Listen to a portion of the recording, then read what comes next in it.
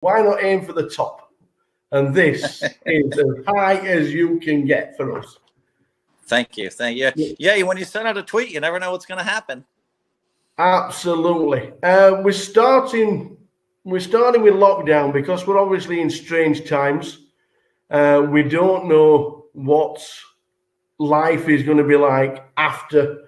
Is it ever going to be normal again? What has lockdown been for you? What's it been like?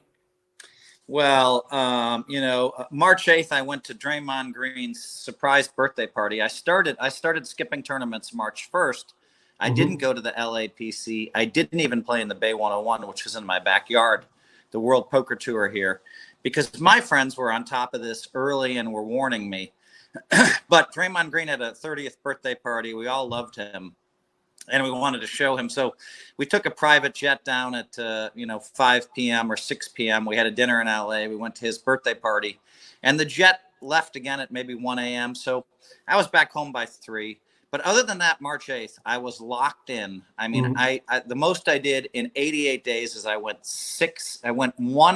2 blocks away from the house. And even then I felt like, so, the lockdown, I didn't anticipate that I'd be staying in place as much as I did. I didn't anticipate that I would play as much poker. I literally played poker at least 6 days a week.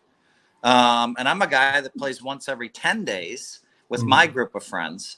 And actually I did really well. I won a lot of money. And I joined another advisory board for a company called Prize Picks. And I think that's my 11th advisory board. Some of my companies, it's been fun to watch them, kind of flourish. Not everything goes wrong during a pandemic. Some companies do well. And one of them is Endgame Talent Agency, which, just keeps getting new customers, and we're growing, and it's crazy. Yeah. And so spent some time talking to the company founders that, that I'm on the advisory board of. And so I'm surprisingly busy. And so I can't really say that I've been bored, And then last week, finally, I went over to my best friend's house, Chamath Palihapitiya, and then I went to Cabo, flew down to Cabo for 4 days and flew back. But we were on my friend's jet. So, and then I've been locked in for the last 8 days, back and stay in place. It's certainly strange times for everybody, and obviously everybody was hoping that the World Series was still going to take place. Even though it's not your fault, is this the first World Series or the potential World Series that you would have missed since you were old enough to play? Yes, I have not missed a series. I think I missed one World Series of Poker, Europe. And that was in 2018. I just told the guys, I said, I'm not going back. You should go every other year. And I was trying to make a point. I missed it. So I don't miss World Series of Poker ever. I don't miss World Series of Poker Europe ever. And I don't plan on it. So now, of course, today, big news. They just announced that, they're going to have 85 bracelet events. It's enormous. From July, online events from July 1st. So I just called the president of the ARIA, Steve Zanella, and he tells me that, we're in pretty good shape at the ARIA. We're really going to be very, safety minded. Yeah. And then, reading some articles about it, it seems like MGM has the best protocols for dealing with COVID. And of course, Wynn's up there with them. But I mean, of all the casinos, we're the best. And so the ARIA, so I feel very safe there. So July 1st, I'll be staying at the ARIA for a month. If they open, they might open the 4th of July. And looking forward, I mean, there's one event per day. So, I think it's, I'm going to be opening up a little bit going down there. And but I do feel like they're taking all the precautions at the ARIA. Yeah, well, we have seen pictures over the last probably 3 or 4 days about Las Vegas opening up slowly but surely. Things trying to get back to normal as normal can be. It is strange times for everybody. But I'm just going to whiz you back. to 1989 when you actually went like that and then you went like that. And I saw that picture. And it's a clip. If you love the game, it's a clip that you watch over and over again. Obviously, we win it. If we'd have come second, if we'd have finished second to Johnny Chan, who won it the 2 previous years, do you think your career would have been a little bit different, or was this the path anyway? Yeah, I mean, that's a fair question. I mean, that final hand, he had ace-7 of spades. I had 2 black nines, but there was a hand before that, where I had ace-10 against 2 10s, and I was lucky, and 2 deuces. I mean, it was a 2-way knockout to go from 4-handed to 2-handed. And if I lose that pot, then who knows? Maybe I don't win. I still think I'd probably have 15 bracelets, but you never know. I mean, it was a very and you have to remember, I mean, there's lots of times, as if you want to be, one of the greatest poker players, you always have your money in, generally speaking, with the best hand. Yeah. And you take a lot of beats over the years, a lot of big beats, and but I have to, you got to look back and realize, well, I had ace-10 of spades. Don Zuin had 2 10s. Steve Lott had 2 deuces, and I hit, and we were all in 3 ways. I wasn't all in, but it was a key pot for me to hit, and be thankful. And that's a good question, though, because who knows? But I know this. I was already a professional poker player. I was already having tremendous success everywhere, and I feel like I would have continued along those lines. Yeah, and continuing, obviously, 1989, you win the lot. But your dad wasn't overly enthused about it all, was he? But did Dad know best? You have to understand, my dad has a PhD. He has a JD. He has an MBA. So, masters, I mean, that's a lot of letters. I mean, I don't know anyone. There's not that many people on the planet that have more letters than my dad. So, of course, now I'm the oldest of 5 and a guy. So, I mean, I was meant to be on this education path. I was meant to be, I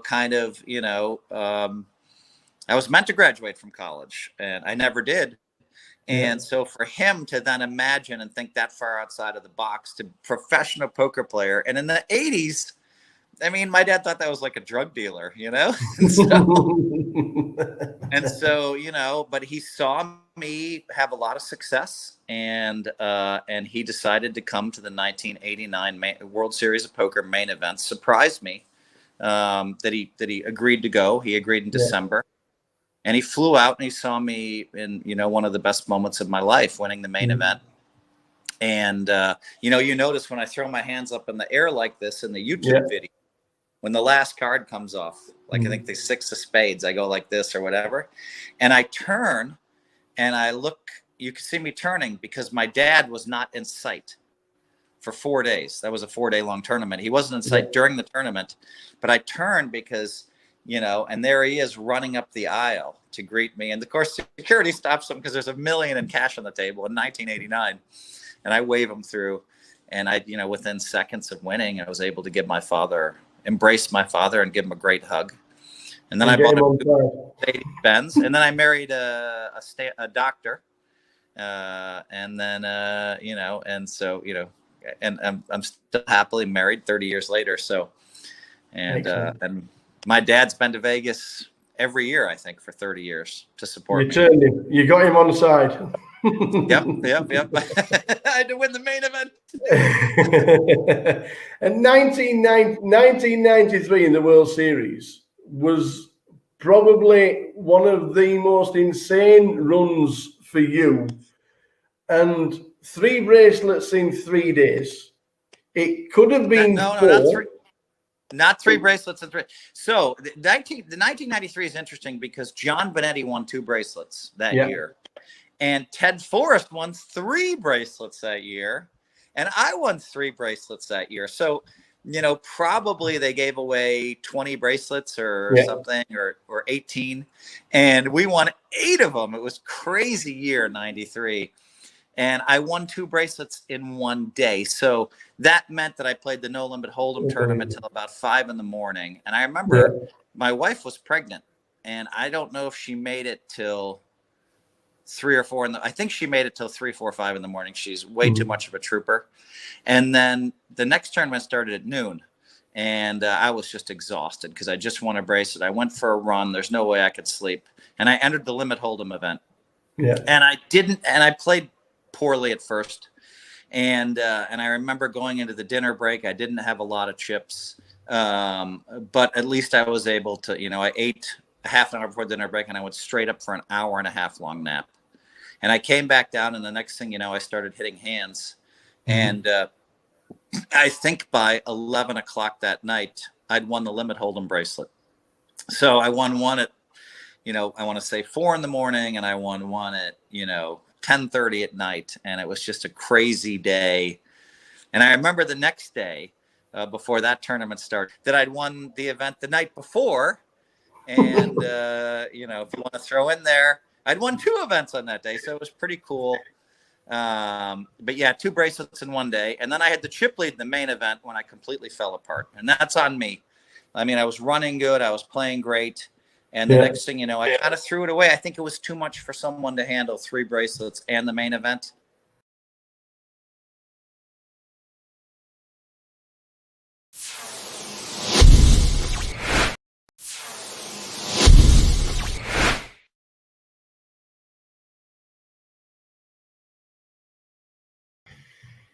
So the news has just come through from Binions that they've just taken the poker tables out of the card room. It looks like it could be forever. Binions, it must be somewhere in there, Phil. Yeah, I mean, Binions is just such a classic poker, there's so much history there. And, we've faced this for many, many years, but it was a much more pronounced issue that we had to deal with as poker players for a long time. And it's simply this: slot machines make more money than poker tables. Yeah. So, we've heard this hundreds of times starting in the 80s. And so it was really hard to get poker rooms established. There's nothing we could do.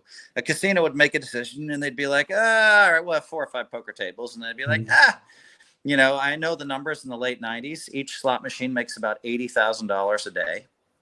And so they could put 5 slot machines, 4 or 5 slot machines in one area where you could have a poker table, and maybe 6. And so that's a lot to compete against.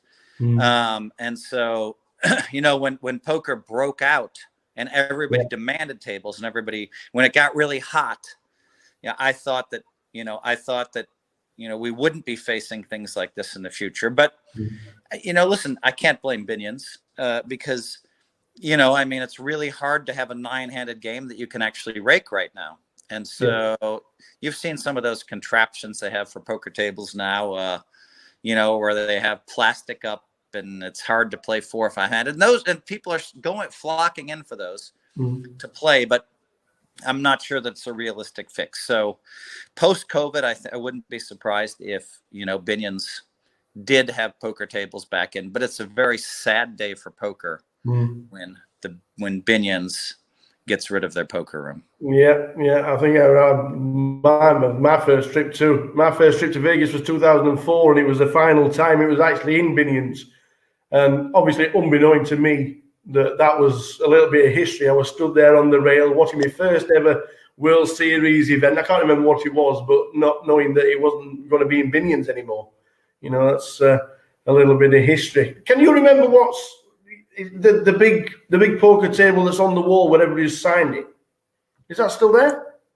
I don't remember. I did go to Binions about 1.5 years ago. I was downtown for whatever reason, and I think I had my sister. Yeah, my sister Ann was with me, and Ann is a Special Olympian, has a bunch of gold medals from Special Olympics, and she and I walked through there, and we saw the pictures on the wall, and and it was kind of nice to see. It was kind of a step back into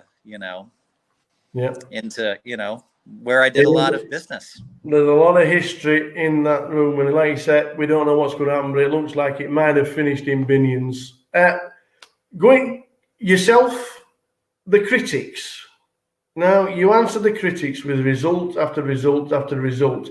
Does it affect you and the way you play and think, do you know what? This is for one of you. Yeah, I mean, you have to understand that I think a lot of people, if you're going to be great, or if you want to be the greatest of all time in your sport, people are going to chop you down at the knees and try to stand on your shoulders, so to speak. Yeah. And that's, there's some negativity there. And so, I've been a huge figure looming large in poker for a long time. And I think some people are like, hey, he's getting too much press. He doesn't deserve it. And, some of the younger generation is like, what's so special about Phil? And so, it's a natural progression to try to, and so, but some of them don't handle themselves very well. And the difference is when I came up in poker, I gave a lot of respect to all the people before me. Yeah. Always respected Doyle. Johnny's only 3-4 years in front of me, but always respected Chip Reese and all the great players that came before me. And there was always respect. I never went around, saying bad stuff about them. And, I kind of earned my stripes. So, it's interesting to me that you have this, a bunch of high rollers, and you have like, say, 20 or 30 guys that consistently play in the high rollers, and they proclaim themselves the best players in the world. They aren't. And then the press is incentivized to claim them the best players in the world. And they play with, 10, 15 businessmen. And so they're not the best players in the world. You want to be the best in the world. You win bracelets. You win world poker tournaments, world WPTs. You win EPTs. Now, if you want to talk about, somebody like Adrian Mateos or Dominic Nietzsche, these guys are great. They proved it because by winning bracelets. Alex Foxen is a great player for sure, and he just won a WPT to back up, a big one in December. Nice job. And so, but I mean, if you want to be great, then you have to win bracelets, and it can't just be a bunch of high rollers, because there's a lot of great players. A lot of the best players in the world don't play in those tournaments all the time. I think Negreanu is one of the best players in the world. You don't see him out there all the time in all the high rollers. You don't see Ivy out there in all the high rollers. You don't see me in all the high rollers. And, so you have to pick your poison, if you want to be great. And they all pick the poison of playing in World Series of Poker tournaments. And, and so I mean, there's always going to be critics, and that's just a natural, there's always going to be haters. And that's just kind of, that's a natural way of the world. I do get a little bit upset when they throw me under the bus, but you know what? It's also motivating. I called Negreanu and I said, man, you've been one of my biggest critics. I mean, he was telling me in 08 and 09 and 10 that I'll never win again unless I start playing like they play. And I said, I think you're crazy. And he's like, I have the best coach in the world. His name is blah, blah, blah, blah, blah, blah. Well, that guy disappeared a long time ago. And then the next year he said, I have the best coach in the world. His name is blah, blah, blah, blah, blah, blah, different name. That guy disappeared a year later. And, 2011 and 12, I think I was second in player of the year, both of those years at the World Series of Poker. I think I won 2 or 3 bracelets. I had a bunch of, I don't know how many final tables, but, and so, and then, recently people are like, oh, well, Phil can't play in faster paced tournaments, the ones where the blinds go up every, Phil can't play in tournaments that go up every 20 minutes or half an hour. And then I won one of those, and then I final tabled one. And then I think I have 3 final tables in the $5,000 faster tournament. What do they call it? Turbo. The turbo. Said, that can't work because Phil doesn't understand the math. So it's always Phil doesn't understand this, Phil doesn't understand that. Now, the interesting thing is most of the people watching this interview say, oh, well, what is Phil talking about? We all know he's a great player. And that's true because you're really talking about a select few people. Yeah, but it's a little aggravating, but they also motivate me. And so then they also fail to see what I'm doing every year. I mean, in 2019, you know, World Series tournaments, what did I have? I had a 5th, a 6th, a 2nd, a 3rd, you know, and I mean, like there's a handful of people that had those kind of results. 16 catches in 2019. Yeah.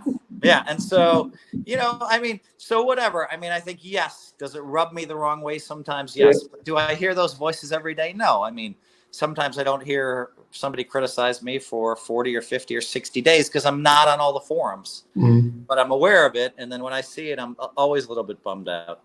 Yeah. If we had a Champions League triple crown of poker, you've won the World Series main event.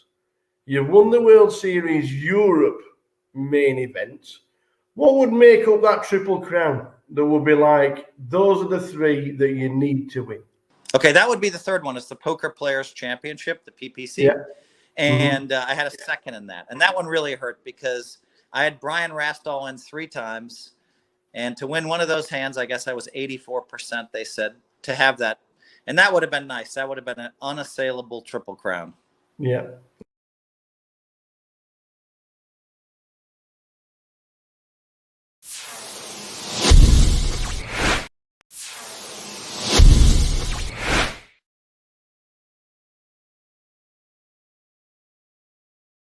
We have got 15 bracelets. Do you need to be stranded on a desert island for people to catch you? I mean, you've got Phil Ivey, who can win 2 or 3 bracelets in a year. You've got Daniel Negreanu, who's just like, how many final tables a year does he have? And he has so many seconds. Yeah. Like he and I were battling for, I think I have 12 seconds and he has 11 second places now or something. But he tied me for seconds for 1 minute there. And unfortunately, I had a second over in Europe that I really wanted to be a first. And he was at the final table with me. So there's you know, there's some people that are just great. You know, who knows what the future holds for Dominic Nietzsche? Who knows what the future holds for Adrian Mateos? Who knows what the future holds for some of these guys that are there playing all these events? Now, a lot of the young guys don't play all the mixed games, but you know, I think, what do I have? I have 2 bracelets in Raz, and all the rest are in Hold'em anyway. If you're great at Hold'em, you can get there more often because there's more skill.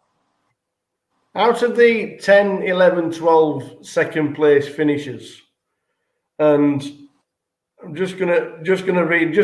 This tweet from yourself was just amazing. Hitting my number 1 live goal at 24 was amazing. By the time I was 28, I had 5 WSOP wins and a new life goal was to become the greatest poker player of all time. You figured you needed to win 24 bracelets as recognized as the greatest of all time. If all those second places would have been wins, would have got there. But why did you say 24? 24 is a number that kind of like, I don't always have a perfect understanding of, you know, I'd almost say mystical things. You know what I mean? I know that our minds are very powerful, and some of that is kind of untapped and unknown. And, you know, my book Positivity talks about, you know, how I've kind of, you know, harnessed some of that potential, and how other people can harness that potential. And so for me, 24 was a number that I came up with at a young age. And I just thought, you know what, I can win 24 bracelets. And I came up with it in 1993, 94. I figured 24 would make me unassailable to the whole world. You know, I remember in 2005 when I passed Johnny Chan and I passed Doyle Brunson, and they both came up and congratulated me. And that was classy, right? We all shook hands. They were all like, great job, Phil. I mean, there was a big, you know, when they awarded me that bracelet in front of the whole room, that night right after I won it, there was Chan and Brunson. Brilliant. And at that point, we were crazy. Johnny, and I think it was 05, but you know, Johnny Chan and Doyle Brunson and I maybe it was 07 I passed them, but I mean, there were years where they'd win Doyle would win 2, Chan would win 2, and I'd win 1 bracelet. I think that was 03. And there, I mean, so we were just winning them in bunches, even in the modern era. And so that battle was great. And so, yeah, you're never safe. There are people that can catch me, but now I have the records, and I just have to keep racing it. Any of those second places you would have thought, you know what, I really wanted that one? Yeah, I remember there was a second place where a guy was very, very lucky against me repeatedly. And then and I still had a chance to take him out. I think I had pocket 5s and he had ace king.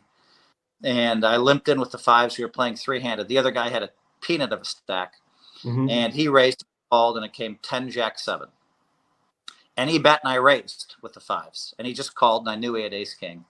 And the turn, I bet, he raised and I re-raised him. Or at least I called him with the intent of calling on the river. And for some reason, I bailed on the river. All I had to do was call 500,000 on the river. I'm going to bust him. The other guy has the tiniest stack ever, Eugene Todd. And so that one really hurt because I also had the guy all in. I think he had king 10 suited when I had ace queen. I had him all in. We had a flip one time. And so that one hurt. I mean, of course, when I finished second to Brian Rast, that's the one that hurt the most. Because I had him down to no chips. And the whole poker world was watching. The stands were full of people at 3:30 in the morning. That would have been the one, the Poker Players Championship.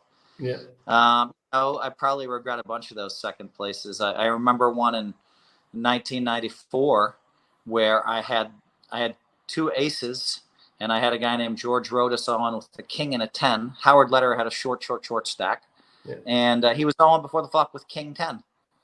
And he somehow won. I remember it came jack 10, and he turned to 10. And I'd been waiting, moving in. Finally, I had aces, and that one I felt like I was supposed to win. And so there are times where you just feel like you were supposed to win a bracelet, and it didn't happen. Yeah. Apart from poker, you obviously write books. We've touched on that very shortly. I'm going to show you something very shortly on how we.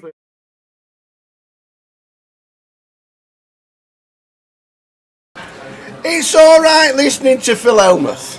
It's all right listening, but we've got more important things to do. If you want to come and play Phil Elmuth, come and join us. But no, because right now, you can see it's the High Roller. Day 2. Afternoon, everybody. Good Welcome afternoon. to the High Roller Day 2. This is it. We're doing it all the way down to a winner tonight. We'll keep you abreast of day 1A of the main event. That's already started. But as you can see there, we are just about to start.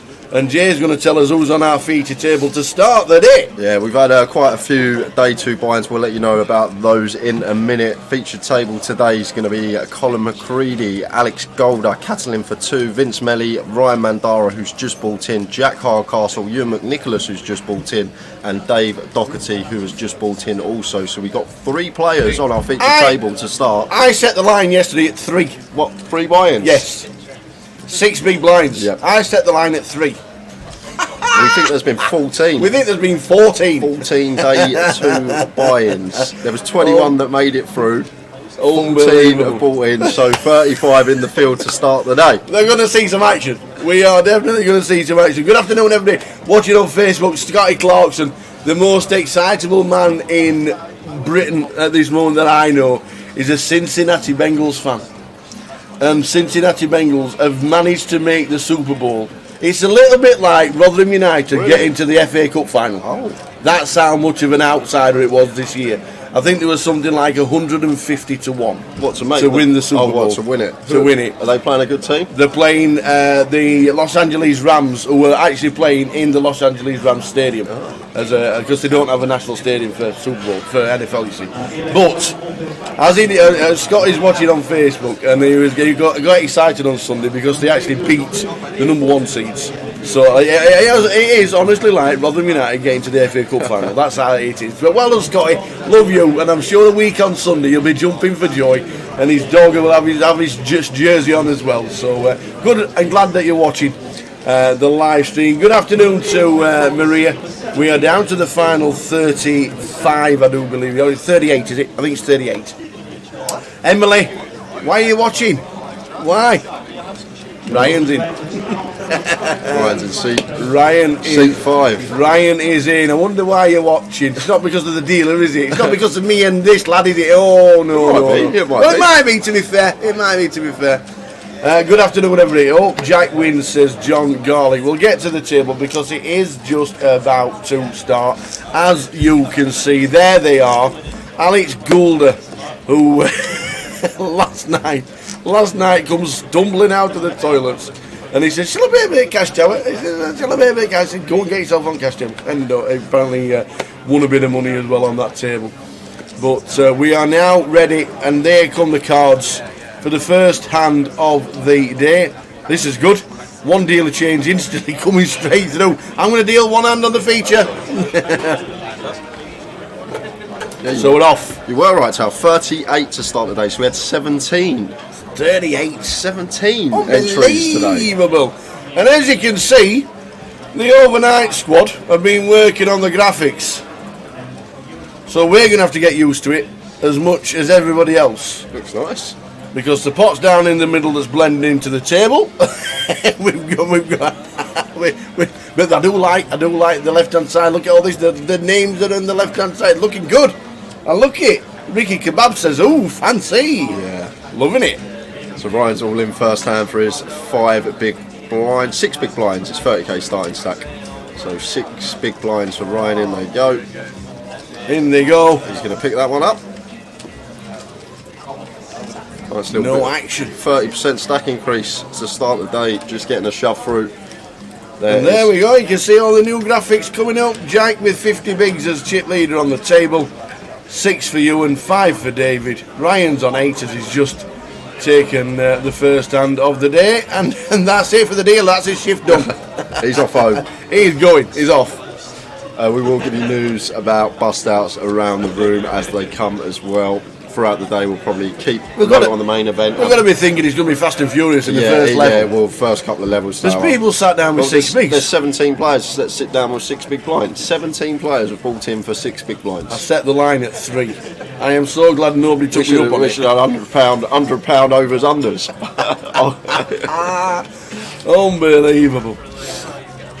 Unbelievable. And also good luck to Wendy Watson, because she's flicked it in as well. And she was sat before play today. She bust 3 hands before the end of the night last night. She was down to the final 3 tables. She says, "I can't play the main event because I can't play Saturday.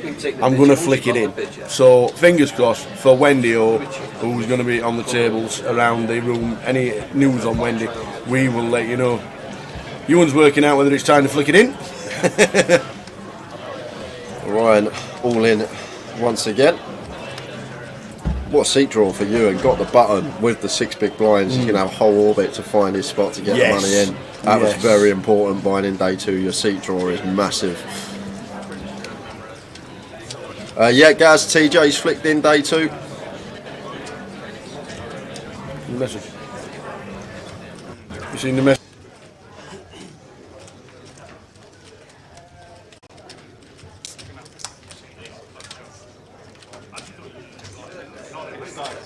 Jack dominated by Alex with the King Queen. Gonna need to find some help. Well, that's a good flop. Let me tell you. If you need it. Oh, the offsuit Jack as well. I don't need the odds anymore. Well, now fading Ace 9 and a Queen, but it is the 6 of clubs. Both for Ryan. Up to 92k, good start to him. 3x starting. Unbelievable, what a start for the man. What a start for the man.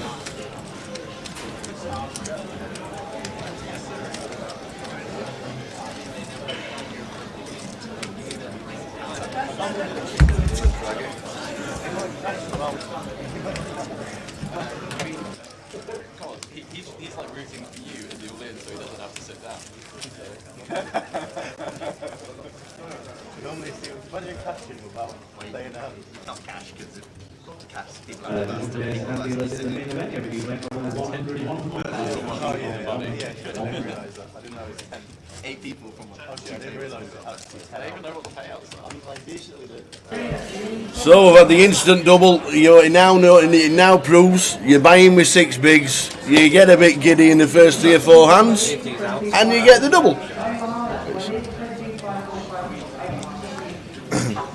And as you can see in the background, the new addition for the stream as well is the clock on both events. This is the high roller that we're concentrating on, and don't forget there's the main event going on as well. Oh, look at Ewan's little picture next to him. No way! How's he got that? Hey, I tell you what, these graphics are pretty ding-dang-do. Tell you who does need a new picture. You. Oh yeah, that is quite true. Or if it's not changed for Coventry, I'm going to buy you a hat. Okay. All right. And I'll eat lots in Poland as well. I'll eat loads of food in Poland. Oh, you will. You buy will me a definitely hat, be eating lots in Poland. and then we won't need to get it changed. That's just to keep warm. Well, Dave Doherty here, he's in trouble because he shoved cut off perfectly fine with an ace for his 6 bigs, and Alex here with the ace king, 30 big blinds himself. He's going to ISO probably, and there is the ISO. Catalin going to be tossing this one into the muck, and Dave Doherty going to be at risk, going to need to get lucky. 6 is the requisite to stay alive.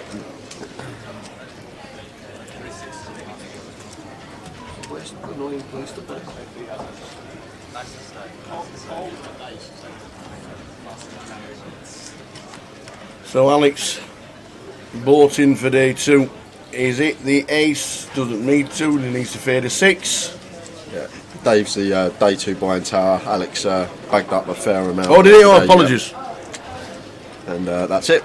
That is it. Done. Dead on the turn. Dead on the turn. Dead on the turn. And Dave Doherty, we have lost early doors. We've lost 3 other players before that, losing Lewis Spencer, Sebastian Young, and Wendy Watson on the outer tables. Louis Spencer's played. Yeah, Lou Spencer is out. Sebastian Young, Wendy Watson, and now just Dave Doherty leaves us with 34 players. Wowzers. 34 players. Lost 4 already. Lost 4. Hiya Dennis, is this live? Yes it is. This is the high roller day 2. It started yesterday. 140 or so entries in total. We'll give you the price structure very shortly. We are on that 30-minute delay, as we know. The new graphics do look good. Don't forget, it's all a work in progress because we've never seen them before. Span's on his Nothing way to down. do with me and Tower. Absolutely, absolutely. We just turn up and they're there. Yeah. You can't change new graphics and put new graphics into a system from where I was last night. Room 832 of the Hilton.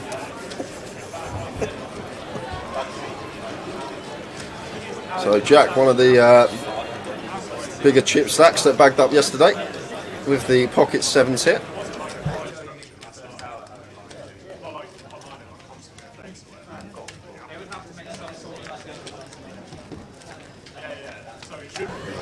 Jack with the 7s calls the 5k. We see a flop. Yeah, he's limping because of the short stacks around the table. With the pocket 7s. Flop of ace 5-3. Jack now happy to fire.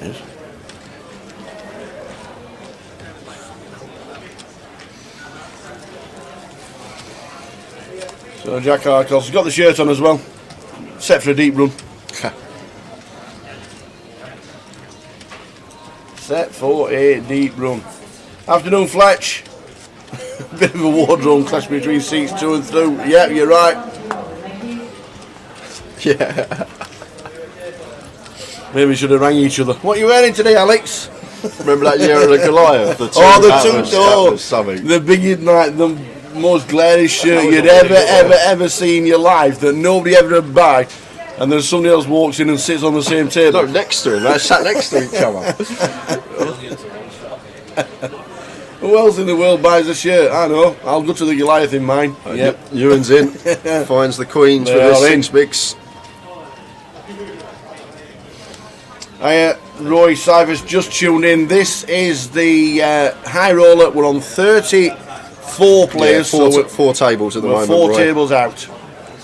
And we're playing to a winner, and we will be crowning a champion live on the stream later tonight.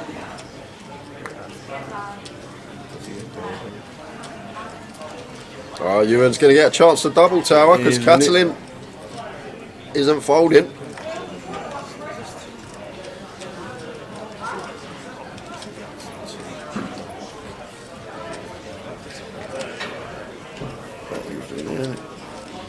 Like that. That's where it used to be.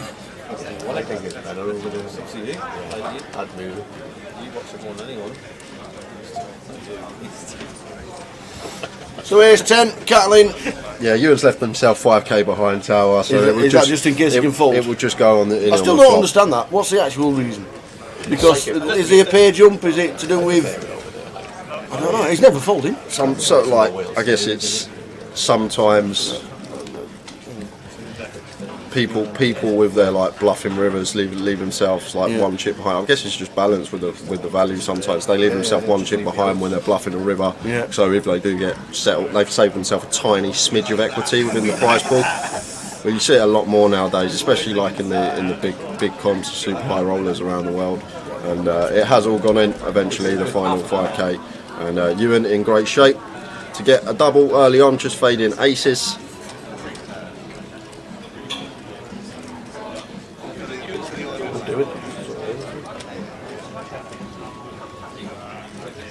And the 6. So Ewan does get that double up. I don't know what time the cash finished last night, but I know Ewan said he finished as a winning player last night. Span said it turned to 5, 10, 25, 50, 100. I think it should have started at 10, 25, 50, 100, but not 5, 10. But we live and learn. The buying for this was 2.2. The cash yesterday pulled up, I think GJ pulled up 1500, didn't it? So I think that was the shortest pull up yesterday, but 10k was the biggest. Don't know how long it went on for.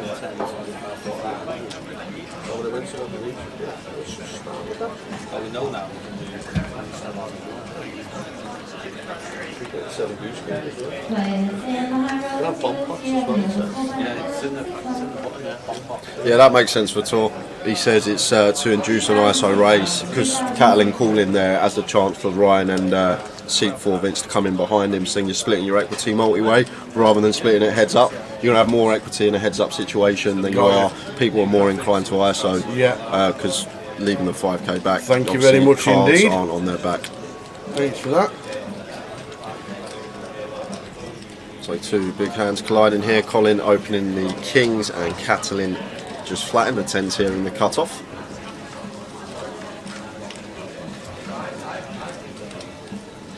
Ace 5-4 is the flop. Always an ace. Yeah, as you say, Tower.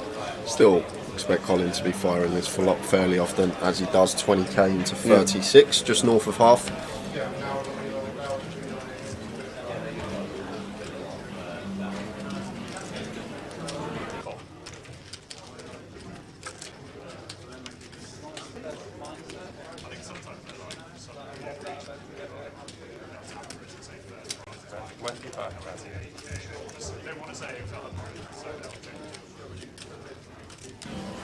Pictures will all come in.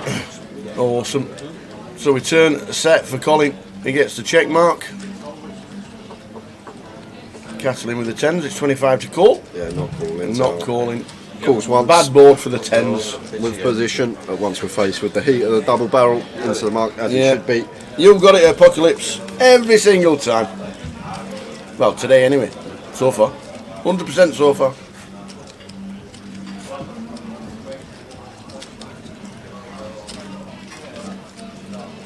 I need that anymore. Pass.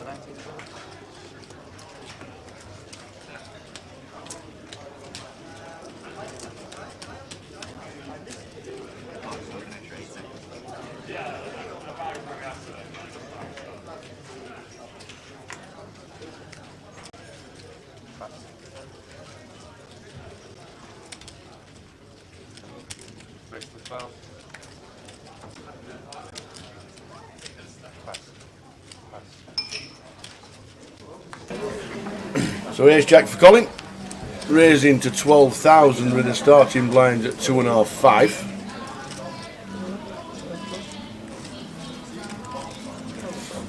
Yeah, I think Ewan's just going to take the hit here with a Queen 6. Give up his big blind and ante. Move on to the next hand. Still then going to have a whole orbit to find a spot to get his 12 big blinds in. I think a little bit too wide to defend here, perhaps. You may have other ideas though, might flat and try and catch a piece, but much prefer that. Just letting the Queen 6 off go.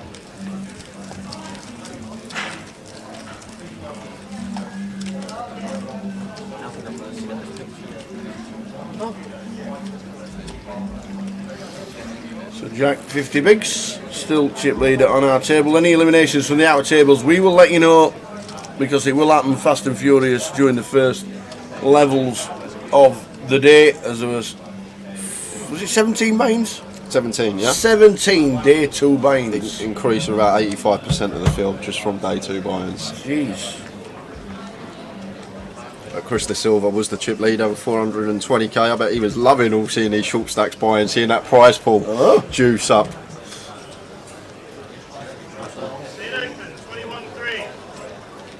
Nice picture. Catalin's there. Vince Melly says I'm all in for his 62,000. Yeah, 12 big blinds, ace-8 suited, pretty standard tower. Always going to be going in this one once folded to us, and Ewan's found the ladies again. On fire, man. when you're playing for day 2 and you need that little bit of luck, ahoy! Get the ladies, get the ladies. This could be another double. They are in. What a start for Ewan McNicholas. Yeah, and Ionis can't overcall. Oh, hang on a minute. He's got 20k here, Tower, and he's got ace-8 off. This is really strange. Got 1 big blind invested. We've got 4 big blinds back. But we've got 12 big blind shove and a call from Ewan here. Ace-8's not going to fare too well versus both them ranges. The problem is we're sat here with our last 4 big blinds and we've got an ace. Mediocre one as well, Tower. Yeah. This is a lot tougher spot than it looks here after this action occurring in front of us. He's deciding against it. Yeah, gets out of the way. And Ewan with queens again. Vince with the ace-8 suited. Ewan held last time versus ace-X. Can he do the same? This will be a start for Ewan. Sat in seat 8. Queens twice. Comes in as a short stack. Buys in today 2. It could be over 100,000.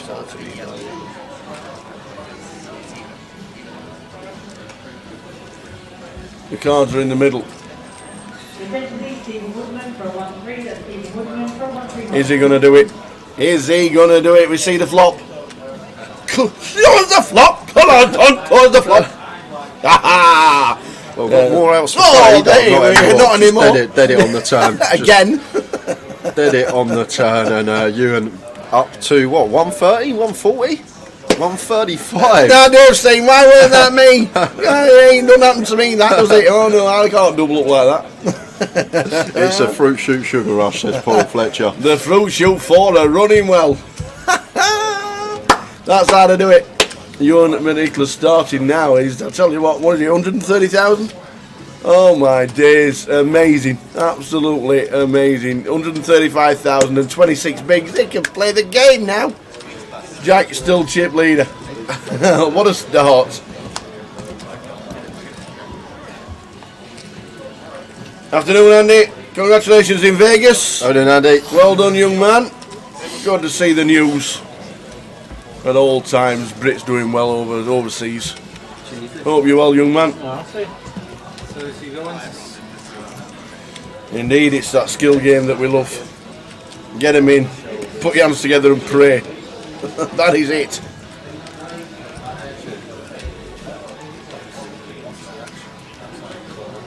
What a start.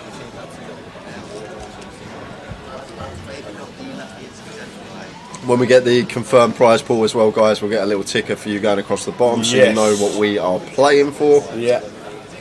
And after this hand, I'm obviously with all those buy-ins now, we'll be further away from the money, won't we? Well, 17 on top of 145. It'll probably. It could be. 17, 18 paid, I reckon, Tower. I'd say 17, 18 spots paid. That makes sense.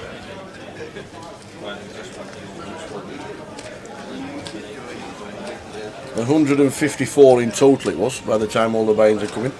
Price pool of 308,000. So you're looking at 100 to the winner when the price pool comes out. Yep. The guys will know what they're playing for because it's. Well, we've got all in the cool. Ines shoves his deuces for his 4 bigs, blind on blind. I'm loving the pictures. And Colin has to call so wide here to almost any 2. Jack 4 of hearts. Yeah. Is the hand. So we're flipping. Ines with the best of it at the moment, fading jacks and 4s. Pretty clean flop. Story remains the same. Well, a bit of a sweat now. 7s, queens added to the outs. Queen, Jack, 7-4 to fade to get the double. And he does fade. So Ines gets a double with his shorty.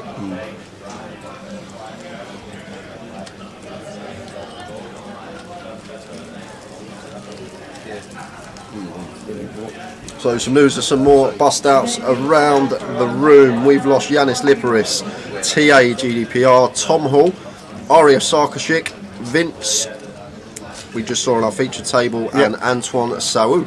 Antoine Saou. Irish Krista Silver not on this stream. Well, it's a random draw at the start of the day, and then they'll be changing the tables every break. So I'm guessing Chris will be on the next session. So we're down to 28 Tower. Lost 10. Odeon Piano Cat. 28 remaining Apocalypse. Yeah, afternoon Cat.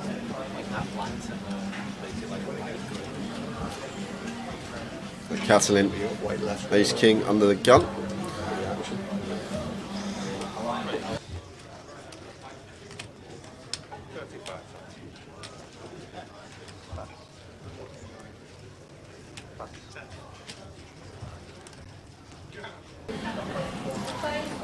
Under the gun. Catalin been pretty active as well.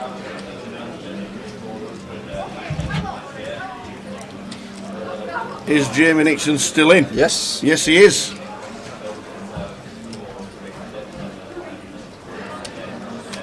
Yeah, me and Tower Bacon spent all night last night sorting the graphics out. We thought we'd try something new. We had a little fiddle with the system, and here we are.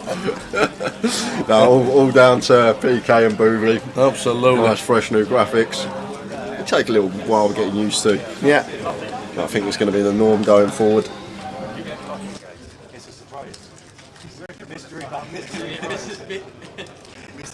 Mystery payouts, yeah.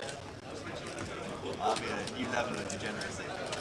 So your EV gets better. The higher face percentage of the actual payout doesn't. 2545 Omaha, that's H2 and Rishi. 2545 Omaha, thank you. Oh, then Brooksy, Clive Brooks on Facebook. How you doing, mate? Neil Wolfrey, not on a golf course. Is it raining? It's just cold. No, it's not. We've just had the warmest January in 25 years. Do you know how many times I play golf in January?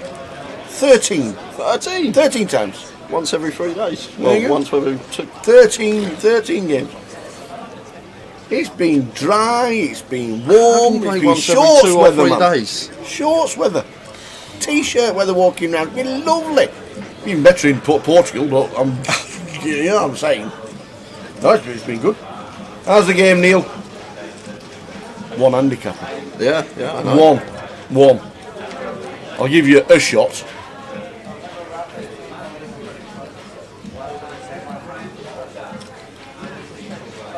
Mild and windy in Edinburgh. It has. It's been the mildest January in 25 years, is what they've said.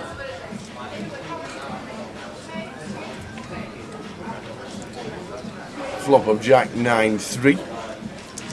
Catalin flopping best. Yeah, bets his middle pair. Shows his queen.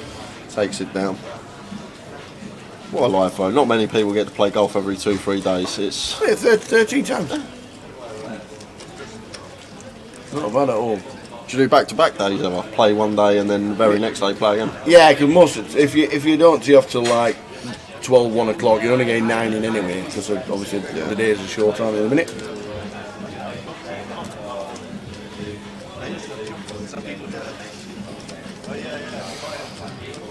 Game's good. Just back from Portugal. I'm back over again in 2 weeks. Awesome. Life's a breeze.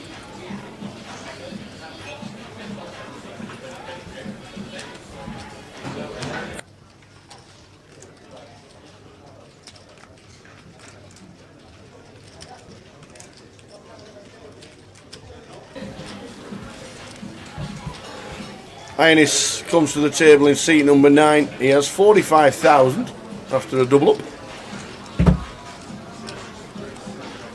They're in with King Queen. They are in.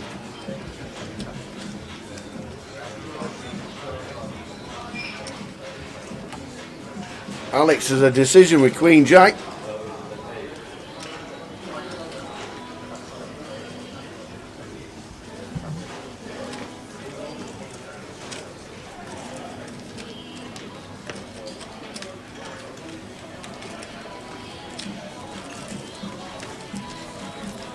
No action as Ionis gets up to 11 big blinds.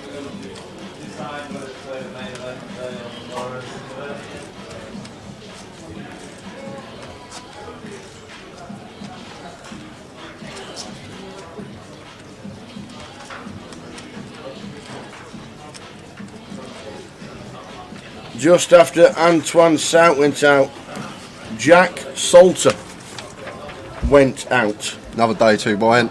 Was he? Mm-hmm. Jack Salter, who won the high roller at the grand final. He went out. And there you can just see Chris Maguire, just with the old L on his head there, meaning, and get this, Mr. J, Yeah. in 1 minute and 23 seconds, Yep. we had 4 bust outs. Really? 4. What? Different tables? All different Chris tables? Maguire has just gone out as he's just seen him on the table.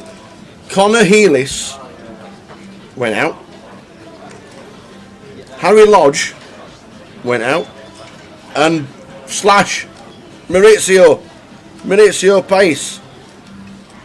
In 1 minute and 23 seconds, we have just lost 4 players. Wow. It's a little bit hectic. We've got the prize, Paul. Oh, hi. I've got it. Oi, oi. We are paying 15 places. Like it. First place is £90,490. So hopefully we'll get a ticker coming across the bottom very soon, guys. Awesome. Min cash, £4,850. Awesome. Afternoon, Keith. Me sunning it in Lanzarote. Did you get hit by the Kalina in Lanzarote? I know Tenerife and Gran Canaria was absolutely covered by it. It was law that you couldn't leave your apartment, hotel, or go outside. Really? Yeah. Yeah. Here he is, Jam Nicks. There you go, Jammy. Mr. Jam Nicks. Yeah, Andy. Yeah. I'll just download it now. Mr. Jam Nicks.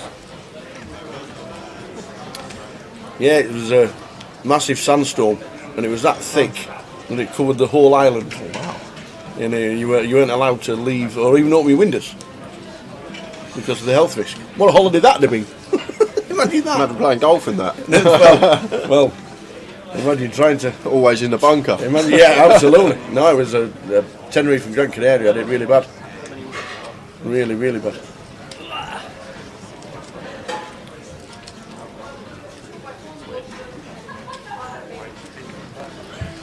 Jack with the snowman.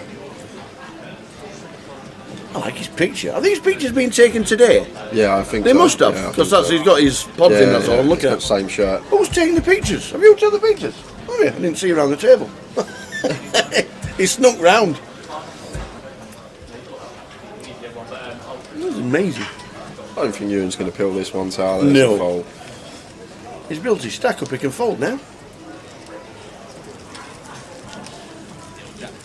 Is it still a bit shallow? 50 bigs as chip leader on the table? Would you expect bigger?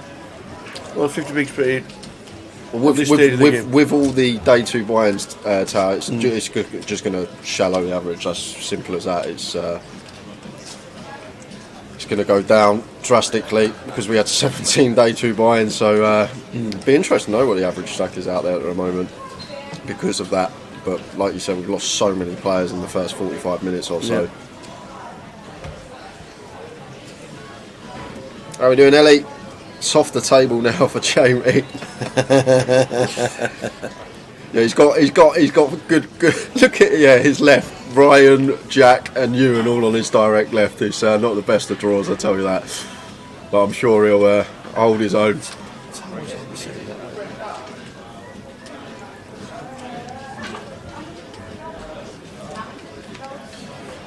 Hodge-Bodkins, Tower can ask you to put some proper study into the forthcoming Towers treble, as I'm massively down and could do with one of them landing. Thanks in advance. Do you want to compare graphs, Hodge-Bodkins, on our Towers trebles, and we'll have a look who's down more? We'll have a look. Well, to be fair, we did say the first GUKPT of 2022, it'd be Jay's treble. And that's what it'll be. So Jamie comes to the table and finds the Kings first hand. What a life. Catalin opening and Jamie shoving over the opening. Open for 21 big blinds. You just have to get a hand every time you move to the 22 tip. bigs. It's just law. It doesn't look like Catalin's got a hand that he can continue with. May have like ace jack suited here, Tower, into the muck.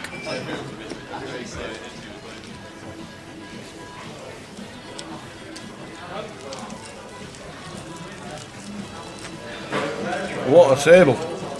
We might not want to change the table by the time the first break comes. Really good table. I'm guessing we play 3 levels and then a break, because it's 40 minutes, isn't it, the clock on the high roller.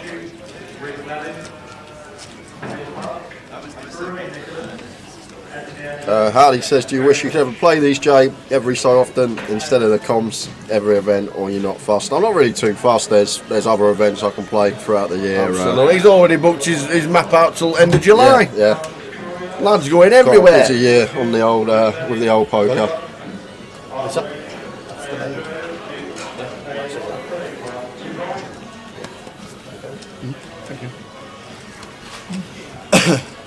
Yeah, he's got it mapped out. He's off to Dublin. He's off to Poland first to go and see what -20 feels like. Won't be any poker over there. Is it illegal? Do they have casinos? No. It's very frowned upon gambling over Is it there, really? Yeah, well, that's what she's told Don't me. do Towers Trouble. I'll not take your Towers Trouble. Unless she's told me that, so I don't go looking for a casino. That could be the case. She might have said that. I'm going to Google it. She might have said that, so I don't go looking for a casino. We're going on holiday in Poland. I'll see you 4 days, love. Jack opening cut off with the King 9 off, raises to 10k.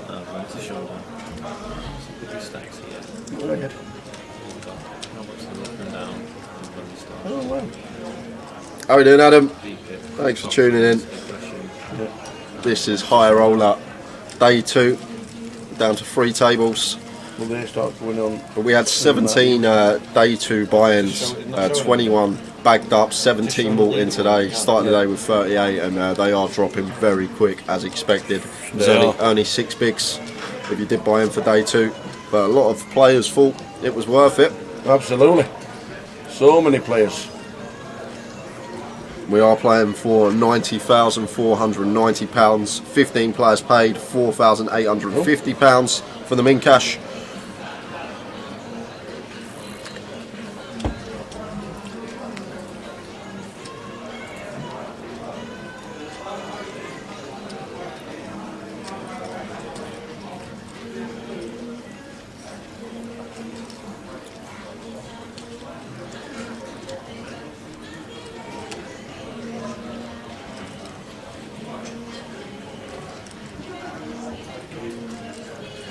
Ace King of Hearts for Ewan.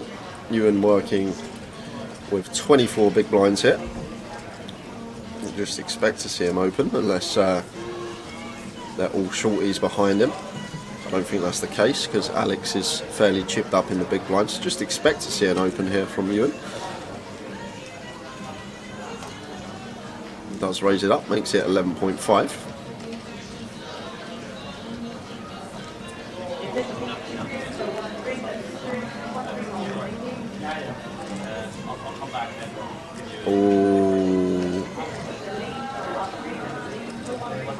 Interesting spot here for Alex against Ewan cut-off opening range when Ewan's working with what, 23, 24 bigs, ace-8 suited here. Could see this just ripped in tower. I wouldn't be surprised to see it if Alex just moves in here.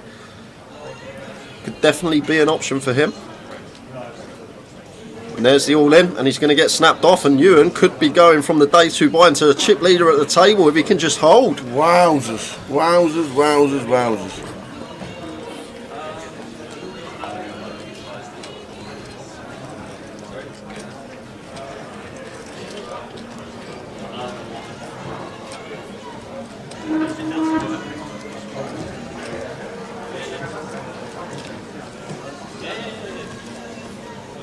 Well, that is a fantastic start. So now just fading 2 outs, 8 of hearts not working for Alex, and that is dead on the turn. Ewan McNicholas, 250k all in today. Unbelievable. Amazing start to the day. Absolutely outstanding for Ewan. Like you say, gone from 6 bigs as a buy into chip leader on the table. Yep, look at that smile. Won a chunk last night in the cash game as well. He loves this place, the Vic, don't he? He does run well here. He sure does. The late Reg special says Klopp on top. Tough life for Ewan, says Andy.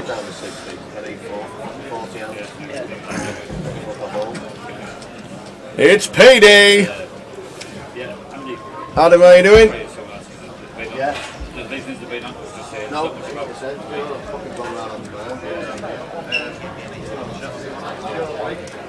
Yeah, what a life. What a life.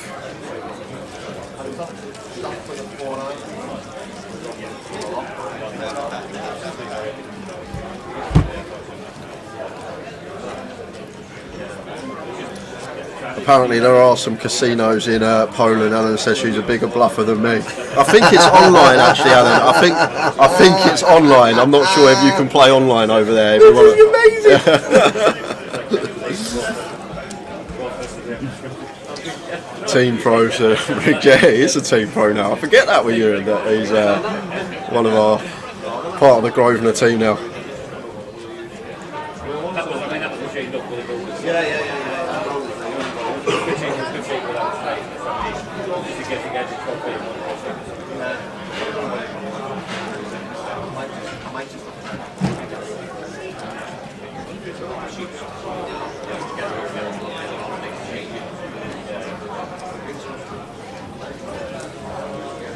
And 23 players remaining, 8 spots off the money. 8 off the money.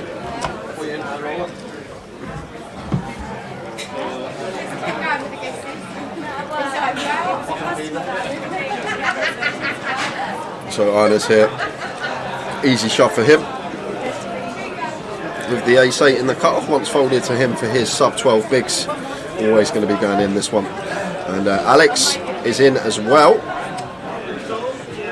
For less.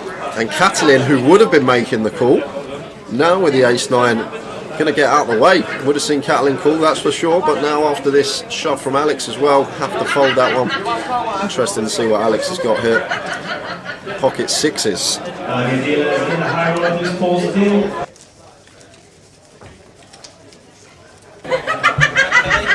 Oi! Jesus Christ, that laugh.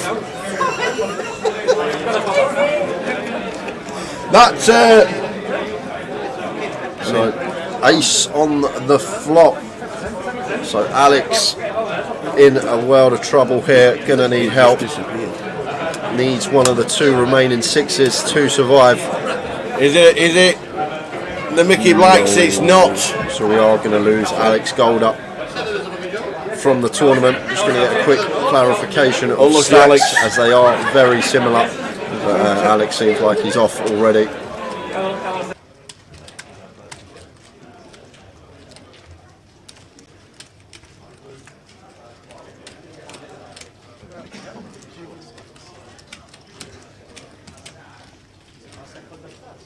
open table 26-2.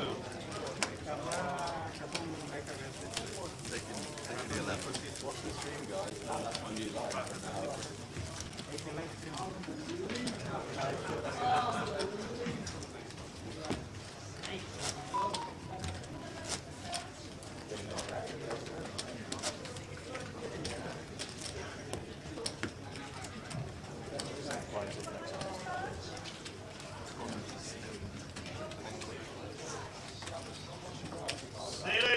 21-4.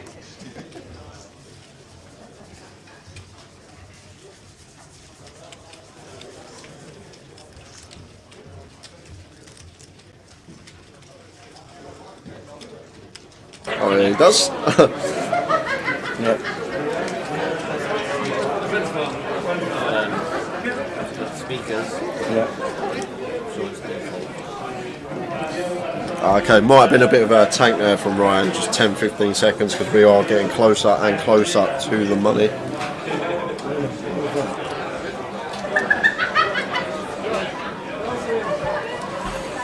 So some more bust outs to tell you about. Oh, here we go. Go on then, Grim. We lost your dish to Jaswell, Florian Guiman, Rich Kellett and Alex Golder, as you just seen, and that's going to leave us, Tower. Wow. With 19 players. You're joking. 19 players, just 19? like that. We're down to 19. Makes sense why Ryan was in the tank there. 19. You won't remember that. No. 19. No, Batman, that one. I know that one. That's the only one I do know. Well, we knew it was going to happen, and we knew it was going to be busy, but down to 19 and half the field being eliminated in the first level. Amazing. Can you hear the laughing in the background? She must be on a break. Must be on a break. Must have made the first break. Which is like, have you heard her? Have you heard her? What's happening with that giggle? Flipping heck. Oh my days. Them giggles.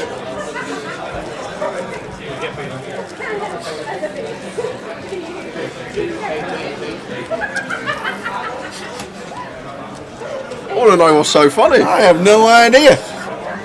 I want to know what's happening. And Mary is walking past, he's playing the main event, Big TR. Not only can he play cash, he can play tournaments as well. Hey? Sometimes. I mean, all these blind squirrels are all coming at once for you, aren't they? Well done, TR. Well done. Good to see your name in that top 5. That was awesome. Good effort. Good to be back in the poker room, Big TR. 3rd in the midi for 18 large. Very nice indeed. Well done, sir. Good to see him back. Wasn't too well during COVID, but bounced back and not had a bad 6 months.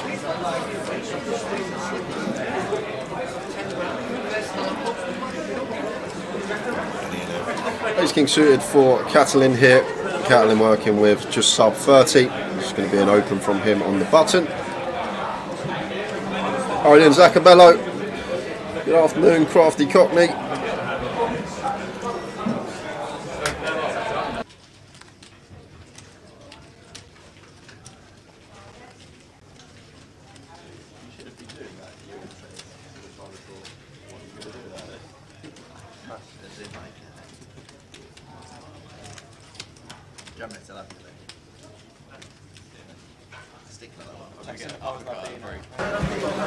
Right, Mandara, look at the picture. What's he looking at in that picture?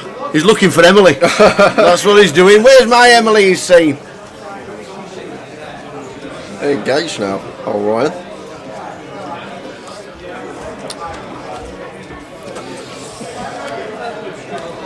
That will be it. Engaged, he'll get married and we won't see him on the circuit no more. Well, that'll be it. Thumb will be alright on the imprint of the thumb will be on the forehead, and that'll be it. Done.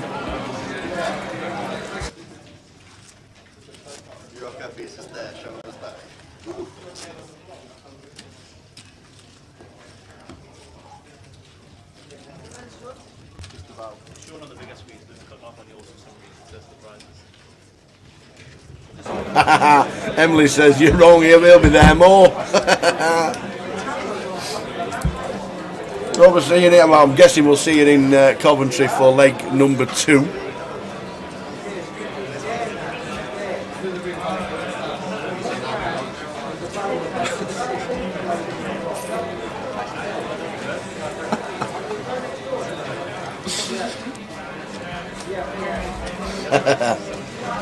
Emily says she'll be begging for more legs. Get away, go on, go play poker, you. When is the Coventry main event? We can show you straight after this hand, I do believe, with the up and coming events of 2022. Yeah, blinds are now up, playing 3K, 6K. You need to get that updated at the bottom of the screen. Move to the bottom right where it normally was. We're going to get the payouts across the bottom as soon as possible. Yeah, Zacabella. Don't forget the lads are still working on the new system and everything like that. But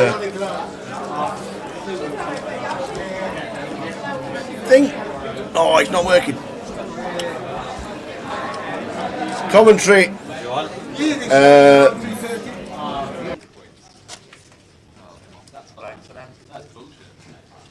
That might just not have been working out. I got. There is league points. So Louis on okay with it's leaderboard. Coventry is the 24th of February until the 6th of March. He's chasing. 24th of Feb till the 6th of March is GUKPT Coventry. It'll start on Thursday the 24th with a G400. We'll have it on the screen for you over the course of the weekend, leg number 2. But it starts on the 24th.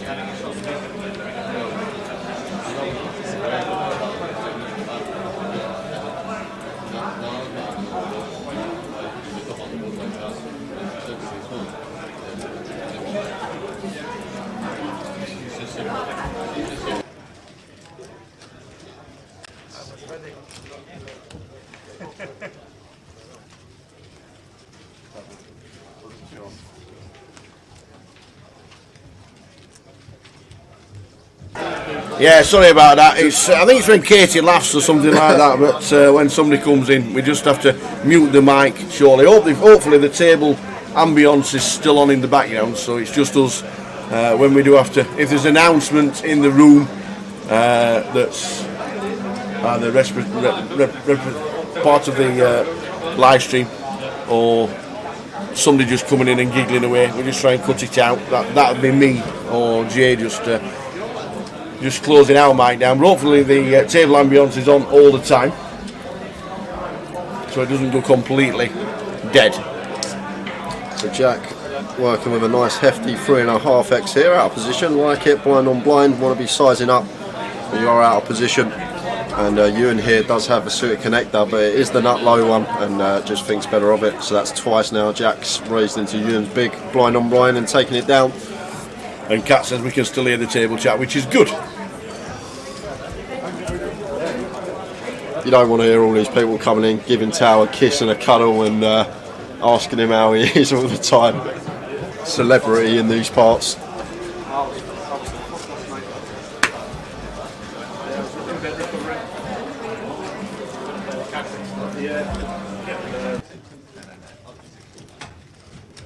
First hand.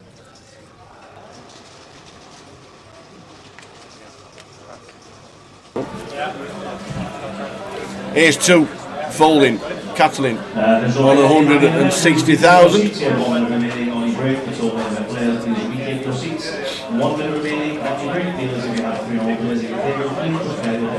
As you see, if you're looking straight forward, there's 2 clocks on the outer. The top one is the main event, the bottom one is ours. Or is it the other way around? that's the big question. So Ryan here in the cut-off. Shoves for 9 bigs. We are playing 3K, 6K, guys. The blinds went up about 10 minutes ago. We do need to get that graphic changed, but it is a new system, so our action tracker might be fiddling around trying to get the blinds up. But it is definitely 3K, 6K. So Ryan shoving here for 9 big blinds, and Jack with the pocket 5s makes the call. And Ryan could be out the door here. Already hit a 3 out or once today. He's going to need to find it again here. It's good if he does find it though, because then Jack's only going to have 1 out. So Ryan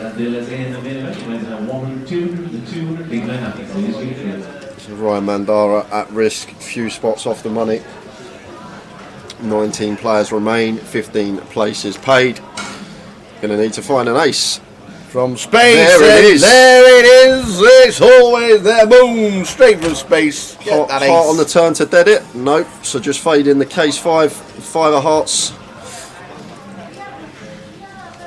And it's the 8 of diamonds. So Ryan finding a 3 out of twice today to double twice, and he's up to 123k.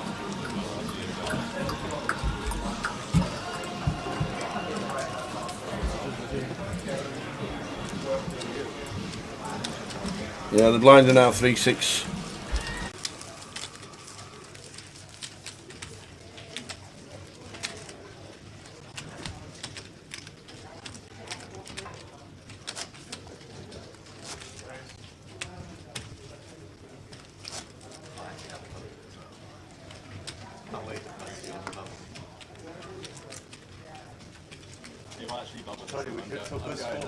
There's a 4 against him on the last one. Yeah. Printed. Yeah, we should have taken it. Just a little thing. Just to punish. It's actually 7 from 1-3, that's 7 from 1-3, thank you.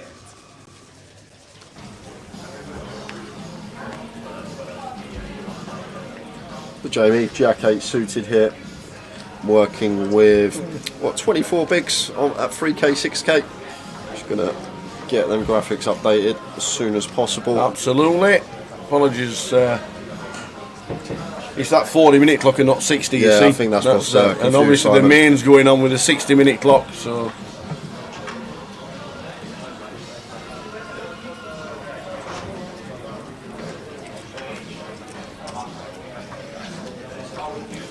Afternoon, Gas. Probably round 2 ironers here. If I ran as good as you, and I'd be passing you Usain Bolt. Loving it.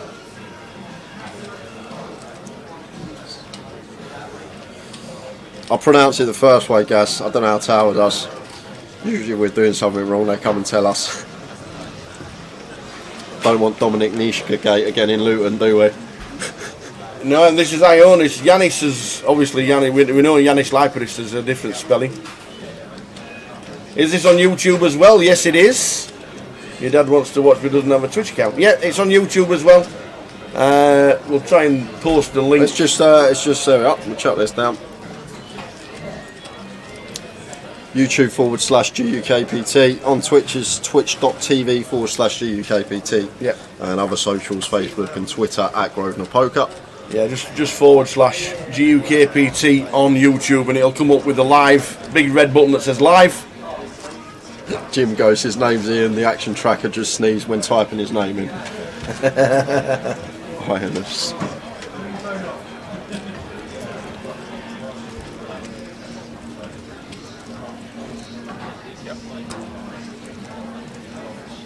Right.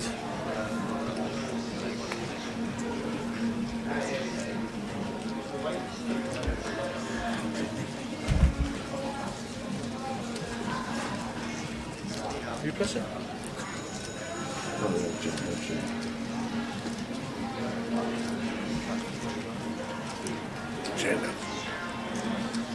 So the blinds are up today, 3,000, 6,000. Jack in the hijack. Happy to open this one. I've got 33 big blinds, 34 also 2. And Ewan with the same hand here, but Ewan's probably not going to pill here, Tower. If he does want to continue, he's going to have to 3-bet, and I just think he can find a better spot rather than taking this specific one. He may still choose to. He's having a quick glance around stacks at the table, but gets out of the way. Yeah, it's a very, very tough table, this one. Saying that, it's a high roller. It's a high roller, it's 2.2 buying. All the tables are going to be tough. You're not going to be playing me and a couple of eggs in black from Blackpool, that is for sure. These are tough events. Tough events.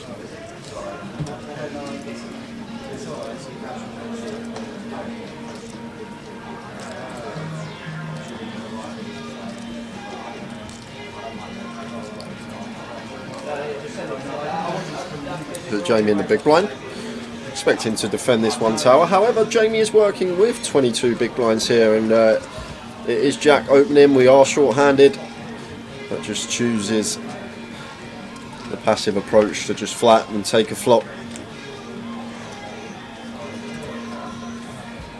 Both players with this one, 6-5-3. Do expect this to go check a lot of times though in terms of range.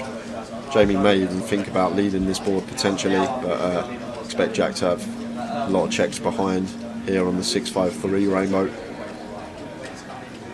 Definitely going to have more checks than bets in this spot, but is happy to fire, even though it is going to be a more favourable board for Jamie Nixon's range, defending out the big blind. Jack happy to continue for third, 11 into 33.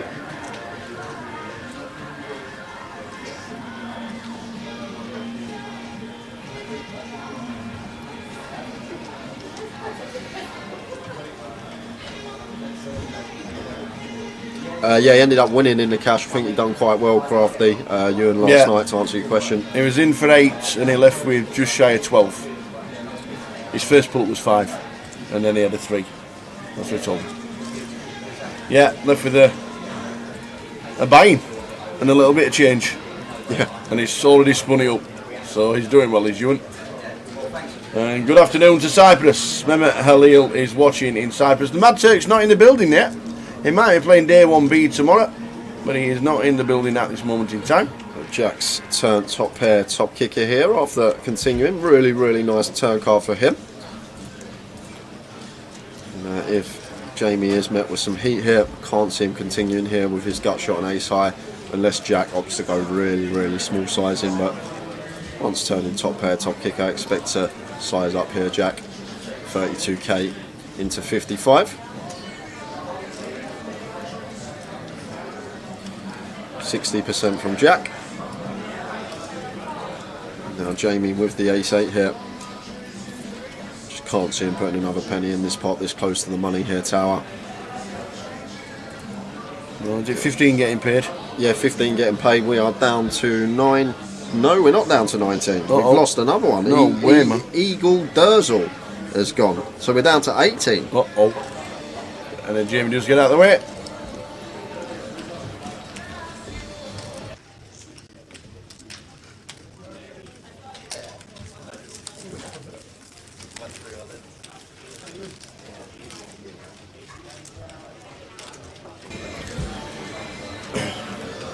So young McNicholas started with 30,000, building his stack up nicely. So what you need is head queens twice,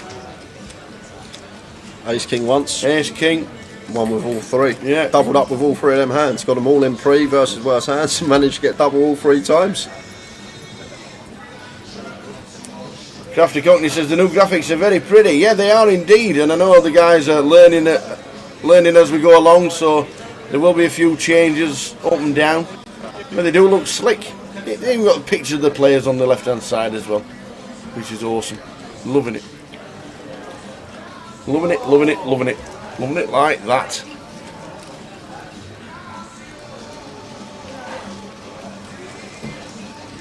King 10 here for Jamie in the small versus Jack's under the gun open. However, we are 6-handed, so it's effective hijack as well.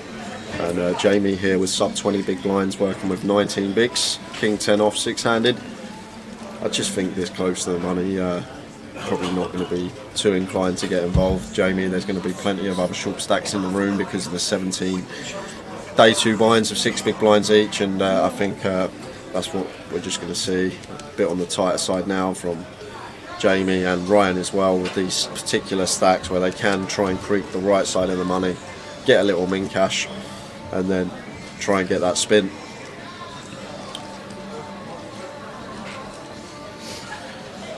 We've lost another one, tower. Henrik Hecklin.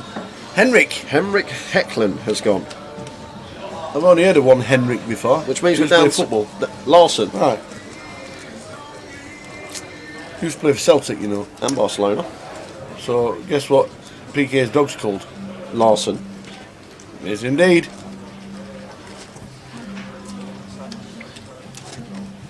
So we're down to how many? 17. Bubble, bubble. Oh, bubble, bubble. One more bust out, and we are going to be on the money bubble. Right.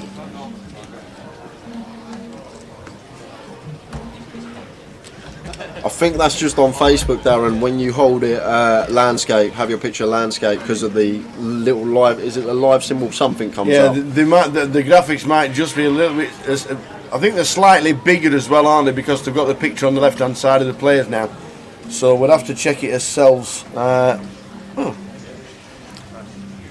Interesting. So I'm not sure which way you're watching it on, Facey. Let's have a quick check ourselves, see if we can just have a look.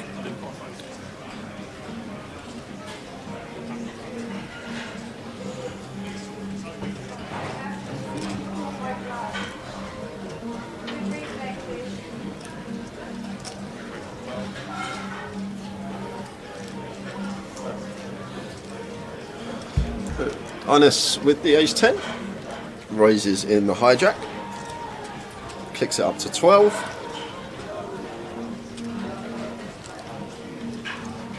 It's a great picture on Facebook, by the way. It's a cracking picture.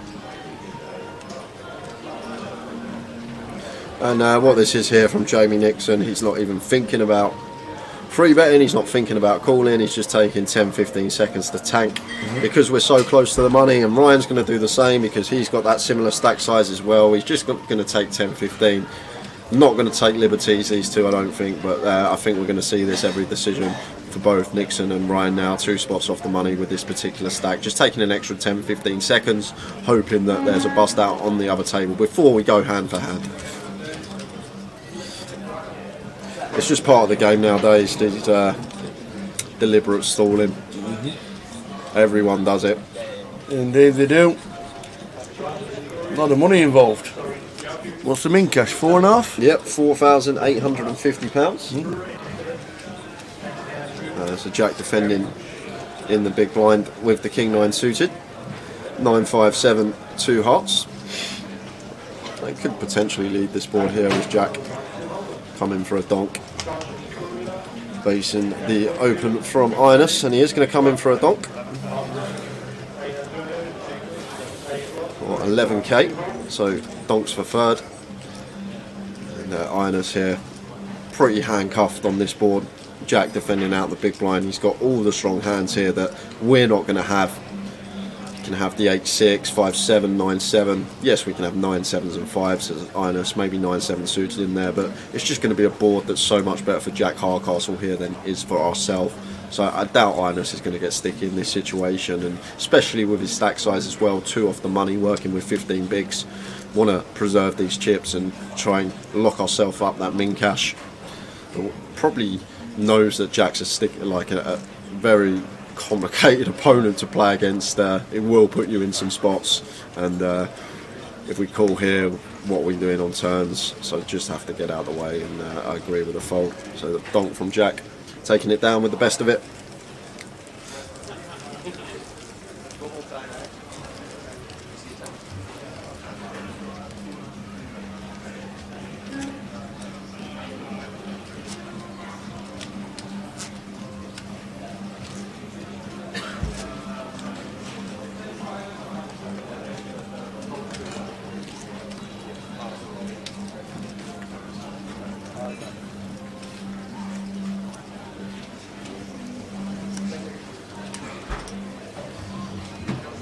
Ace-5 suited here for Ines. Ines working with 15 big blinds here.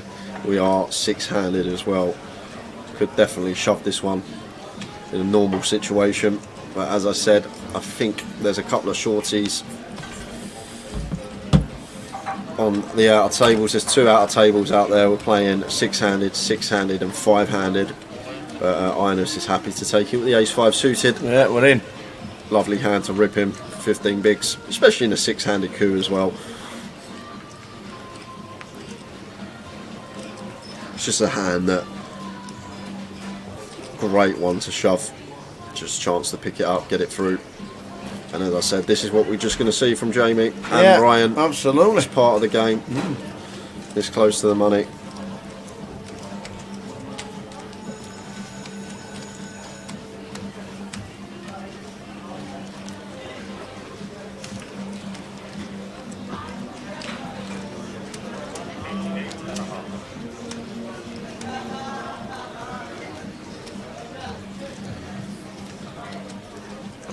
I'd like to know what Ryan's got here. Yeah, is it a decision or is it a deliberate tank?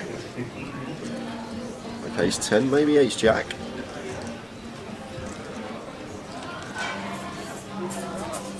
No, gets out of the way. Didn't see his holdings, unfortunately. And you went with the ace 9. if he's got a decision and it's 90k, it's nearly, about 40% of his stack. It's 15 bigs, gun shoved this close to the money here. You may perceive that Inus is going to shove a bit tighter because of that tower, that we're 2 spots off the money and it's nearly a 5k min cash, and you may make that assumption here and come to the decision that he's going to let this one go because of that ace 9 suited here. Yeah. Like in a normal situation, probably might see him call, but if he's going to make that assumption that he believes Inus to be shoving a tighter range this close to the money under the gun as well, although it is effective hijack as mentioned in 6-handed poker.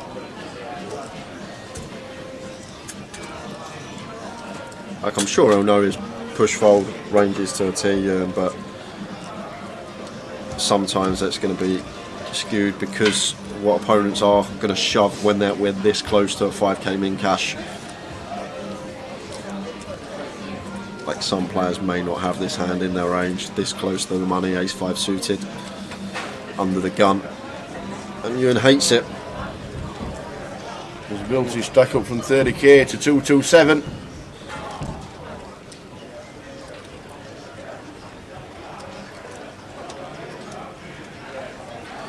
I think he's going to fold. Oh, there we go. There we go.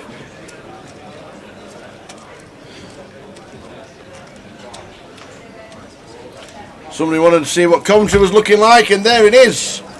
Leg 2 of the GUKPT 2022, starting on Thursday, February the 24th, with the G400.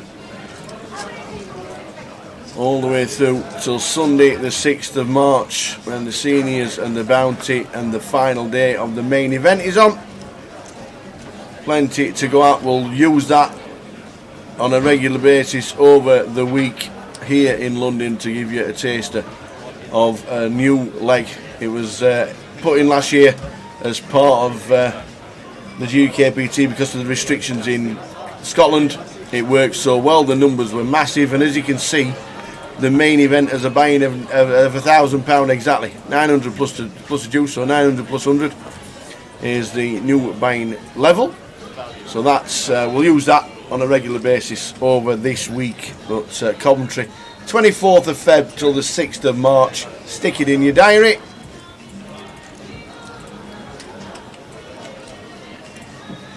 No, £400 buying for the first event. The main event is 900 plus 100, so a straight £1,000 for the main event. Yeah, chunk of runners down in Coventry. One of the finest casinos you'll ever go into. Yeah, it's a lovely casino. And I think this is going to be last hand before we're hand for hand tower, because we've just lost Tamer Kamal, I believe, on one of the outer tables. Oh no! Which means we are going to be down to 16 players. I'm guessing there's going to be a balance of tables, 2 tables of 8, and then we will be on the money bubble hand for hand. We have just been told to pause the deal. So we are on the bubble in the high roller. £4,850 for the min cash. Nice. Hiya Luke, how much is the mini? £250. Mini for where?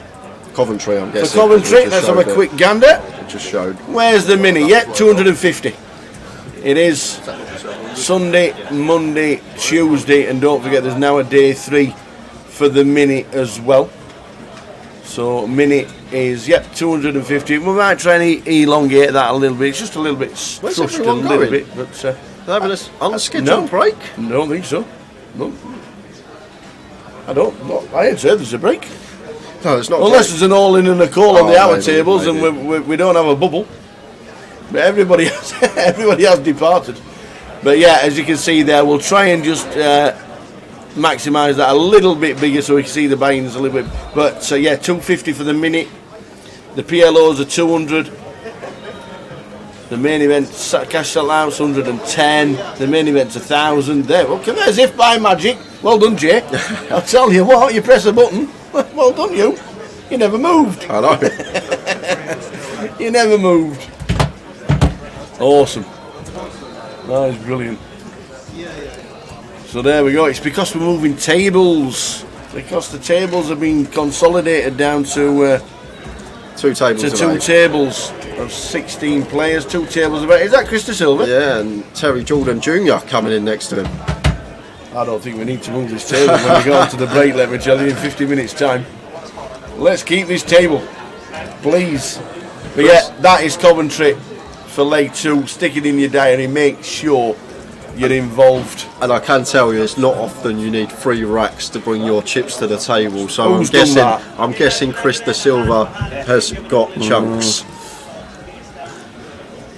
Or the greens are 5k, I believe. We are hand for hand. So what's this Chris has got? There's 305k's, it's going to be 405k's, 80k and 1k's by 480. Are they the 25k's, them chips? They must be. New rule for hand only during GUKPT to 2022. New rule.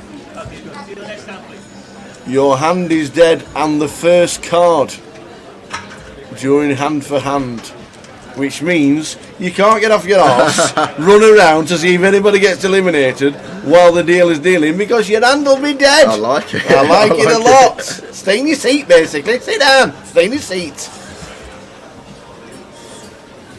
The Goliath's the best one though. Everyone comes around, ain't it? When you're running around tower like. Oh dear. We need to get a cape and a scythe for the Grim Reaper as he's running round hand for hand. There's 5 all-ins and somebody's cheering when somebody gets eliminated. Ben Godward on Facebook says, what is the cash out satellite? The cash out satellite started last year. Basically, on a normal satellite, you get all the chips, you never play a hand, you wait for everybody to get eliminated and then you win a seat. It's complete reverse. The cash out satellites, you start with 10,000. And if you get to 100,000 at any time during the event, you win yourself a seat and you leave. So in the first 6 hands, and you double up, you get 100,000. You've left with a ticket for whatever event it is. If you're over 100,000, the remainder of your chips get equally divided to all the players at that table. So if you've got 110,000, you take the 100,000 out of play, and the 10,000 is then equally divided or as close to possible. They're a great addition and everybody likes them, because anybody who wants to play a bit more aggressive than normal, you get to 100k, you leave with a seat and off you go, bed early.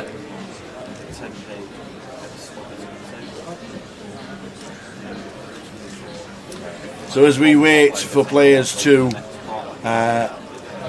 finish on the outer tables, don't forget all tables start at the same time. We know there's only 2 tables now, but both tables start. So the inevitable tea run's on the way.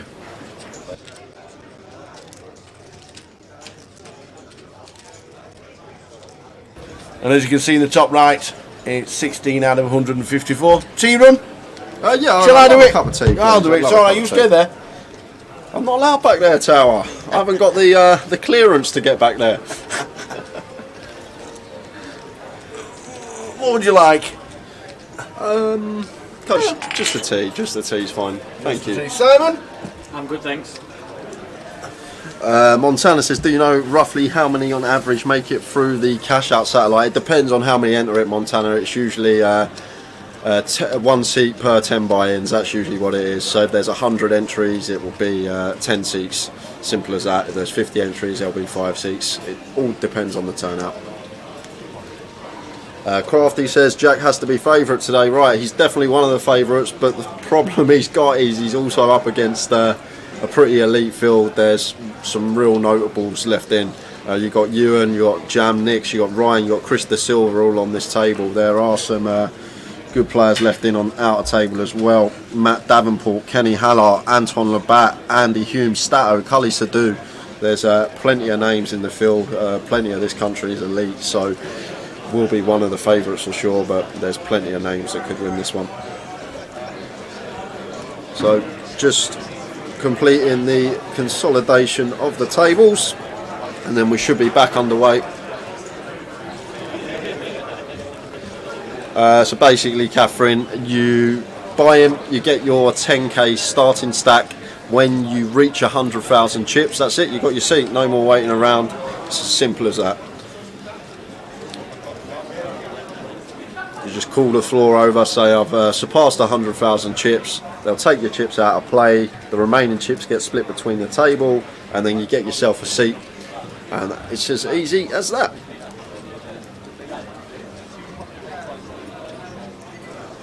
And Super King, this is day 2 of the high roller. We are currently on the money bubble, hand for hand, 15 places paid, £4,850 for them in cash.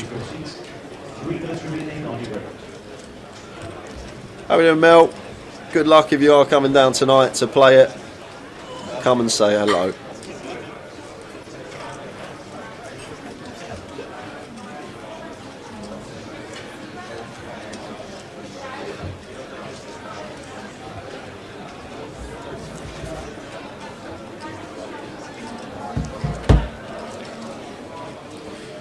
Yeah, it was due to start at 3 PM today, Super King, but we moved it back for the live stream purposes. We were going to originally stream day 1A in the main event, but after a lot of requests of putting the high roller on for day 2, we moved it back a couple of hours, so it's not finishing. It still might finish at like 1 AM, but we're going to save 2 hours and hopefully still have plenty of viewers late into the morning today. Here until a winner. Oh, and then Baldy, and this is the high roller. Thanks for tuning in. And you can find the stream on Facebook, Grosvenor Poker, on YouTube /GUKPT, or on twitch.tv /GUKPT. And Ashley's on his way down from Glasgow to play the main event. Safe journey. See you in a few hours.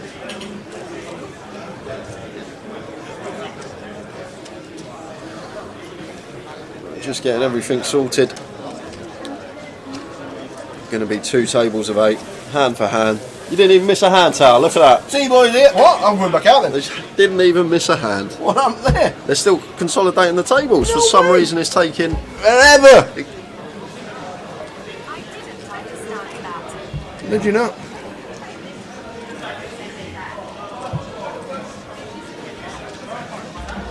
What's happening here?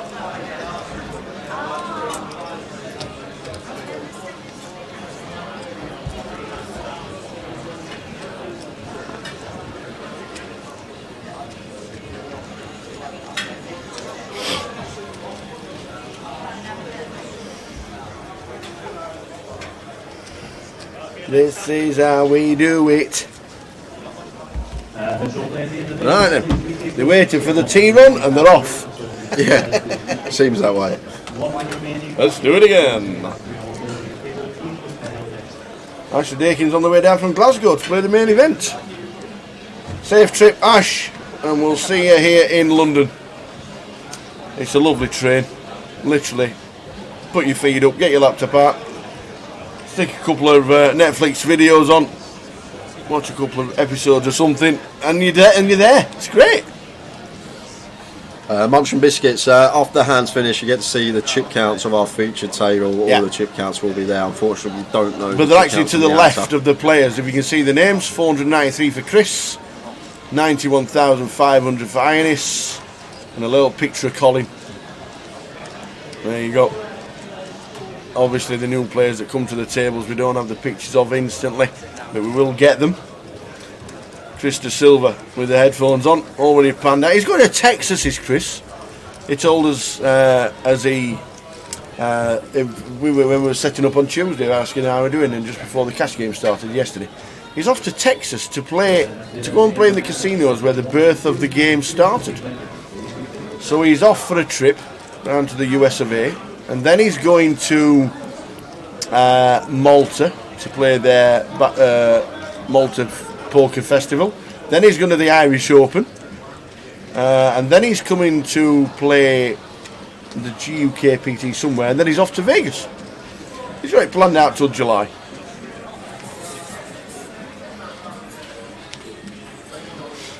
Will PK let us gurn for your speed? Absolutely.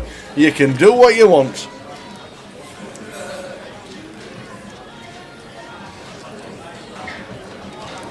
$16 of 154. 15 getting the money.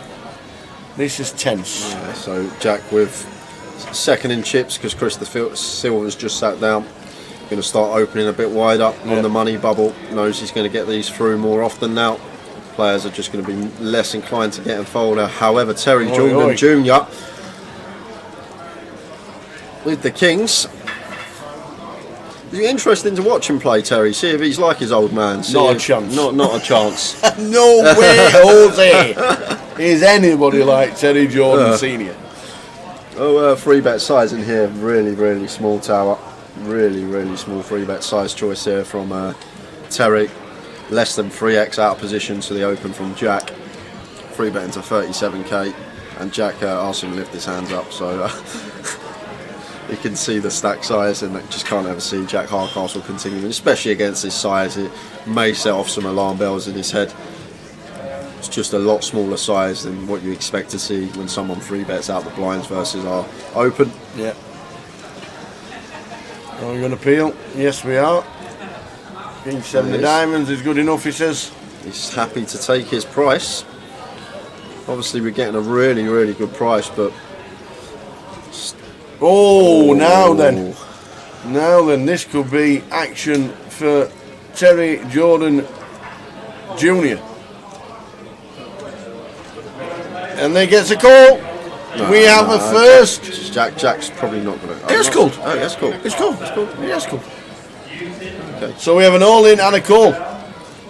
And you know, I was just thinking in my head. What's he shot for? 111,000. Yeah, into what's it? 222 minus. Yeah. Okay. It's not. It's 85k. I was just saying. Well, I was thinking in my head. We haven't seen an all-in and a call and a bubble elimination on the feature for a long time. It's normally a video. This could be it. Oh, it's not. It's a survival for the Kings. It's a survival for the Kings. Terry Jordan Jr. has doubled up off Jack Hardcastle. The Cowboys fading the flush draw. Yeah, I'm not. Maybe Jack's not aware that this is this is Terry's son. He's played on the tours little bits and bobs, but I just think once, like I talk about exploit a lot, I think once he makes it that size, it's just always aces or kings, always on the bubble. And this King 7 suited, although we're getting a really, really nice price, it's versus probably only two hands. I expect Terry to have it. I think he even just shoves queens for that amount of big blinds. Yeah. So once he free bets off of this stack size now, I just think it's always going to be aces or kings. I think if we deduct that, sometimes we can just get out of the way. Obviously, once we flop the flush draw, we're going with it. And like I know Jack's very theory based, but I think versus this opponent, once he free bets to that size out of the blinds, just can let it go.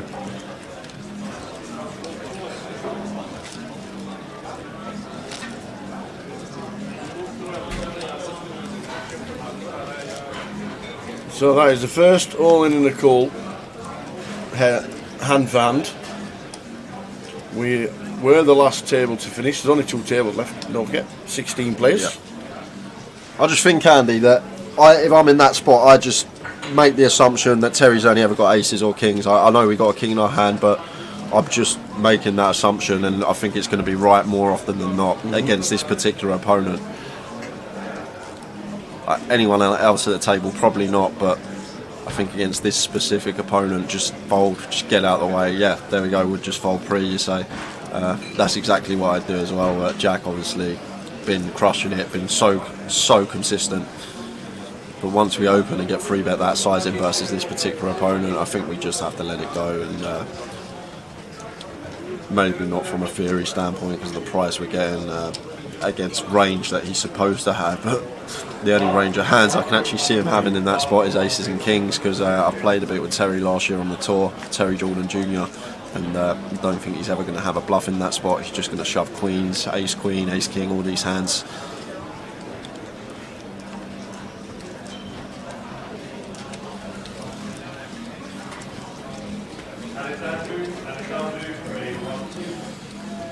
So Jam Nick's here with the ace-jack suited on the bubble. Jamie playing 12 big blinds here, and Collins opened in the cut-off. And we are on the money bubble, a spot that's just going to be a fist pump jam.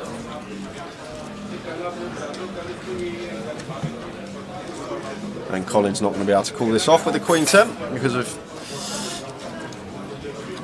his stack size, and he's just going to have to let it go. Perfectly fine to open, but once Jamie rips out of the big blind, got to let that one go.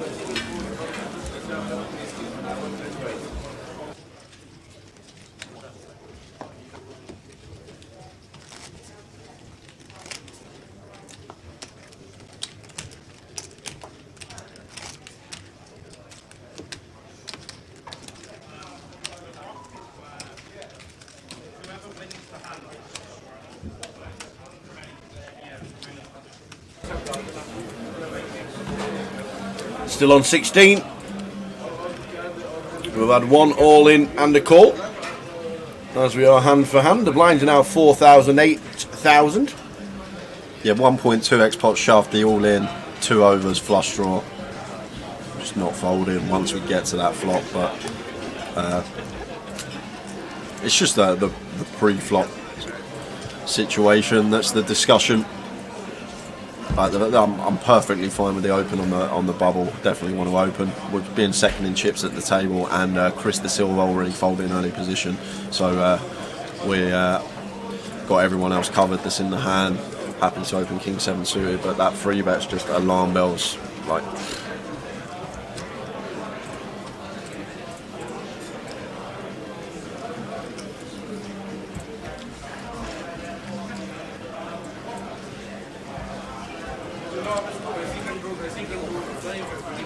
Chris De Silva 526 and 65 bigs chip leader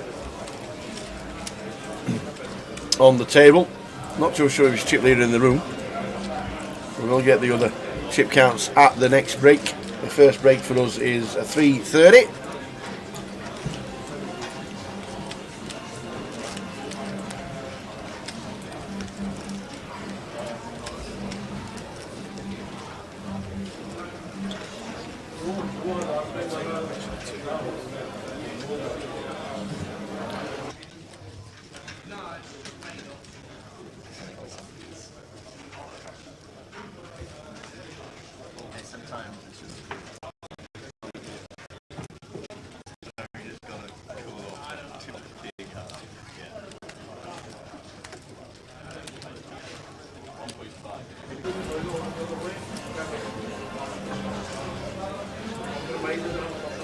Yeah, good play, Chris. Chris De Silva, chip leader on our table, raises to 18. Already got the image there.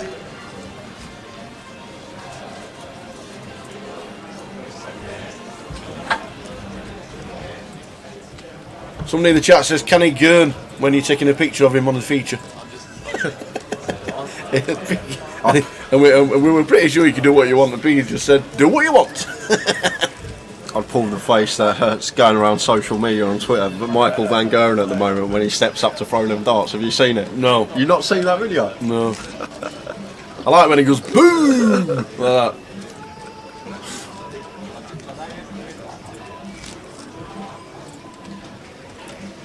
Well, I decided. Cards are out. Tell you in a minute.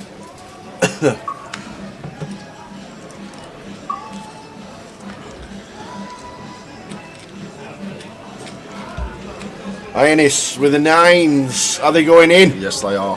He's under the gun. Are they going in? Is this the chance? Is this the spot? Can't fold forever. Has to go. Is it a raise? No, never a raise no, ever. it's just a shove tower. Might leave himself one chip behind, but has to go in here for Inus. So he's putting all his big chips in, so it's an effective all in. 55,000. Oh, and Terry Jordan Jr. Well, he is all in. How many you got? Well, I've got about 100,000. Well, that's a lot. There's the raise. Raise has to be to 110. This could minimum. be it. Well, it doesn't have to be to 110, really, does it? No, it doesn't, Tower. No. But he has put. It can be 100, can't it? Yeah, min raise here in this spot would be 104. 104 would be the min raise in this spot. Oh, it's 3 bets 105. Perfect. Wonder if he knew he was clicking it when he put all them 5k chips in, or it was just a little bit random. And Chris de Silva with a Jack Queen. Gets out of the way. Jamie Nixon will get out of the way unless it's boots. That should be 104, Tower. 3k, 6k, 49, 49. Ah, okay, we're playing 4k, 8k. Yeah. My mistake. 102 is fine. 4k, 8k.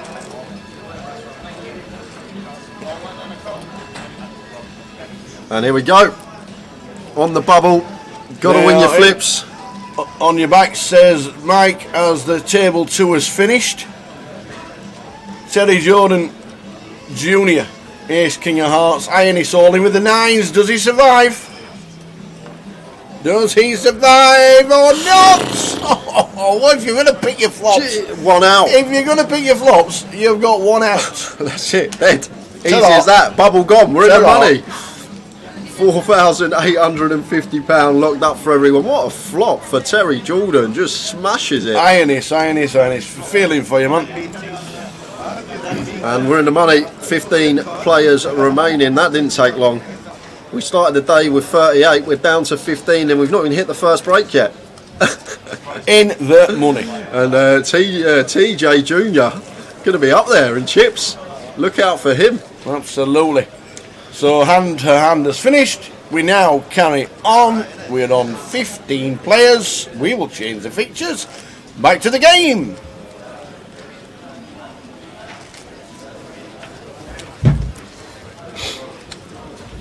What a flop. What a flop.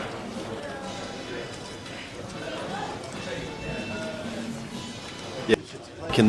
The point about putting 50-60% of his stack in, if there's the shove from Terry and then someone calls behind, he can fold the 9s, try and get that min cash for himself.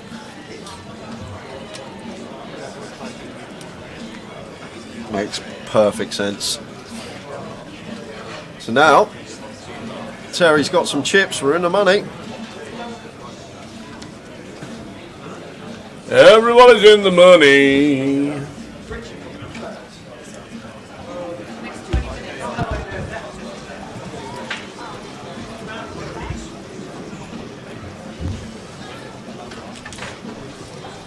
Ace Queen for Jack with 115,000 behind the line.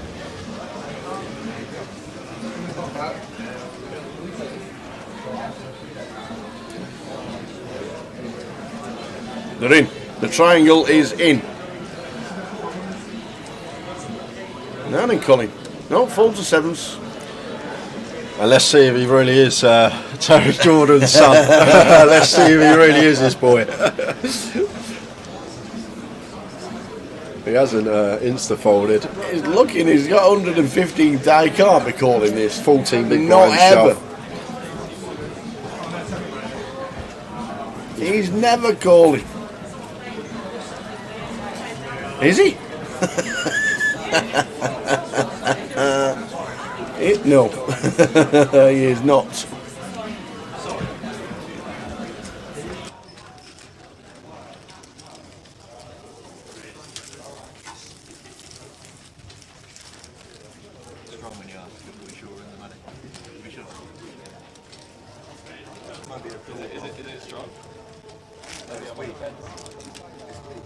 I'm saying it's not strong. Obviously, it could be anything. Off the cut. Off the cut, it could just be very.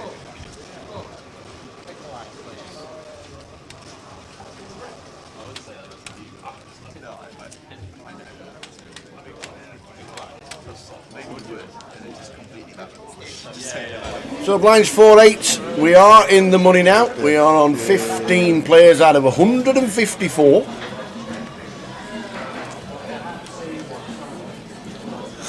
Just a big menu symbol, that's all that was. No scheduled dinner break in the high roller today, I don't think so. Have to probably eat at the tables, or when they do get that 15 minutes at the end of every 2 hours. So Ewan been fairly quiet after his 3 doubles up early on in the day. He's going to open the Queen 10 suited.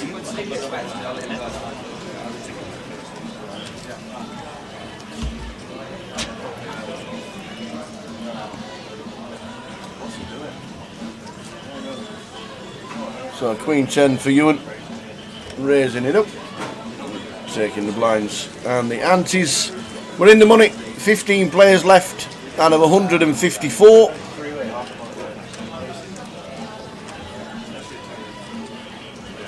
Terry has increased his stack 147,000 since the start of the day. Yeah, players are on break live now, so we're going to be going on break in about half hour's time, probably just under.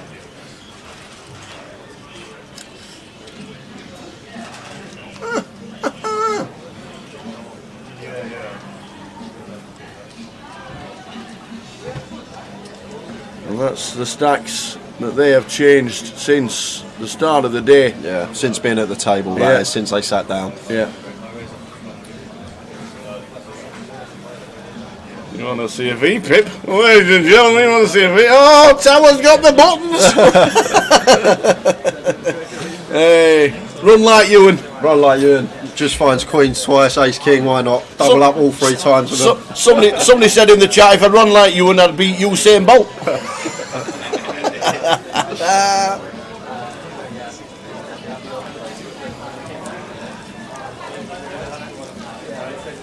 So the chip counts.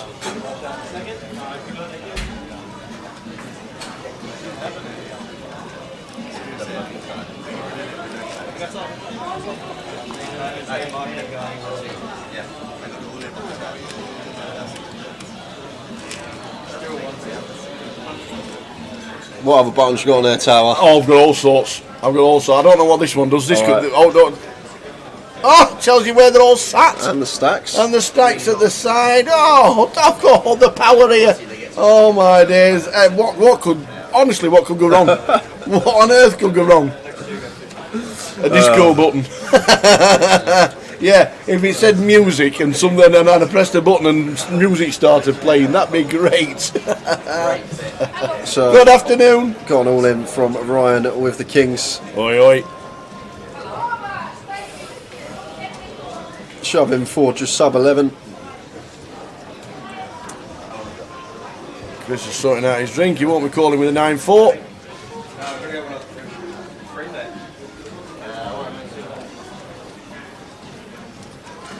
Jamie Nixon looks down at 7-8. This is going to be into the muck. Into the muck, there you go as well. Ryan survives. Yeah, no action with the Kings. What else have we got then? Let's have a butcher. So we've got the seat, and we've got the seating draw there. That's me. And then we've got the stack sizes. That's me. And then we've got V-pip. Yep. Like it. Pre-flop raise. Yeah. And then we've got the pre-flop raise. Oh, this is great. Aggression frequency. Oh yes, and then we've got went to showdown. Want to simmer down. Is that what it is? Oh no, went to showdown. Want to simmer down. So there you go. Tower's got the buttons. He's got the lot. Anything you want on the screen, boys, ladies and gentlemen, just ask. Ace 3 suited, Ewan getting involved. Makes it 18.5.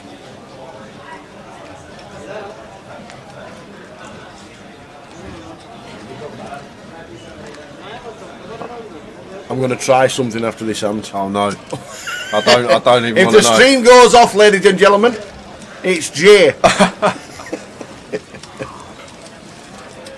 I wonder if you press the player's name, it'll come up with everything on that player. Shall I try it? Yeah, go on. It does. It does. Look at that. Oh my days. Oh my! I've got the power. I've got the power. I've got everything now. I can do anything I want now with all these buttons. Collins' position, his chip count, his VPIP, his leaf rock, his went to short. Oh my days! Oh, it's all carnage in the chat box.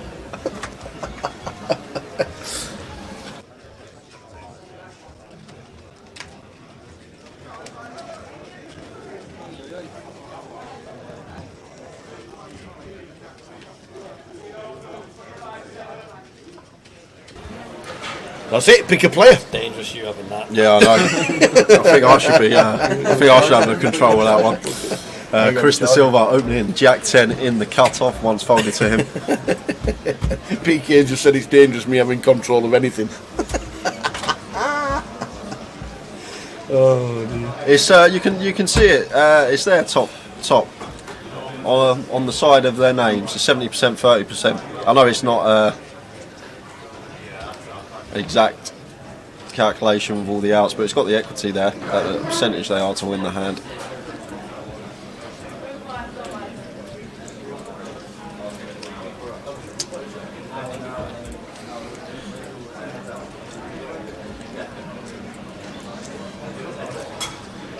Suited queen for Jack. Happy to defend this one. Absolutely. Suited diamonds. They lost with suited diamonds on the bubble when Terry Jordan Jr. was all in.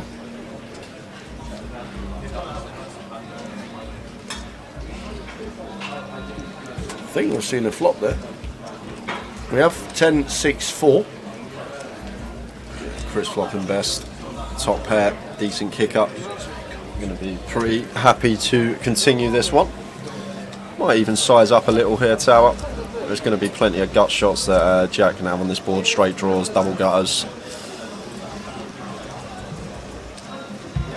Does choose for smaller sizing, 11k. Jack just can't do anything with the queen 3 suited. Yeah.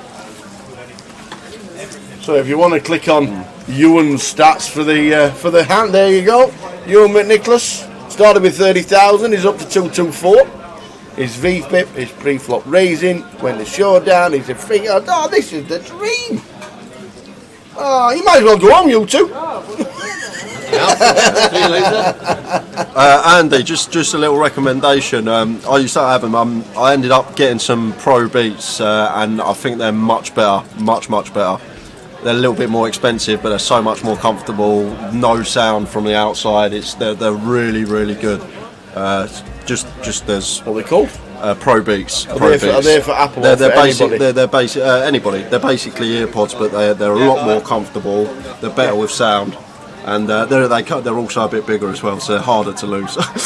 tiny bit bigger, so a little bit harder to lose. But are these those kind of things that fit in your ear? Yeah. So one size fits all. But Yes. my ear is bigger than yours, so they're going to fall out my ear and not yours. I don't understand that. Maybe somebody should make something that mould to your ear. The Pro Beats are really good. They're really like the rubber Yeah, but around. I've got massive ears I and bet they're you still haven't. comfortable in your ears. Because mine with the earpods, I used to after an hour, I used to get really uncomfortable. But these are really good, really good. Just a recommendation. If anybody's out there, what they need is some mouldy ones so they can fit everybody. So when you fit them into your own ear, they're more to the size of your ear, and then they'll never fall out. Track and stay. And then if somebody nicks them, they won't fit. I'm into it.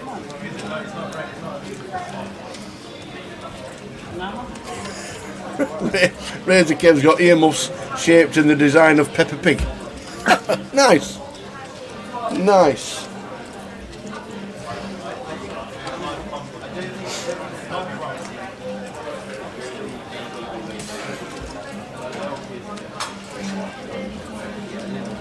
Oh, see? There is a mould out there, apparently. They already do. A company sends you the stuff to mould your ear, then make the headphones to match. Missed the boat there, pal. Yeah. But I thought it was a great idea. I've not heard it before. It could have been me that invented that. I could have been on Dragon's Den and everything.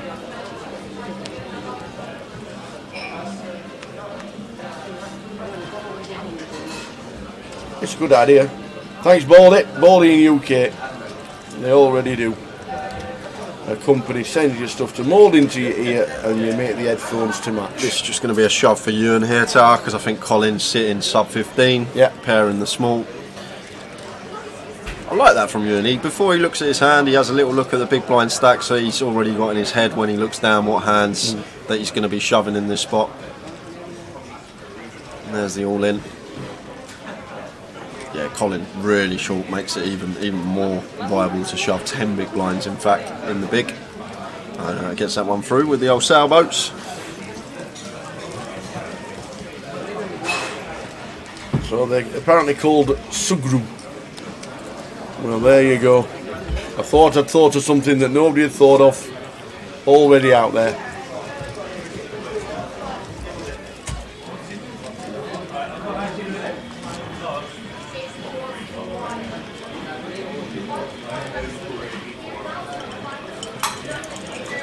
Right, Sam Orledge in the chat. How we doing, mate? Long time no speak. We are both good here. I'm sure we'll see plenty of this year. Alright, Sam. We need that round of golf as well. We still need to get that sorted. Tower's coming. He's got to give me 24 shots, but he's coming.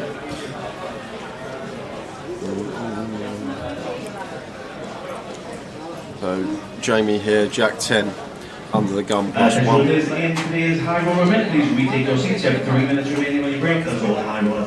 And Ryan saw him with the kings. He's now got the ladies.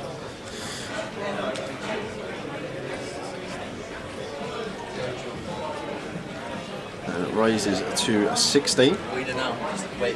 So Ryan choosing to open off of this 15 big blind stack. And Terry Jordan is going to come along. What a spot for Ryan. 95% equity, heads up pre-flop. And just flops top set. Top set, Queen 4 deuce. Could get in a bit of trouble here, could Terry? Check on the flop. Yes, the clubs brings the threes out, but there's only 1 3 left in the deck. Yeah, expect Terry to check this over. Yeah. To Ryan. Ryan will be betting. He will, that's for sure, Tower. Especially after checking this back on the flop.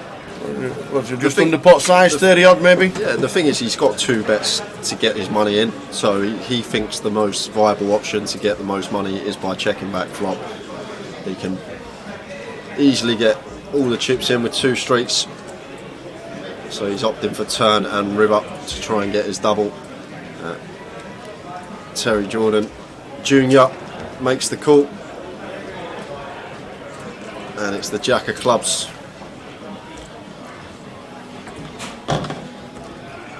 And Terry checking over. Ryan's got no option here but just to set him in for around 70-75%. And see how Terry Jordan reacts to this one. Expect him to fold, but if he's anything like the old man, he might get a little bit sticky and flick it in.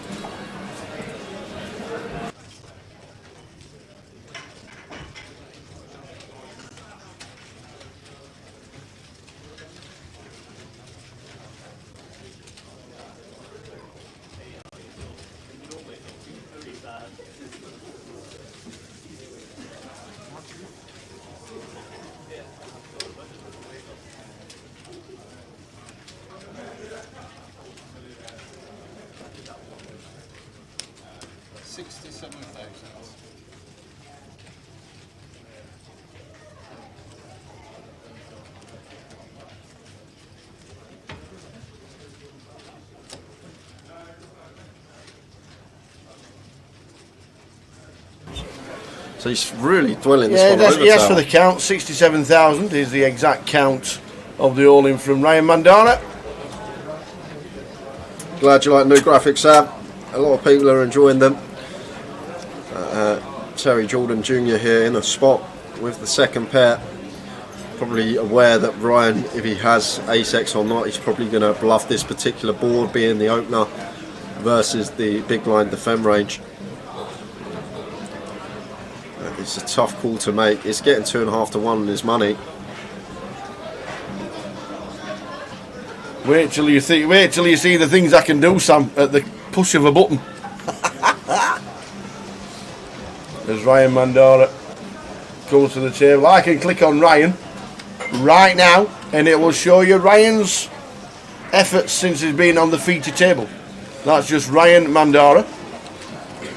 If you want to see everybody's chip counts, there they are. If you want to see how they've done since they've come to the table, Terry is up 223, Ewan's up 198, down 125,000 is Jack Hardcastle. The push of a button, Sam. They've given me some power. PK says it's a dangerous thing. How are we doing, Tal? Tal and me. Missed you guys, plus the stream. Hope you guys had a good Xmas and New Year. It was good, thank you very much. Back where it was awesome. We had a stream a couple of weeks ago as well, you missed that? Yeah, we did the 888 a couple of weeks ago. Here down in the Vic as well. Yes, yeah, that's definitely his VP in 5-car PLO, I'll tell you that. Filthy knit in PLO, the man. But he's got the boots. He's got just sub 20 bigs. But he raises it up to 16,000.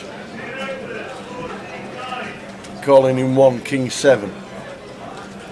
Shouldn't be doing too much with it, apart from wagging it in the muck.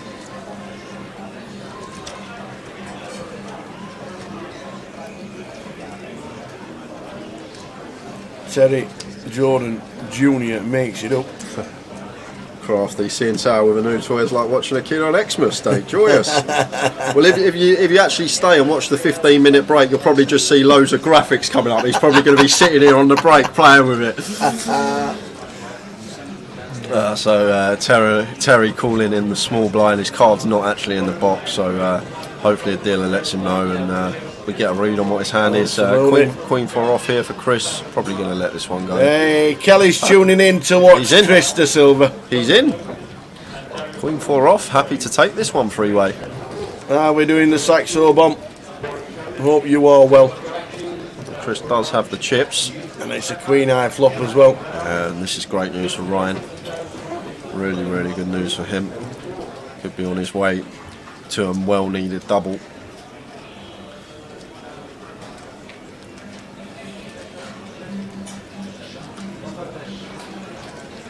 So Ryan here, going to fire. Not going to get dicey here, Tower, of our stack size freeway here. Just want to start betting this one now. Might even size up a little on this pretty wet board. Go closer to half than third. Yeah. Well, 28 into 56, opts for half exactly. And Chris here, a bit of a dicey spot here with Queen 4.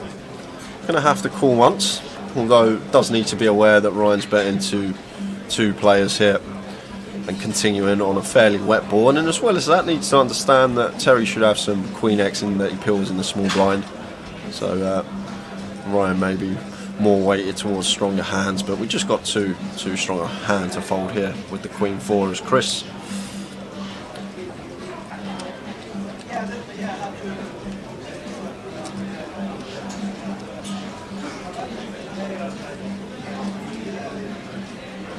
I'm not sure I like a rip with this particular holding, Tower. I think I'd prefer to see a call. However, Chris might have different ideas, maybe thinking about the hand differently to how I do. I'd just like to see the call though. He's going to shove. He is going to shove, and Ryan's going to snap it off. He is indeed, and turn over the boots. And Chris going to need to get lucky, but Ryan's in great shape now to get up to 334k. It's going to be massive for him. Oh! Joking, man! No way! Oh, how does 8-7 ace, 8-7 ace, 9 of clubs, and we're going to lose Ryan from the tournament. That is a gross 4 on the turn, and Chris De Silva running hot. But Mandara just unfortunate there. Couldn't fade a queen or a 4. That is a pretty brutal one. I'm really surprised that Chris actually shoved that flop there, Tower. Like it's, I think we're only getting action from better hands and hands that have hosts of equity versus us. I think Ryan's going to fold jacks, 10s, all these hands. So Queen X plus, we're getting called by, which we're behind to with our 4 kicker, and then the the draws were probably going to be flipping at best, like the combo draws. I was quite surprised to see the shove, but I'm sure he had his reasons, and just unfortunate for Ryan. He would have gone broke anyway if Chris just flatted the 4 minute turn. Ryan's going to shove, Chris is going to call, but it's just unfortunate. That's how this game goes. It is a cruel one. Ryan finishing in 15th place, locking up £4,850. Won't mind that for a day 2 buy-in. Bought in today. He's been playing less than 2 hours. He's doubled his money. Yeah. And Emily's got some new shoes. Yep. So there you go.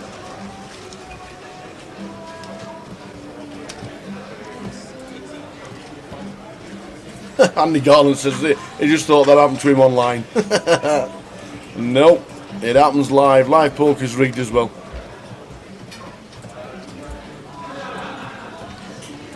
With Chris having all the chips and 740,000. He bought in for 6 big blinds. Buying in day 2 Simbot was for 6 big blinds. Ryan bought in for 6 bigs. And he weren't the only one, there was 17. Ewan bought in today as well, he's still in the mix. As we see Ewan open the King Queen of Spades. Yeah, 335k pot Munch and Biscuits.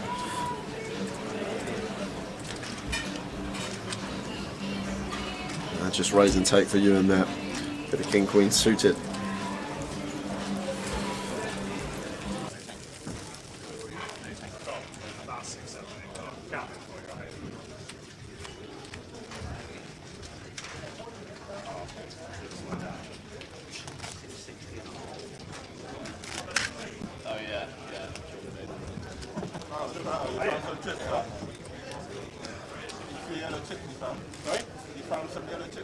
Yeah, I think you'll have to in a minute.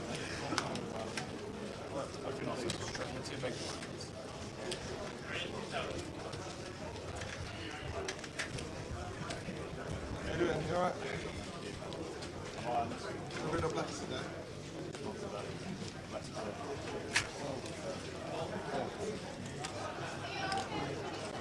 Do you want a lot flipping at the end after that? Yeah, sort of. What did Ryan? Oh, from where I was, I went a lot. Were you stuck then? Well, not.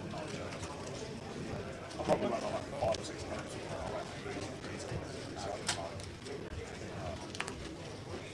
I went to Ryan.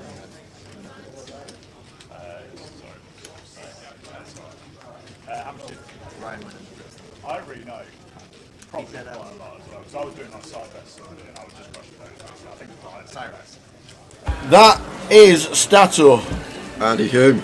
Andy Hume comes to the table with 661,000.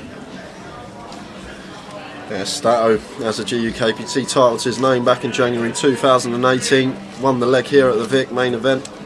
I'm guessing he's only going to be here for 1 hand, because we're just about on a break. Well, I think we go on break in 7 minutes time, Tower, because Did we start late? No, because it took 7 or 8 minutes to consolidate the tables from 3 down to 2 for some reason. I'm not sure why it took so long, but it was the consolidation of the tables when the hand for hand was about to take place, and there was a little pause in play, and I'm assuming they would have paused the clock for that. There's Ewan under the gun, 10-8 suited, going to get into the mix.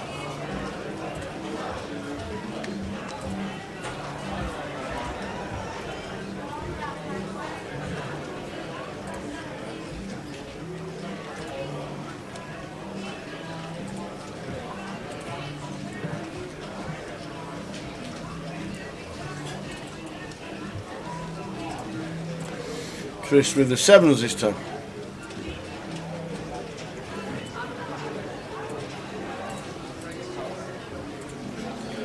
Chris happy to call this one with position on Ewan in the cut-off, and Jamie Ace-8 off here.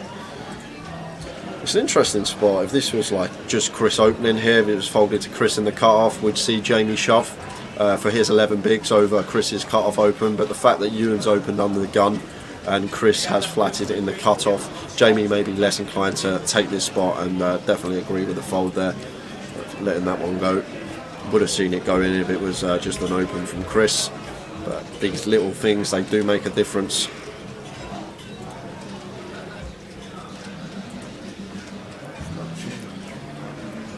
However, this is going to be a shove from Jack. Ace Queen suited is going to be going in the middle. I think you're right. Has I think to, Chris Tower. will be calling. And there's the shove from Jack. Chris is going to be calling. Chris with all the chips. He's just going to find out exactly how it is. 97k. 12 bigs. Chris isn't folding, Tower. He's going to get the count.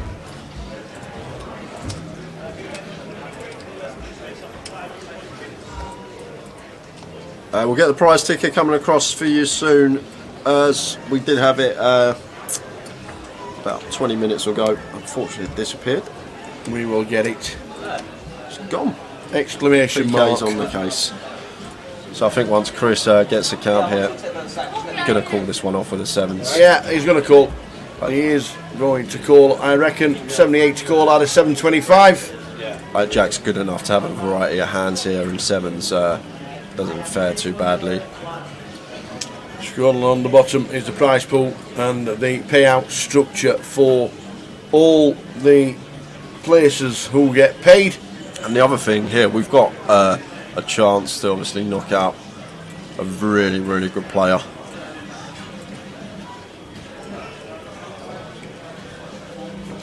Still tanking, Tower. I'm surprised he hasn't called yet. Yeah, I'm very surprised he hasn't called. I think he has to make the call. 78 out of 725. 7s, he's raised it up. Confuses me, Chris. Yeah. Snap defends the Queen 4 off, and then Tank calls off the 7s in this spot. Yeah. There we go. Had to be the call eventually. And now...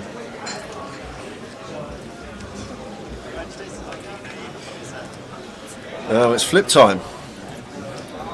And that's clean as it gets. 5. No runners here for the Ace Queen other than running 5, so just an ace or a queen for Jack to hit to survive. Otherwise we could be losing Jack Hardcastle.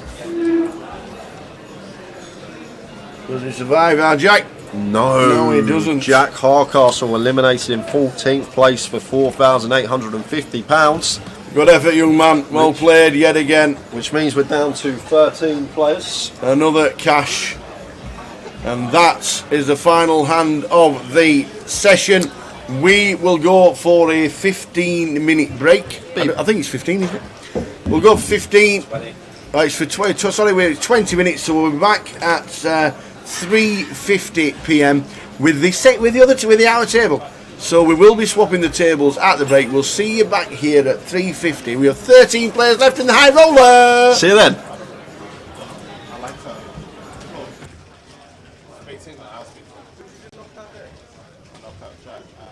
More than you, obviously. But you're in the New York Times bestsellers list, and we've got the brand new book out at this moment in time. But I have got this. I've got Deal Me In, and I have it signed. Nice. Because I was in London at the World Series Poker Europe, and we did the book launch. And I remember we went into a pub on the corner of Leicester Square. Myself and Paul, who still works with us, and we got the book. And this was a new release when it came out, and we signed it off. And I thought, do you know what? Phil Elmuth has just signed a book for me. And it's still pristine, by the way. It is pristine. It's got all the stories. My favourite story is the Devilfish story. I love these little books. But if you wasn't a poker player, and a very, very successful poker player, would writing and being an author be right up there of what you would be doing on a regular basis? I mean, it's very interesting. You know, I mean, I think, you know, this is the first time in an interview I've ever said it, but I think I could have been a motivational speaker pretty easily.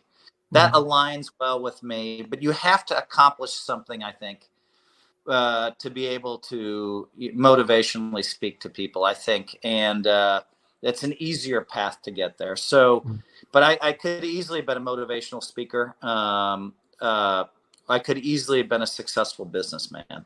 Yeah. And could easily have been a promoter. So I don't really know where I'd be if it wasn't poker. But hopefully I would have written a book or two. Well, that's there.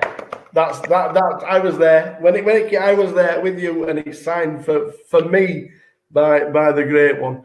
You and then book. It's like 50 hand of the weeks, and so you read each one. What takes 2 or 3 minutes to read the story. Just kind of a flavor of what it was like. Deal Me In Now, as I look back, is a flavor of what it was like to be a professional poker player in the 80s and 90s and early 2000s. Because that book came out, what, in 05 or 06? Yeah. Yeah, and no, it's impressive. Where did Poker Brat get coined? Who was the first person to call you the Poker Brat? Or was it yourself? No, that was not me. That was Andy Glazer. All right, okay. So Andy Glazer was, the all-star poker writer, right? And he, I have a funny story about how I met him. Should I tell it? Yeah, of course. So my wife and I choose a vacation, and we choose to go to a place called Esalen. Esalen's a very famous spiritual place. Mm-hmm. So we decide we're going to go study Buddhism with the master, the Lama Suryadas. Suryadas has become bigger and bigger and bigger in Buddhism and has lots of books out. So my wife and I go to Esalen for our vacation to study Buddhism. I'm like, hon, can't we go to like a 5-star hotel somewhere? So we drive down the California coast. We arrive at the most beautiful place you've ever seen. One of the houses is right underneath a waterfall. But they have the natural hot springs there, but you're not allowed to wear clothing. Mm-hmm. So everybody has to go into the hot springs naked. And my wife chose not to talk. That was part of the training. And so I wasn't going to do much talking. And one day she's like, hey, I'm going to go get some food. And I'm like, I'm going to the hot tub. So the natural springs. So I go down there, no clothes on. And sitting across from me is this guy talking about what I think is a poker tournament. And I'm like, no way. Come on, this is a spiritual place. He's talking about a poker tournament. At the end of it, he's talking to one of I guess Andy worked there. Mm-hmm. And somehow I said, I dabble a little bit in poker. He's like, oh, yeah. I'm like, yeah. I play here and there. And I was trying to be modest because that's what we were taught that week. Of course, this was during a time when I wasn't as modest in the 1990s. And I guess the world thinks I'm not modest, but they don't know me that well. But anyway, after you listen to this interview, I sound cocky. I'll give you that. So anyway, there's Andy. And he's like, so he starts asking question. I'm trying to brush it off. Almost sorry I brought it up. And then Andy says, oh, what's your name? And I say, Phil Hellmuth. And he's like 6'6". The 6'6" big naked guy stands straight up out of the hot tub. And he says to his friend, that's like Michael Jordan saying that he dabbles in basketball, and like over and shakes my hand, walks over to shake my hand, this big naked guy, and I shake his hand. And we were connected after that. And he was a writer. And so he wanted to write my autobiography. And when I finally started writing the autobiography, he wanted to help me with my first book too, so now I sold my book to HarperCollins, and he wanted to help me, but he got sick right then. And so I wrote the book myself. He wrote maybe of that book, say it's 94,000 words. Andy wrote about 8,000 words. And, but I was, depending on him, but he was sick. So I started doing it myself, 1,500 words a day, every day. Bam, bam, bam, bam, bam, bam, bam. And it got easy because I'm writing about poker strategy. And so, but we had a long-term plan of him writing the autobiography, but unfortunately, he died.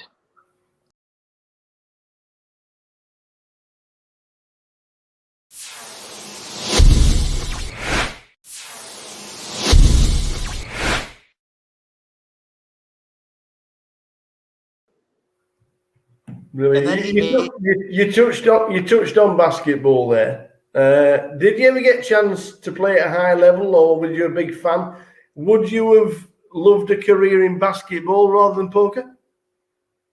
I mean, basketball would be great. I've been getting a little time with Draymond Green lately. He and I went on a little trip together for 4 or 5 days, and seeing how hard he works out even on vacation is pretty crazy. Basketball would have been amazing, but I think if you want, you have to be great at basketball if you want to make the big money, right? Yeah. A lot of the guys aren't great. Unfortunately, if you're the 50th best or maybe 100th best basketball player in the world, you don't do as well. Now that's changing, but I love basketball, and I was never world class. I mean, I'm 6'6" almost, and I could dunk, but barely. I probably dunked 5 times in life, so I didn't have the skills to play basketball. We're glad you stuck to poker. In 2003, 2004, the poker boom was like, it just exploded. Did you see it coming? What did you think of it at the time? Yeah, I mean, I remember someone found me in 2004, Michael Kaplan, a writer from New York, and he said, Phil, you told me in the 1990s that they were going to have in stadiums, and everybody laughed at you. And he said, now look, we're having the final in the Penn and Teller Theater.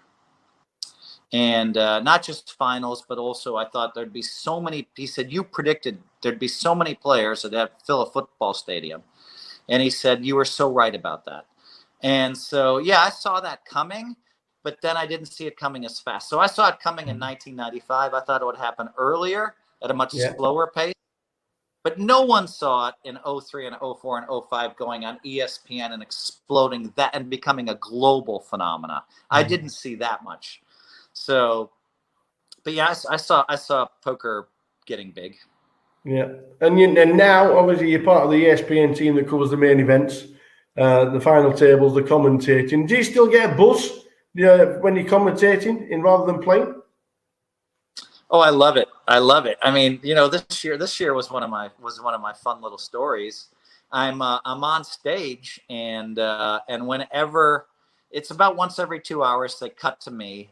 Yeah. And this year it was with Maria Ho, and of course, Kara, who's amazing, and Maria, who's amazing. And so it's the two of them and me. And but I wouldn't commit to doing any of the comment. I wouldn't commit to any of that while there were tournaments still going on. And finally, I'm like, all right. So I played the $5,000 buy-in turbo event, and I think they were rebuys in it this year. So I busted. I went right into the commentary booth, and then I told Maury and I told ESPN. I said I will be there for the rest of the time, even if I'm in the tournament. So I enter the 5,000 turbo like literally at the deadline. I go over there and I play for 8 minutes, and then I come back and do the commentary. So I'm already dressed up as a commentator. And then, boom, they cut to me live on ESPN and on the global coverage. And that's so much fun for me. It gives me a huge buzz. When you're live in front of millions of people, like I've been live on Anderson Cooper, there's a huge buzz there, yes. So I got this huge going on. And the minute I'm done, I'm like, am I clear? They're like, yes. And so I disconnect one thing to make sure that they take the headphones off, and I go, but I'm still connected. I can still what's hearing at the final table. And I go right back to play the tournament. And now I got my money in bad, which is very rare for me. Jacks against aces. I mean, I had to as a turbo. I hit a jack. I got it in bad one more time. Maybe it was like ace 4, and the other guy called me with 6s. I hit that. And so I'm getting lucky, which is, not my usual modus operandi as far as getting my money in bad. But I'm hitting some hands, and yes, I admit I was very lucky. And, 2 hours later, now I have to leave the turbo where the blinds are going up this quick. I have to leave the turbo for half an hour to go do my commentary. I have to show up 8 minutes early or 7 minutes early. And so now I'm doing very live from the World Series, but I've been tracking it the whole time. I've been reading the updates as I'm playing. They're sending me the hands that are coming up. I'm listening to what's happening at the table. So I'm informed on what's happening over there. And I do that. So now I go live on ESPN again. And meanwhile, I'm in the tournament over there with chips. And we're getting close to the money. And I believe that I believe that I think we may have hit the money while I was doing while I was doing the commentary. So then, boom, I finished that. I go right back, and I'm still dressed in my suit, and you know what I mean. But it gives me an excuse to wear the Aria hat live on television, because I told ESPN, I said, listen, if you want me and I'm still a player, I'm going to dress like a player. Yeah. So they told all the players they can't wear any logos, any gear, but I'm an exception when I'm in a poker tournament. And so at least I got an excuse to get the Aria live on global television a couple times. And so then I make day 2. So then I think that was it for the night, but I'm hanging out for the coverage. But meanwhile, I make it to the end of the day. And I think there's about 25 of us left. So now next day, I have to do the commentary and play the tournament. And we get to the final table pretty quickly. And I'm thinking, oh my God, I'm going to be final 4 tournament or 3 in this tournament. I'm going to have to leave for 20 minutes. Will the players at the table stop the tournament for 20 minutes for me? I don't even want to ask, but I'm going to ask when it comes to that. And so meanwhile, I've had to go into makeup and so I'm all ready to go. I'm all in my suit and ready to go. But I'm at this final table and I'm watching the countdown on when I'm going to get needed. And unfortunately for me, I busted in 6th place tournament. There were 2 final tables left as the main event final table. This was also the main event final table where they were going to finish it, I believe. And so there's 3 tables that are left in that whole hall. There's the one when I left, there were 5 left. There was another one that had 5 left, and then there was the main event. And so so I busted 6th, unfortunately, and I go into my perch up there, and I'm really into just the main event, but I'm looking over, watching the other 2 final tables, which were basically right next door to us. And then and I think they gave me a shout out. It might have also been my birthday that day. So they gave me a shout out for my birthday. They gave me a shout out for just busting 5th in a tournament, or 6th or whatever it was. It was all kind of a weird thing. And then I was able to just focus on, the commentary for there, because that was it. Brilliant. Super competitive, we know. 16 cashes last year in the World Series. I think it was 12 the year before. I think there's only 1 year in the last 25 that you haven't cashed in one of the series. Where did the super competitiveness come from? It came from, I talk about this in my autobiography. Very simple. I'm the oldest of 5, as I mentioned earlier in the interview. And get that Elmeth off. He's on telly all the time. Get him off. Get him off. We are back. A little 20-minute break. Hoping to go and see him in the middle of summer this year, Mr. Elmuth. Wonder if he remembers me. I bet he does. Hey up, Phil, how you doing? I'm going to take your book. So new feature table, everyone just taking their seats. Going to run you through who we've got. Go on then, who have we got? In 1's going to be Cully Sadu. In 2, Justin Sui. In 3, Matt Davenport. In 4, Kenny Hullart. 6 is Will Fasano. That World Series of Poker main event, Kenny Hullart? Yes, that is. 5 is Will Fasano. 6, Antoine Labatt. And in 7 is Catalin Fatou. He's only gone on telly, old Simon, because it's his birthday today. Yeah. It's his birthday today. Oh, look at those. 940,000, Mr. Krishna Silva. The Saxo bomb will be watching, who's on the way down. He's going to play the satellite. Playing satellites or playing tomorrow? Playing the Saturday tomorrow. Awesome. Andy Unstato 590, Kenny on 450. All the way down to Jam Nix on 85,000. Colin McCready's still in as well, and Justin Suet. Some good names. Joe McNicholas, day 2 buying. Started with 30, he's now on 240. It's going to be another good session. I'm guessing the next break will be the final table. Yes. That's what I'm guessing. We're down to we're on 13. We're on 13, so I'm guessing the next break will be the final table, whenever that be, then a break, and then we'll be on the final and crowning a champion sometime tonight, whatever time that will be. But we are just about ready for the next sesh. Let's do it again. Who's going to win? Who's going to take it down? What about TJ? Yeah, I know. Teddy Jordan Jr. Now, is he a Teddy, a Tez, or a Terence? I'm not sure. Or a Tezza? I'm not sure. Or a TJ? What is he? Who's that? Danny. Danny Gormley? No, Danny Pike. Danny Pike! Come third in the big cash player. The first leg of the cash last player, year. Danny Pike. Yes. Yeah, is he a Terry, a Tez, or a Tez? A Terence? There we are, Terry. We've got Terry in the chat. He'll tell Come on, us. Terry! He'll tell us. Come on, the Terry! Terry Jordan says, come on, Terry Jordan. What are we talking about? Come on, me! So, we are just about set for the next session. What are they on about now? The bubble, the button? Where's the button? No, Chun Man is not in the field, unfortunately. He's here. I've seen that he's playing the We main. can't sing the song. We can't sing the song.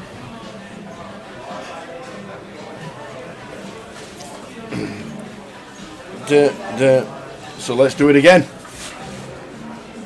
Let's do it again. 13 down to the final table will be the next objective, then a break, and then the final. And did you have some? No, that's perfectly fine like that. Thank you. Can I?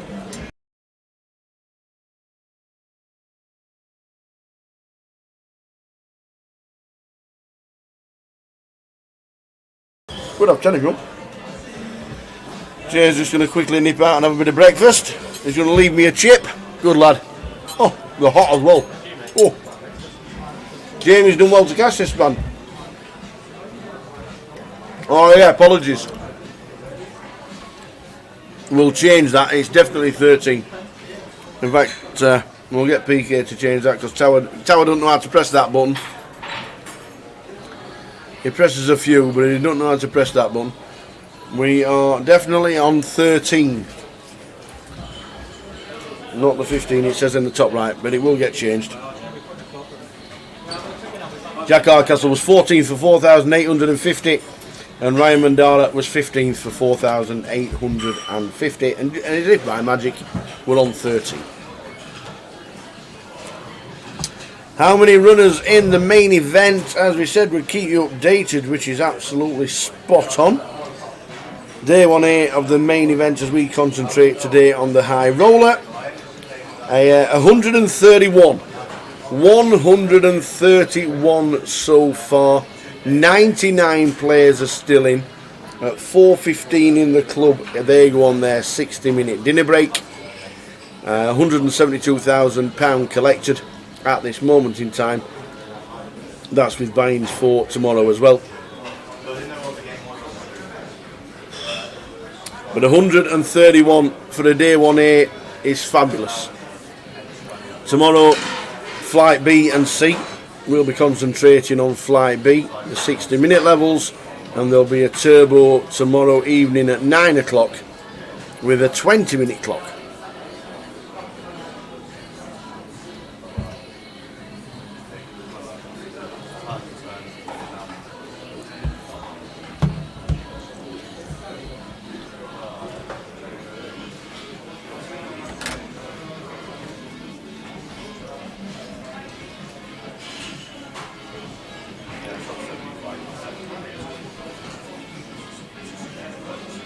Kenny, 3 bets to 60,000.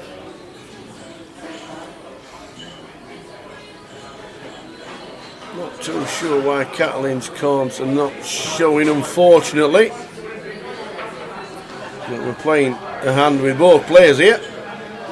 Kenny, 3 bets.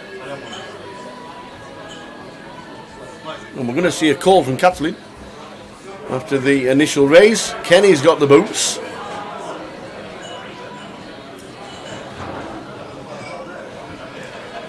Flop of 5 Jack King. Redraw with the boots as well.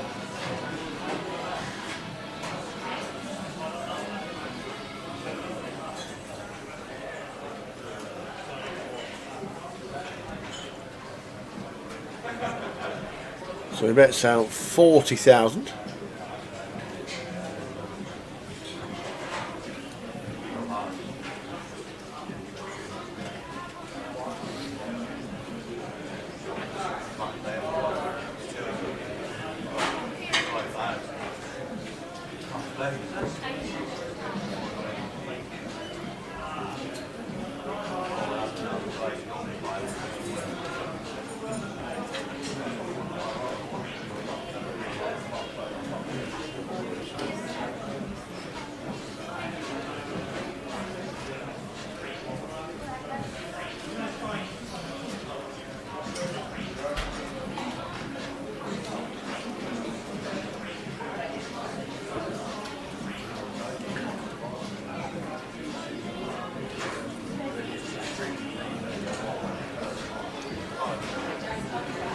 Now, that's a raise coming in. A raise to about 120.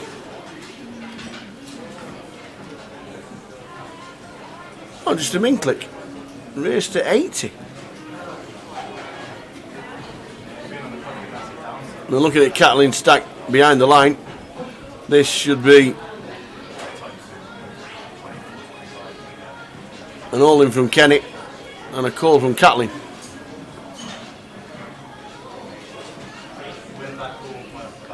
So this should be a call with just 55 behind the line. As he flops a set of jacks. As he flops a set of fives, it looks like paint. It looks like a flop set.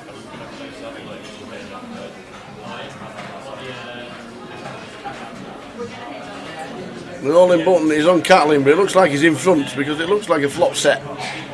The way the hand's played as well. It does look like a flopped set. The all-in button is on there.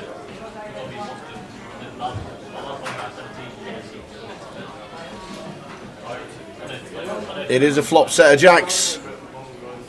We've got the flush draw with the ace of spades, and it's not, it's a seven of hearts, so the set of jacks are going to double. We're going to get a full double for Kathleen, and Kenny is going to drop down.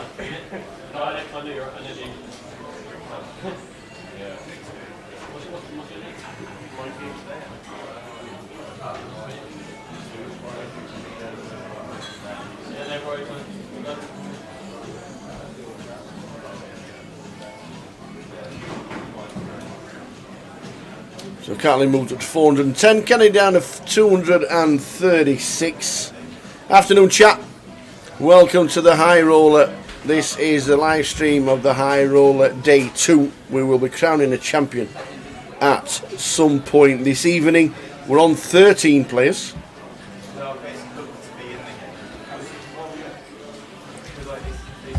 We are on 13 players after a double up for Kathleen. Getting a bit lucky. King Jack 5 flop. It all goes in flopped set.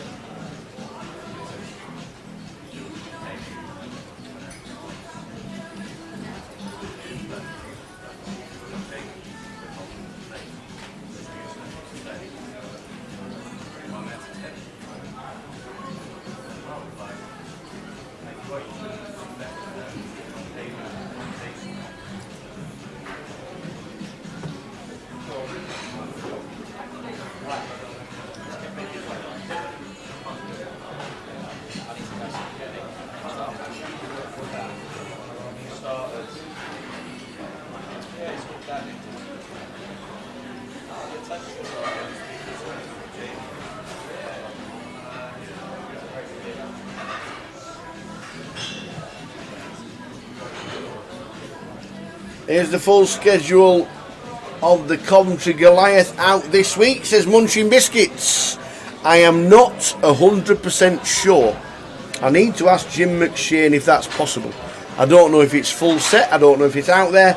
I know there's been, I think there's been some leakage on social media. So I think it's a thing. I don't have it with me. I have the Coventry schedule for leg 2. But I don't have the schedule for Goliath at this moment in time.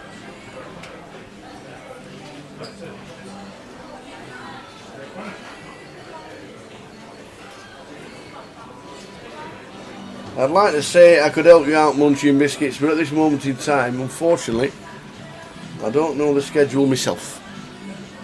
I'd like to know it, but I don't. Hope everybody's well. wherever we are watching the live stream. And if we get any news on Goliath, definitely let you know.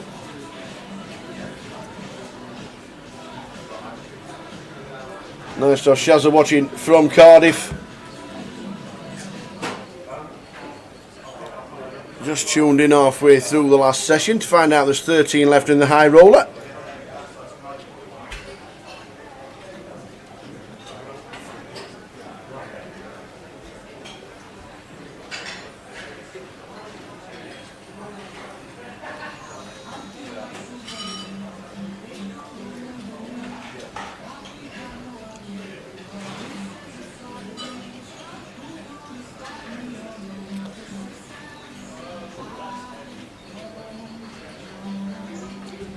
I don't think people are taking too long a time between things. You get 30 seconds with a shot clock.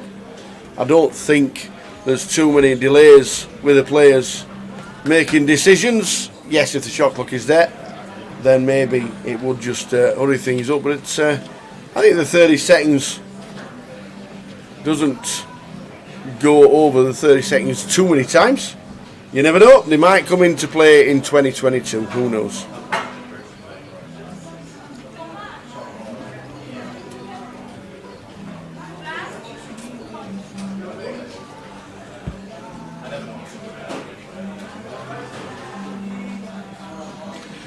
Kenny's now got the hooks after losing against the Jacks.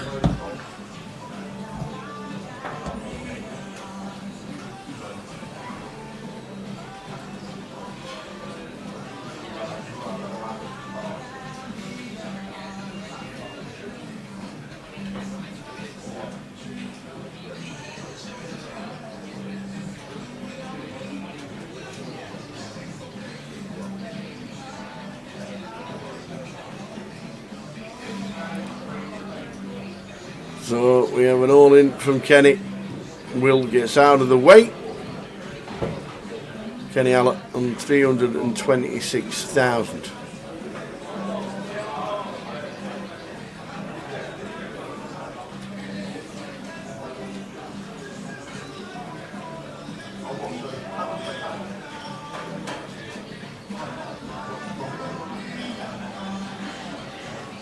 Go on, Simon, you tell him. Get your cards in the box, son. Probably Cully's fault. Does it all the time, that Cully does. He does. We know, we watch him all the time. Afternoon, John. Mr. John here watching on YouTube. Hope you're well.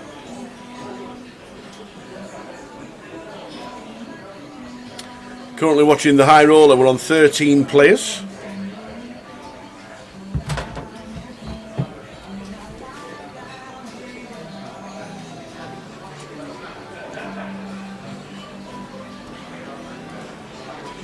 Day 1B will be streamed tomorrow from 12:30. We will be concentrating a full 12-hour live stream tomorrow with the Day 1B. Give you news of Day 1C as well, and obviously we'll give you the chip counts from overnight's Day 1A. We'll keep you up to date with a few of the eliminations around the room, see if we can actually pick up on the other comp that is going on there. Don't forget the Day 1A started at 12 in the room. We will keep you up to date. Eliminated players today, don't we? We had 17 Day 2 buy-ins. First person out today was Lewis Spencer. Wendy Watson bought in. She didn't last long. King Jack against Kings. Vince Melly went out on our feature table. Chris Maguire went out. There were 4 eliminations in a minute and a half earlier today. Chris Maguire, Connor Healis, Harry Lodge and Maurizio Pais went out in 90 seconds. Rich Kelly went out. Florian Guimond went out. And then on the bubble was Ionis, who was on our feature. He went out. And then Ryan Mandara was in the money, finishing 15th. In 14th was Jack Hardcastle. In 13th was Colin. In 14th was Jack. And that is about it Pretty impressive day so far. We started with 38. Amazing numbers. Amazing. Asifo, where are you now? How many outs would you like? How many outs would you like? Ace 9 for Catlin. Cully with a 10-8. And Cully is going to get the check mark. Cully is going to get the check mark.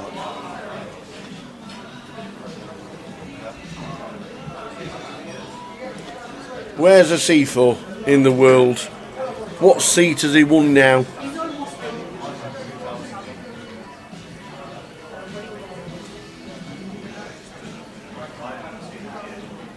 He's in Zagreb. Very nice indeed.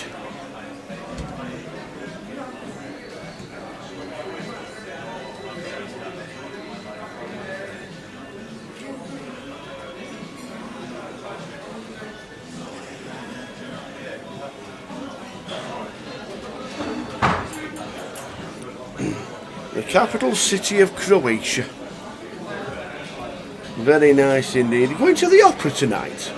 You've never gone to Zagreb just to watch an opera. Not ever. You must have gone to play poker. You can't have just gone to Zagreb to watch the poker, to watch the opera. Not a chance. Beautiful city apparently, Zagreb. Supposed to be absolutely stunning. Nice call from Cully in the end, making the call with the 8.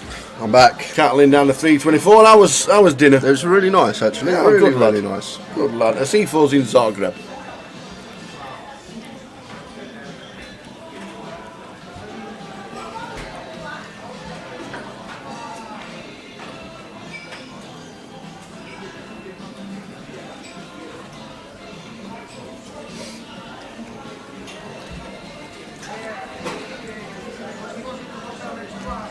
Oi.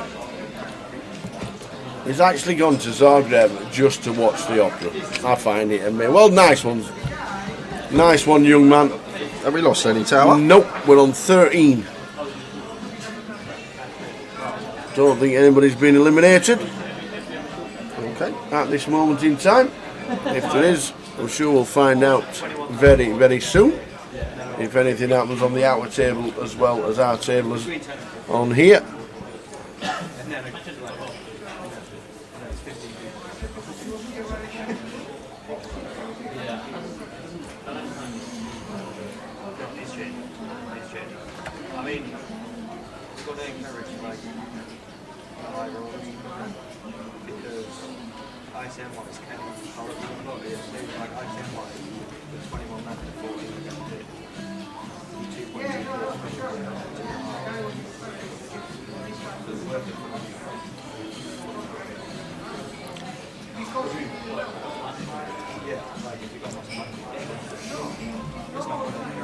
Yeah, see, he's found a poker game in Montenegro that he's going to play. There was no way he was only ever going for the opera. Antoine flops top 2 against Matt Davenport. Unfortunately, we can't see Matt's holdings. Relevant, because Antoine firing and Matt just getting out of the way. Lost one. Who we lost? Oh my days, it's all going off. It's kicking off right there. Colin McCready finishing in 13th place for a bit of a pay jump. £5,450 for Colin, which means we're down to 12. We're on 12.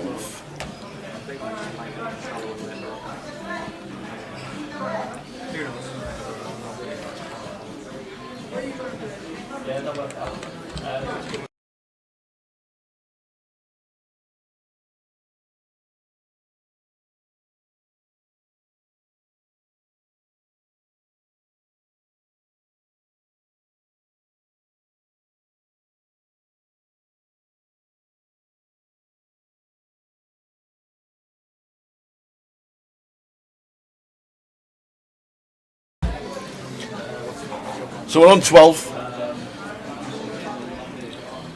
Enjoy the magic flute in Zagreb. all raising to 20k.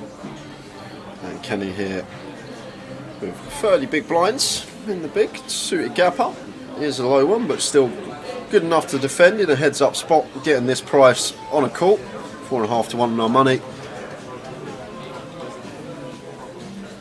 Queen 6 queen. Nice flop for Will.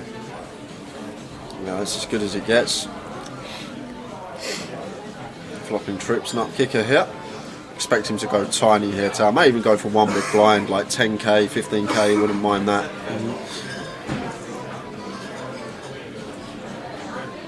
Does continue for 15.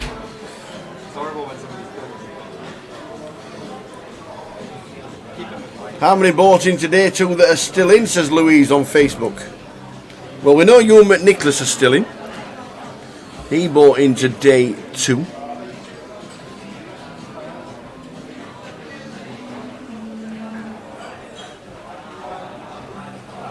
Into day 2. I think he might be the only one, you know. I think he might be the only one.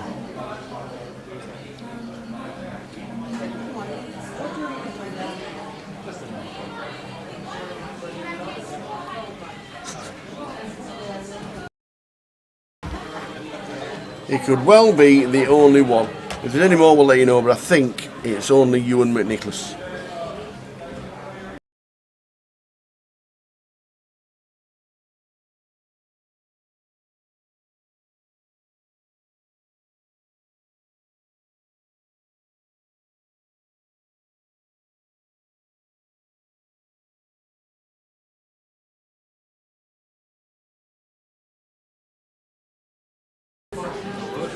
No hole cards. Catalin raise and take for him. Will not choosing to defend the Jack Deuce suited. Come on the mat. Come on the mat. Call it 486. Chip leader just on the feature. Right, let's do this for everyone. Find out all the day two buy-ins that are still left. Have you got them all? Well, I'm gonna try and work it out. Good lad. Terry Jordan Jr. bought in today. Did he really? Terry Jordan Jr. Oi, bought oi. in today. Lou Spencer's out. Ewan McNicholas did, we know that. Yeah, Ewan's still in.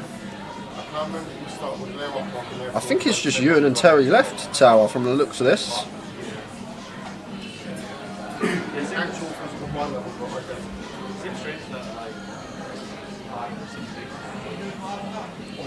Yeah, I think Ewan and Terry are the two left in that did buy in today. Folded to Matt.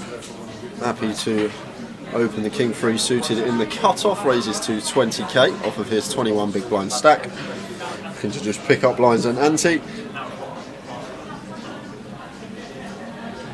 And Anton knows he can't defend that one, no matter what the price.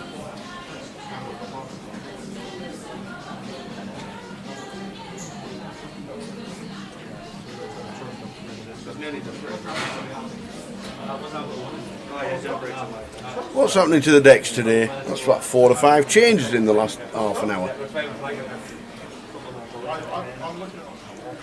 How's Terry doing? Well, he's on the outer table.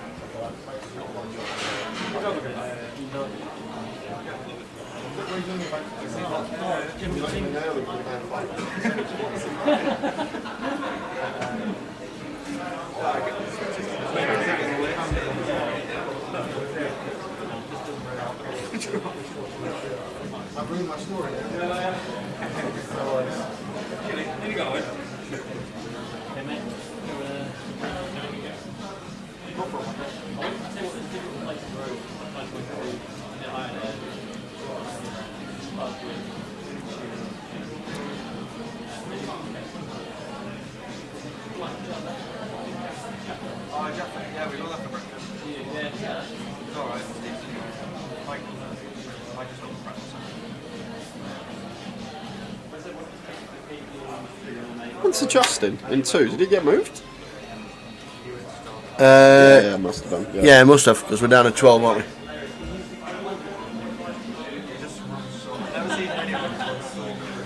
King Queen for Antoine here. Blind on blind.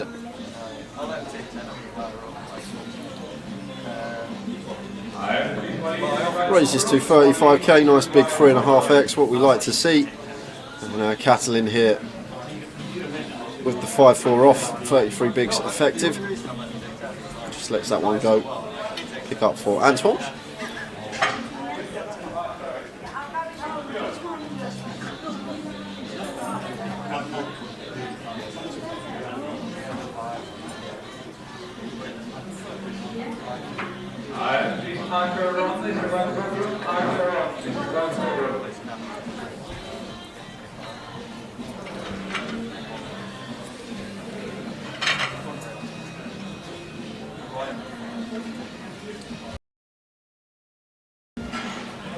Oh no, Michael. Nick the Mod on Facebook. Oi, oi.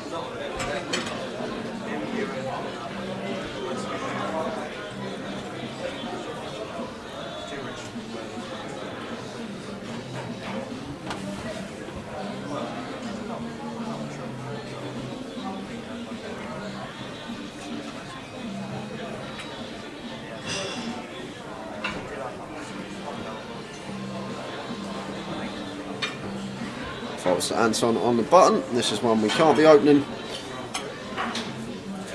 Catalin in the small blind. Gives Cully a walk. Not much going on.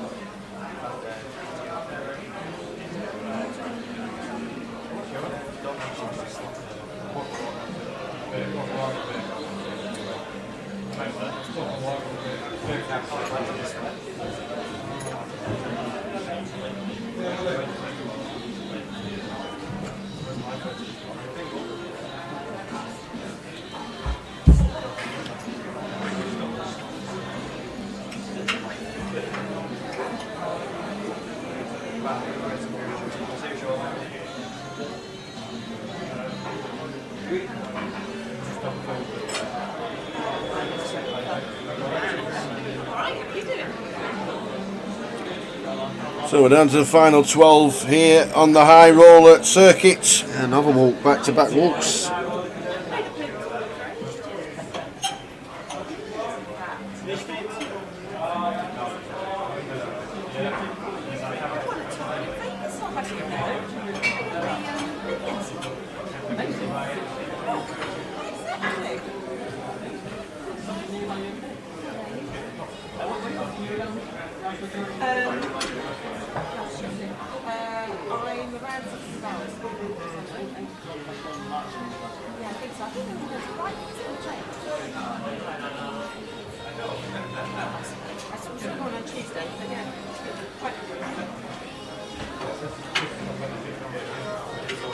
So Catalin hit in the cut-off, not going to be a walk this turn because he should be opening this one.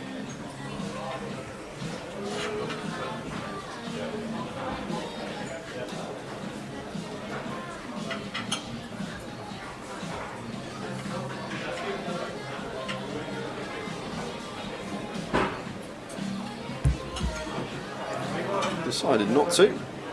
Left room for Cully to open the deuces, raising to 20. And Kenny in the big 9-4 off. How can I defend here? This is really, really, really wide from Kenny. On the alert. Yeah, this is as loose as it comes, Tower. I'm sure he'll have reasons, but really not a fan of this one. This is definitely a hand that should be hitting the mark facing an open. But maybe Kenny's got ideas to win this on a later stream. 14-meter break, 14-meter break after the added progress. Please leave the cleaning area as soon as you can.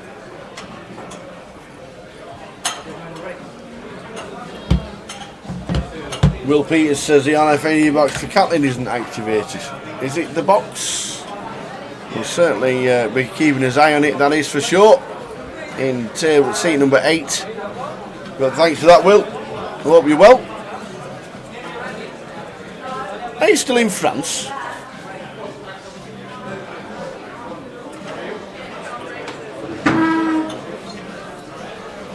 Vicky Corrin's playing in the main event.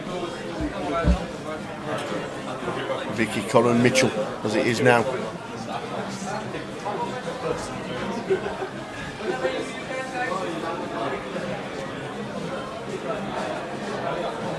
We're on 12 players. I'm guessing the next break will be the final table. Blinds are 5-10. Harry Lodge is still in. No, he's not. Is he not? He went out a long time ago. Did he? A long time ago. Did I read it out? Oh, years ago. They like forever ago. No, Harry Lodge is out. Under the gun open from Antoine here. And what a life for Matt on the bottom with the Kings working with 24 big blinds here. Delicious. Just a race coming in. No, he's no, cold. just cold. I love it, Tao. I love this from days. Matt. Come on, I love how much Matt mixes it up. He's literally so balanced in spot, Tao. He must be very difficult to play against at the table. And pulls out the flat here off of 24 bigs versus an Antoine open, which I just love. But you know what happens when you got King's Tower, as you say. Absolutely. Ace 4 for Will. When he puts them in the box. We'll find out if it is going to come A-side. 4-6 Jack. Will it spot on pair? So now Matt will bet his Kings once it's checked to us here, as Matt Davenport.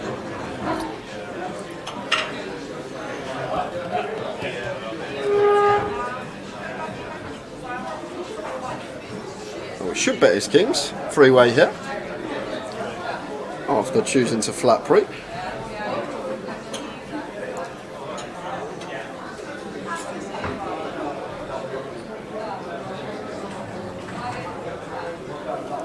And fires for 28.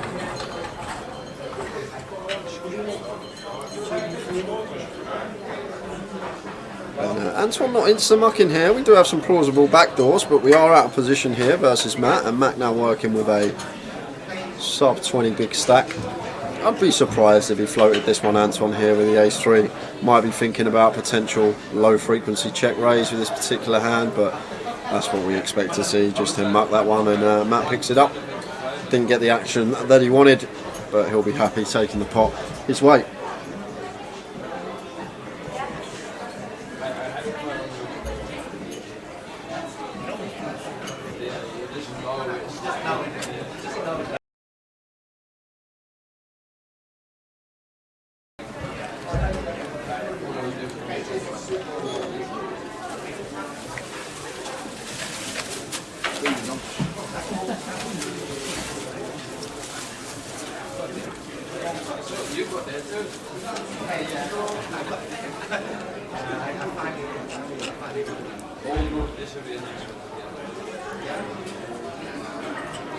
Catlin, lovely one to open under the gun. King Queen suited, should be raising.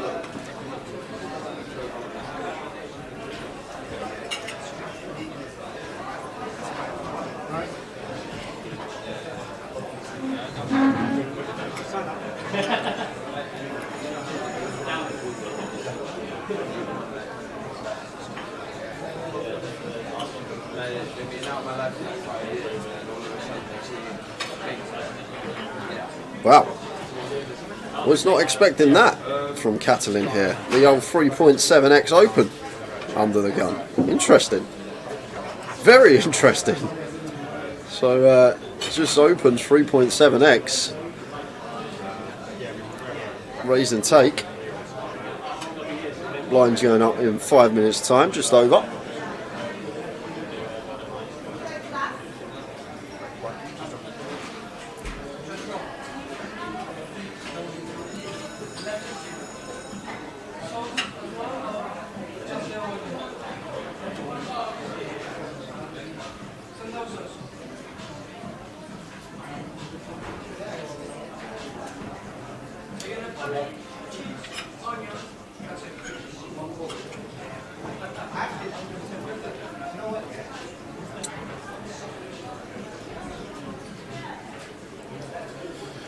She played the high roller yesterday, Matt, Vicky. She was here yesterday playing the high roller. She didn't make day 2, and I think she's playing the main event today. She's in the mix. I think she's been here most of the day so far. There's Cully. His turn to open. 6 is under the gun. Makes it 25k. He's working with 2.5x. And just raising take for Cully. Not been the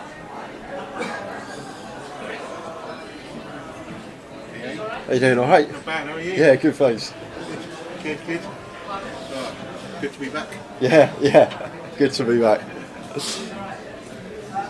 Yeah, it's not been the most, hasn't been no fireworks, this table. Obviously it is pretty cagey, you're playing for a lot of money, but not been seeing many flops. It's just a lot of opening and folding so far this session. But we are a few spots off the final table, 12 left.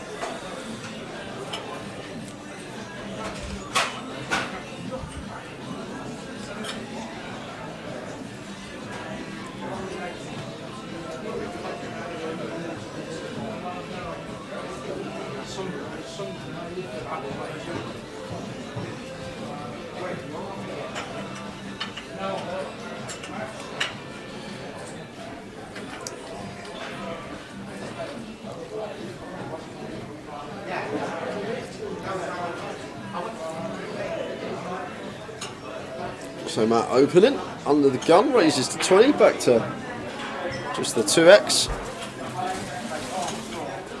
Catalin here with 3s in the small, just expect to see him call here.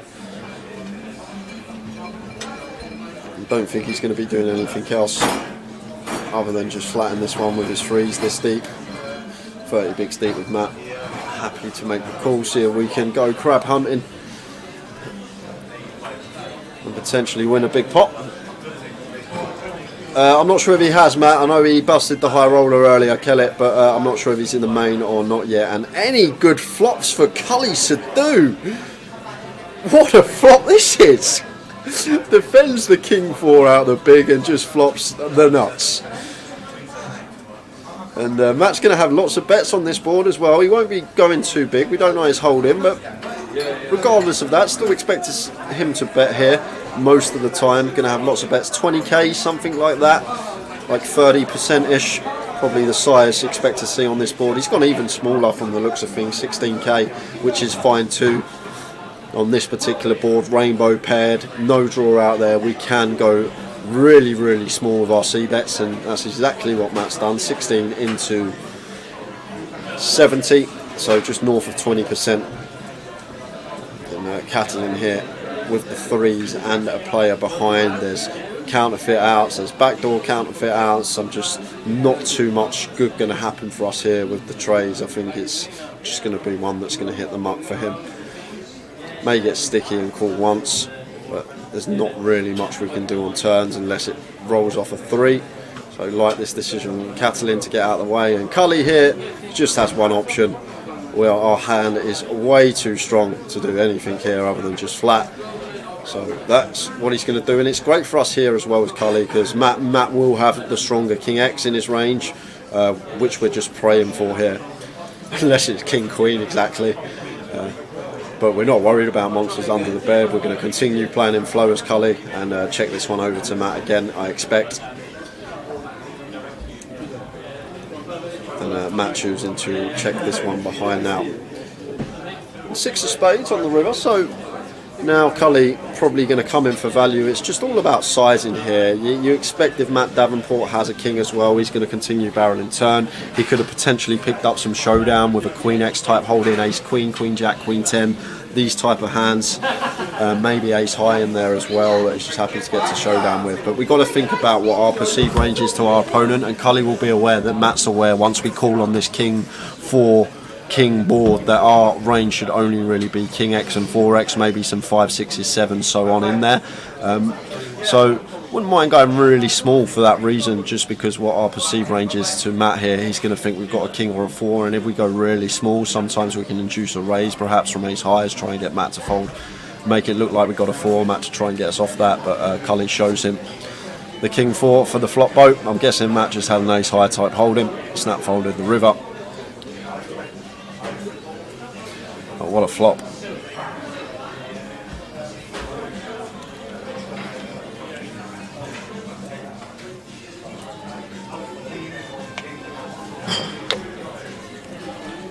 Anything happened while I've been on the tee run? Cully defended the big blind with king 4. It come king 4.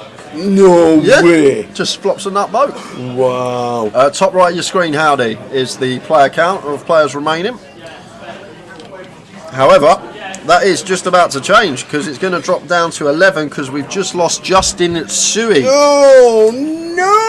In 12th place for £5,450. Little ladder for everyone. Everyone's locked up 6k. He's been chopped from the tournament. We've had a chop suey.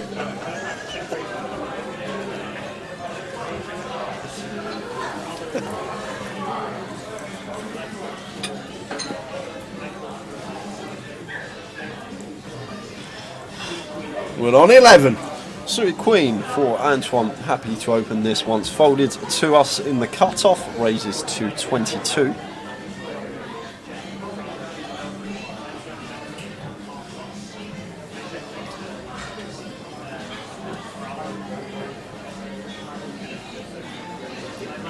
They're in from the Dove.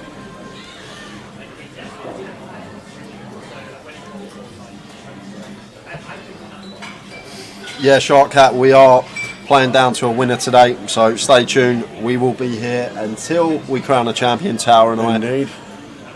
Currently 2 off the final table.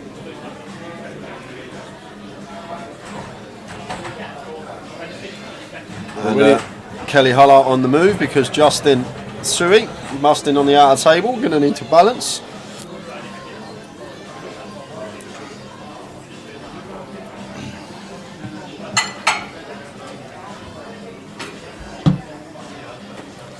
Ah, no, that's not why we're balancing. I was just doing the maths and it didn't make sense. I've looked down and we've lost another one. Oh my days, what's happening on the outer table? Jamie Nixon. No! Is gone. Jam Nix has just busted on the outer table for £6,000, which means just like that we're down to 10 players.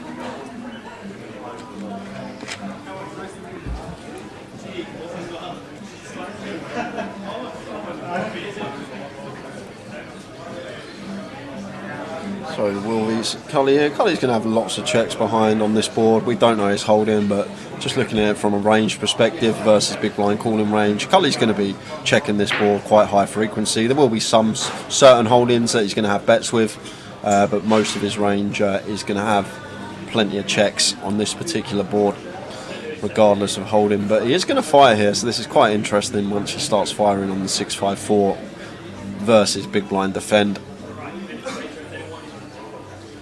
Like opening the button can still have like 4-5 suited, 6-4 suited, 6-5 suited, 2 pairs. He still has all the sets, 7-8 in there as well. 7-8 off, probably going to open the button. Got all 16 combos of that.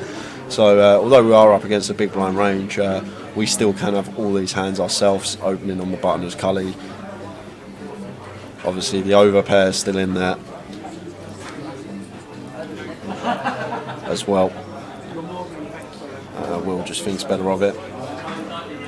Gets out of the way. Another pot going the way of Cully Sadu, who's already had a decent score this week, 3rd in the midi main for 30,000 plus more. Very I actually nice. spoke to him about it the other day and he said it felt like a win because the whole final table he was the short stack and he said he'd done a mad Turk at the grand final. He said he just kept laddering, everyone knocking each other out, And yeah, got himself a 30k payday. Mad Turk not been seen since. Has he not? No. Has he not? He's in Dubai, I heard.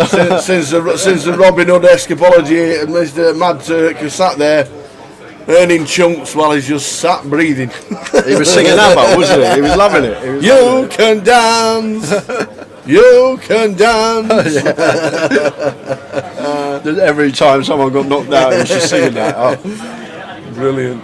The Mad Turk, it was brilliant. Yeah. Absolutely sat there just What loving a life. finish to the year as well that was. We couldn't have finished the year any better way for everyone that watches the stream. It was insane. And hopefully more of the same to come in 2022.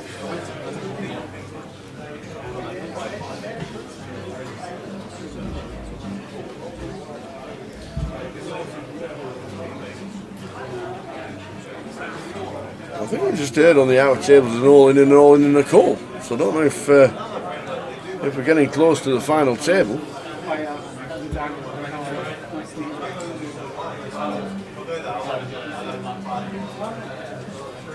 Oh yeah, Spand also made the MIDI final table. Well done, Spand.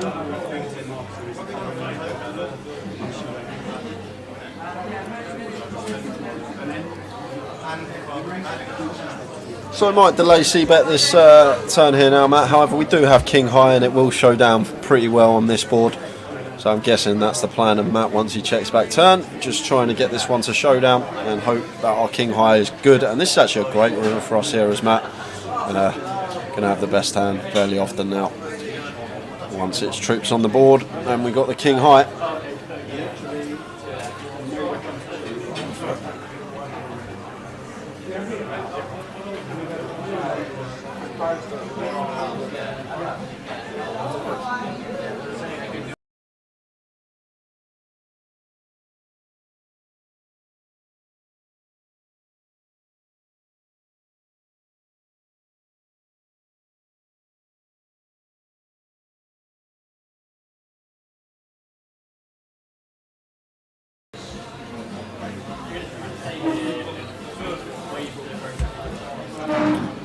So we are on 10. Welcome along to the first GUKPT live stream of 2022. This is the High Roller. We will bring you news of the main event. Day 1A of the main event has started in the background, as you can see. There's Ramo out there. Lots of players turning out for the first flight.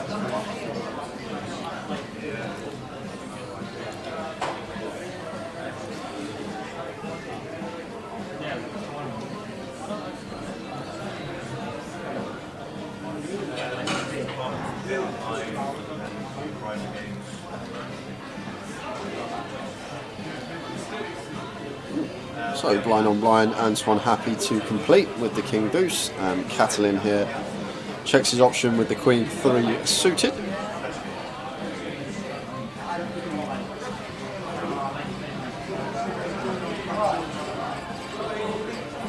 King 6-3. Both hitting a piece. Antoine, big favourite to take the hand. Yeah, incorporating this one into his top pair check range. Needs some checks with top pair, can't always bet it. This is a good candidate to have with the nut low kicker with it. And then once we get the green light of the check behind from Catalin, this is when we're going to start getting our value. Should just be coming in for a bet now here. Try gets called by some 10x, 6x, 3x, potentially some spade draws. There's some gut shots out there. So going to start getting our value now as Antoine sizes up here, 30k into 36, so near pot sized for Antoine here. Catalin has caught a piece, blind on blind. I'd be surprised if he folded here, especially once this spade comes off. Like Antoine could definitely have a spade draw here. Hands like Queen Jack, 9-8, 7-8 that are gutted. But just makes a discipline laydown with the pair, Catalin. Obviously to do with the size that he was up against, pot size bet to turn him from actually calling in that spot with position. Tao, with those fancy new buttons, are you able to make Chef Brad disappear from the chat? I can actually do that myself, Ricky. I can just ban him as an admin. Yes, be careful, you. Even Jay's got power.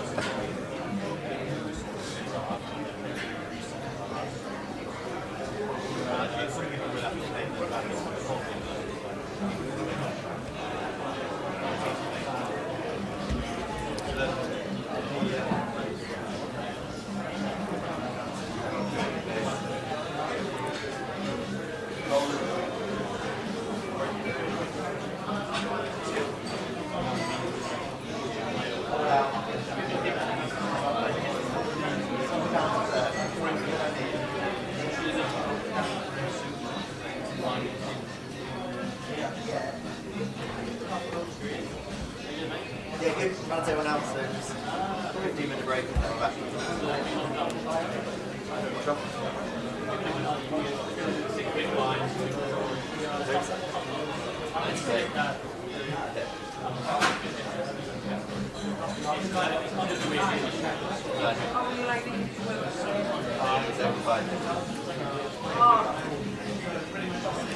Open from Matt under the gun, raise and take. Haha. Rock the tour. Frankie gets everywhere, doesn't he? He does indeed. Does a great job on Frankie. Always got a smile on his face.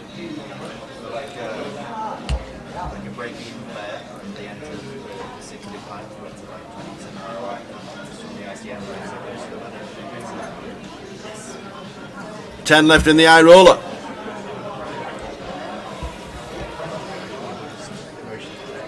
When we do get to the final, that'll be the next break. I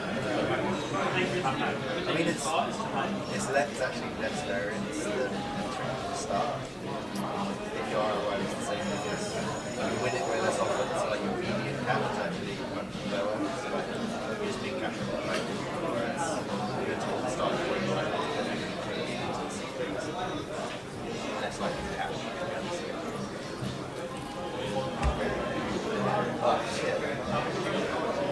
Cully completed for 6k more, and Matt checking option with Jack 3. No, getting back. I think we've got a little bit left. Heads up between two of these.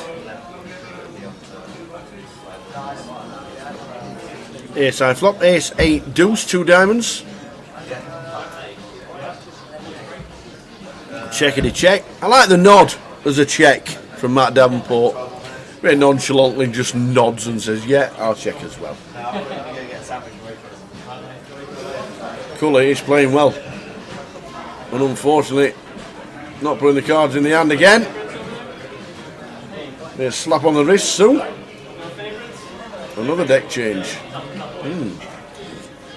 Interesting.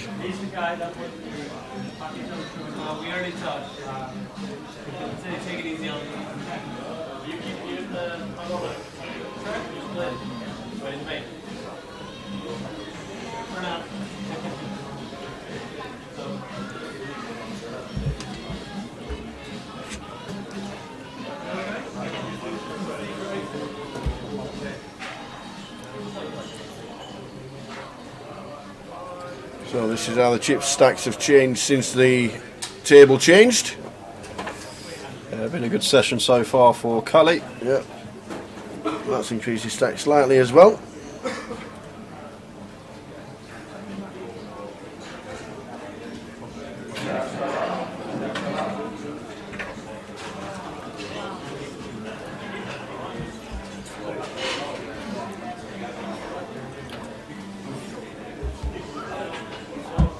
Cards come out again. Blind 6-12.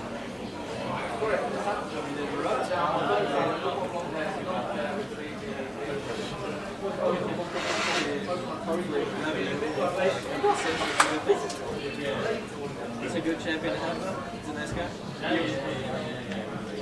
Good for you guys.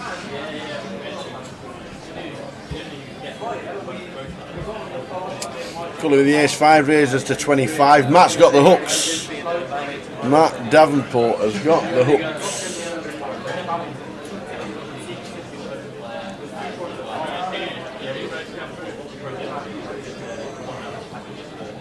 Raising it up.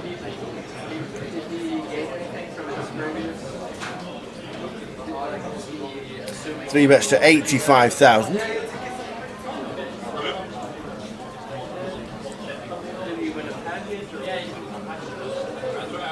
And that will do it. Chris De Silva is chip leader. He is indeed. This is what's coming up, remainder of London. There we go. Oh, and what we're looking down at there. Oh, I've got to be reading something. Glasses are on.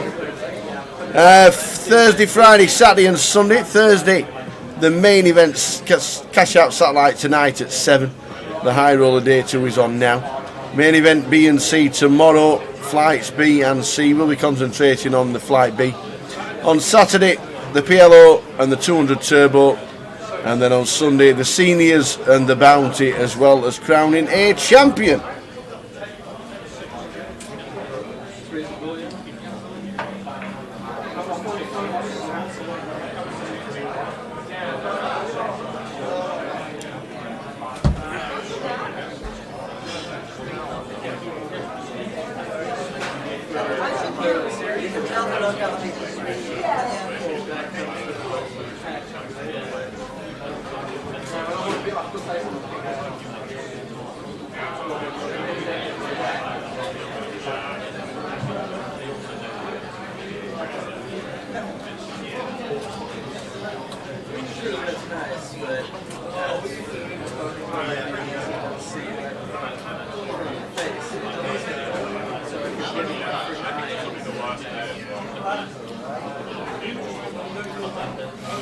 Five Jack, Antoine flopping best.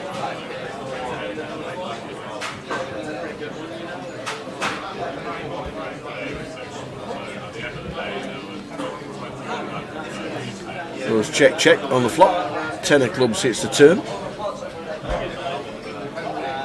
Antoine checks again. Is he waiting for colour to stick in a bet? Perhaps Tower double checking it here. And it's going to work because we're going to induce here from Cully with the A side.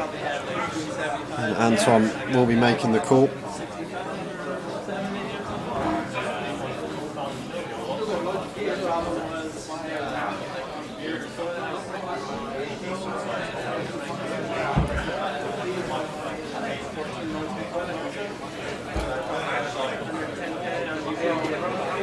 Antoine's coming in for a raise or just a call? He just called. Yeah, just called Tower.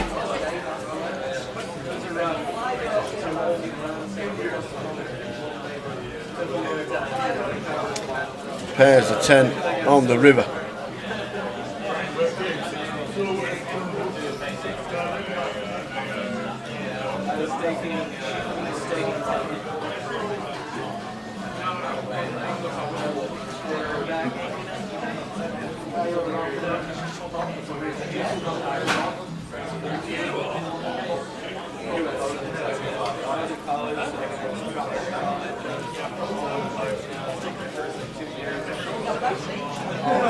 Interesting ball with pairing twice. Was Antoine flicking a value bet? I love this. I really like this. Just leading really small here. Try and get called by ace high specifically. Yeah. And then the times that Cully raised. The thing is, we can have a 10 here the way we played this hand, so we're protected as Antoine Tower. Cully can't raise here as the bluff. He'd be a brave man to do it because we can quite easily have 10x ourselves. So what we do by leading here, if Cully raises, he's pretty much going to always have a 10. Yeah. And then the times that he don't, we have that chance of getting heroed by ace high in this particular spot. And it's just a really nice lead from Anton for this size on the river. And I think he's going to get called as well because the clubs have bricked out. Hands like Queen 9, 9-8, King Queen, these hands have also bricked out. And going to get it called off. Wow, Cully is going to raise here. He has made the raise. Raises up to 95. Yes, Cully can have a 10. You play a 10 this way, start betting it on the turn. He's going to raise this spot as a bluff. Like the way Antoine's played this hand, it does look specifically like a 10. So fair play to Cully having the read here. That it's just not a 10x type hand for Antoine and comes in with a raise. And this is really nice because we can credibly rep a 10 ourselves. Really nice battle between these two.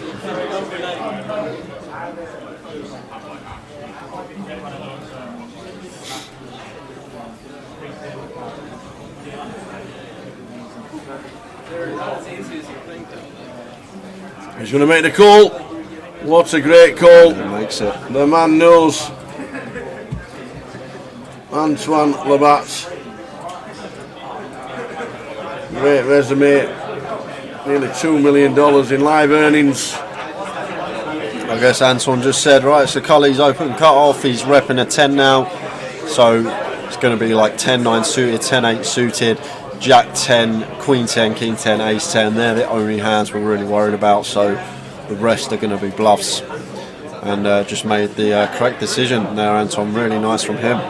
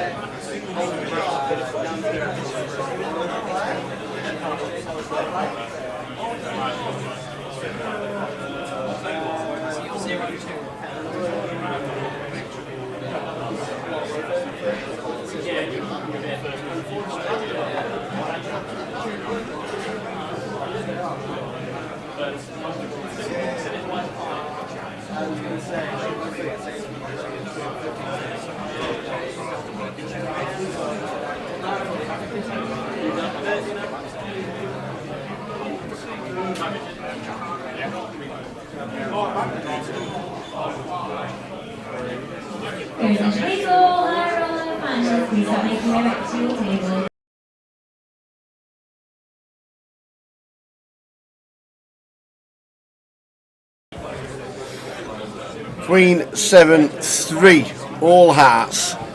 Antoine has a 9 of hearts. Check, check.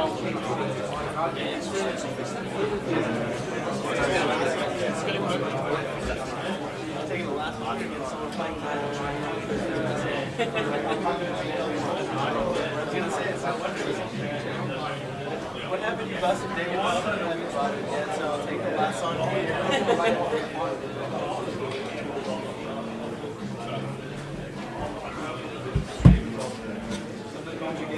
Check, check once more on the turn. No one taking a stab, and the Jack High is actually going to be good. And Anton here, going to take initiative. This guy plays very, very well. Just every spot. He's got the worst hand here, and he just knows the fire, and going to get a better hand to fold.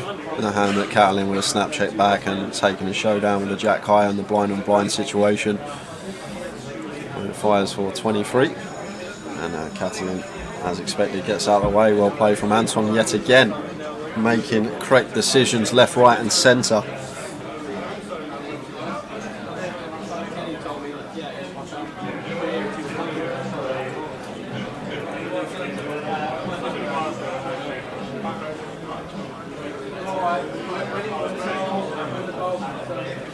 As far as like approachable people go,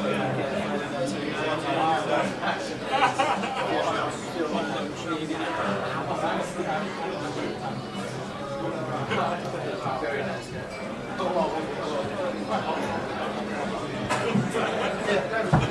nice guy. Digital finalists of the high roller, please.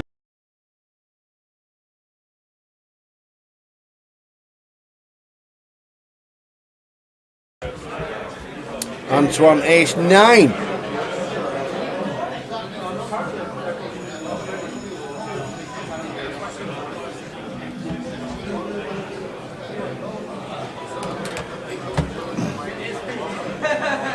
Yeah, sorry Cyril.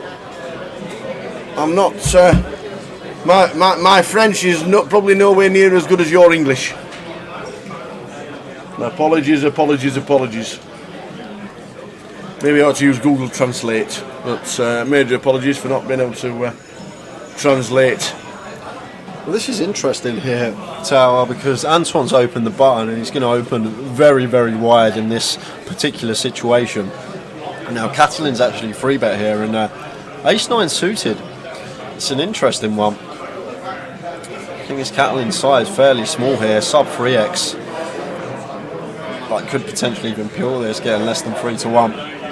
But the thing is the dynamic there. I'm guessing Antoine's been playing with Catalin most of the day. He'll be aware of him. And does he think that Catalan's going to be getting out of line here? He's going to have any free bet bluffs, or is it just going to be weighted towards value? But against certain opponents, I wouldn't even hate just ripping this one in. Button versus small blind, ace-9 suited. But I'm not too sure on how Catalin plays, whether he's more on the solid side or if he is the type to get out of line in spots like this. Antoine having a long hard think about this one. And he's going to take the option of peeling, which I don't mind at all, getting this price on our money with the suited ace-9, button versus small. Happy to take a flop with position on the 3-better. King, Queen, 6-2 clubs, flop set. Just about ends the hand, Antoine. 5% equity. Leading runner, no pairing board.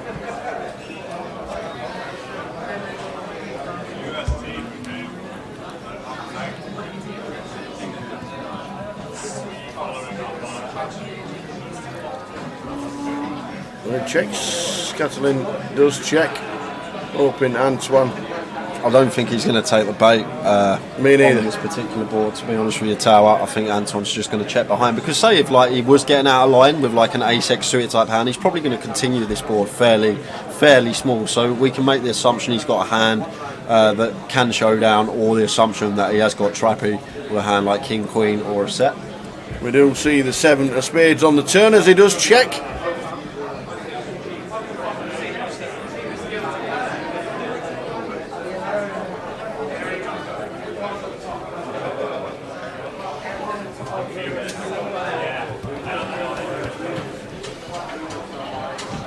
Catalin checks again. Yeah, playing this one really dicey. He is. So Antoine is coming in.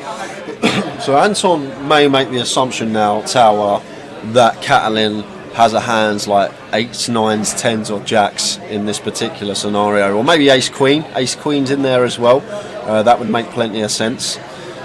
But the thing is, if Antoine makes that assumption, one bet's not going to work. 8s, 9s, 10s, jacks might peel once versus this particular opponent. Ace-queen obviously going to peel. So if Catalan does flat here and continue the trap and continue to play this really trappy, I expect to see Antoine just unload the clip to put pressure on those hands that we just spoke about, and Catalan just moves all in. It's going to be a snap fold from Antoine here. Players in the main event, you have just over 1 minute remaining break. Yeah, nice one to pick up. Played it very, very trappy and got maximum because of it. Well, maybe could have flatted turn if we are playing it in that manner to try and induce on rivers, but just went for it there. There was enough in the pot for him to take down.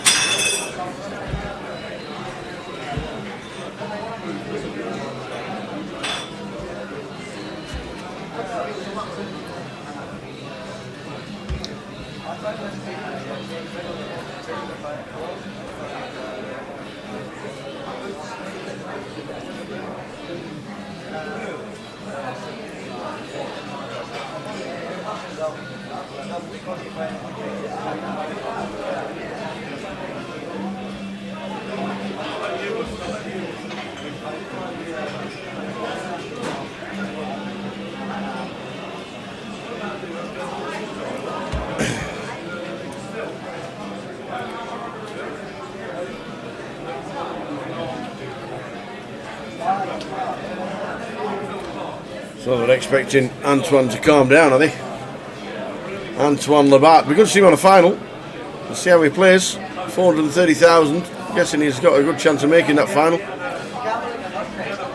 Cully calls the initial raise from Antoine. Could free bet this spot as well as Cully, but happy to just flatten the small and take a flop. Main event dealers and players, going to be a small blind, 200 big blind, 300 big blind. 10 left, Terry, top right of your screen. 10 left. 5 and 5, final table bubble. Ace 3, 5. Can't see Matt's holdings, but he has checked. 2 of clubs on the turn. Only 4s in play, to be fair. Matt's probably the only one. Yeah, Matt's the only one that should have a 4 in this spot. Cully can have pocket 4s, flatten out of the small. I guess Anton will check back some ace 4 actually on this board, but it's only really ace 4 specifically that Anton can have. I guess he can have 4s as well, but this board is just going to favour Matt in terms of straights. He's going to have more straights here out of the big blind than Anton or Cully. And let's check through once more. Everyone taking a freebie, and Anton rivering the second nuts.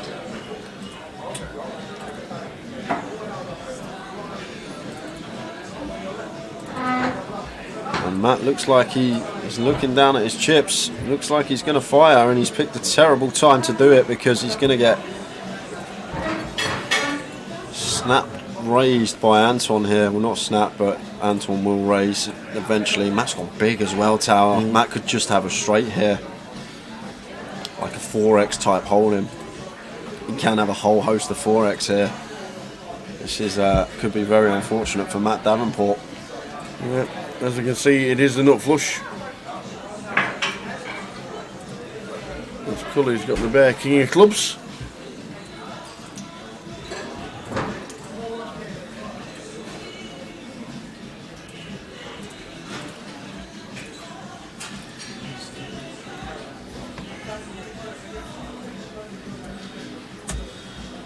Probably just sets Matt in.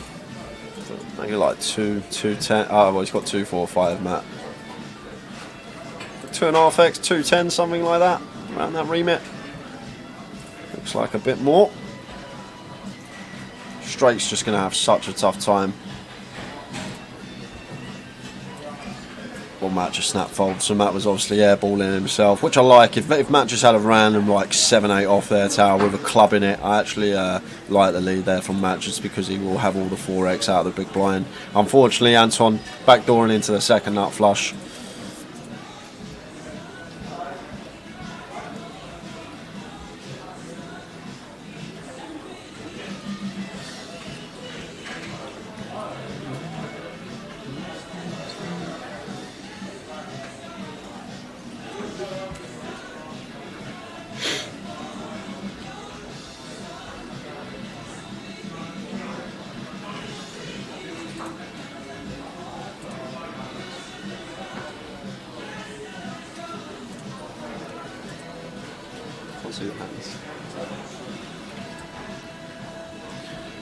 Jack 9 with spades for Antoine, opening to 25 under the gun, and Kathleen here with the ace-8. Probably going to let this one go unless he's thinking about taking the aggressive line. Much prefer to see a free bet than a flat here from Kathleen if he wants to continue in this hand. We've got removal with the ace in there, and Anton has been the most active at this table, so maybe thinks that it's likely to get through. But she's going to flat the ace off in the cut-off. Interesting. Very interesting, and going to get punished here because Cully's got an easy shove. Tower. And there's the punishment. Cully's all in with the ace-queen suited. Because we are playing 6k, 12k now. Cully working with sub 25 bigs after an open and a call. That dead money in there. It's just a really nice shove spot for us as Cully to do. And Kathleen never calling. Not ever. Not ever. Cat can hear the music in the background. Yeah, it's a good song. Don't stop thinking about tomorrow. Who sings that, Tower? Somebody. Huh? One you don't know. Got him. Somebody from the 60s. Manfred Mann. No, Fleetwood Mac. Fleetwood Mac? Yeah. Is that Fleetwood Mac that sings that? Yeah, it might be. I can't remember. No, it's not. It's not Fleetwood Mac, I don't think. Someone in the chat will tell us. Yesterday's gone. Real variety of music though at the Vic, isn't there? They play some modern stuff, some 60s, 70s, 80s.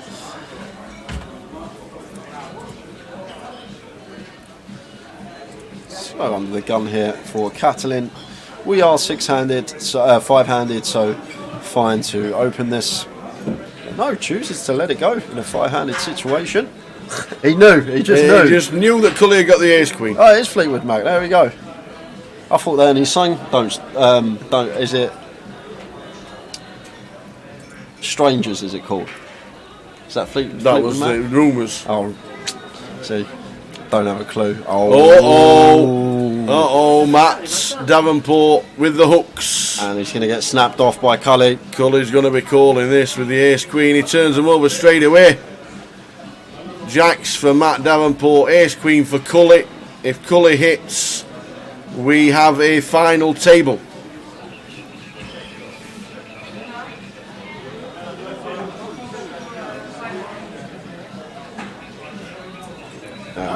You were right, Tower. Never should have questioned your music knowledge. Thank you. I just didn't realise they sang that song. So to the flop. To the flop. Does Matt Davenport survive, or are we hitting a final table in the high roller? Well, Matt's out his chair, so I'm guessing there's a little back on the chair there. There it is. There's ace the on ace. the board. We need a jack. Does he get there or not? No. It isn't. It is now a final table of 9 players. We'll bring you the full redraw. We'll bring you the full chip counts. We're on 9 players. Matt Davenport, good effort to finish 10th. Always there. Well done, young man. So we're going to be back in 15 minutes, guys. We're going to take 20 minutes. Okay, 20 minutes. 25 past. We'll be back at 5:25 with a couple of minutes spare to bring you the start of the high roller final. I think the high roller final started at 5:31 live. Sorry, on our time. One past live. Yeah, yep. 5:31. So we'll be back just after 25 past, bringing you the full rundown of the 9 players that are in and the chip counts. So we'll go and get a cup of char, and we'll see you for the final of the high roller in 20 minutes. See you then.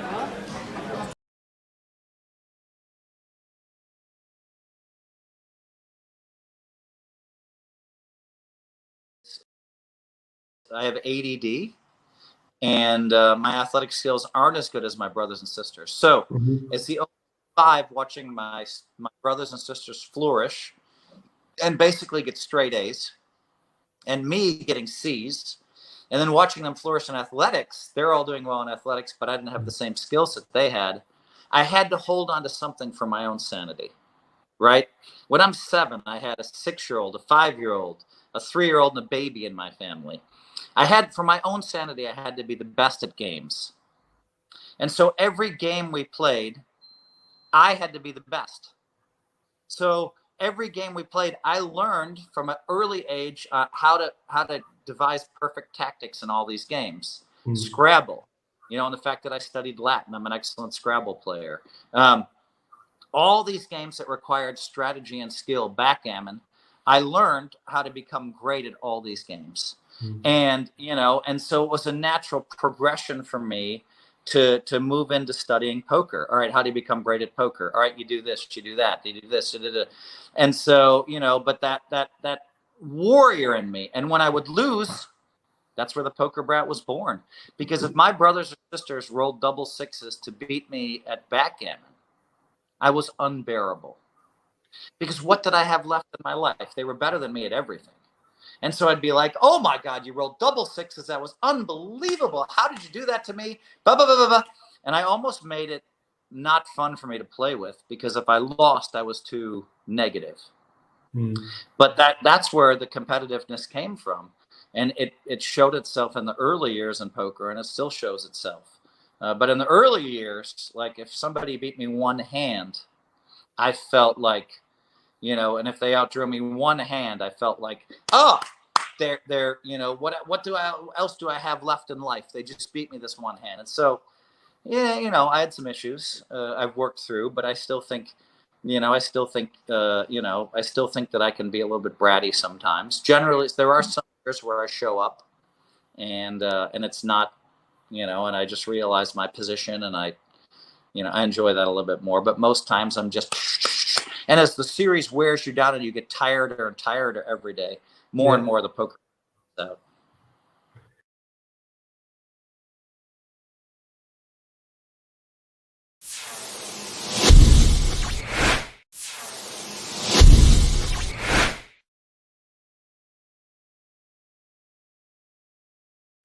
Well, poker brat or not, you've raised over $50 million for charities.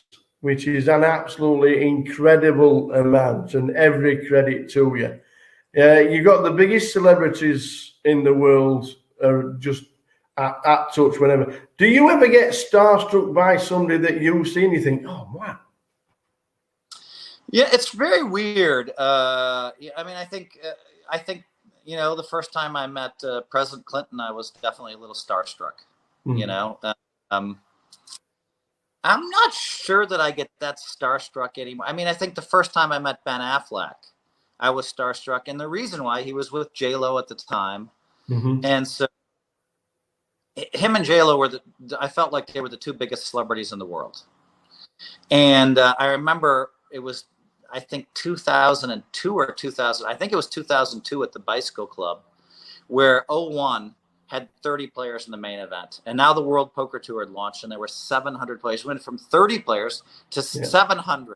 I walked in the room, you know, being one of the biggest stars in poker, and they said, Sports Illustrated wants to talk with you. There were 3 news trucks from the 3 local stations in the parking lot. There was press buzzing. The room was just buzzing with people. And there was Ben Affleck playing in the tournament. And I just went by and I said, hey, Ben, you know, welcome to poker. And he said, what am I, Phil? He quoted me from my own book. First of all, he knows my name. How does he know my name? Second of all, look, am I a lion, or I am a, like, he had some really cute thing to say. And I was like, holy cow, Ben Affleck knows me, and he's a fan of mine, and he's read my books. I was a little starstruck.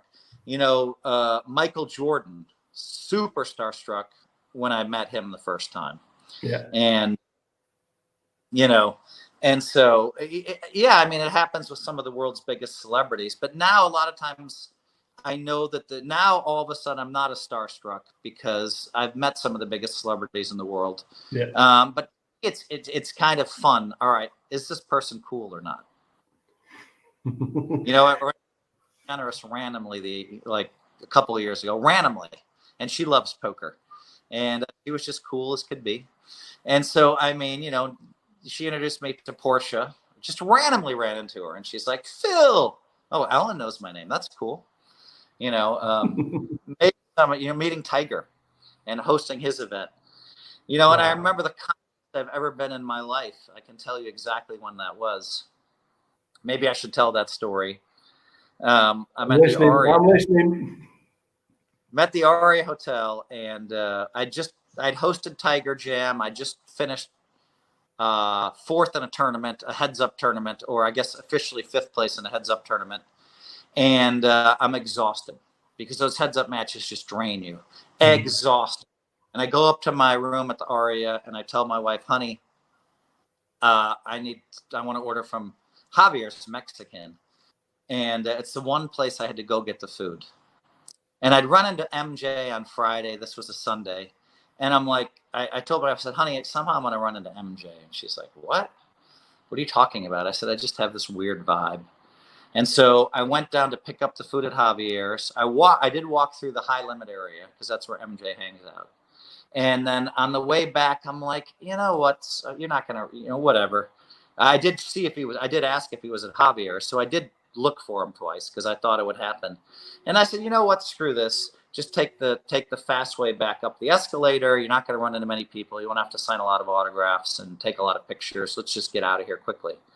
So my food arrives. I take the escalator up at the Aria, and now I'm at the top of the escalator, and who turns the corner? Boom, it's Michael Jordan. And he's walking with this guy named Pops, who's like in his 70s, and they're walking 1 mile per hour step. And I fly in the casinos. And I come flying up behind MJ with a bag of food in my hand, and 5 feet away from him, like, don't bother him. So I slam my glasses on, and I just decide to blow by him and ignore him because, you know, I mean, Michael Jordan, everybody in the world stops him, you know, give him some space. Because I know what it's like. I'm being stopped every day for, you know, a couple weeks by that point. And I look over, I look to my right, and I'm like, hey, MJ, good to see you. He'd already seen me on Friday and said hello. And he nods, and I just I'm walking 90 miles an hour. Boom, I take the left turn, you know, towards the steakhouse, but there's the private VIP doors there. I open the door and I instinctively look behind me because I'm raised in Wisconsin. You want to, if there's, you know, you want to be polite and open the door for people. So as I open the door, I notice MJ's running. I mean, he's with Pops. They're like running. He should just be turning the corner. And I'm supposed to pop in the elevator and be gone. But he's run. And now he's like only 10 feet behind me. And I'm like, oh my God. And so I knew what to say. I'm like, hey, congratulations on your marriage. He's like, thanks, Phil. How's it going? What are you doing? I'm like, holy shit. MJ ran to catch up with me and wants to, and you know, we'd hung out a couple times and starts asking me all these questions. We take the elevator up together. We talk the whole time. It was just really nice. And then, so fifth place in this tournament, in the heads up tournament, Michael Jordan running to catch up with me. I just hosted Tiger's event, and I wake up the next day and my friend says, hey, President Obama, he was still president, President Obama was at my house drinking wine and was asking how you're doing in the World Series of Poker. I'm like, President Obama knows me? You know? Oh my God. Michael Jordan ran to catch up with me, and I was a complete asshole for the next 2 weeks. All I wanted to do was tell everybody about how Obama was asking about me, how MJ ran to catch up to me, about how I was hosting Tiger Jam. I think I had 99 caches at that point, and I only needed one more, so the whole world was getting ready to announce Phil's going to be the first to 100 caches, and I'm just in the center vortex of, you know, of press and great things happening, you know. And I got so cocky, I didn't even cash for the next 2 weeks. You know, I don't even think I had 100 caches the rest of the series.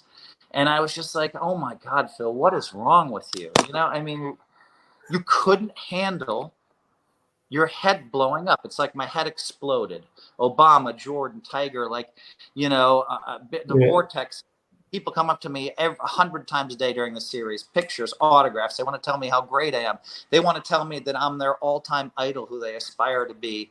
And my head blew up. And I played like I lost focus.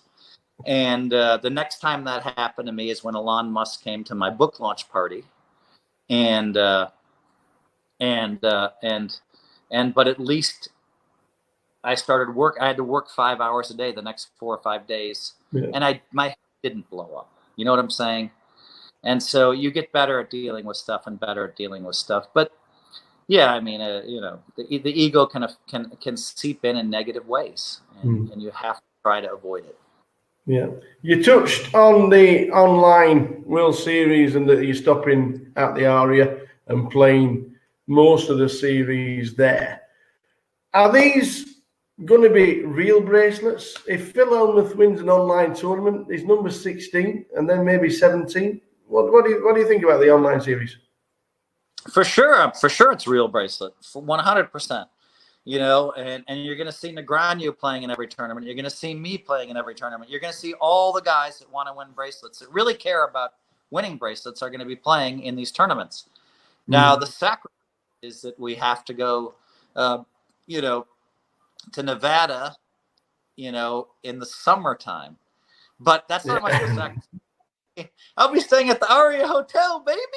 I mean, come on. I mean, all these world-class restaurants there. I mean, the high limit. I'm sure I'll go down there for some socially distanced drinks and cigars.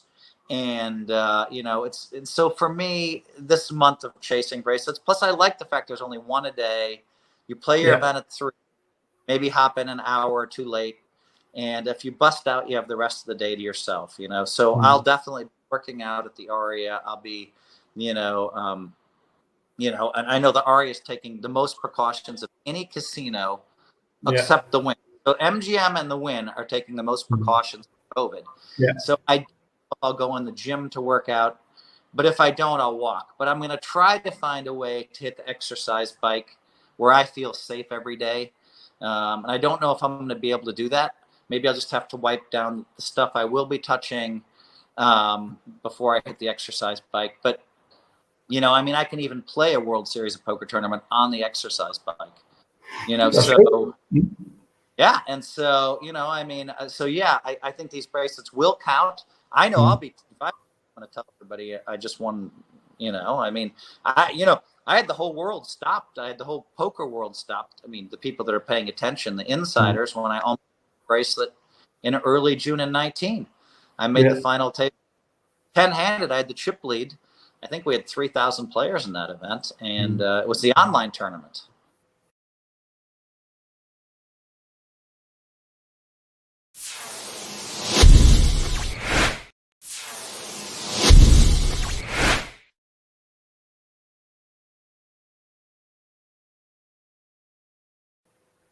One thing we will miss, because it's a World Series online festival, is we'll miss a Phil Hellmuth entrance.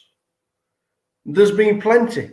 I've been there myself. Well, the 4 years it was in London, I was there myself. You had the Lady Gaga's one year.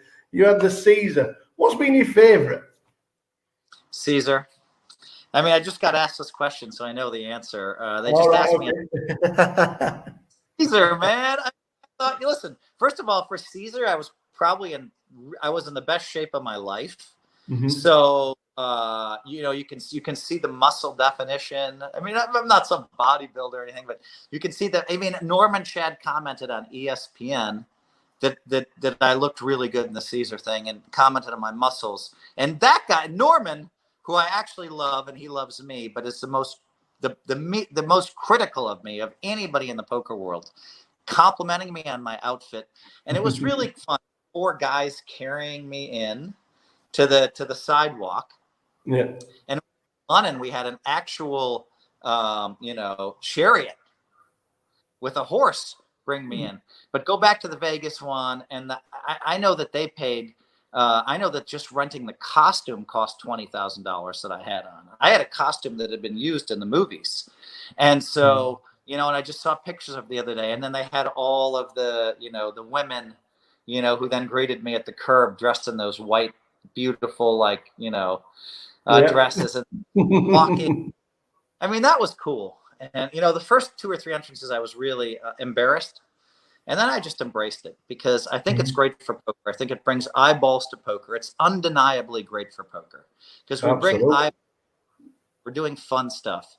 Now, of course, the Thor entrance was cool because they showed it for 11 minutes straight on ESPN2. I mean, 11 minutes straight. What are those commentators talking about after a while, Brilliant. If we had a poker Mount Rushmore, with Phil Hellmuth being the first person, the face there, you've got 3 more to join you. Would you be able to put 3 there? Yeah, it has to be Phil Ivey, Doyle Brunson, and Johnny Chan. The big bracelet winners. Absolutely. Well, who did I say? Yeah. Yeah. Ivy. Those guys are all tied at 10 bracelets, I think. And and all have been, Johnny Chan, people don't know how great he is. Like, he's been playing in the biggest games in the world almost every day since the 1980s. I mean, it's only when the young generation gets a chance to play with him, in the biggest poker games in the world, that they say, wow, because they don't know how great he is. And Doyle, up until the age of 83, 84, was playing in the biggest games in the world and winning every single month. And Phil Ivey, great at everything. And so right now, that's the Mount Rushmore of poker. It could look differently in the future. Negreanu is, going to clamor for one of those spots and may well get there.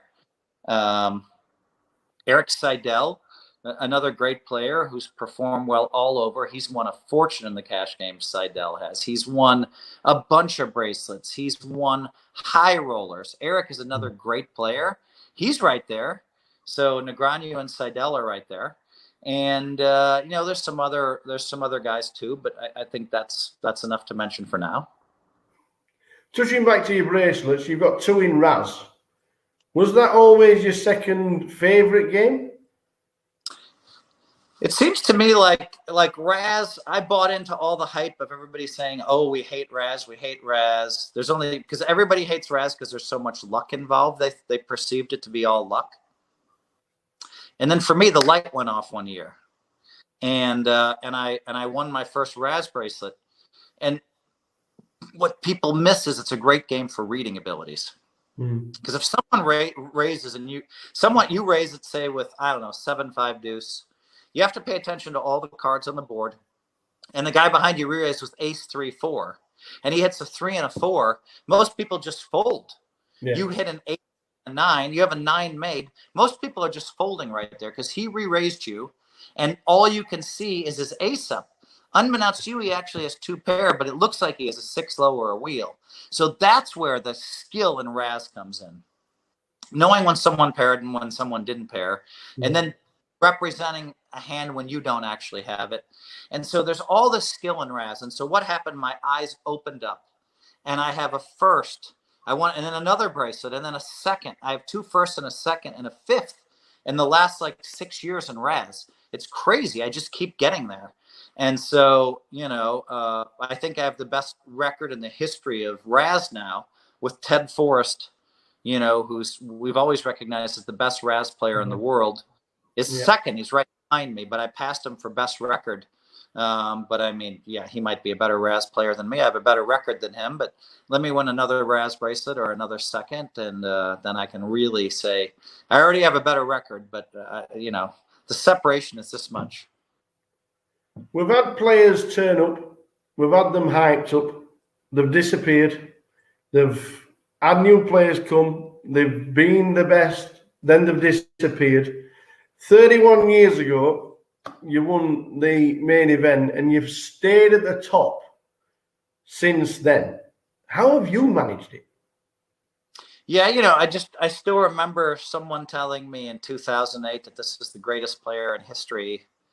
And I asked somebody, I said, who is the greatest player? And he told me this is the greatest player in history. And then I basically, by 2009, the guy disappeared. So, I mean, really? This is the greatest player in history? Why? Because he had a hot year or two in online poker. And so they've come and go. This guy is great and he's gone. This guy's great and he's gone. This guy's great and he's gone. I've watched everybody. And then not only that, they come in and they say they're greater than me. So they have this thing where people want to bet results against me every year at the World Series of Poker. And I don't make those side bets because I want to stay single-minded. I don't want to think about anybody.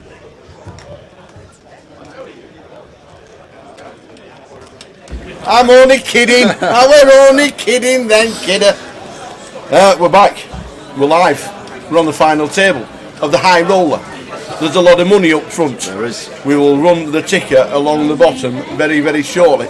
But the seat draw. Who have we got, young man? So the final 9 of the high roller. Seat 1, Catalin for 2. Seat 2, Antoine Labatt. Seat 3, Will Fasano. Seat 4, Andy Hume. Seat 5, Kenny Hullart. Seat 6, Ewan McNicholas. Seat 7, Cully Sadu. Seat 8 is Terry Jordan Jr.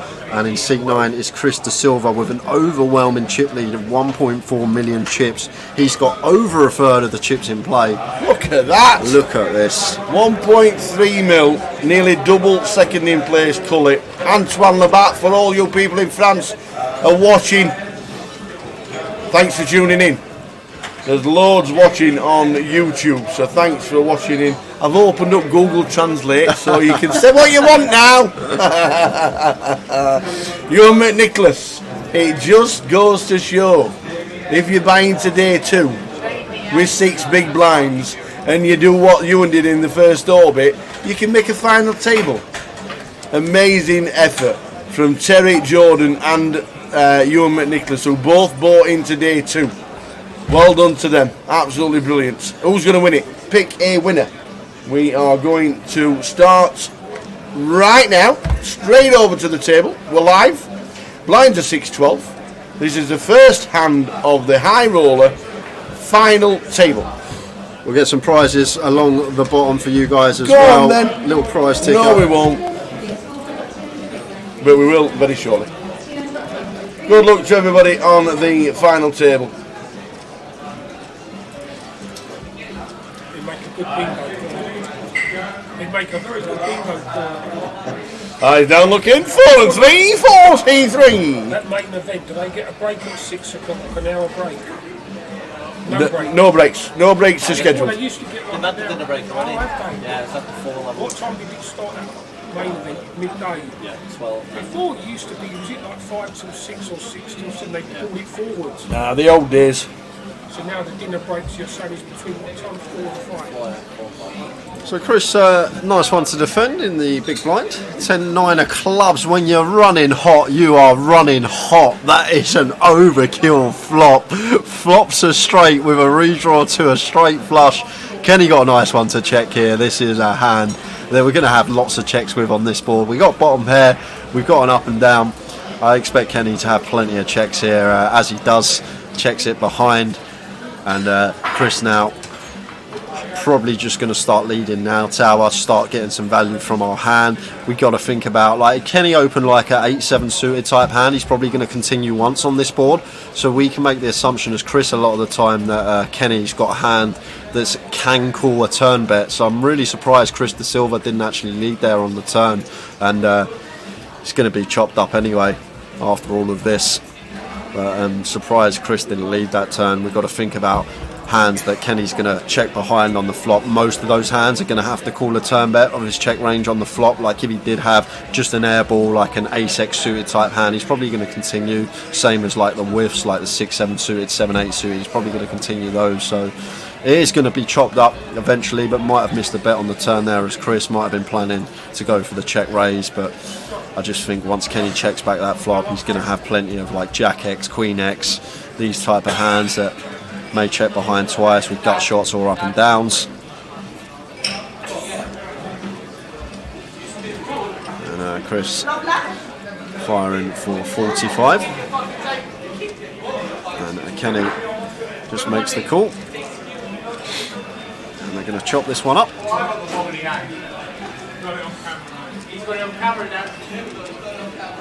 be working now, Jay price. There it is, 90k up top.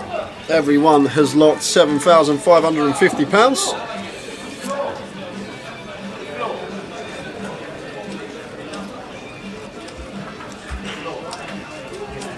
It was enough.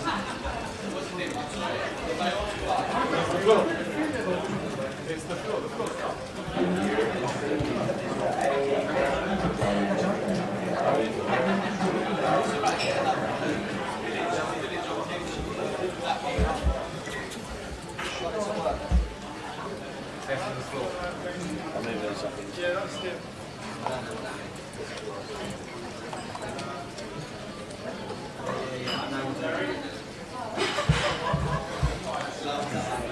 Start all.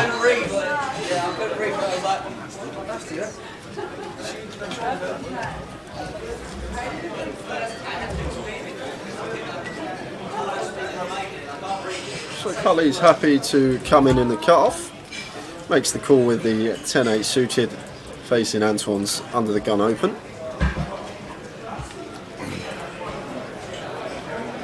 Afternoon, Boz. Yeah, Boz. Happy birthday, by the way. As we saw you on Tuesday, you were sat there and I totally forgot it was your birthday. Oh, happy birthday, sir. Boz. Getting closer to the seniors, that fella now. Yeah. Getting closer and closer.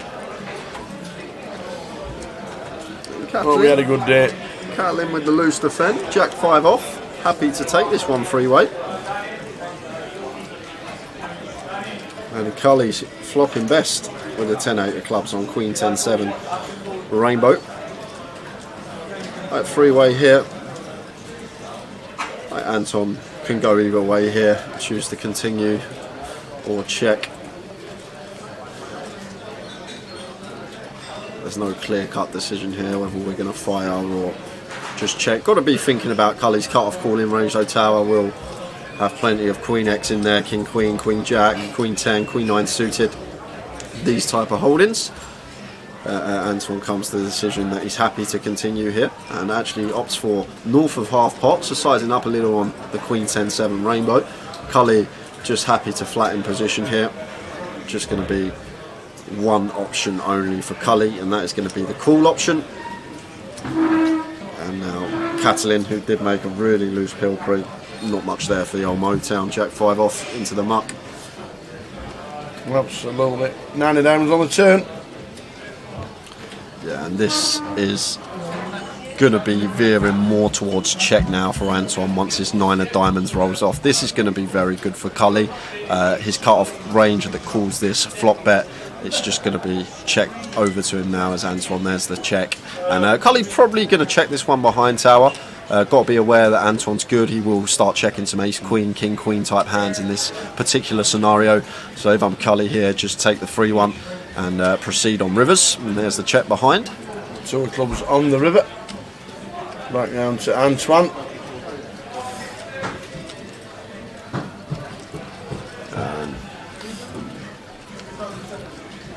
He checks. Shows the ace king, and Cully's going to show the 10-8 suited. Yeah, Boz. I meant the super seniors. I actually thought you were closer to that than you are, but you know. The Omen 666. I know others have commented already, but love the new graphics, guys. Great job, thank you. Nothing to do with me and Tower, but thank you very much. That is. that's Tower. That's the Tower. Clicking Who can buttons. do that, let me tell you? He done all the coding and everything himself to get all of these graphics up. I wonder if that something can be done that if when we get an elimination, the 9th thing can then see who it was. Hey, we'll ask the questions. If not, I'll sort it out myself. Love that. Click a button, something happens. I've never seen you so happy, Tower. BK thinks it's dangerous that I can press buttons and something comes on the screen. Ewan here in the low jack, working with just north of 20 big blinds, king 9 suited. Potentially can open this one once folded to us. Expect him to open. Evening, Gary. But may veer on the tighter side. Evening, Gary. We're on the final table of the high roller. It has just literally started. This is the final 9.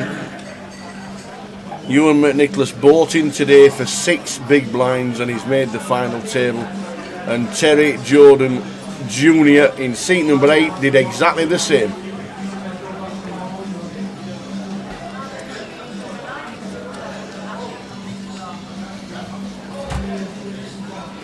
And they're in. Not many big blinds, Tower. 7-8 bigs for Terry. In they go. Yeah. Jack Hardcastle finished 14th. Got into the money.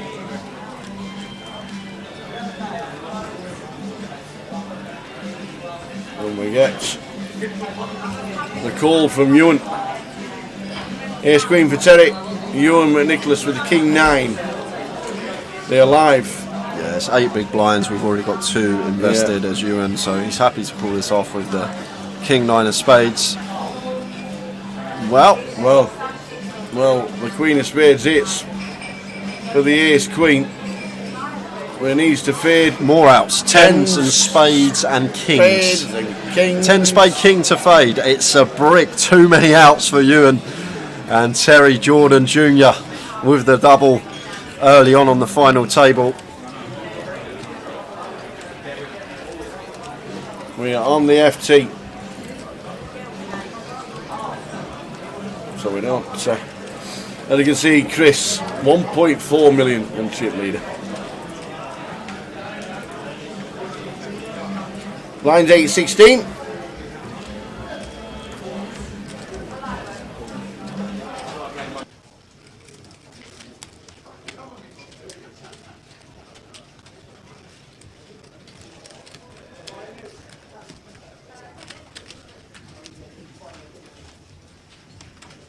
Tough to read the text on the red all-in colour for me. All the other text is clear. That means you're colourblind. I suffer with red and greens terribly. If you stick any red writing on a green background, I would sit in until next Christmas and not be able to read it.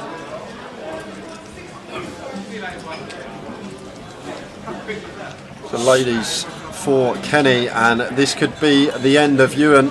Tower. We could see Yeah, our first bust out of the FT, because Ewan here is going to have to shove the pocket 10s over this open from Kenny.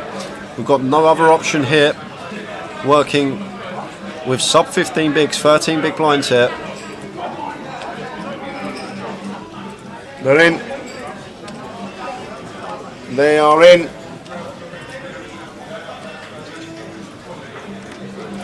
Kenny is going to be calling it off, and we're going to have a player at risk, Mr. Ewan McNicholas.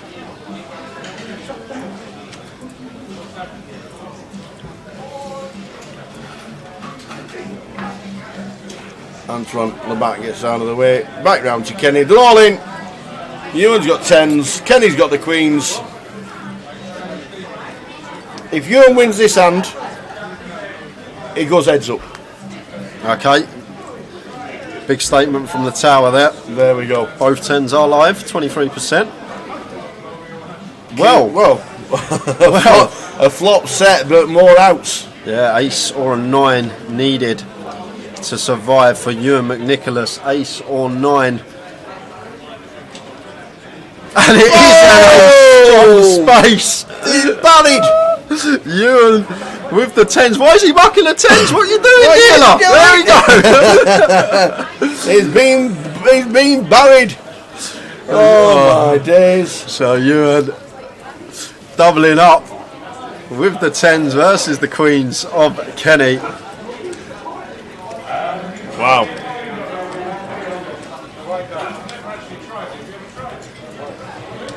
The fruit shoot 4 survives.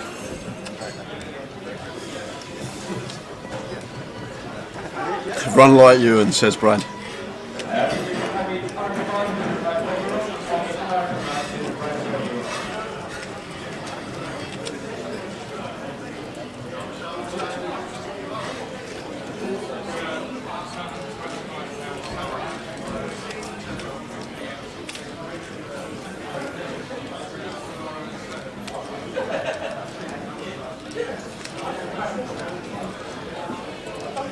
Is it not a pro-am at Pebble Beach this week?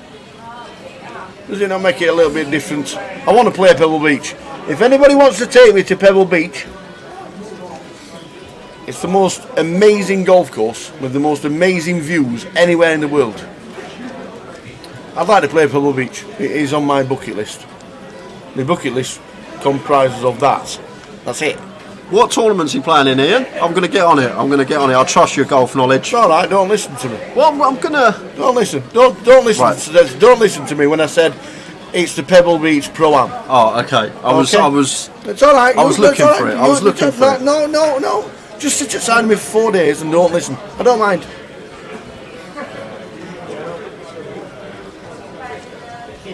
It's the greatest tournament there is. Bill Murray always plays it. Always. Isn't a pro-am when they have a partner? Yeah. So what is it, Jason? That's what I'm saying. That's what I'm saying. I don't know how it actually works, because it is a pro-am this week. So I don't know how it works. Still 9 left in the high roll though.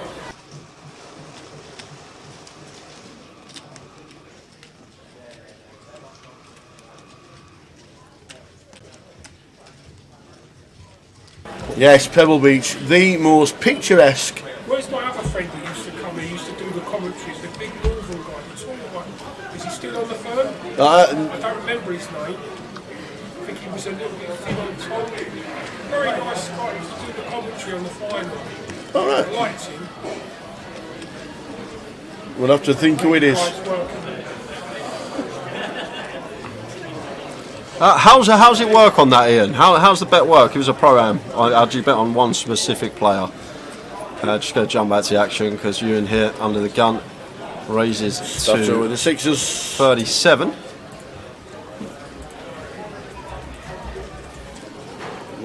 Gets away from the sixes. Marginal.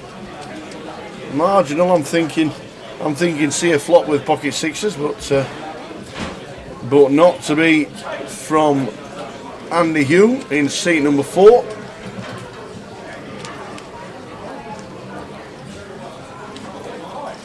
Oh, we would have flopped the Mickey Blacks. Stato folding. I would like to see a flop with the sixes. I really would. And now Ewan can apply the pressure with the initial raise, UTG. And Stato, ruined that.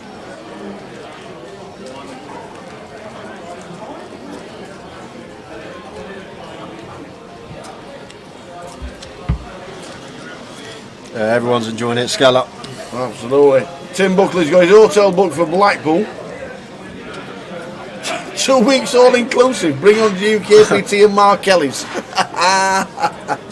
2 weeks all inclusive.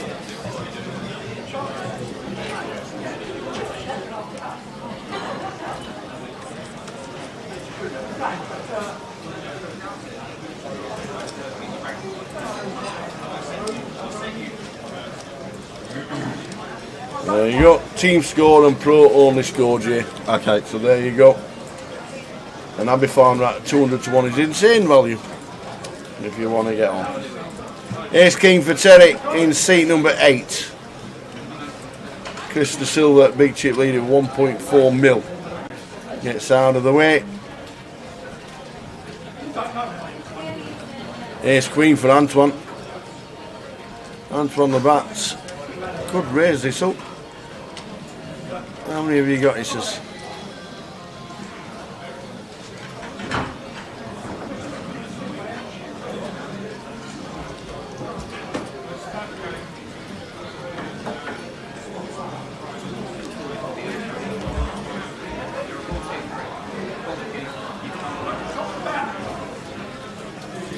Interesting though, because TJ Jr.'s sized up a bit here, Tower. He's gone north of 2.5x, and I think that's why we're just going to see Antoine call here with the ace queen. Like maybe against most opponents for 17 big blinds effective, we're going to happily get in the ace queen suited in this particular scenario. It looks like Stato's got a decision here on the button. Unaware of his holding, but definitely got some sort of decision. Oh, and look at this setup! Kenny's got queens, Terence has got ace king, Antoine with ace queen suited, and Stato's probably got jacks or tens. Wow. If only we could see Stato's hands. He's probably got jacks or tens, Tower. Maybe 9s, 8s can be in there as well, but with the cards that are out, I'm just going to make the assumption it's just going to be jacks or tens here for Stato, and this is just a setup of hands in this particular scenario. It's just a cold deck, and Kenny here with the ladies, he's not going to be folding. He's all in. Wowzers. Now then, Terry. Terry's all in. Your dad's already in. No, he's not folding ace king, Tower. Your dad's already all in, and he's already on the backs, and we're already doing the flop. But we got Teddy Jr. 15 bigs, ace king. There is all this action. We're maybe not too worried about Antoine's flat. Teddy Jr. is folding. He's folding. He's folding. Ace king. That's not what his dad taught him.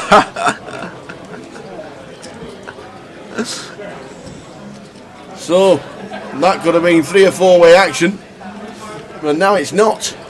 Kenny Alec Queens, Andy Hume, Stato, all in. It's got to be jacks or and tens, Tower. Yeah. Well, that's my assumption with the cards that are out. I could be completely wrong. Oh, wowzers! It's kings. Wow, it's kings over kings, queens, ace king, ace queen. Oh, queen in the window. The king's queen, but the queen of spades. The queen. We need a spade now. Or a king. Spade or a king. Spade or a king. The ace would have got there. No, oh my days. This could have been an actual setup.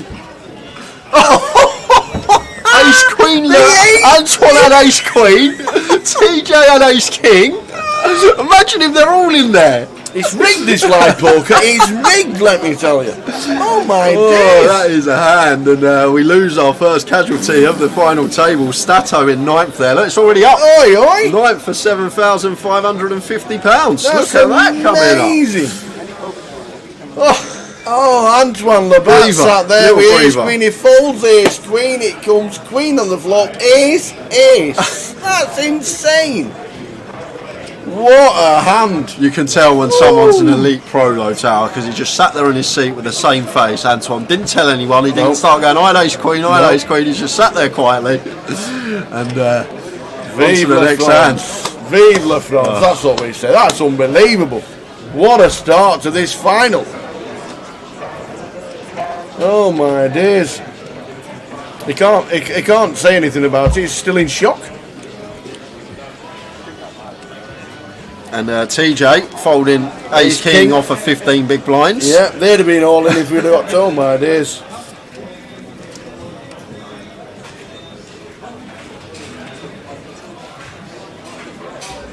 Wow. Wow, wow, wow. Nice little hand for everyone there.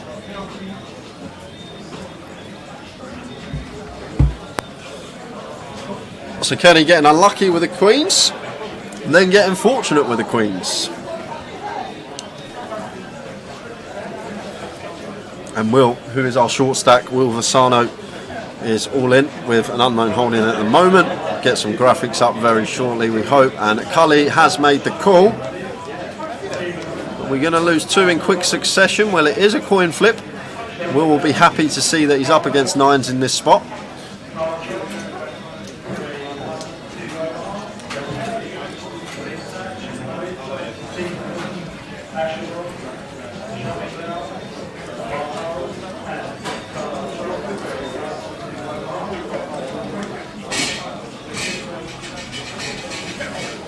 And that is as clean as it comes for Cully, because we've got the blockers to the back door straight. So just fading a queen or a 10. And we will lose another one. And it's a 6 of spades, so two bust outs in two hands. Will Vassano in 7th place. Well done, Will. 8th place, sorry, we're 9-handed the FT in 8th place. And there he is, 8th. For 8,450. Will is gone, leaves us 7-handed. Wowzers, wowzers, wowzers. What is that name? Oh no, that's what it is. Comes up like that. Let's see. Wow. So we're down to 7. Just like that.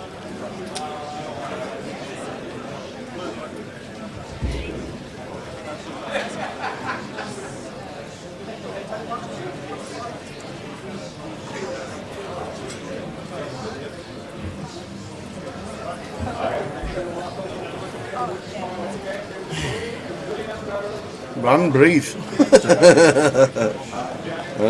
have a little shuffle around. I think it still can use the same box. We can use the same box. I'm still using my same box. Just move the chips there, and you can still use your box. I want to keep the chips there. Okay, fine. Is it going to move the lid off it? I like to keep them on there. I can move them. I can move them across the pit, though. No problem. I can't do that. Yeah, it's a bit annoying. 7-8 of clubs for Chris with a chip lead under the gun here. I think the only reshove stack now at the table is TJ Jr., so expect him to open this one 7-handed. Tower up perfectly fine.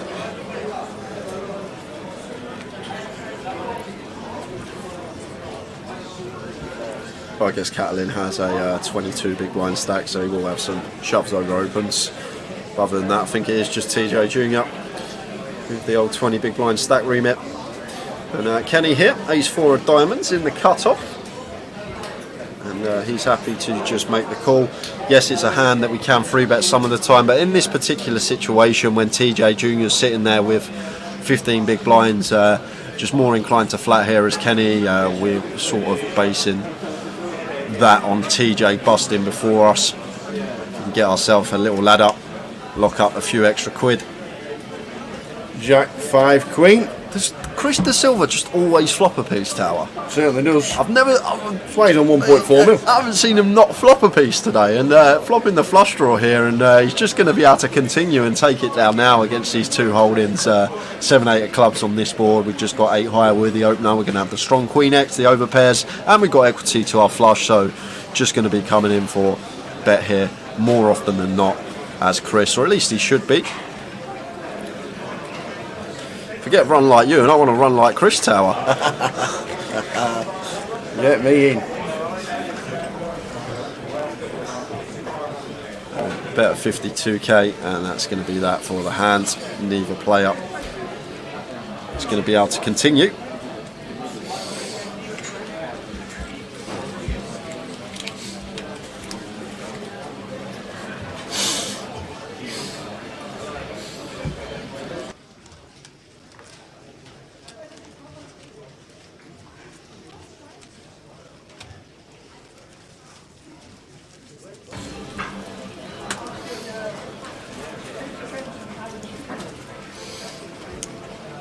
Chris 1.5, coloured nearly a mil. Kenny up to 721. Now then, Ewan, sat in the middle of two boxes. Hope he puts his cards in a box. Now 2 chairs. I wonder if them 2 chairs are going to get moved away from the table because they look a bit of a mess.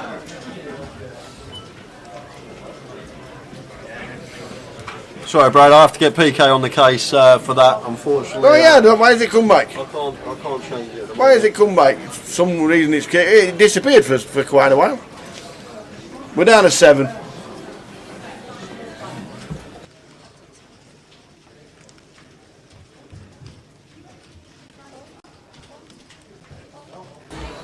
Here he is. Can we get rid of the top right graphic, please? PK. I took it off on the feature, not the prize. Evening, Blute. Evening, Mr. Kev. We're down to the final down to the final 7 of the high roller.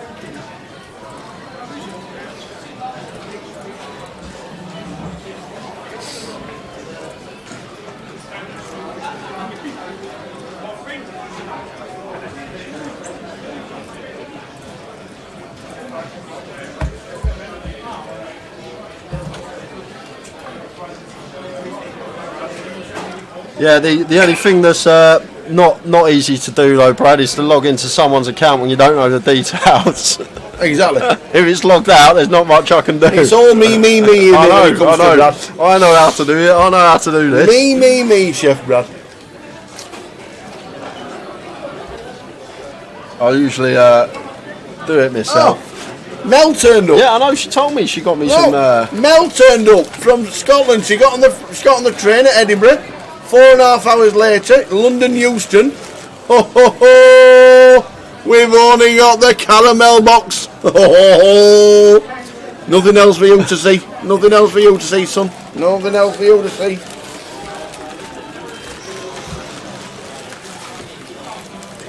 Oh, the diet starts on Monday. Nice one, Mel. Thanks very much indeed. You're watching the live stream on the train on the way down. She thought about the boys. Big thank you to Mel. Always treats us. Couldn't make it in November for the grand final playoff. The playoff because they snowed in. She was snowed in Edinburgh. Couldn't get out of town. Kenny choosing to 3-bet the ace-10 here, like it, versus aggressive player who's opened. Anton raising to 35 and Kenny straight with the 3-bet to 95 here with the ace-10 off and action on Cully. Jack 8 of diamonds here, going to be hitting them up, facing a 3-bet.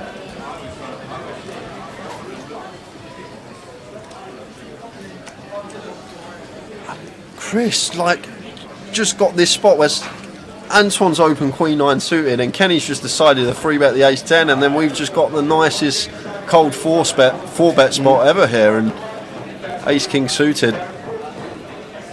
And Chris going to be bumping out. He's just asking Kenny for a count of his stack size. If Kenny was around the 30 big blind remit, we'd just see Chris shove here. But maybe thinks that Kenny's a little bit too deep here, working with like 45 big blinds effective. We could definitely still shove. Wouldn't be out of the question tower. I wouldn't hate the shove for the ace-king. 45 bigs effective. We've got Antoine working with around 30 bigs here. There's been an open and a 3-bet. There's all this dead money in the pot. I think we probably are. Now I'm looking at it, just going to see the triangle go in from Chris De Silva here, tower.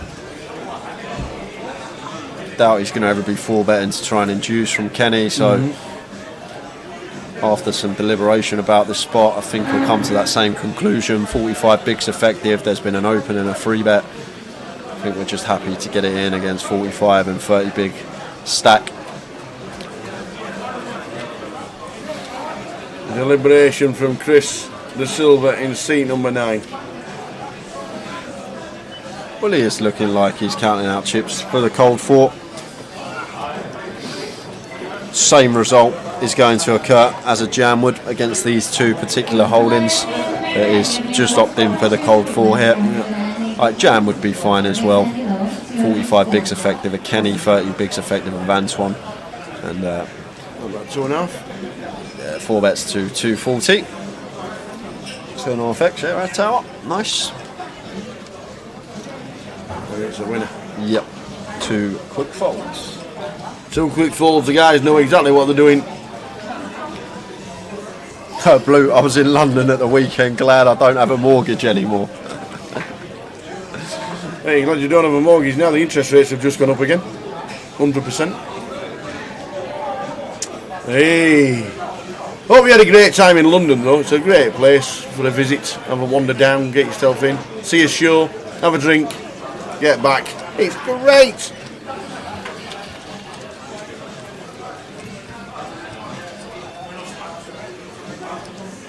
We are on the final table if you're just tuning in of the high roller. We're down to 7. 2 quick eliminations.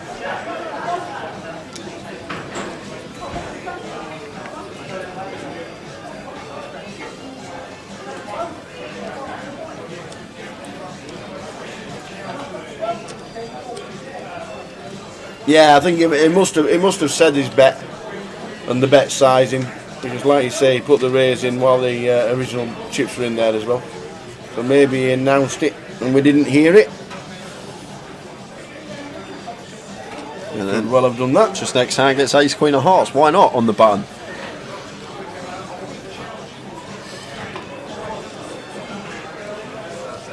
Never leaves home without it.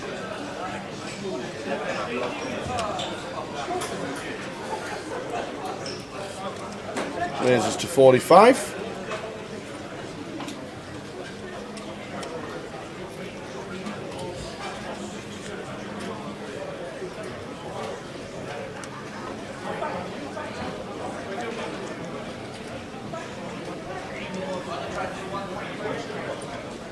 Living the dream, old Cal. Living the dream. He likes high-end restaurants. Hope you exploited him doing well and had all 3 courses, Kev.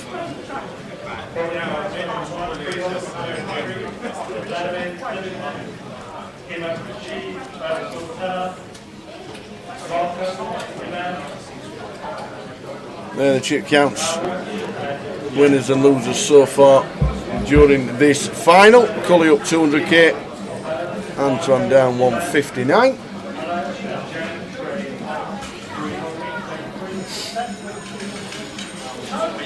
There you and should be opening the King Queen suited under the gun. Barry Sweeney says D. I'm guessing that means, what does the D mean? The dealer button. Yeah.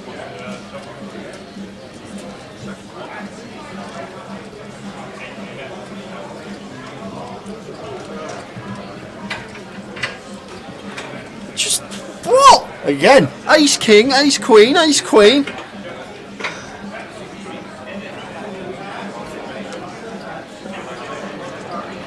Chris does run well from what I've seen. I don't know, obviously I haven't seen Chris on the featured table much over the years, but every time he seems to step foot on it, he does seem to run very pure. And another nice spot for him here with the ace queen versus the open from Ewan under the gun, and incoming free bet from Chris De Silva.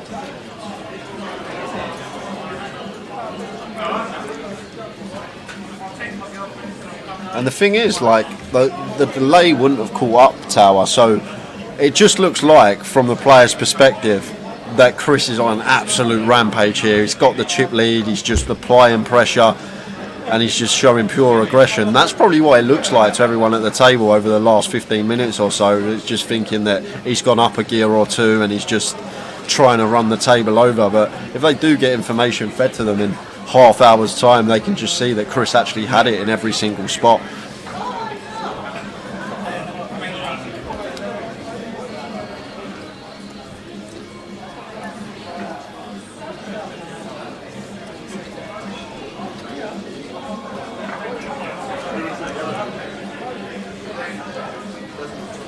So back on Ewan here.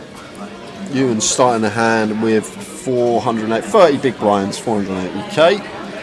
So 30 bigs effective for Ewan here with the King Queen suited facing this free bet from the chip lead up.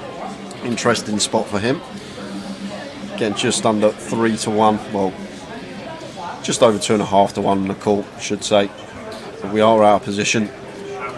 We've still got TJ sitting there fairly short. Thinks better of it. Makes a very good and disciplined laydown.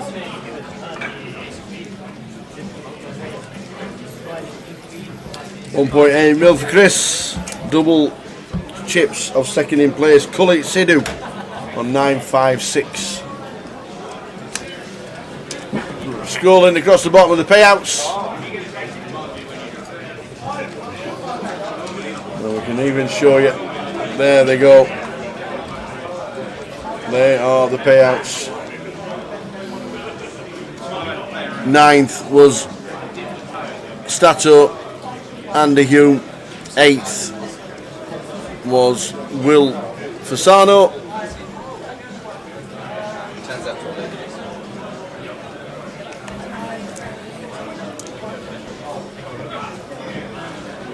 Yesterday. Yeah, one in the end.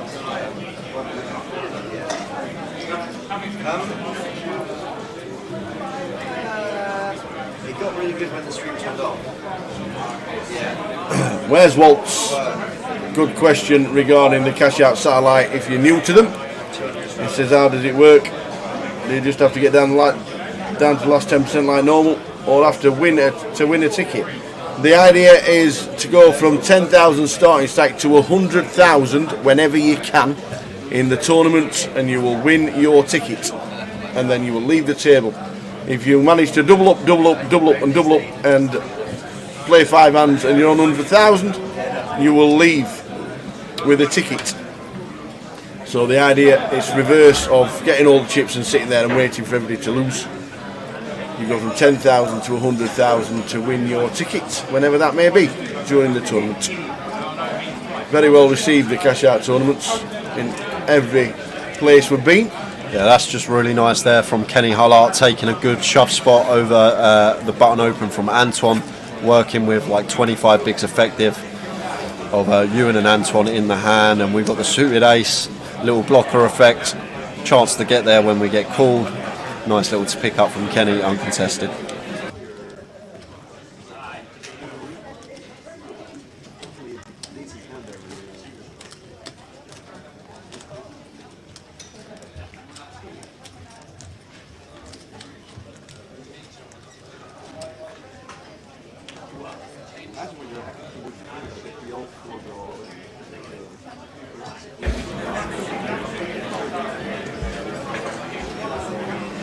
Yeah, it gets a bit tricky at 90,000. Somebody had 98,000 the other day and didn't get a ticket. It happens. You try and get over the line and then you just lose a couple of flips and then that's it. There's a lot of strategy to it, and Jay knows the strategy. Sometimes you can get close and still not win a seat.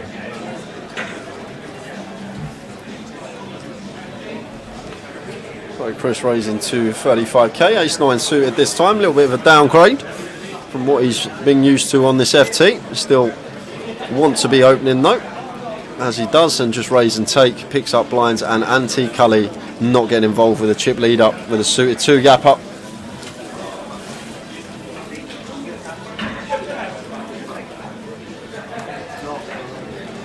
£1.8 mil for Chris. Well, yesterday, Mitch Hynham, I was sweating him. I was in quite early before the cash game yesterday, and I was just sweating him play it. He was up to 98,000 chips. Yeah. Didn't get a seat. 2k chips off of getting a high roller seat. Didn't get a seat. Amazing. So it's pretty. You think you're there, and yep, you're not. Can be pretty brutal, those satellites.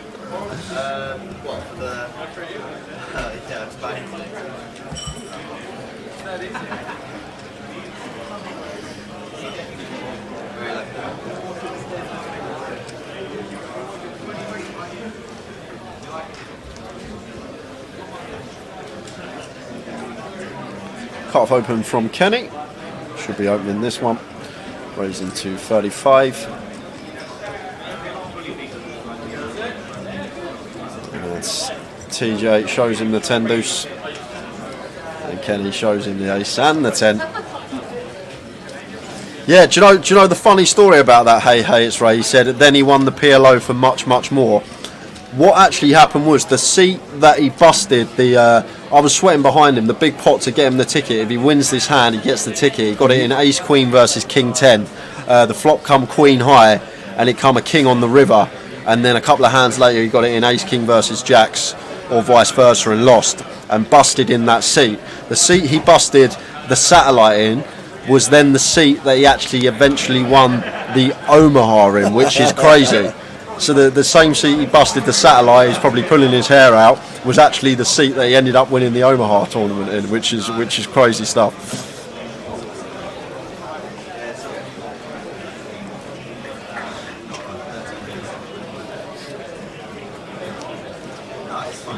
King Queen of clubs for Ewan here, 25 big blinds.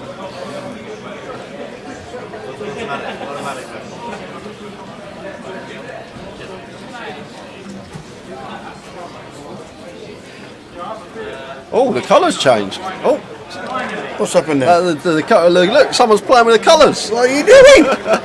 Oh, we're now blowing it black and green. Who's playing? Oh my days, who's having a fiddle? Have a little disco. Yeah. Oh, that's far too bright. I don't mind the green actually. You can't have the blue. Is that movie on the train? He's sat there watching it thinking, what can I do?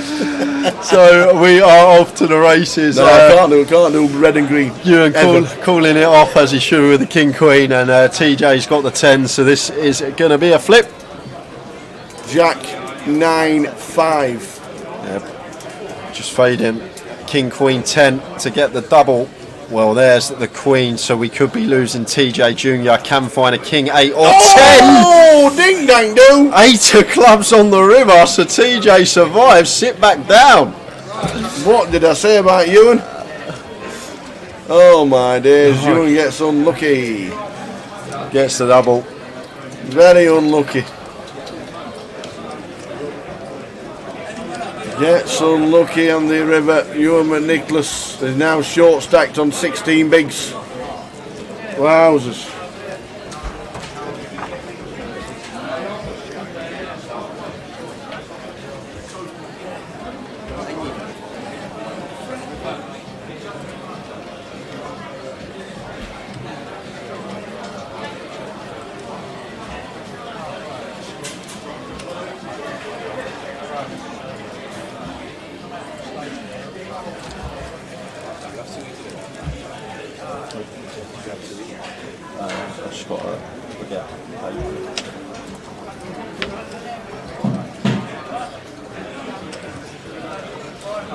And I think, guys, there's going to be a break very shortly. Is it? I know we've just come back from the FT, but apparently the players want half hour to get something to eat. All right, okay. They want to haven't had a chance to eat today as there's no hour dinner break in the high roller, so I think the guys are going to have a little break at the end of this level. Okay. Do we know when that is? Oh, as we can see there, 41 seconds. Yep, so this is going to be the last hand. All right, okay. So there's a 30-minute break, which takes us to 6:45, which means we'll return at 6:45 with 7 players, unless we lose one on this hand. Cully raising to 35 with the ace deuce suited. And Chris in the small blind. Like, could potentially free bet this spot here. Tower versus Cully. Cully being second in chips, us with the chip lead. Like, Cully's going to be less inclined to get involved in pots with us because of that reason. But Chris just taking the approach to let it go, which is fine as well. But thinking it from an aggressive standpoint, could have potentially started applying pressure to Cully there. And Catalin with the 10-4. Last hand before the break. Off. Get me out of here, he says. Get me out of here, he says. So he's going to defend the 10-4 suited, see if he can catch a decent piece and go with it. Won't want to see hearts though. Hearts would be a disaster. Ace, Queen, 9. So not much here. Yeah, depending on what colour does.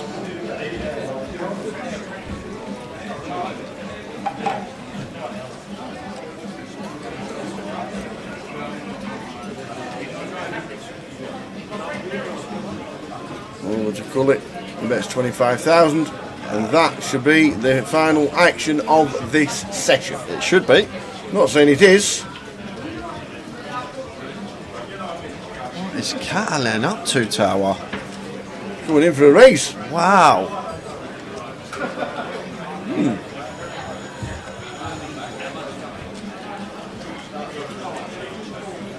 Sorry, I didn't realise Tom's cap was up. How many have you got, he says? So raises to 81k here, and I think we can pick better spots throughout the day on this table rather than just coming in with a random raise with the 10-4 here. And Cully sitting here with ace deuce. Is he gonna give him? This is really interesting.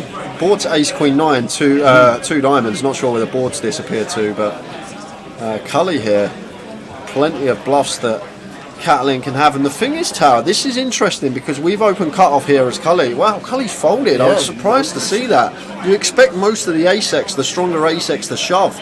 So we're only really worried about queen 9 there, specifically. Ace 9's probably going to shove, sub 20 bigs over our open. Decided against it. But Cully thought better, and that's it. We're on a little break, half hour, and we are going to be back around 2:15. We'll come back at 6:45. So go on then, shall we? We'll come back at 7:15. See you in 30 minutes. 6:45.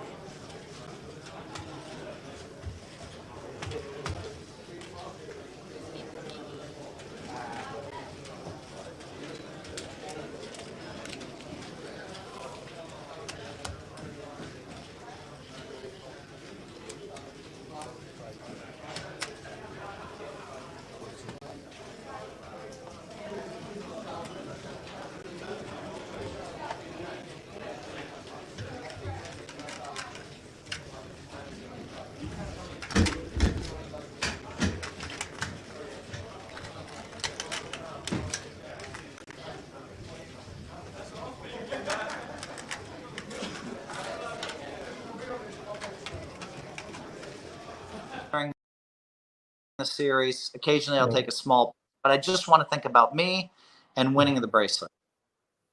And so this younger generation comes up to me in 03, 04, 05, 06, 07, 08, 09, every year. And I say, if you want to bet most bracelets won versus me or better results, go see Doyle Brunson.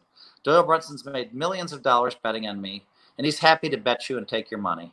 You know what I mean? Unless you are better than me, unless you can get better results. And so, you know, and then I think it was a year or two ago that Negreanu said all these players are better than you, and I said, listen, here's what I'll do. You choose, and I was playing with Daniel a little bit. I was getting him to post quicker than he wanted to on social media. I already had my next 6 tweets in my mind, and so I'm like, yeah, name 30 players that are better than me, or 40. And so we put a list out, and I said, I'll bet $100,000 per player on bracelet 1. And he said no. He didn't want to pay me. I think maybe it was 30, but he didn't want to pay me $3 million every time I won a bracelet. Well, since I did that, I won 2 bracelets, so I'd be up $6 million.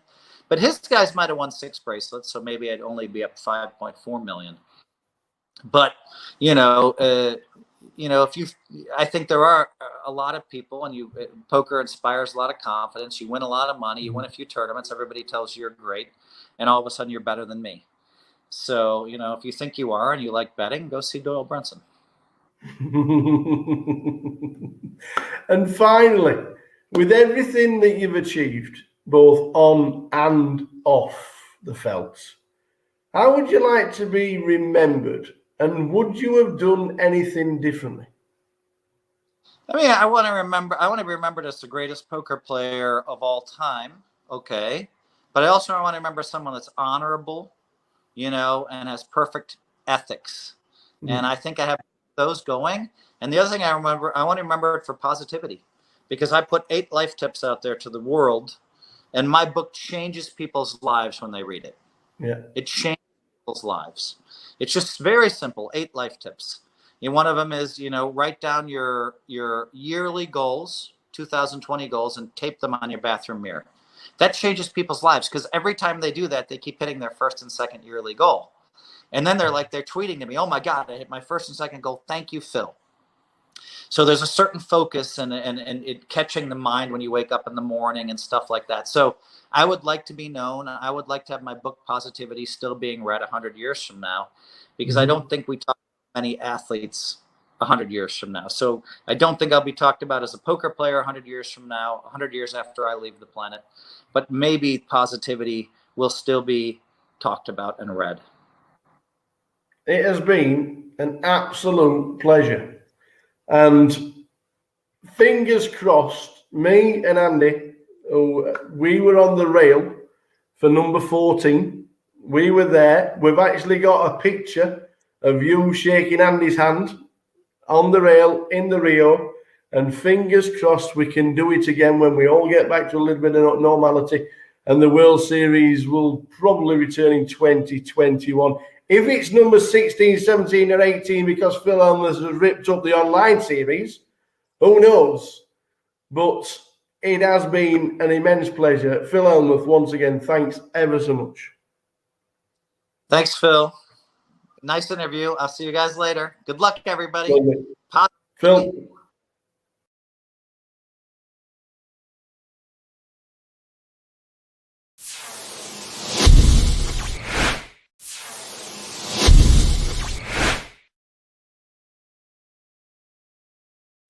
When we started an hour with the tower, Andy from Cardoon Direct, he says, you know what? I'm just going to send a tweet and you never know what will happen. I'll send it to the biggest, the most prolific poker player of all time and see what happens. And then we get a reply saying, do you know what, guys? Why not? So it is my pleasure. And the heart's going a little bit because even though it's absolute great pleasure that to introduce a guy that's got just about 24 million in life earnings. He's 22 all-time moneyless. He's got 15 bracelets. He's the only person to win the World Series main event and the World Series of Poker Europe main event. It is the great pleasure of mine, and fingers crossed by the end of it, he'll have just entertained us all to introduce to you guys the one and only Mr. Phil Helmuth Jr. How's it going, Phil? Oh, thank you very much for this, Phil. This is an absolute pleasure. When Andy sent that tweet, he says, who shall we get? And we were like, well, why not aim for the top? And this is as high as you can get for us. Thank you. Thank you. Yeah, when you send out a tweet, you never know what's going to happen. Absolutely. We're starting with lockdown because we're obviously in strange times. We don't know what life is going to be like after after? Is it ever going to be normal again? What has lockdown been for you? What's it been like? Well, March 8th, I went to Draymond Green's surprise birthday party. I started skipping tournaments March 1st. I didn't go to the LAPC. I didn't even play in the Bay 101, which was in my backyard, the World Poker Tour here, because my friends were on top of this early and were warning me.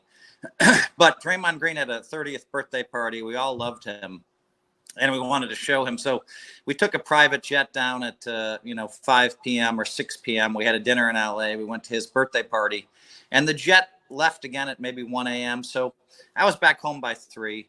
But other than that, March 8th, I was locked in. I mean, I the most I did in 88 days is I went 2 blocks away from the house. And even then I felt like, so, the lockdown, I didn't anticipate that I'd be staying in place as much as I did. I didn't anticipate that I would play as much poker. I literally played poker at least 6 days a week. And I'm a guy that plays once every 10 days with my group of friends. And actually I did really well. I won a lot of money, and I joined another advisory board for a company called Prize Picks. And I think that's my 11th advisory board. Some of my companies, it's been fun to watch them, kind of flourish. Not everything goes wrong during a pandemic. Some companies do well. And one of them is Endgame Talent Agency, which, just keeps getting new customers, and we're growing, and it's crazy. Yeah. And so spent some time talking to the company founders that, that I'm on the advisory board of. And so I'm surprisingly busy. And so I can't really say that I've been bored, And then last week, finally, I went over to my best friend's house, Chamath Palihapitiya, and then I went to Cabo, flew down to Cabo for 4 days and flew back. But we were on my friend's jet. So, and then I've been locked in for the last 8 days, back and stay in place. It's certainly strange times for everybody, and obviously everybody was hoping that the World Series was still going to take place. Even though it's not your fault, is this the first World Series or the potential World Series that you would have missed since you were old enough to play? Yes, I have not missed a series. I think I missed one World Series of Poker, Europe. And that was in 2018. I just told the guys, I said, I'm not going back. You should go every other year. And I was trying to make a point. I missed it. So I don't miss World Series of Poker ever. I don't miss World Series of Poker Europe ever, and I don't plan on it. So now, of course, today, big news. They just announced that, they're going to have 85 bracelet events. It's enormous. From July, online events from July 1st. So I just called the president of the ARIA, Steve Zanella, and he tells me that, we're in pretty good shape at the ARIA. We're really going to be very, safety minded. Yeah. And then, reading some articles about it, it seems like MGM has the best protocols for dealing with COVID. And of course, Wynn's up there with them. But I mean, of all the casinos, we're the best. And so the ARIA, so I feel very safe there. So July 1st, I'll be staying at the ARIA for a month. If they open, they might open the 4th of July. And looking forward, I mean, there's one event per day. So, I think it's, I'm going to be opening up a little bit going down there. And but I do feel like they're taking all the precautions at the ARIA. Yeah, well, we have seen pictures over the last probably 3 or 4 days about Las Vegas opening up slowly but surely. Things trying to get back to normal as normal can be. It is strange times for everybody. But I'm just going to whiz you back. I'm just going to whiz you back to 1989 when you actually went like that. And then you went like that. And I saw that picture. And it's a clip. If you love the game, it's a clip that you watch over and over again. Obviously, we win it. If we'd have come second, if we'd have finished second to Johnny Chan, who won it the 2 previous years, do you think your career would have been a little bit different, or was this the path anyway? Yeah, I mean, that's a fair question. I mean, that final hand, he had ace-7 of spades. I had 2 black 9s, but there was a hand before that, where I had ace-10 against 2 10s, and I was lucky, and 2 deuces. I mean, it was a 2-way knockout to go from 4-handed to 2-handed. And if I lose that pot, then who knows? Maybe I don't win. I still think I'd probably have 15 bracelets, but you never know. I mean, it was a very and you have to remember, I mean, there's lots of times, as if you want to be, one of the greatest poker players, you always have your money in, generally speaking, with the best hand. Yeah. And you take a lot of beats over the years, a lot of big beats, and but I have to, you got to look back and realize, well, I had ace-10 of spades. Don Zuin had 2 10s. Steve Lott had 2 deuces, and I hit, and we were all in 3 ways. I wasn't all in, but it was a key pot for me to hit, and be thankful. And that's a good question though, because who knows? But I know this. I was already a professional poker player. I was already having tremendous success everywhere, and I feel like I would have continued along those lines.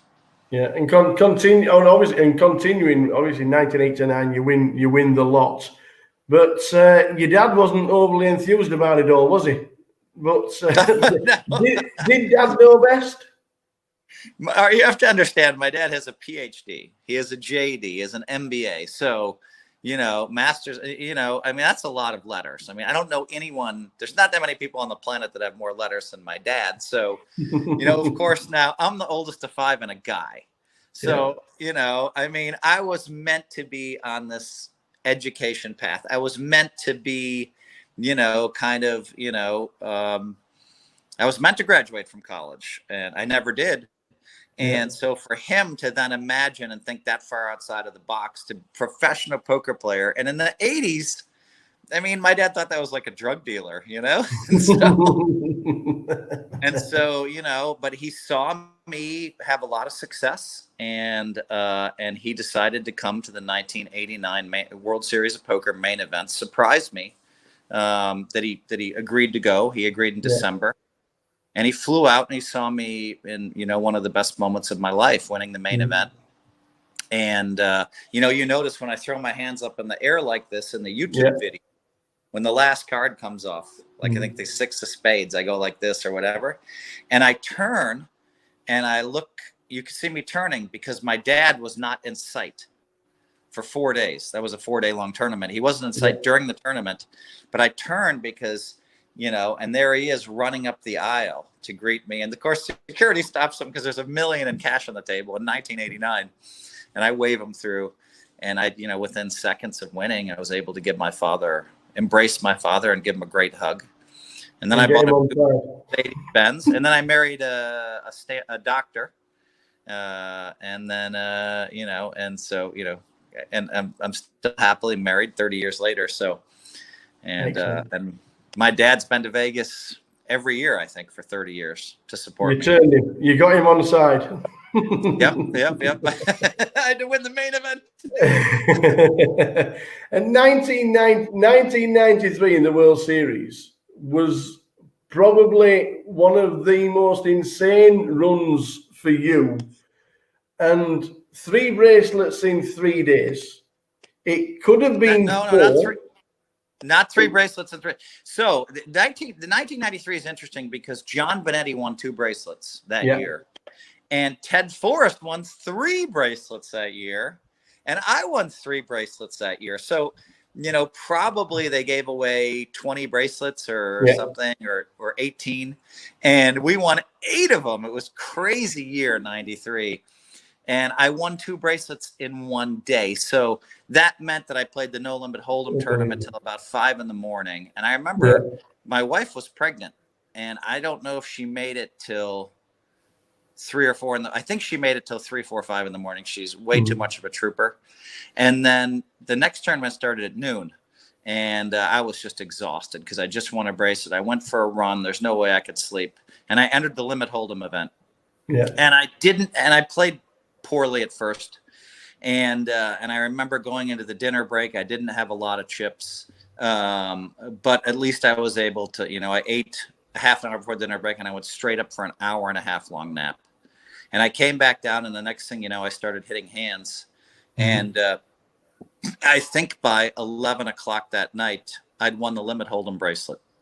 So I won one at, I want to say 4 a.m, and I won one at, 10:30 at night. And it was just a crazy day. And I remember the next day, before that tournament started, that I'd won the event the night before. And, if you want to throw in there, I'd won 2 events on that day. So it was pretty cool.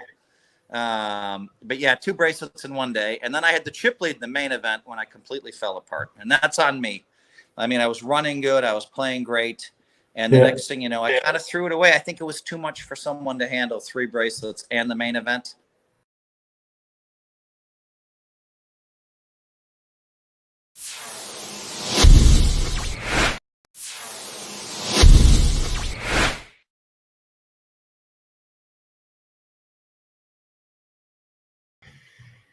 So the news has just come through from Binions that they've just taken the poker tables out of the card room. It looks like it could be forever. Binions, it must be somewhere in there, Phil. Yeah, I mean, Binions is just such a classic poker, there's so much history there. And, we've faced this for many, many years, but it was a much more pronounced issue that we had to deal with as poker players for a long time. And it's simply this: slot machines make more money than poker tables. Yeah. So, we've heard this hundreds of times starting in the 80s. And so it was really hard to get poker rooms established. There's nothing we could do. A casino would make a decision and they'd be like, all right, we'll have 4 or 5 poker tables. And they'd be like, I know the numbers in the late 90s. Each slot machine makes about $80,000 a day. And so they could put 5 slot machines, 4 or 5 slot machines in one area where you could have a poker table, and maybe 6. And so that's a lot to compete against. And so, when poker broke out and everybody demanded tables and when it got really hot, I thought that we wouldn't be facing things like this in the future. But, listen, I can't blame Binions because, it's really hard to have a 9-handed game that you can actually rake right now. And so you've seen some of those contraptions they have for poker tables now, where they have plastic up and it's hard to play 4 or 5-handed. And people are flocking in for those to play. But I'm not sure that's a realistic fix. So post-COVID, I wouldn't be surprised if, Binions did have poker tables back in, but it's a very sad day for poker when Binions gets rid of their poker room. Yeah. I think my first trip to Vegas was 2004, and it was the final time it was actually in Binions. And obviously, unbeknown to me, that was a little bit of history. I was stood there on the rail watching my first ever World Series event. I can't remember what it was, but not knowing that it wasn't going to be in Binions anymore. That's a little bit of history. Can you remember what's the big poker table that's on the wall where everybody's signed it? Is that still there? I don't remember. I did go to Binions about 1.5 years ago. I was downtown for whatever reason, and I think I had my sister. Yeah, my sister Ann was with me, and Ann is a Special Olympian, has a bunch of gold medals from Special Olympics, and she and I walked through there, and we saw the pictures on the wall, and and it was kind of nice to see. It was kind of a step back into where I did a lot of business. There's a lot of history in that room, and like you said, we don't know what's going to happen, but it looks like it might have finished in Binions. Going yourself, the critics. Now, you answer the critics with result after result after result. Does it affect you and the way you play and think, do you know what? This is for one of you? Yeah, I mean, you have to understand that, I think a lot of people, if you're going to be great, or if you want to be the greatest of all time in your sport, people are going to chop you down at the knees and try to stand on your shoulders, so to speak. Yeah. And that's, there's some negativity there. And so, I've been a huge figure looming large in poker for a long time. And I think some people are like, hey, he's getting too much press. He doesn't deserve it. And, some of the younger generation is like, what's so special about Phil? And so, it's a natural progression to try to, and so, but some of them don't handle themselves very well. And the difference is when I came up in poker, I gave a lot of respect to all the people before me. Yeah. Always respected Doyle. Johnny's only 3-4 years in front of me, but always respected Chip Reese and all the great players that came before me. And there was always respect. I never went around, saying bad stuff about them. And, I kind of earned my stripes. So, it's interesting to me that you have this, a bunch of high rollers, and you have like, say, 20 or 30 guys that consistently play in the high rollers, and they proclaim themselves the best players in the world. They aren't. And then the press is incentivized to claim them the best players in the world. And they play with, 10, 15 businessmen. And so they're not the best players in the world. You want to be the best in the world, you win bracelets. You win world poker tournaments, world WPTs, you win EPTs. Now, if you want to talk about, somebody like Adrian Mateos or Dominic Nietzsche, these guys are great. They proved it because by winning bracelets. Alex Foxen is a great player for sure, and he just won a WPT to back up, a big one in December. Nice job. And so, but I mean, if you want to be great, then you have to win bracelets, and it can't just be a bunch of high rollers. Because there's a lot of great players, a lot of the best players in the world don't play in those tournaments all the time. I think Negreanu is one of the best players in the world. You don't see him out there all the time in all the high rollers. You don't see Ivy out there in all the high rollers. You don't see me in all the high rollers. And, so you have to pick your poison, if you want to be great. And they all pick the poison of playing in World Series of Poker tournaments. And, and so, I mean, there's always going to be critics, and that's just a natural. There's always going to be haters, and that's just kind of that's a natural way of the world. I do get a little bit upset when they throw me under the bus, but you know what? It's also motivating. I called Negreanu and I said, "Man, you've been one of my biggest critics." I mean, he was telling me in 2008 and 2009 and 2010 that I'll never win again unless I start playing like they play. And I said, I think you're crazy. And he's like, I have the best coach in the world. His name is blah, blah, blah, blah, blah, blah. Well, that guy disappeared a long time ago. And then the next year he said, I have the best coach in the world. His name is blah, blah, blah, blah, blah, blah, different name. That guy disappeared a year later. And we're back. We are back. 30 minutes in. Play 10 hands, have another half an hour. Yeah. Play 10 minutes, go and have another half an hour. We've got a 2-hour session for you all now, so I hope you're sat and ready for some action. We're down to 7 players. Who is it? Go on, then name the 7. Name the 7. Tell us who the 7 are. So we lost Will Fasano and we lost. Where is he? Stato. Stato was 9th. Yeah, so it's Catalin for 2, Antoine Lebet, Kenny Hallart, Ewan McNicholas, Cully Sadu, Terry Jordan Jr. and Chris De Silva are the remaining 7 players. Blinds are going to be 10k, 20k. They are indeed. And we're just going to get underway very shortly. We are indeed. This is the payouts. That's what we're playing for. 90,490.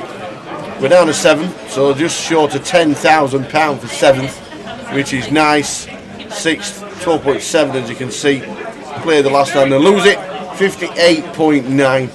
And winner will take home the trophy at £90,490. Pretty impressive. Once we get 5-handed, that's when pay jumps do start to get a little more significant. Yeah. It's still fairly flat at the moment. Just waiting on Catalin, and then that should be it, and we'll be off and set to go for the next session. We are indeed, and Gary McGaffney's first question is, when is the cash out satellite starting? The rest of the schedule is there. We're on Thursday, main event, satellite cash out, starting at 7. So 15 minutes time, £135 in. Get yourself in there if you want to play it. Late reg until 10:30, Gary. 10,000 chips, get yourself to 100k and you get yourself a seat. So first hand, our action tracker did let us know they moved the seats around during the break and he wasn't told. Yeah. So the first hand, we're not going to have any graphics because while this hand's happening now, he's inputting. Oh, they took all the empty seats out, didn't they? Yeah, he's inputting the seats correctly. So the first hand, he said there's not going to be any graphics for us, unfortunately. Okay. Well, on that note. Yeah.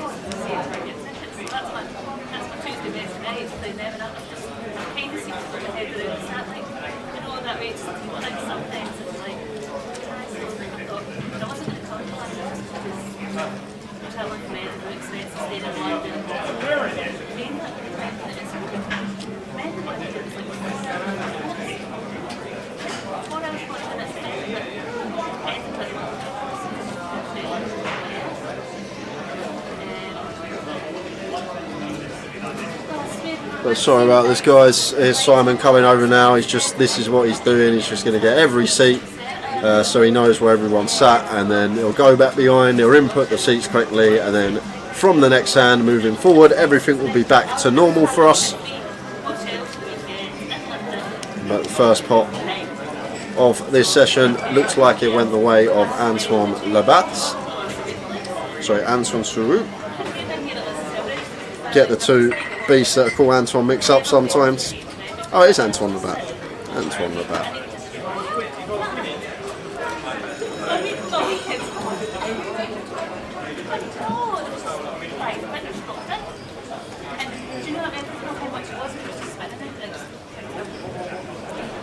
Thanks to everyone that is tuned in. This is the final table of the high roller. We had an unbelievable turnout for this one. Prizes coming across the bottom of your screen now. 90k up top for the eventual winner.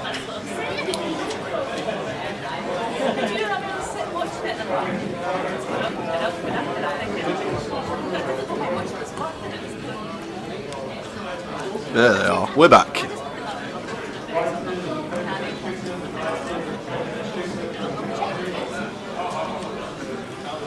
So pocket threes here for TJ. TJ Junior in a hijack. We've got a pair and 15 bigs. Should be shoving this one, but it is TJ. Plays a bit more unorthodox than the standard, and he's just going to come in for a limp with the pocket threes here off of his 15 big blind stack. Definitely could incorporate this one into our shoving range for 15 big blinds, but he's going to just choose the limp. And now Chris with the ace-8 suited in the cut-off. He's not going to be going anywhere.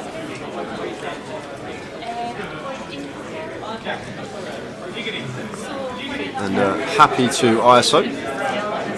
Raises to 55 from the looks of things. It is 55.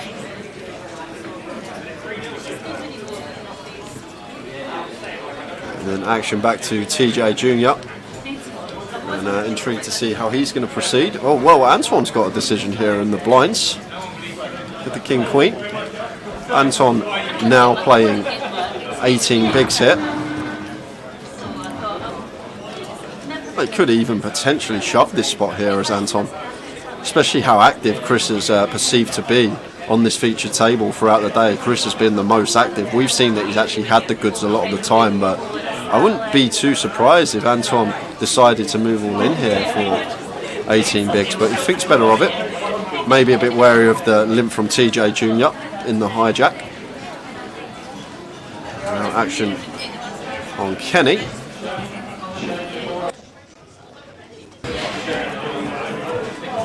Looks like Kenny with a decision as well.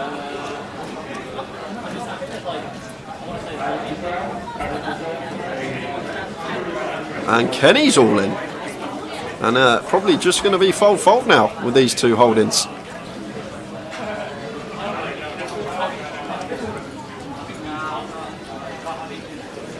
So Kenny shoving for 33 big blinds here. Definitely have ace king in this spot, but both Terry and Chris going to have to get out of the way.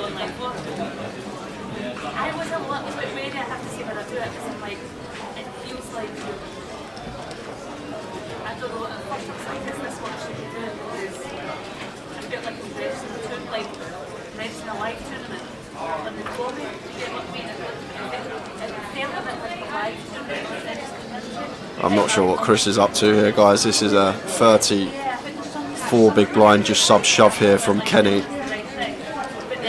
This is just should have been into the mark 10-15 seconds ago.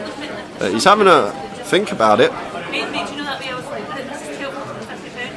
Like, the thing is, if we call here and we lose, we're then second in chips, and it's just not the hand we're ever going to call. I thought he was going to call then.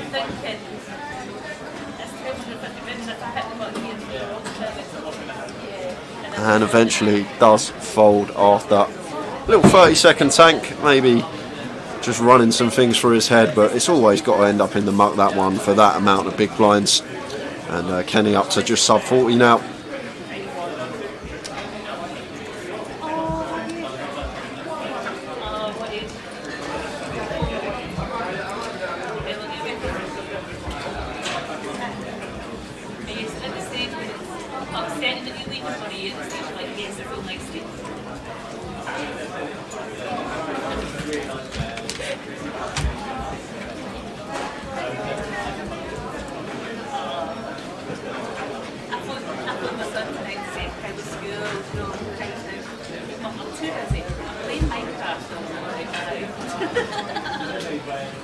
Wow, Terry just folding the Jack 10 suited under the gun +1.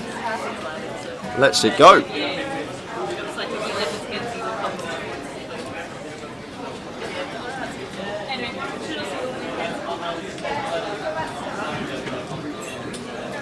Thank you so much.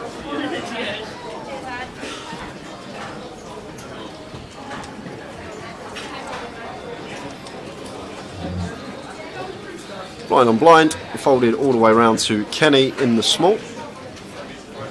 Quick look at Ewan's stack size. I'm not sure why whole cards aren't picking up, guys. Hopefully it's just for this hand.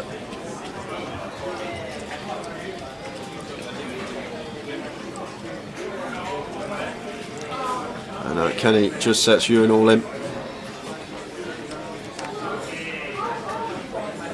And a quick fold from Ewan.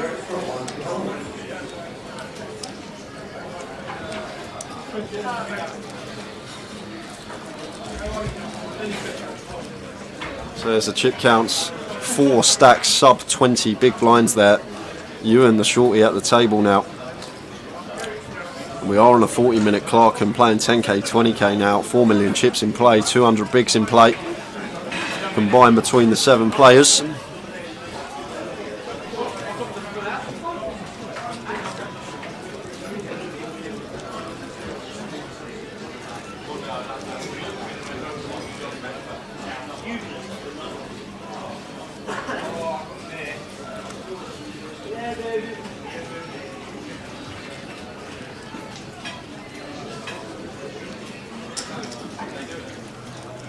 I think we're going to have a deck change, guys. Unfortunately, not picking up whole cards, picking up a few, but not many.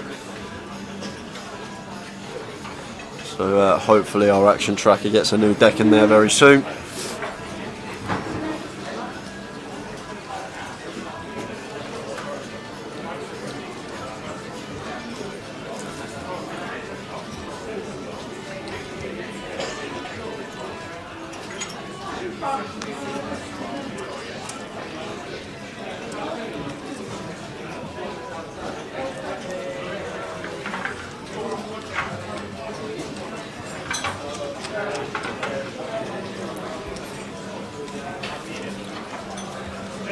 Here he comes, right on cue.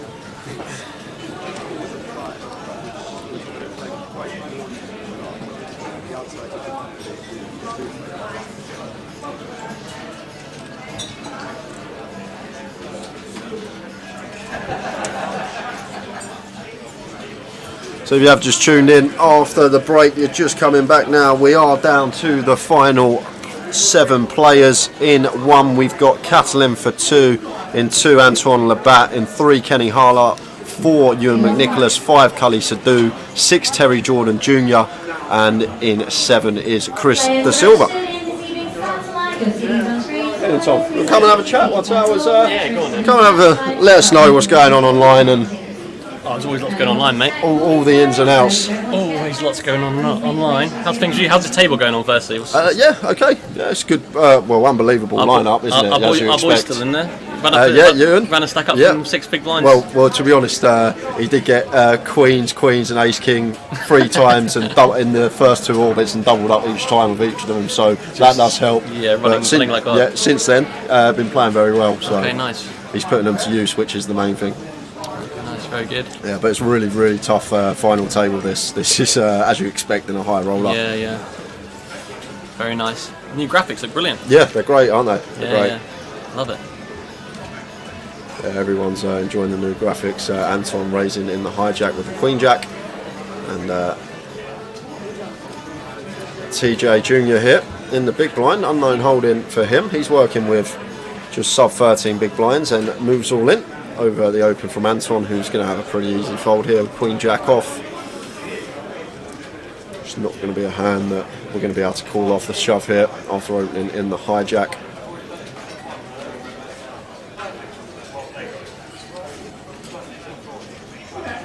He's having a little think. He is. I think this particular opponent as well is just an end game boss. He can find so many good spots throughout this FT rather than taking this one versus TJ Jr. What's coming up online, Tom? We got any GUKPT? We got any series? What's going on? Well, as always, we've got plenty of online qualifiers for all the National Poker League events we've got running. So 25 online day 1 next week.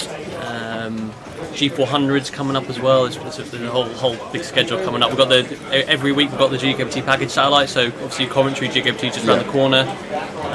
So the GUKPT package satellites every Sunday. We've got the GUKPT closer on Monday night. So next big sort of online tournament for us is the GUKPT closer, which is 100 plus 10, 25k guaranteed. That's Monday. Satellites running for that every night if you want to try and win your seat for £5 or 30 quid. So yeah, that's that. They've got the live stream free roll Sunday. I'm sure you've already pushed that one. Yeah, always the live stream. Everyone does enjoy the old free roll. Yeah. We had a huge amount of online events last year.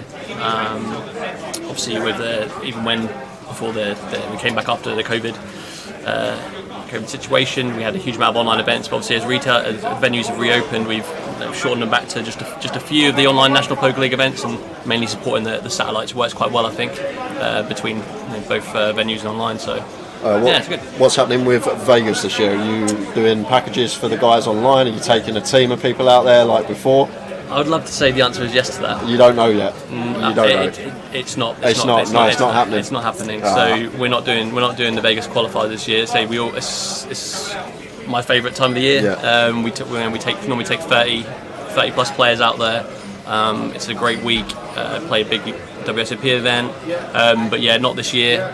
Just given the situation, it's still not 100% locked in.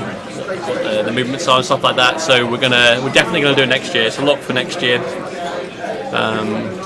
What we are looking at doing is Battle of Malta, the V2 of that. So I think they're doing the second Battle of Malta in usually October, isn't it? Yeah, October. And we'll take a team out for that. So if anyone wants to come and join Team Grosvenor for a cool trip to Malta, we'll be doing satellites, keeping out for that.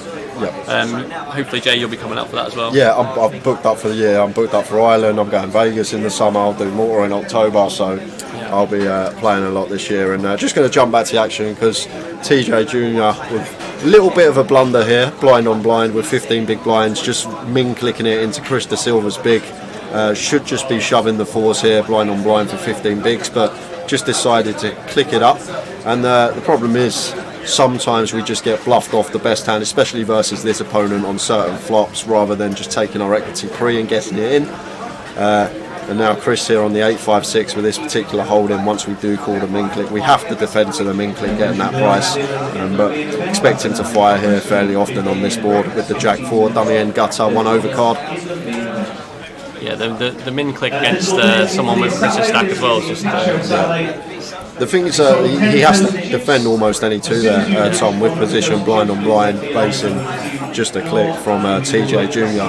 The Queen of Clubs on the turn, the 4 still is the best of it, but checking once more, and I think once Chris feels this weakness from TJ Jr., he probably makes the assumption he's not going to have any traps here, so we might see Chris start firing now with a Jack 4, trying to get TJ off some ace highs, king highs, these type of holdings. But once more, Chris not firing.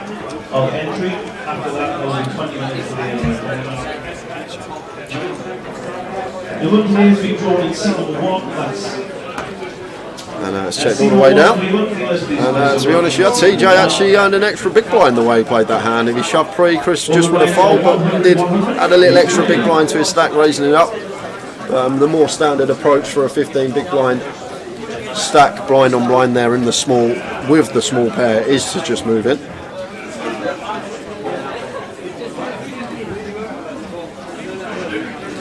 Klopp on top says, bit of a bridge from the high roller, but can you ask Tom when the nightly free rolls will revert back to 7 PM and cash, not tokens?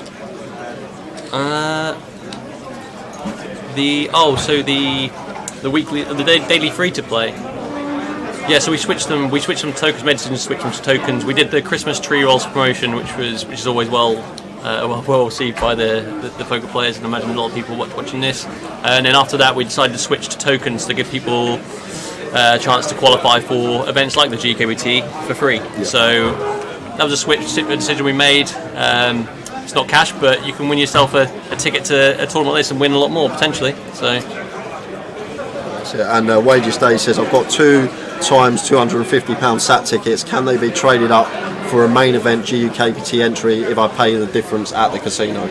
Yeah, so all you need to do, Wages Day, is turn up to the casino. So the £250 tickets will be on the list. All you need to do is turn up to the cashier, use your 2 tickets, ask for your 2 tickets to be used, and then you pay the difference, and the casino will facilitate for you. So no problem. We're just going to jump back to the action because we're going to have an all-in and a call here. Antoine opening off of just north of 16 bigs with the pocket 9s under the gun, and Catalin here working with 16 bigs himself.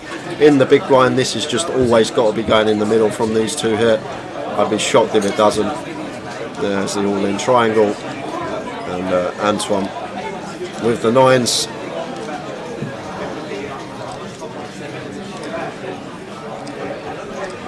Guess it is under the gun versus big blind. That is something to take into account. But I'd be surprised if Antoine's ever folding 9s for 16 bigs. Like some players at certain tables may elect to just open rip for 16 bigs with the 9s, but Antoine obviously competent in his ability going post and thinks it's more valuable for him to actually just open this hand rather than open ripping. But now Catalin here with the jacks. Interesting spot, because I do actually believe after TJ Jr. won that hand, these 2 are the short stacks with Ewan. So Shorty versus Shorty. But Antoine, we know his resume speaks for itself. He's an absolute beast, and his decision making so far today has been on point. So I wouldn't be surprised if he got away from this. My money, there we go. It looks like he is. Oh, I'm already in, Tom. I think I'm already in. But this guy's a different breed of player. One of the world's elite, resides here in London and supports the GUKPT when it does venture to the Vic. Yeah. What do you think, chat? Call or fold?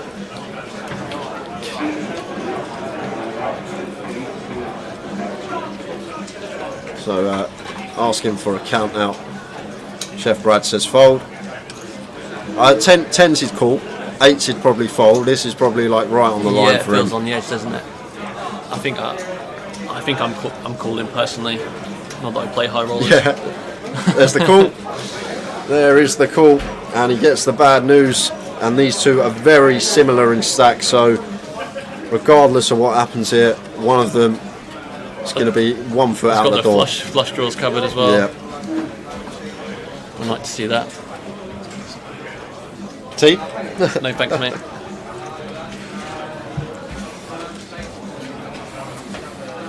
So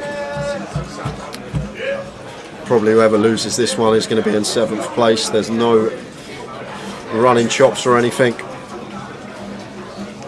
So Antoine isn't the player at risk. Catalin at risk on his way to a double, just fading 9s.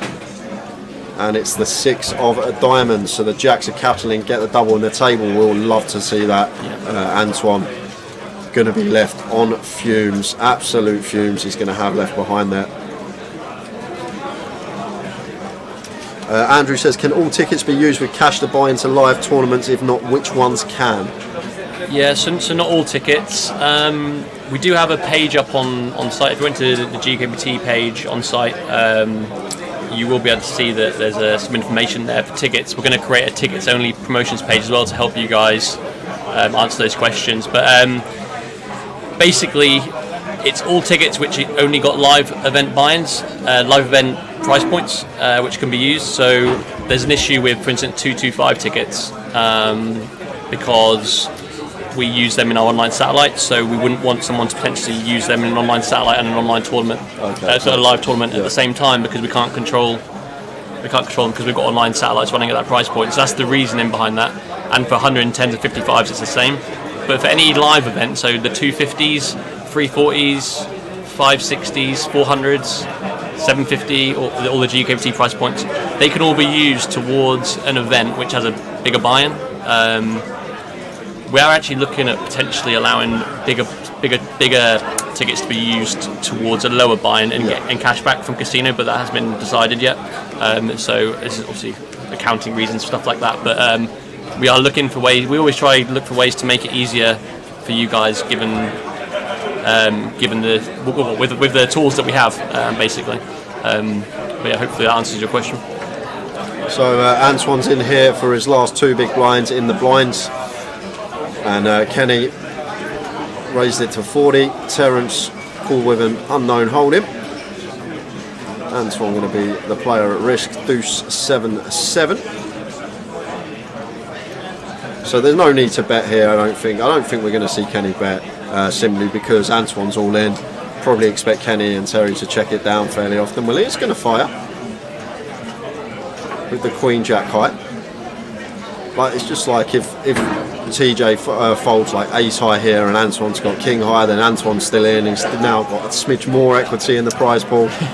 That's what I was thinking. Do you weigh in the fact it's Antoine? Yeah, exactly. That's one of the things I was thinking about. It's one of the world's elite.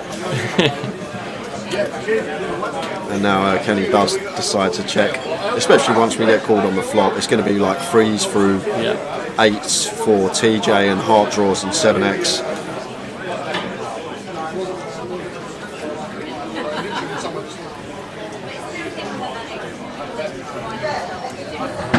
Oh wow. Surprising, huh? Yeah, really surprising. Really surprising. Is Queen Jack good?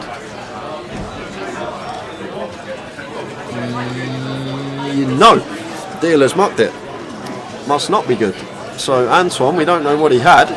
So, but if say for example TJ's got like ace jack there and Antoine, he had a 7 anyway, it's irrelevant. But if he's got like ace jack there and yeah, that was quite surprising. Yeah, like, giving it a chance of a really good player to treble up, right?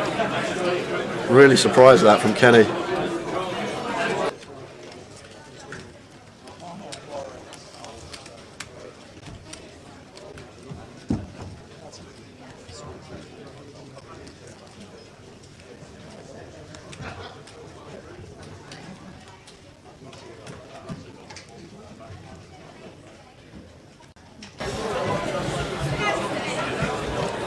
That was an interesting one.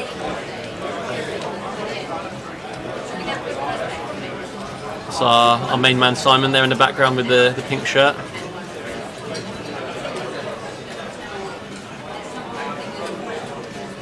We're seeing Simon Baker a lot more on tour. Yep. Now he's joined the Groda poker team. Great guy. Lives and breathes poker.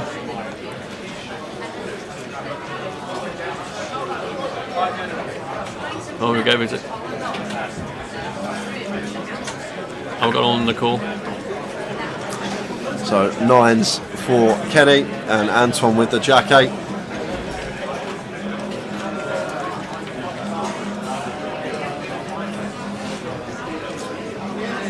So could he get back to 10 bigs from less than one? Well, from one big blind. There's a Jack in the window. So Anton had one big. This should be a story. Oh, some outs to fade now. 9 and spades to fade. And it's the king of hearts. So Anton Lebet from one big blind up to 10 big blinds now. And he's right back amongst it if he can get another double. Ewan's got his head in his hand there. I should be thinking what we're going to He's thinking, oh, how's this happening? Ewan's the short stack as well, so he's thinking of the ladder. It's an extra 3k in Ewan's pocket when Anton busts. It's just he's thinking, I'm losing 3k. That reaction definitely makes sense.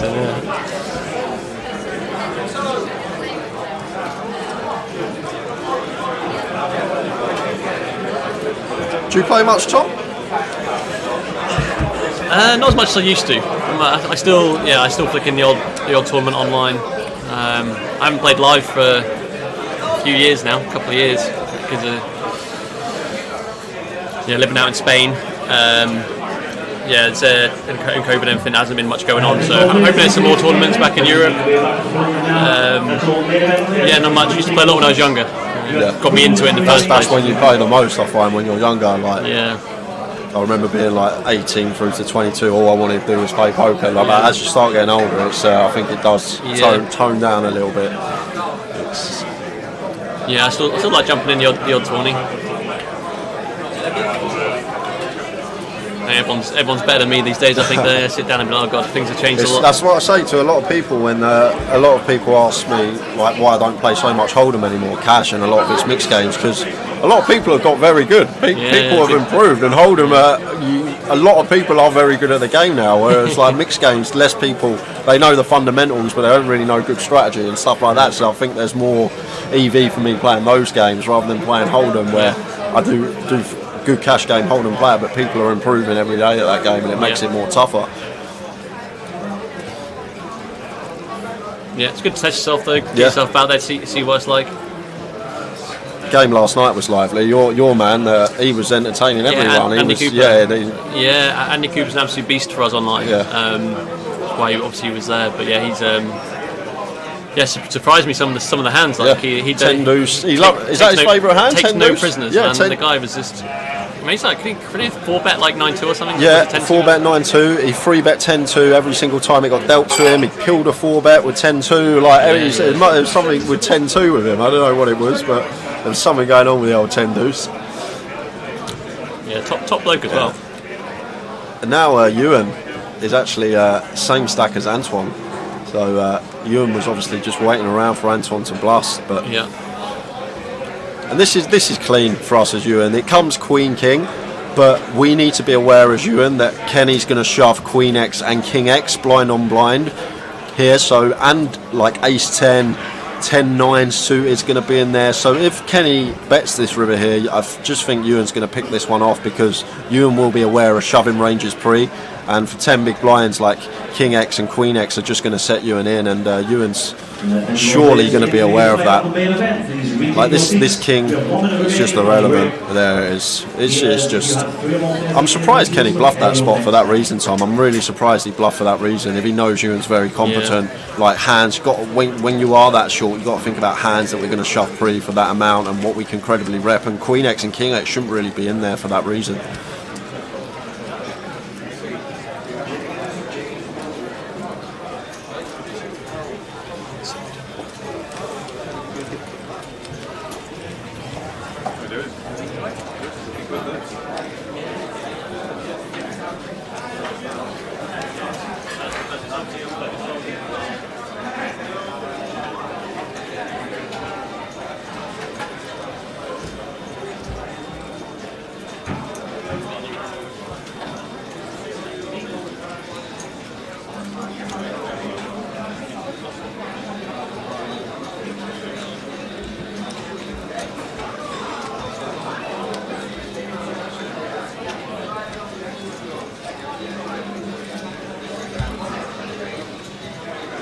Bishop players and females in the main event. The 1102 500, the 500 England and New Zealand.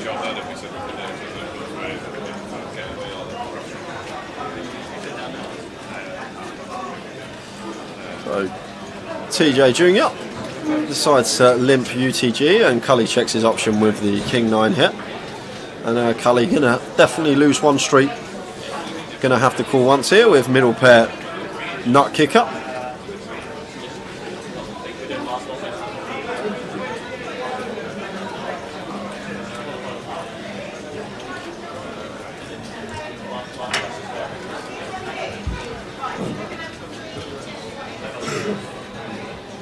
Queen of Hearts on the turn does bring in 9 high flush draw for Cully to go with his middle pair.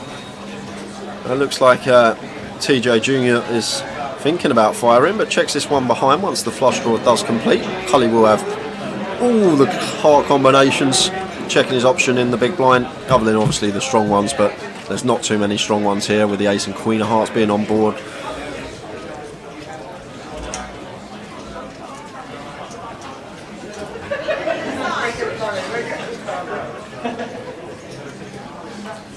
So it goes check, check, and the ace-4 of TJ Jr. He's going to take that one.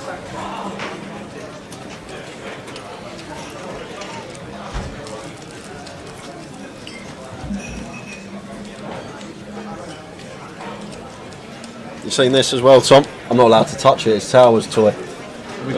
Click there. There we are, that comes up there. If you want to see VPIP, it comes up there. If you want to see a player, it comes up with all their stats. That is brilliant. Yeah. Oh, this is upgrade, isn't it? Yeah, proper. Very nice. Very nice. Just hoping that it caters for 6-card PLO for the next cash game live stream now. Wonder if they bring their PLO to commentary, potentially might get you on there. Yeah, I've said that. I said that the one that we had at the grand final, I said I'd love to play it, but obviously in the comms. See what the guys conjure up. Yeah. I've been appealing to talking around the beach, which I think round the beach is brilliant, because then everyone will enjoy. Yeah. You get a whole mixed bag of people who can enjoy it, and also people like to learn Omaha. Yes. Yeah. Yeah.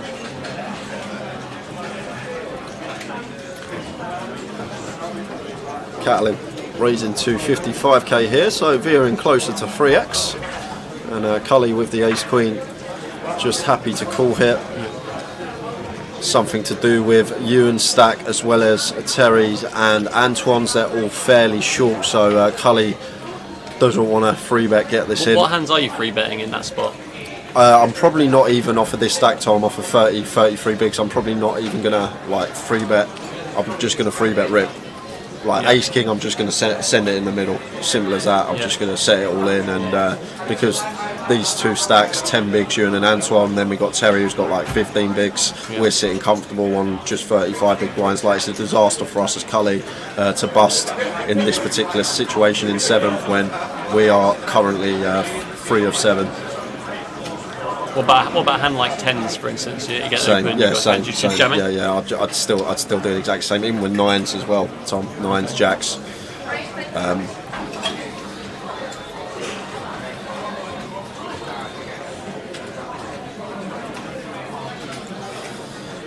Well, this is what you call a nice board.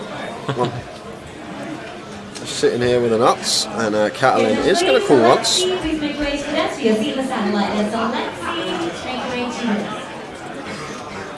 And 6 of diamonds on the river. Love to see a little check from Cully. Yeah, it's great when you see the cards. Or just like one big line, like 20k, come in for like that 8%. If you could see the cards, that would be probably what I'd do. But no, I'll just keep betting here as Cully. Yeah. Like, flop's gone check, check. Like, he may think Catlin's going to have some 10x or maybe some like Jack X here in this particular scenario. So may not go too large, like 160, 170, just a little bit north of half.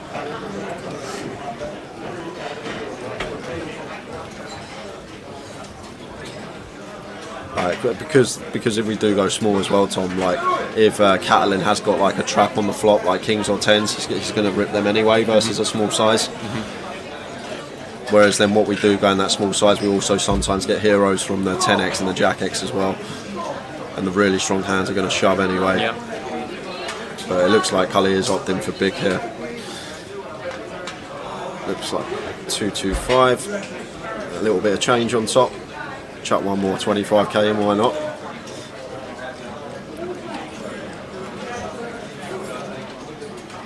$265 from Cully, and Catalin, I'd be shocked if he called this.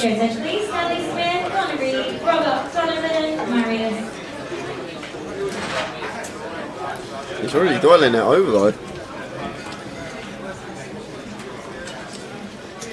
Like the thing is, we literally don't beat anything here as Catalan, Tom. You think about Cully's small blind calling range, like it's either going to be like pocket pairs or a lot of the Broadway type hands.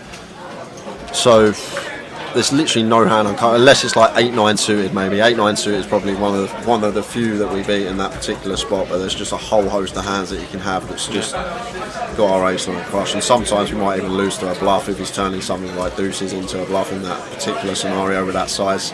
But took his time, eventually got out of the way.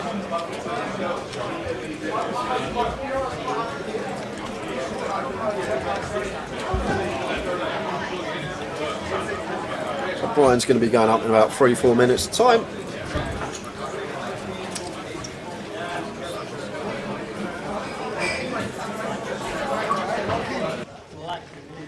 No king.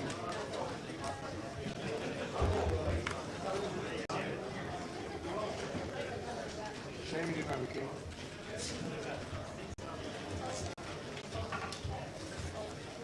Really hoping you had a king.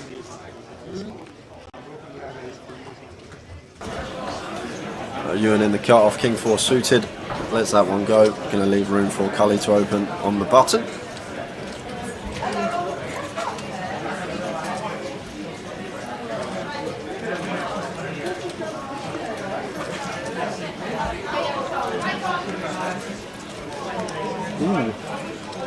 Chris has been running so pure this tournament. I think even he'd admit that, Tom. He's been running pure, as in getting dealt everything, but also when he's getting dealt average, it's just working out. Getting dealt premiums, and got it in against Ryan for a massive pot with top pair against Ryan's aces. Just turned 2 pair. Like, it's just been one of those on a sum run today, on an absolute sum run, and if he plays well with that, good bit of run good, could potentially see him lift the trophy. You know, you said have I not played poker? When I play poker, I played for a while. You know what I do miss is looking down at 2 cards and seeing the aces. It's not a better feeling than that, and just looking down, especially if someone's open before you. Is there a better feeling than this when you open them on the button and you get? Oh no, I thought it was Cully with the aces. Yeah, I thought it was Cully with the aces. My mistake. But yeah, it is a dream. It is a dream. But look, he's an overwhelming chip leader, Tom. There's 4 million chips in play. He's got 1.7. Yeah. Beautiful position to be in. What would you say what would you price him at as a winner for this at this point? 7 out, half the chips. 6-4. Okay. I'd probably say 6-4. I think if it was like Hardcastle or Labatt with that stack size with the rest of them, maybe they might be like even money. Or I haven't seen. Someone told me earlier Chris is more of a cash player than a tournament player, and I haven't ever seen him on stream. I don't think, other than this event. Okay. He might have been on a handful of times, just can't remember. Is he sponsored player? Yeah, by the Hippodrome. Hippodrome, yeah.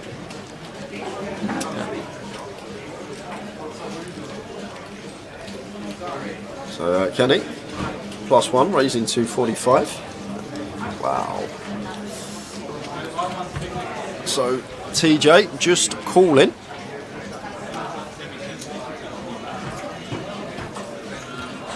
I'm happy to just rip this one in. Yes, we've got 17 bigs. There's a 12 big stack, a 10 big stack, but Kenny can just be opening a whole host, as we can see. A7 off here and ace queen here. just going to perform so well as a jam for our amount of big blinds versus this opening range. But TJ has his own way of playing, same as his old man.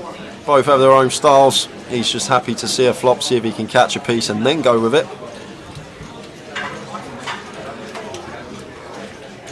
5-5-6, 2 diamonds. And what is Catalin up to as well, Tom? This is really, really loose from Catalin. I've just actually seen the 10-4 off in here out the big blind. Yes, we're getting a really attractive price, but it's just got no playability and being dominated spots. Reverse implied odds there. Times we make top pair versus over pairs and better top pairs. So, checked over to Kenny. Does have the ace of diamonds in his hand. I struggle to make those big blind faults too. I'm always calling that irrelevant. I'm like, it's fine. 7-2 offsuit. Let's go. So Kenny continuing for 50k and TJ Junior not going anywhere. Calls with position, and Catalin here has been tanking in spots which have been snap folds.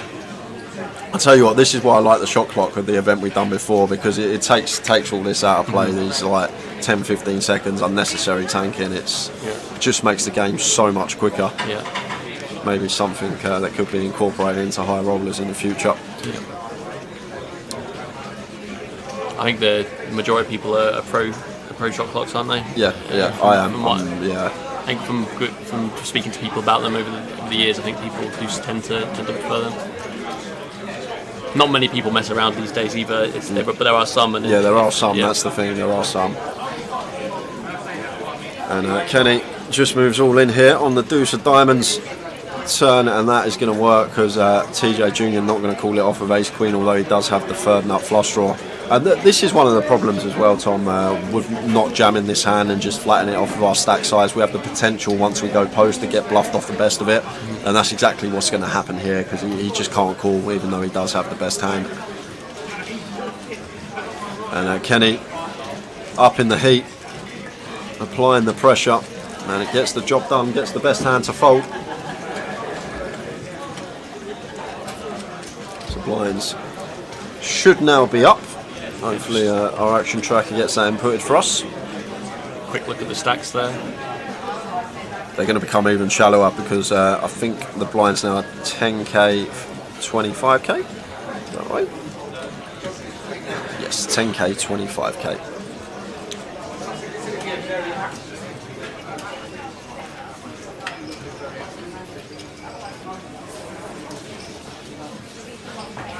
The VPIP got a hold off. Kenny's picked up threes under the gun and straight into the muck. Some funky music being played at the Vic today. You guys can hear it. The variety at the Vic's unbelievable. It's like the conga's going to start happening around the Vic soon. Jay's going to start it.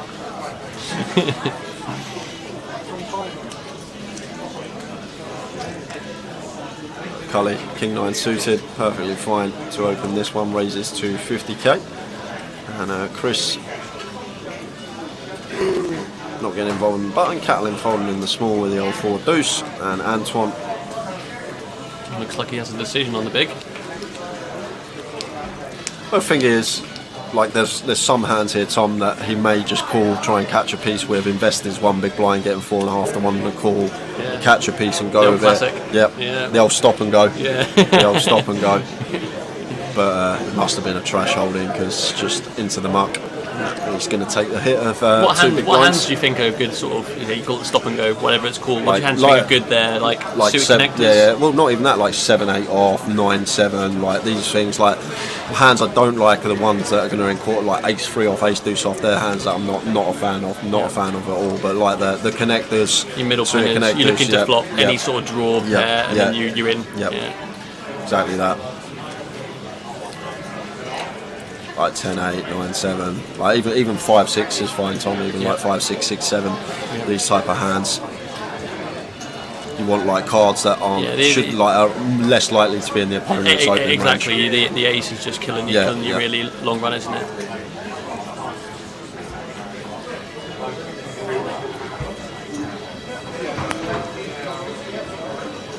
Oh, Ewan's got the 10s. Yeah, and this is it for Ewan. Straight in for Ewan.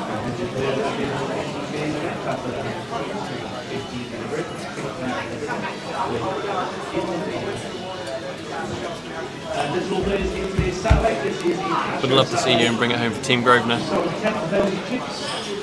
Well, he won the first event at the Vic last year, the main event. If he comes back and wins the first high roller of the year, it'll be he'd be happy. His first year on the circuit as well, and he just ships the National Poker League. It's like, oh god, the guy absolutely killed it last year, didn't he? I was saying, I said to the guys last night, I didn't realise he's a cash game player. The guy's a cash game player, and but last year obviously started on wanting to win the National Poker League, and he did. So really awesome. Great guy as well. Lovely guy, really, really nice guy off the table. They're all like that though. Them four. Someone in the chat calls them a fruit shoot four, like Chris McGuire. Yeah, someone calls them because they went and played a pub game with them, and apparently Ewan took a fruit shoot or something without paying, and they caught So Ewan, Chris McGuire, like Jack Oliver, that lot. They're all really, really lovely. The new like, down to earth guys off the table, and like Dave as well. Doherty, he's part of, has a little chat that crew. Yeah.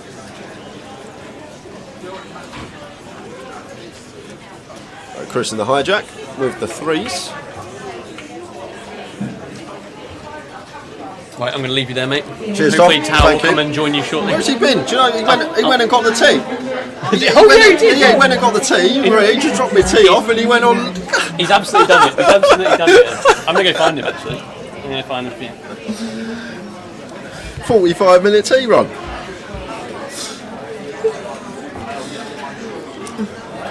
Saw Tom in here, thought, I'm off. There's no scheduled breaks for us though today, guys. Like hour dinner breaks like we'd have in the main event. So every now and again, either Tower or myself will just pop out for 5-10, stretch the legs, some fresh air.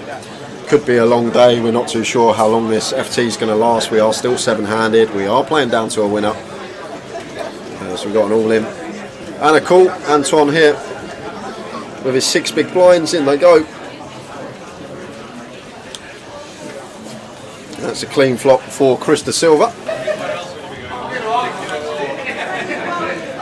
That's not a clean turn though. Ace from space, and Antoine Lebet, who was down to 1 big blind, is gonna get the double. Sit back down, 340k now. He was down to 40k not long ago, and he's back up to 340. What a result for him if he can go on and do something in this tournament.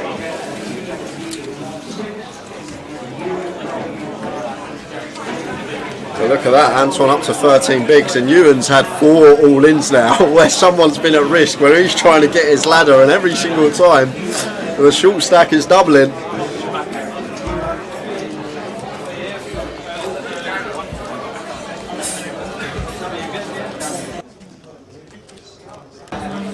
Don't forget, guys, as well, it'd be great if you could give us a follow on social media at Grosvenor Poker on Facebook and Twitter, and for all your live stream coverage /GUKPT on Twitch and YouTube. If you are watching on Twitch or YouTube, hit the follow or subscribe button, put the notifications on, and then every time we do live stream you will get notified.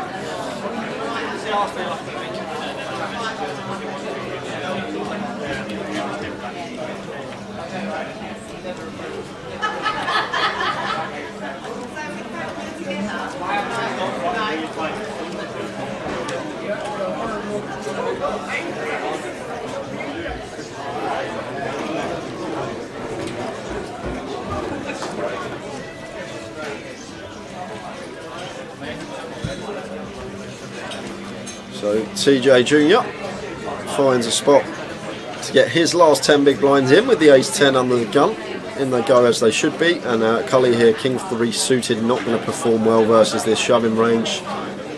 He lets it go. Oi, Kenny, how are you doing? Tuning in on Twitch. Shame that's not you in seat 3, mate. We got a Kenny in seat 3. Shame that's not you.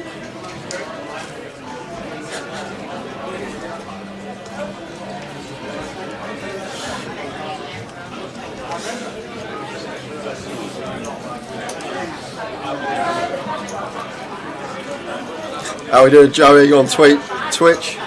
Tell Scott I said hello.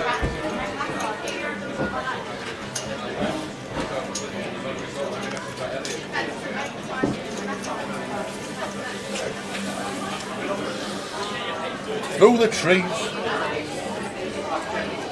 I can't even remember who Scott is, Joey. I've had to scramble my brains for that one. Hello! Where you been? Well, I walked in, somebody sat in my chair. Unbelievable. Somebody sat in my chair and everything. Crazy goings on. What's been happening? Not much. Antoine Lebet was down to one big blind. One?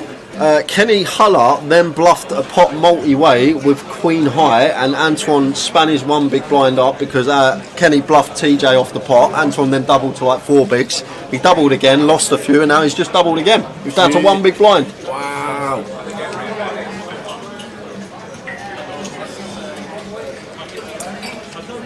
So TJ Jr. shoving over the open from Catalin here. And TJ, I don't know if Catalin's getting fed any information, but the way TJ's been playing, like TJ's shoves have been very, very narrow. They've been these sort of hands near the top of the range. We saw him flat ace queen, we saw him flat the small pocket pairs. The times that he has shoved, he has been nearer the top, but Catalin is going to make the call, and TJ Jr. is in great shape to get the double. And Dennis, I'm with you on that. At this moment in time, we can't change the red all-in because we don't know how to change the all-in from red to any other colour at this moment in time. So the guys will be working on that and checking things out. But I'm with you on that one. I find it hard to see the red. But nice flop for TJ. Nice turn for TJ. Like it. So just fade in a queen to survive. 6 will chop it. There's a 10. 10 of clubs. So double up again. We've had about 6 doubled up since you've been. Really? It's just going double, double. Ewan's been sitting there with his short stack trying to get a ladder, and everyone just keeps doubling. So that's going to leave Catalin as the short stack now. Well, him and Ewan are going to be fairly similar. Oh, that's where the fruit shoot. I thought what happened was he took a fruit shoot from behind the bar and didn't pay for it. That's why you called him the bottle snatcher.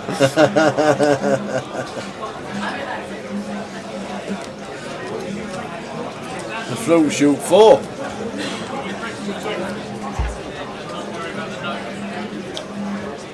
And this is what we're playing for. £90,490 up top.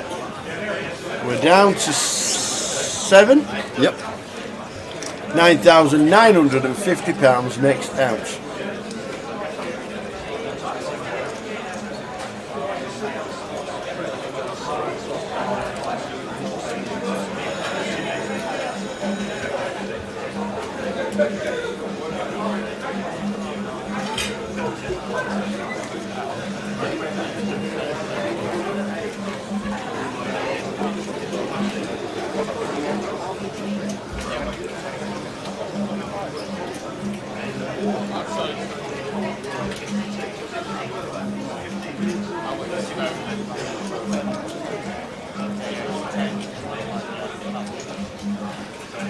So Antoine with ace 8 is all in.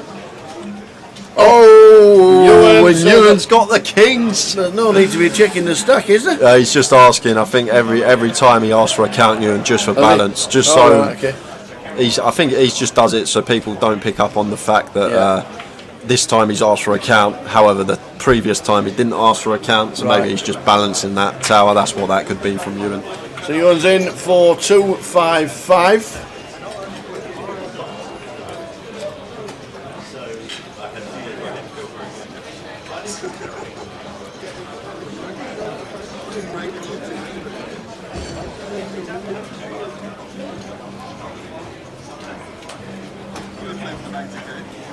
I wonder if the red's all. I wonder if the all-in is red because it's danger. Yeah. Yep. Because you could be eliminated, and you're in danger of losing.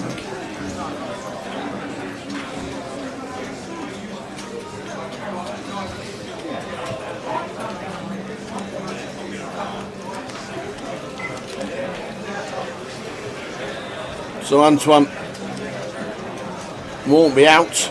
Looking at them stacks, if he loses the hand, but we could have an elimination if Ewan finds the unlucky ace on the flop.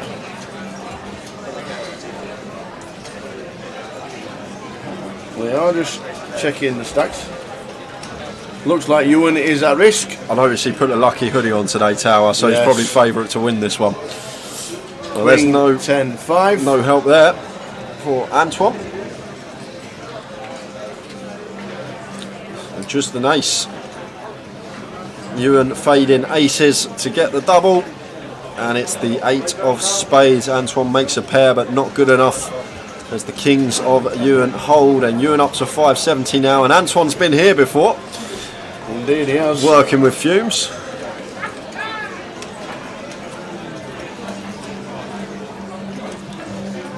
$255 takes him up to 570,000.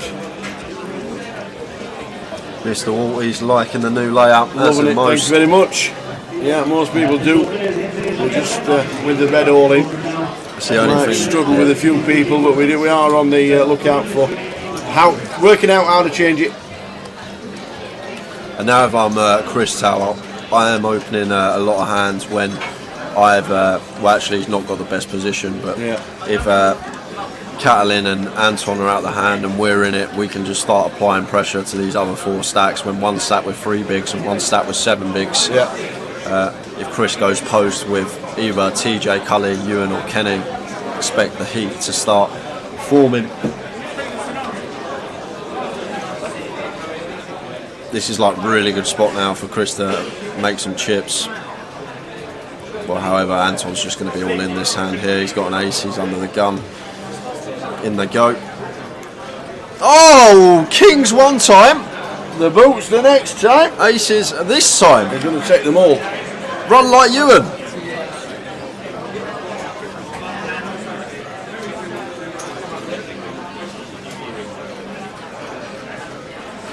So just going to call.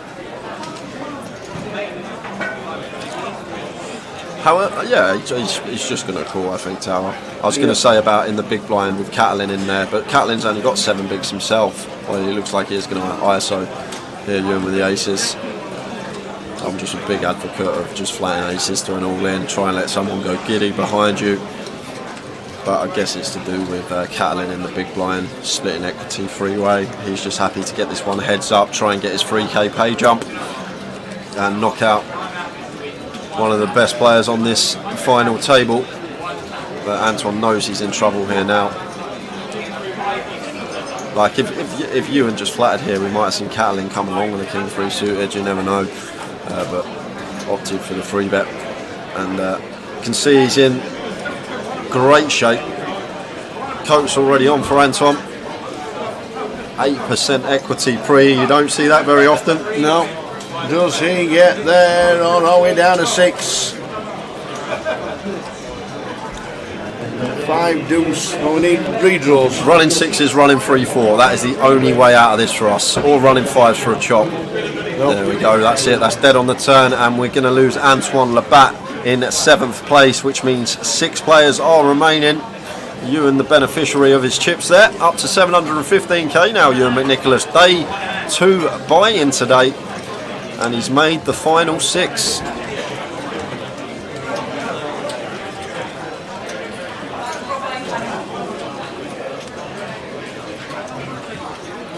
Antoine taking home £9,950. Everyone now locked 5 figures. Yeah, TJ and Ewan both day 2 entries. Moving round to box number 3's Kenny. Pull the chair out. Pull it out.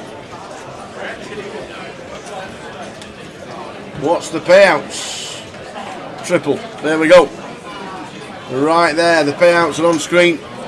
We're down to 6, 12,700. Next out, 90,490. I was having a think last night, Triple. Is it Asif? He said F, so I thought it could be Asif. Asif Waris? No. Remember, it was the guy I was trying to guess who it was in the chat. Oh yes. And he gave me all these cryptic clues. Do you know an Asif? Yeah. Yeah, I know Nassib. He plays in the game. So that's him then. Yeah, it's got that's him. That's him. Oh no, Ewan, you're too tall. He's just knocked the camera.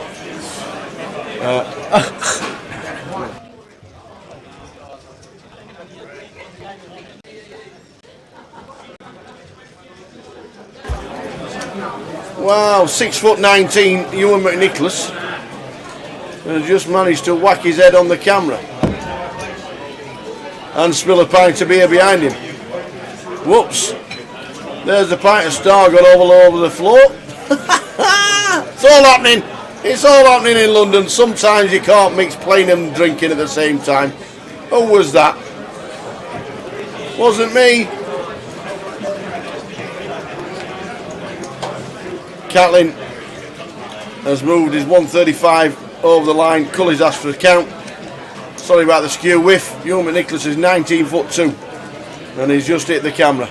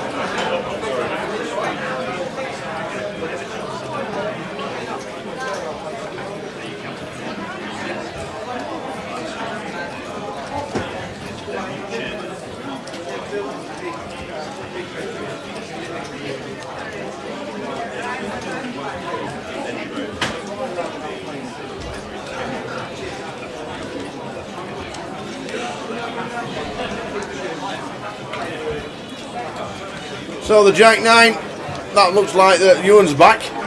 My heck, sit down, Ewan. When you flop it, and you flop good, we get a nice double. Thank you very much, he says. I'll just flop it. Flop it all. Ewan's back into seat 5.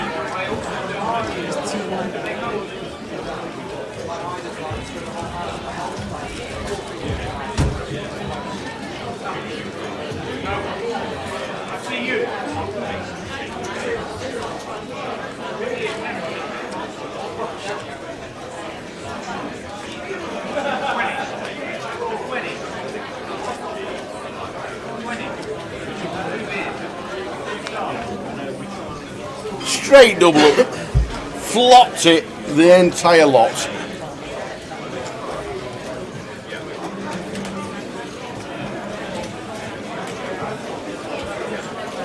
Have you had words? Yep. Have you strapped you into the seat? Well, Simon was on break, so PK was action tracking. Right. So I've had to find Simon, switch him around, and our PK's just dropped off, and hopefully he'll sort the camera out for us. So it's going to correct in half hour's time. Awesome. Now don't move, Ewan McNicholas, 11'14" of you. Flipping heck.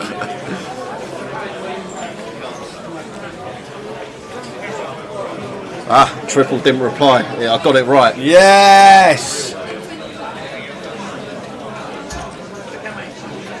Cully's now got the boots.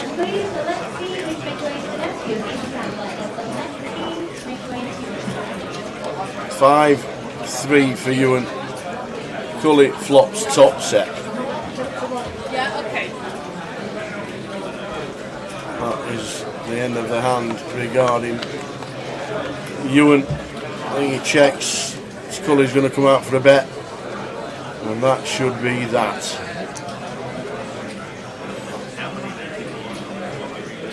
Bet of 50,000.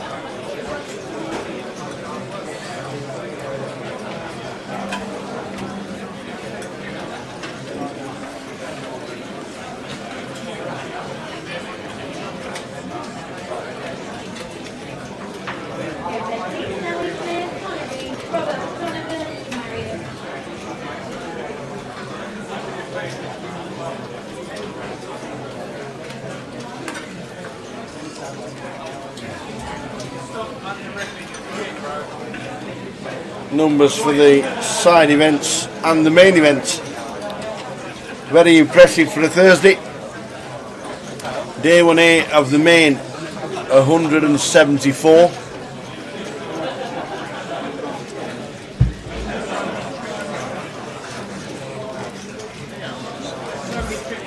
.90 players left out of the 174 that played day 1A. The cash out satellite's got 86 playing it. I think yesterday it was 13 seats in the satellite. It's all good news. And way down to the final 6 of the high roller.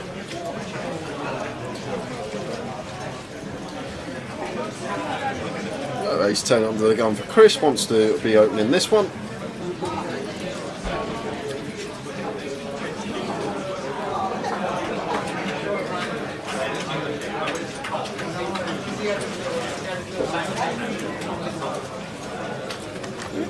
I'm fine, thank you. What? Fine. What? I'm not opening them. You're fine, and I'll wait. I'll wait. I won't eat any of them towels. If you want to open them, open them. What? I just won't eat any. A ton of tea cakes. You won't eat any? Nope. No, I'm not eating one without you. You're going to be waiting a while to eat one, then I'll tell you that if you're waiting for me. No, I'm not. I refuse. I'll stay slim. TJ Junior defending the 10-3 of hearts. That does catch a piece in the form of bottom pair. Chris continuing here with his ace 10, backdoor nut clubs as well.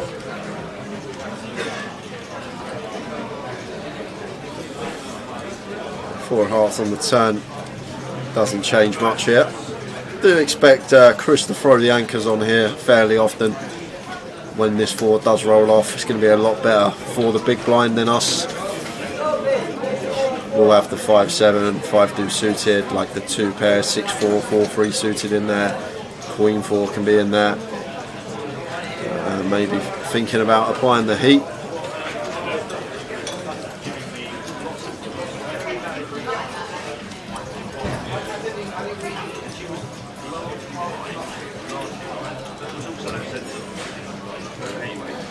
He's glancing at his chips, and when someone does that tower, it's very rare you see a check.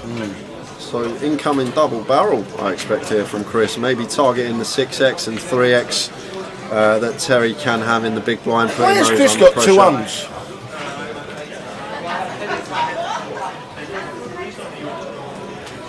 Why? If you just joined this convo, you were thinking Chris has got 2 hands, and who's he playing against? Why are they sat so strange? That's a bizarre situation. Chris is sat in between 8 and 9, and the cards are both in seat 8 and 9. That's bizarre.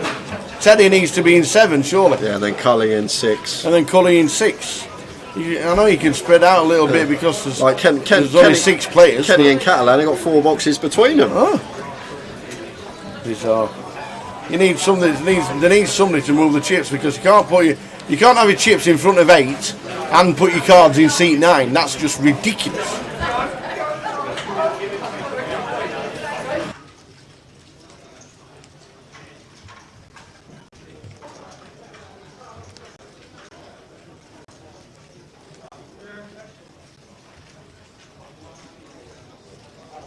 Catalan opening the pocket 10s, so I expect to see him.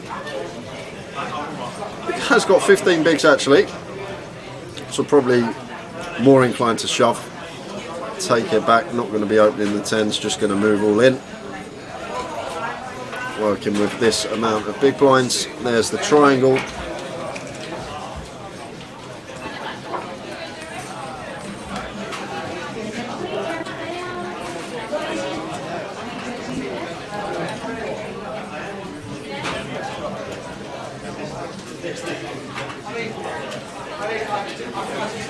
This one's getting through.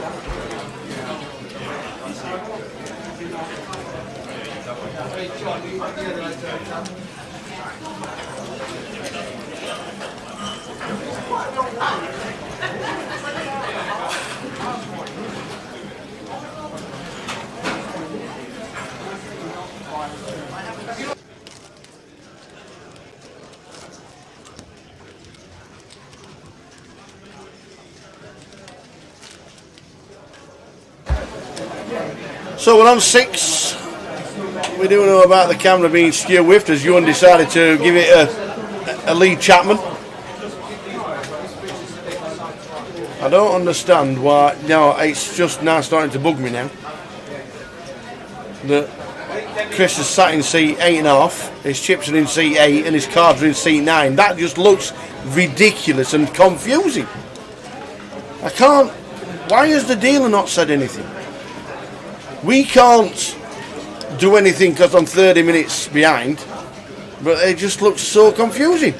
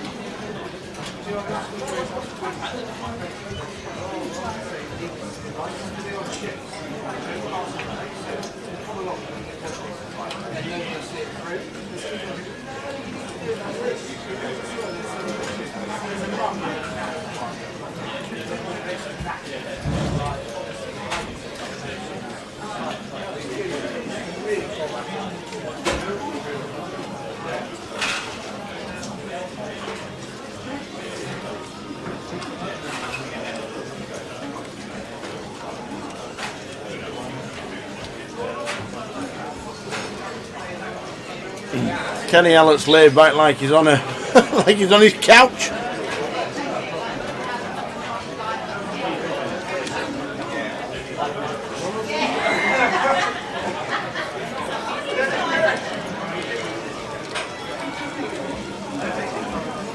I'll in the fridge. Want the ice one? Yeah.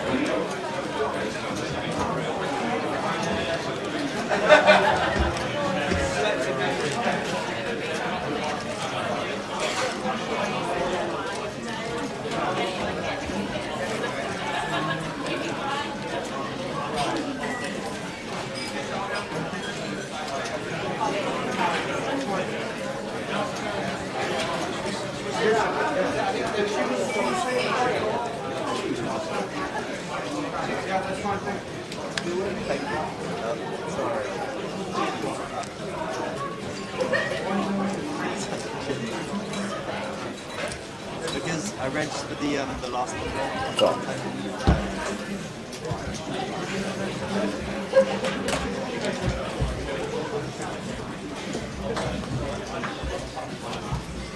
Cully raises to 50. Terry in seats 6, 7 and 8. Gets out of the way. Could potentially shove that as TJ Jr. for sub 20 big suited wheel ace versus this open from Cully in the hijack, but chooses not to.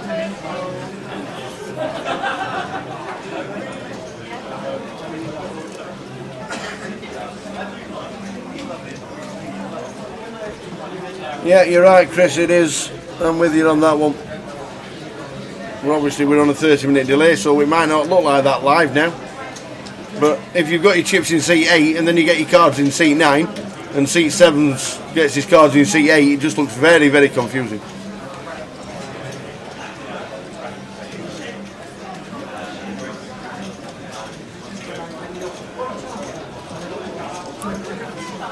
So Cully flopping best here, flopping top pair on the Jack 10 deuce rainbow board. Going to start trying to get some value from our hand now. It's just a quick fold from Kenny.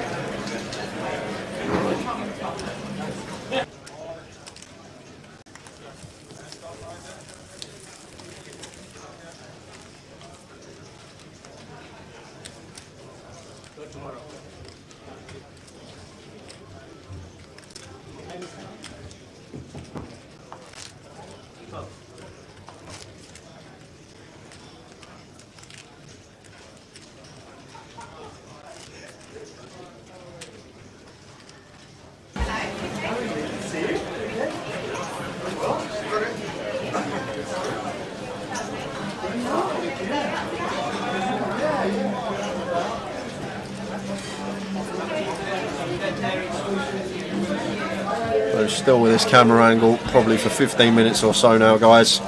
Yes, Ewan. Yeah. Ewan. It's too tall. Ewan who's army.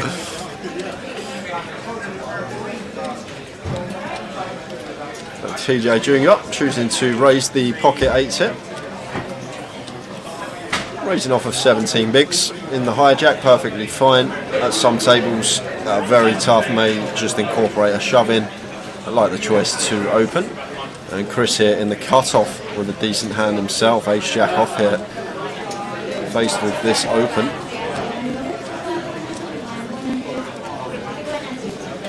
Just going to call, not feeling too happy about 3-bet getting this in versus TJ Junior, perhaps a 17 big, so happy to just flat with position and see a flop.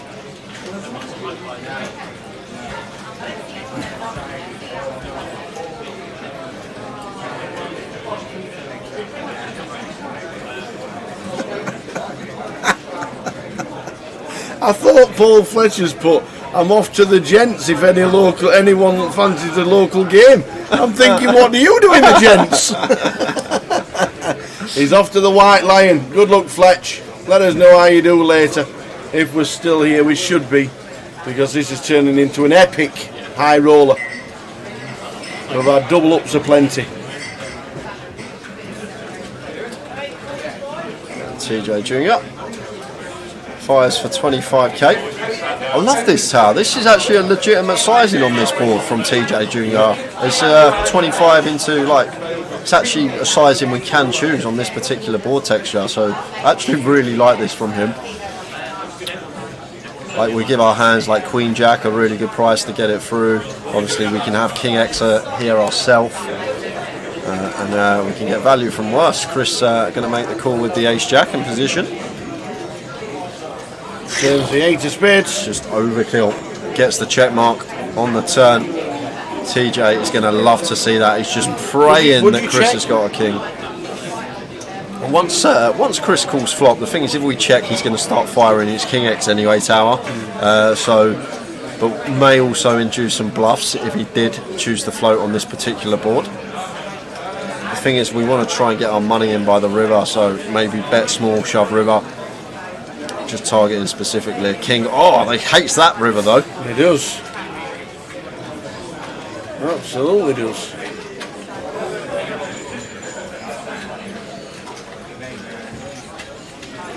I don't mind coming in for a small lead here, as TJ targets some like 3s through 9s, as well as the ace high holdings that Chris can have.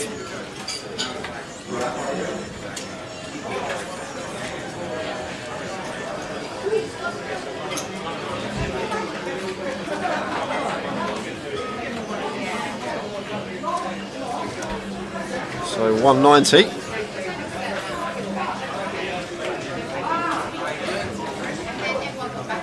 Leaving himself 155 back.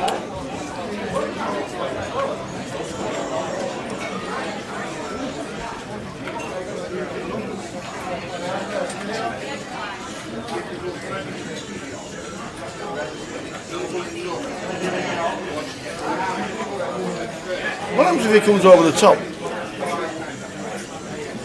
I don't think he can. Well, does TJ ever check a King X, like bet small on the flop and then check for a bit of deception? That's the question he's got to ask himself. And then we've got to ask ourselves as Chris, like, are we checking King X back on this board on the turn? Is our story going to be credible? We've got to ask ourselves that. But then we've got to think of hands that TJ is going to choose this size with on the river, because it's fairly hefty tower. But I just think against this particular opponent, same thing I said in the hand earlier on the day with TJ versus Jack Hardcastle, we just think he's going to be weighted much more towards value than bluffs in this spot, and for that reason I think we've got to let it go. Well, he's counting out chips tower. It's just having a little shuffle, a little play. He's really thinking about heroing this one off.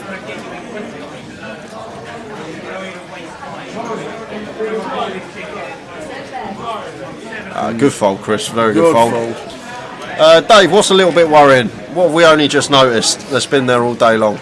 if you're talking about the boxes and the cards being close to each other, yeah, that's because we've been full ring all day. That's why, because people are going to be in them seats anyway. But now that they've moved around because we're short-handed, we can change it. It's just that the player's seat position isn't like direct to their box position because the players have moved around. That's all that's happened. All right. But if that's what you're talking about, that's been there an all-day thing. If it's not, then let us know.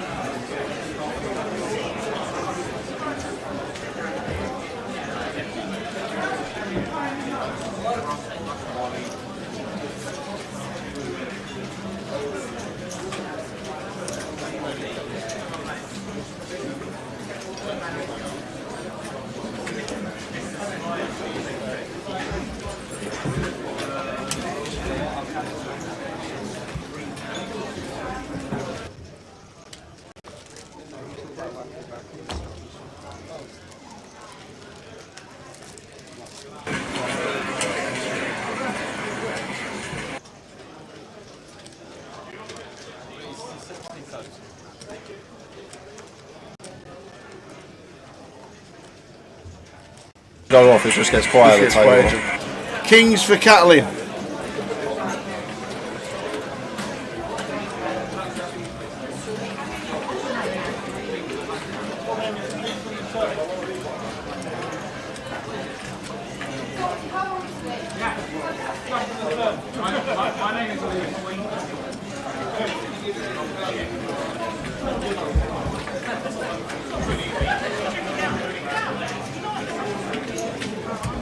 So Chris is the chip leader here. Catalin working with sub 20.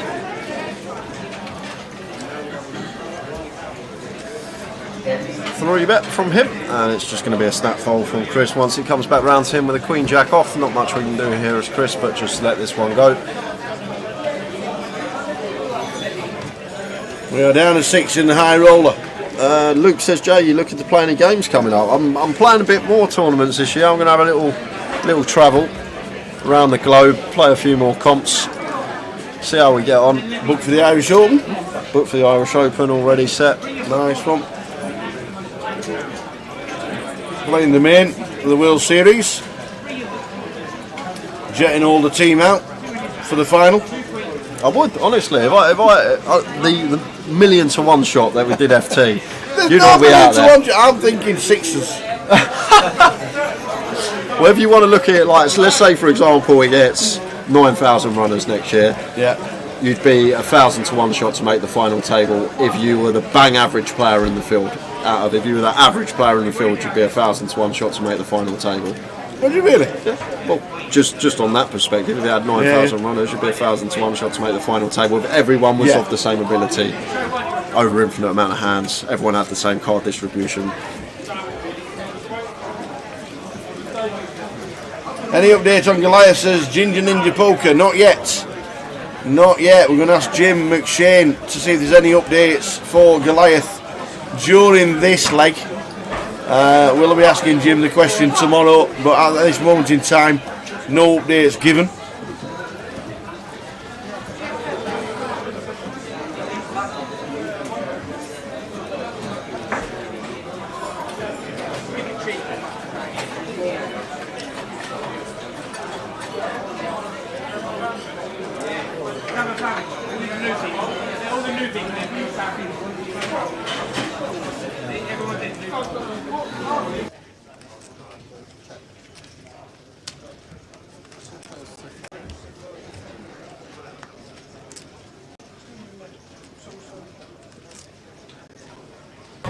Ten, 4, 2, 2 spades. Can't see Cully's holdings, unfortunately.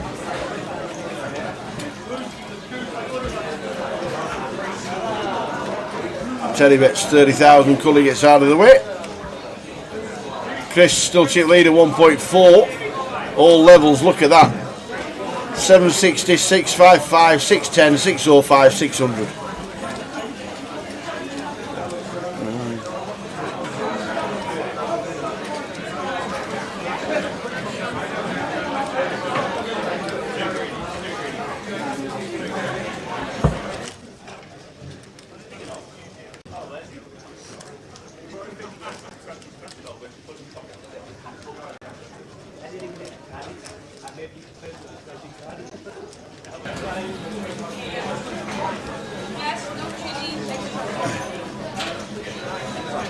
Yeah, no problem, Dave. No problem at all. Hope you're enjoying the live stream of the high roller from London. £90,490 up top. One of these 6 players taking it away, and 2 of the players on this table, the final 6, bought in for day 2 with 6 big blinds, which is a great effort to be cashing for at least 12,700.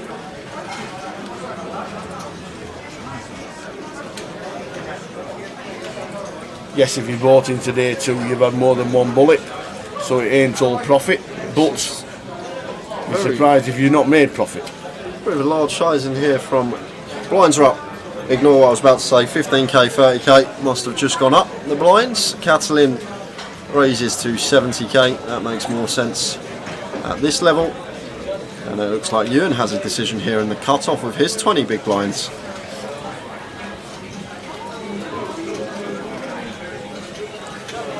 And Ewan isn't one to tank unnecessarily, Tower, so I wouldn't be surprised if we saw the triangle go in here, but he's actually going to opt to free bet instead.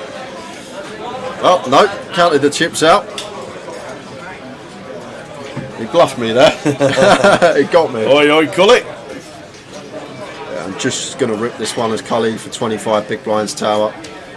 No need to free bet and juice off of our 25 big blind stack. Just going to see the triangle go in a Cully off of 25 bigs.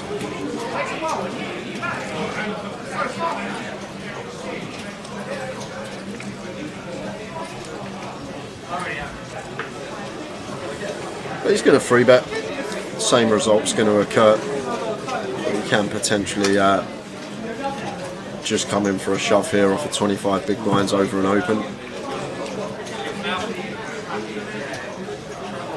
Now TJ gets out of the way with the 7s. There you go. Thank you. I can't. So 205,000 to call. Now we stack of 535. Just going to be a fold, Tower. So the jam and a fold. Sean Man says, just logged in, loving the new graphics. It's all a work in progress, but they do look good. Everybody has commented on exactly the same. They do look good. Even Tower's got buttons to press. He's got all sorts. What are we playing for, Tower? Look at that. That's the chips. Now they've been dished around the final. That's from the start of the session, so since they come back after the break. That's right, and then that's what we're playing for. And that's who sat where. I've got it all here, you know. I've got it all.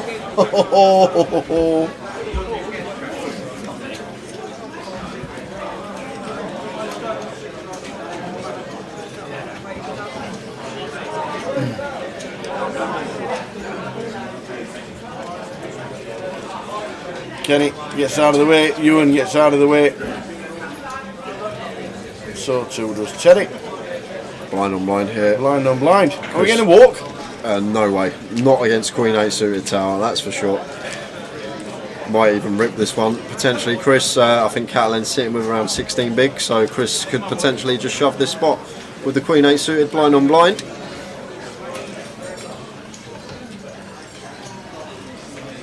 Obviously it does come down to what the stack size of Catalin is, but I do believe it is around 16 big blinds. And Chris is just going to raise it up instead, makes it 3x. We'll raise it up. 11:45, no roundabout finish for the main event.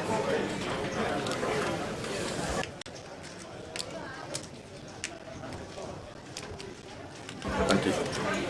So Catalin is going to defend in the big with his ace-5 off of 16 big blinds, so hoping to catch a piece that he can go with. I'm surprised at both plays here, Tower. Sub 16 bigs effective. Chris can just rip. And then Catlin can definitely rip an ace over a raise from the chip leader as the shorty at the table. So I'm quite intrigued by both of these plays from both players. Could have potentially just seen a shove pre from either.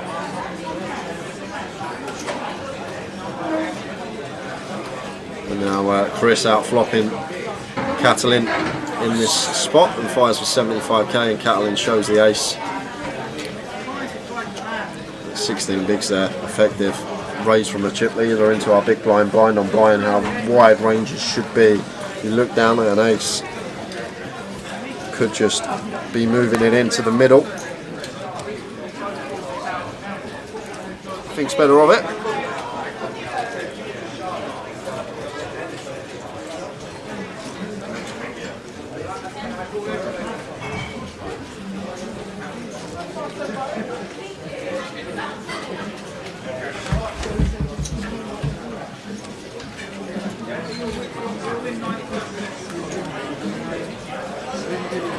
Usually, George, the main event day ones finish up around midnight. We finish around, well, quarter to midnight. We finish between 1/4 and 1/2 on stream. So usually around that sort of time.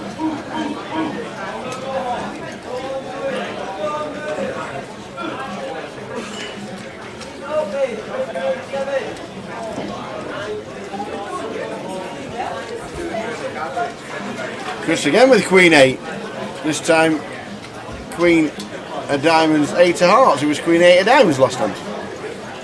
Chances of that? Slim? Oi, oi. Very slim, there it is. Thank you very much. Cheers, BK. Nimble. Yeah, that was quick. Nimble, shall we say.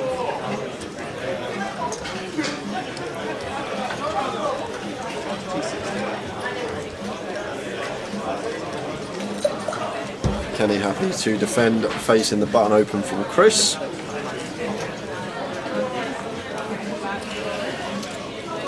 King 9 Queen. So Chris flopping best. Got a nice little 1-2 incorporate into check range here. As Chris de Silva, middle pair here, opening on the button versus big blind range. Definitely could be one that we start checking. Obviously can also start firing, like we are going to have lots of strong hands on this board. Does just choose to come in for a bit. And Kenny can't do much with the 5 height.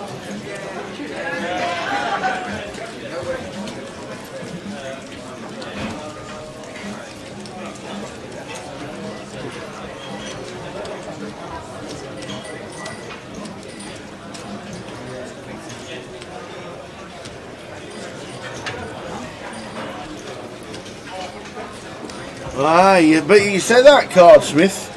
Cardsmith, don't do it. Don't do it. No, I won't press any buttons at all. None at all. I won't press nothing. Look what you done. Made it go split screen. That's not tower, believe it or not. Doing that. Blinds 15-30 with a big blind 30. King 6 suited for TJ into the muck. We've got Chris here in the cut-off with the Queen 9 off.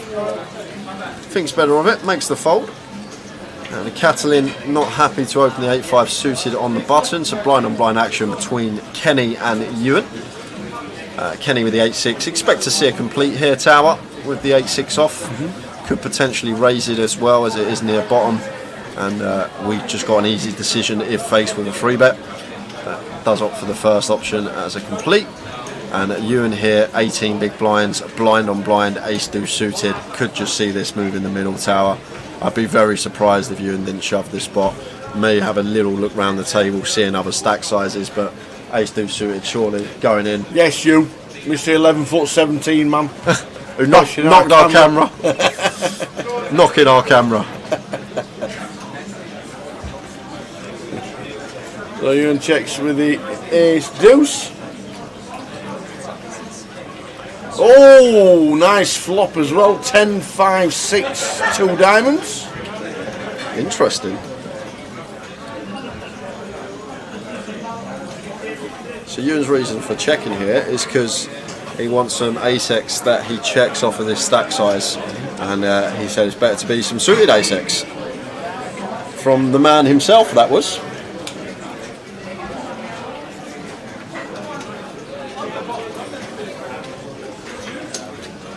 Nine of clubs on the turn.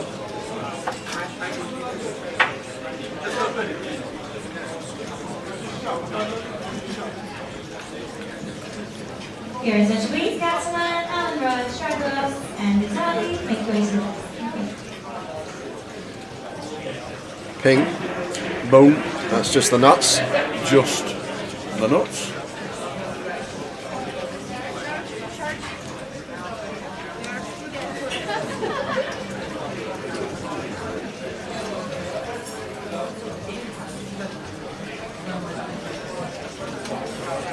Just a big bet here, perhaps tower. Try and make it look really bluffy, blind on blind situation. We can have a whole host here as Ewan, so maybe might think about going large here against this particular opponent. Kenny, very good himself, very competent, very good resume in the poker world. You could potentially see a big bet here from Ewan McNicholas.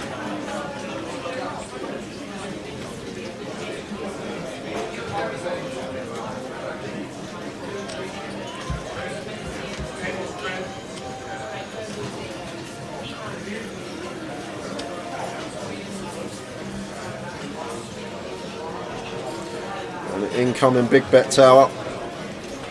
About 225, 250?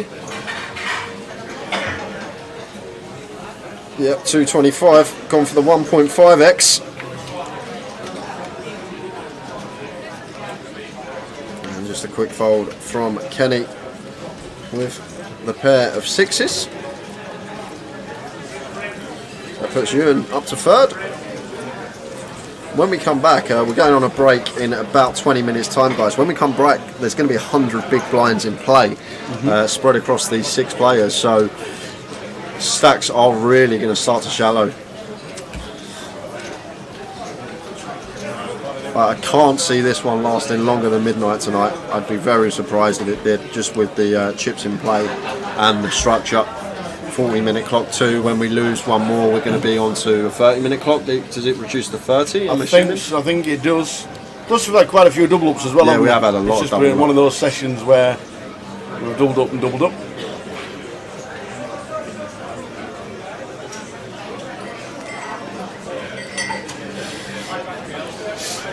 So Chris, ace queen, lovely one to open in the hijack.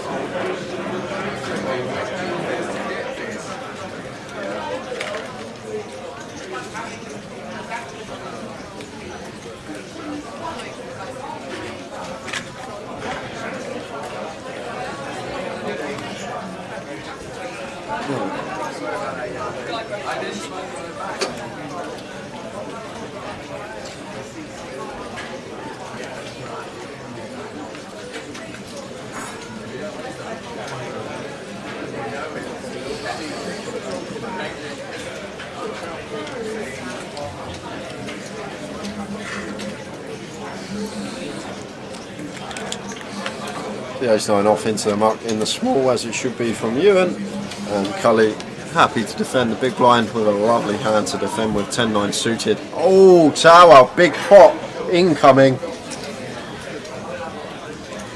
Bottom 2, top. Cully Sidhu bets a one, 100,000 into 175. Fairly large from Cully. Donking into the aggressor as well. Obviously our hand is fairly susceptible on turns, like there are a lot of bad turn cards for us. So jacks, jack, queen, king, 8 and the call. So maybe trying to prevent the check back from Chris and just start building a pot now. We've got the betting lead. Oh, that's an action killer. Yeah, it's going to slow things down massively, tower. And like, this is the run good that you don't see. Like, people don't talk enough about. Like, Chris has been running pretty pure, but like this jack on the turn is run good for him. The fact that this jack comes and we don't have to, like, if it comes brick, we're going to have to cool down, or at least have a very tough river decision. But the fact that this jack rolls off on the turn, it's just running well. That's all it is for Chris De Silva. Just running well and slows Cully down. And we just lose less chips. We would have lost more bets on a brick. Like Rungood isn't just getting dealt premium hands, getting lucky against opponents. Sometimes it's the little things like that. When you get a bit of a setup, a bit of a cold deck, and you find the card that slows your opponent down. Probably favourite to win this one, Chris, but Cully up to 1.1 million himself now. Is our clock the bottom left? No, our clock is the bottom right. Bottom right. We are on break in 18 minutes. 18 minutes and so many seconds. Love it. We're loving it, loving it, loving it, loving it like that.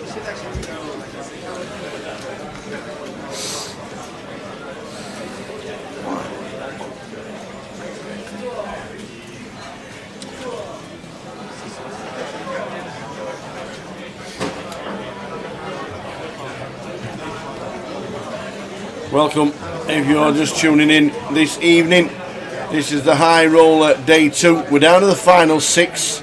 Started the day with 38 after there were 17 buy-ins for Day 2. Control players remaining in the High Roller final table. Please make your way back to the 17 for Day 2. And 2 of them are on the final table. 15,000, 30,000 for this last level before the break.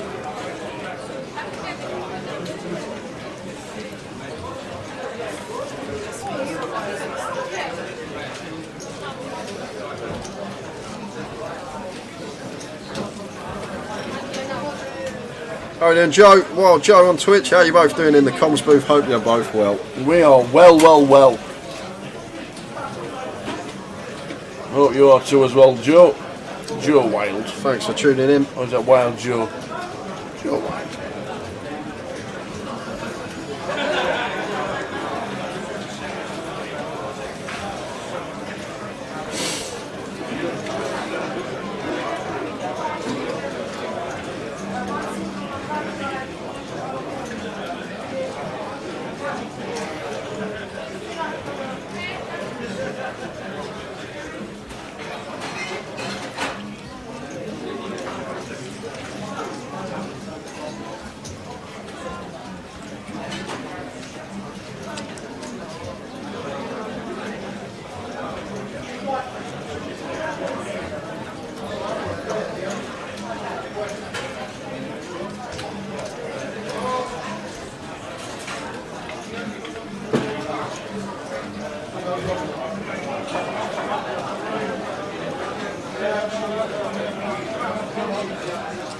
Attention, this is the final call for all High Roller players. Please make your way back to the table now.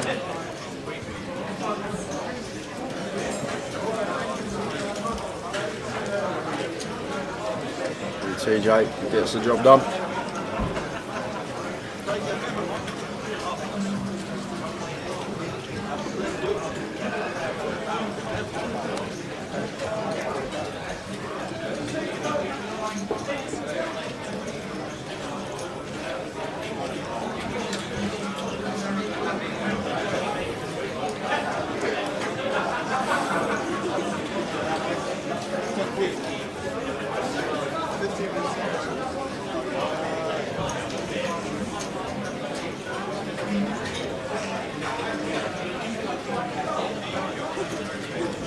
Stop.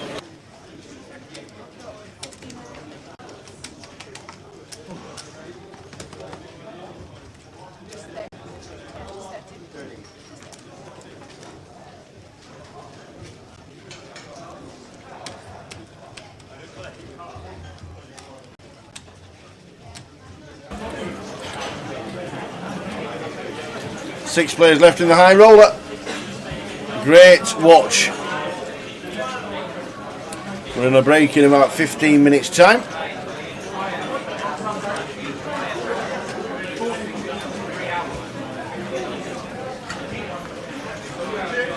So makes it 75 to go from TJ Jr.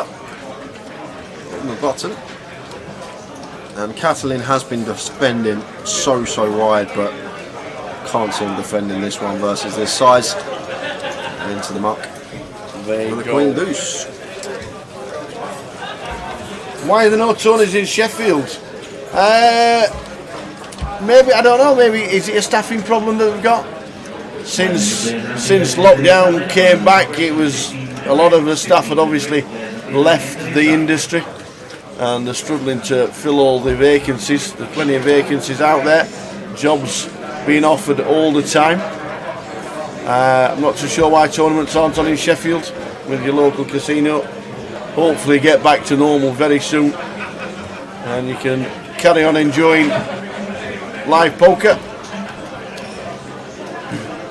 Well, talking about your local card room, the Bad Beat jackpot went up last night. It's now £205,000. Seven's full, I do believe. Seven's full.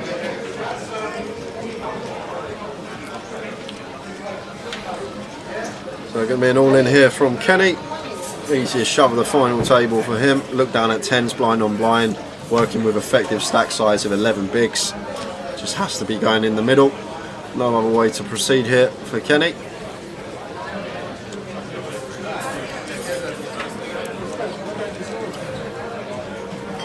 He's actually going to raise, try and induce perhaps from Catalin. 10's obviously such a big hand, blind on blind, and Kenny trying to get max from him.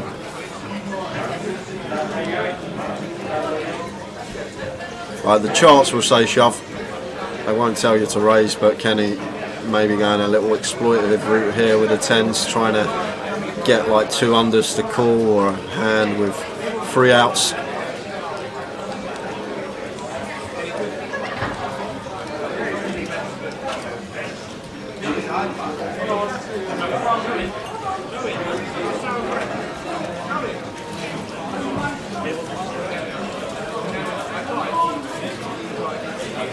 Catalin, long hard think.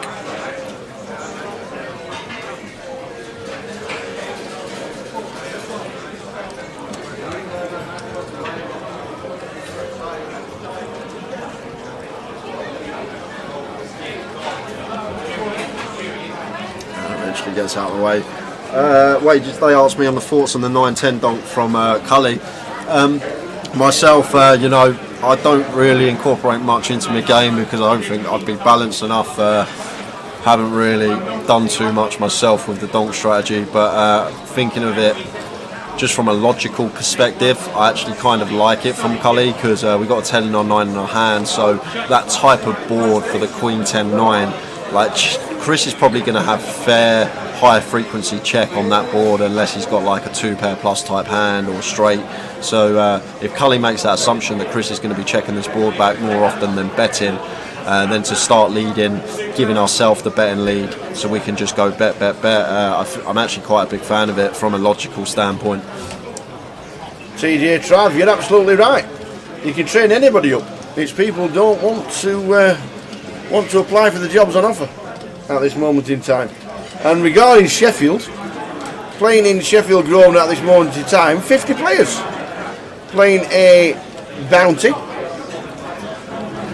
£50 bounty, and there are 50 runners. Started at 7:30, so just an hour ago, and late regis until the end of level 6. So if you chop, get yourself there, you might just make the £50 bounty. 50 runners so far in Sheffield.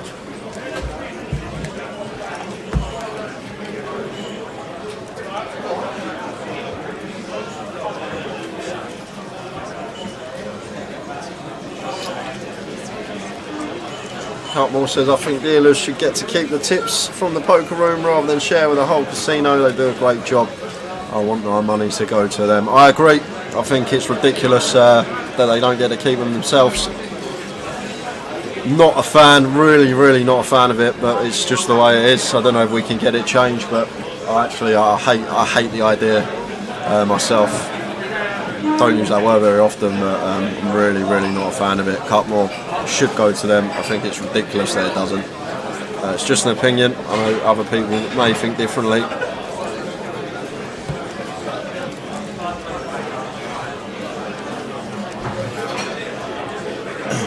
Terry with a 7-6 just calling 30,000. Kenny should be raising it up.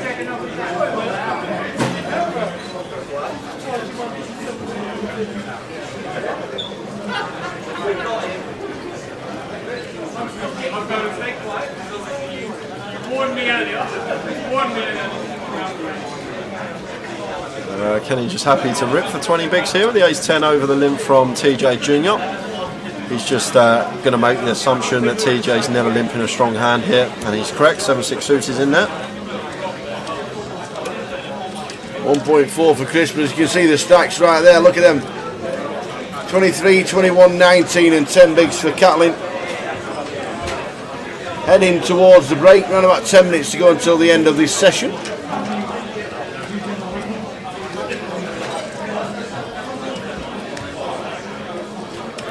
$15 got the money, and that is what they're playing for. We're down to 6, so 12,700 locked up. A couple of players bought into day 2, including Ewan McNicholas, and the other one was Terry Jordan.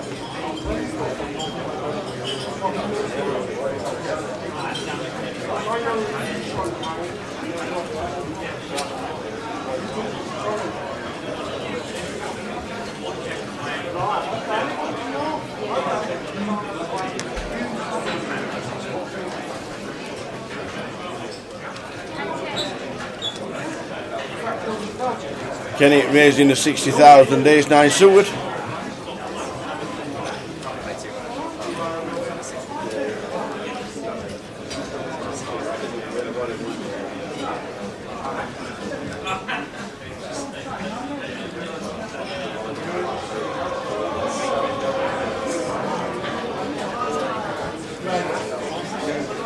Ace high flop, ace 5-8.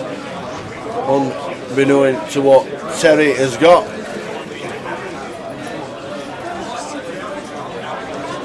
Wonder why they're not in the box. Heading towards the break. 10 minutes to go or so. Cheers, Mark. 10 minutes to go or so until the end of this sesh. And then we'll return at this moment with the final 6.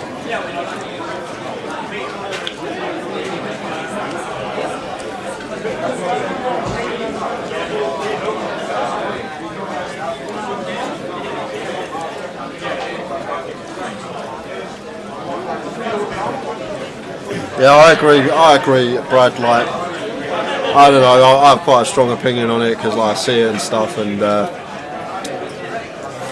it's just one of them things. I'd love to see changed, and especially how hard they work. They're overworked as it is. They all put in a massive graft over the week, and like literally working 14-hour shifts, going home, getting 5 hours sleep, back in 14-hour shift, 5 hours sleep, doing that for 7 days on the trot. It's exhaustion, and should be rewarded a lot more for it.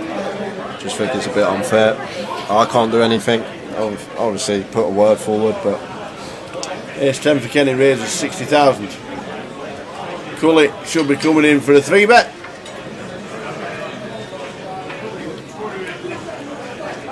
Yeah, I agree, Brad, with that last comment as well.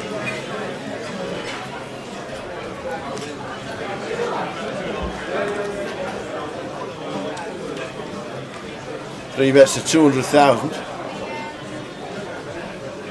Kenny going to appeal?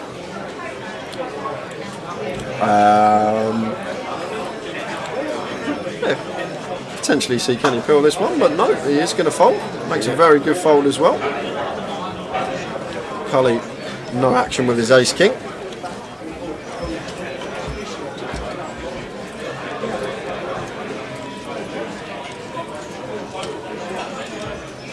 So just 5 minutes left of the session, and then it's going to be a quick 15 minutes. 15 minutes. Hiya, Skids.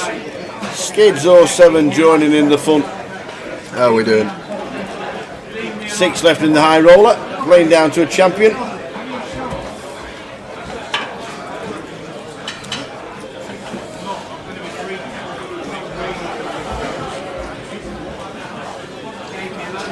Yeah, I agree. Montana, it's like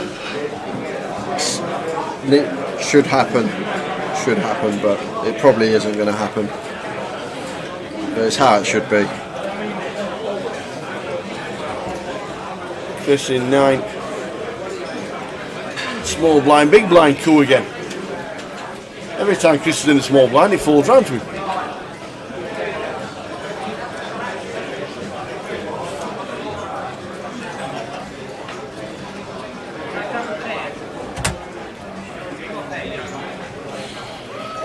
As you can see in the bottom right hand corner, the clock's in red, so it's under 5 minutes until the next break, and then 15 minutes to wet the whistle, and then back with another session of 2 hours. 7 high flop, 7-3-4. Top pair for Callum. Yeah, this is just, if Chris leads this spot, we don't know what he has, but Catalin's just got a hand that he'll jam if Chris leads. If it's checked to us, Catalin can just start betting with his 7-6. We don't want, like Chris's, like overcast to realise equity versus our hand. We want to start putting some chips in the middle here.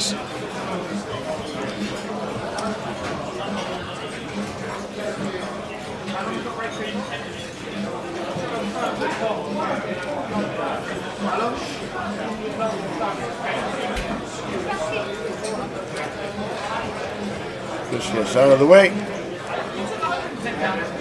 think Cully's having an early break. Yeah. Satellite, please retake your seats. You have 3 minutes remaining on your break. That's 3 minutes remaining on your break. All satellite players, please retake your seats now. Alright, he's back. There he is. Last, yeah, back for the last hand. So, last hand of the session. Last hand of the session. It's like we're in a split screen. We've got the screen down the middle. And So, we're not really here. Got ace king for Ewan under the gun. Working with 19 bigs. Just wants to open this one off of this stack size.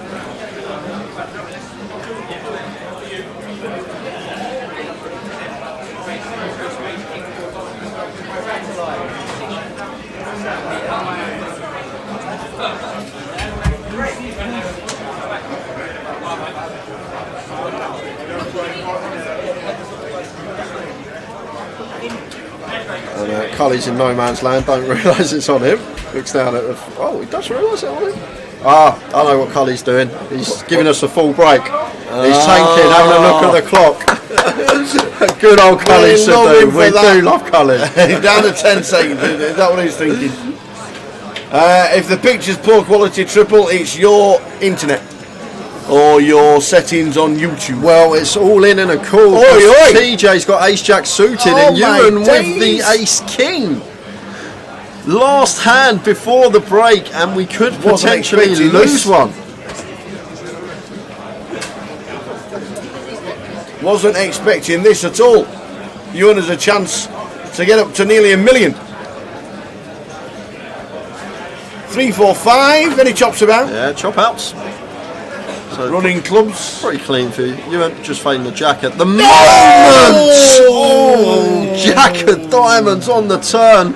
Deuce or king needed, and it's the 10 of clubs. And Ewan McNicholas, last hand before the break, is going to be left with fumes. Ouch. I think he's going to be coming back with one big blind tower. Oh my days, man. Oh my days. The 2-day 2 buy-ins going at it, and TJ Jr., the fortunate one for there. And that's it, guys, for the session. We're going to be on a quick 15-minute break. Oh, I really want to see you. And you've got to come back with a blind. I've got to wait 15 minutes with one big to come back. Oh, look at Ewan. Well, that's it, guys. We'll see you in 15 minutes when we will be 6-handed still, but Ewan's going to be left with his final big blind. See you then. See you then.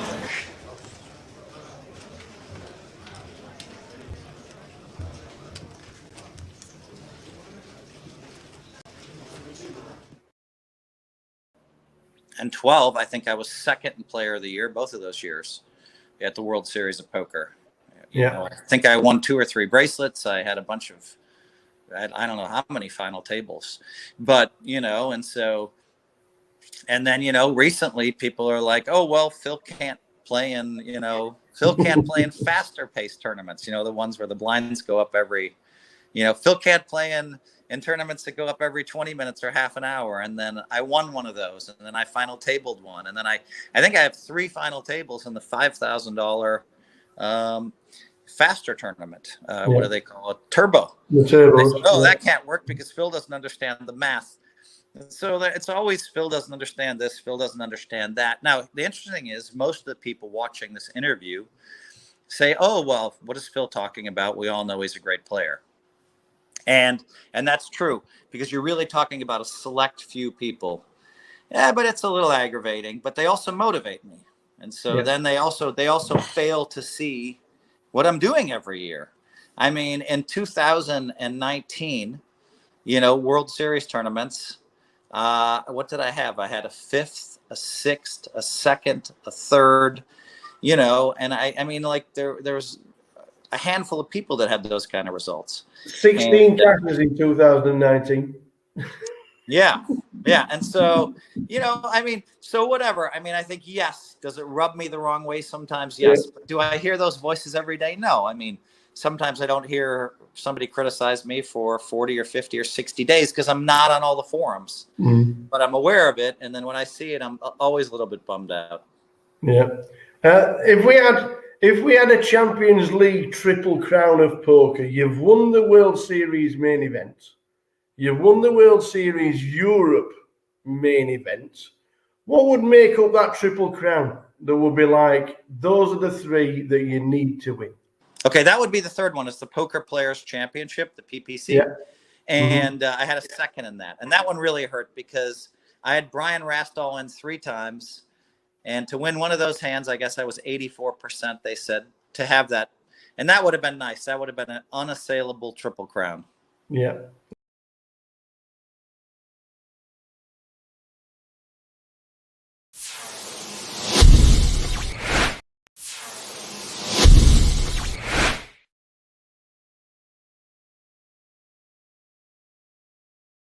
We have got 15 bracelets.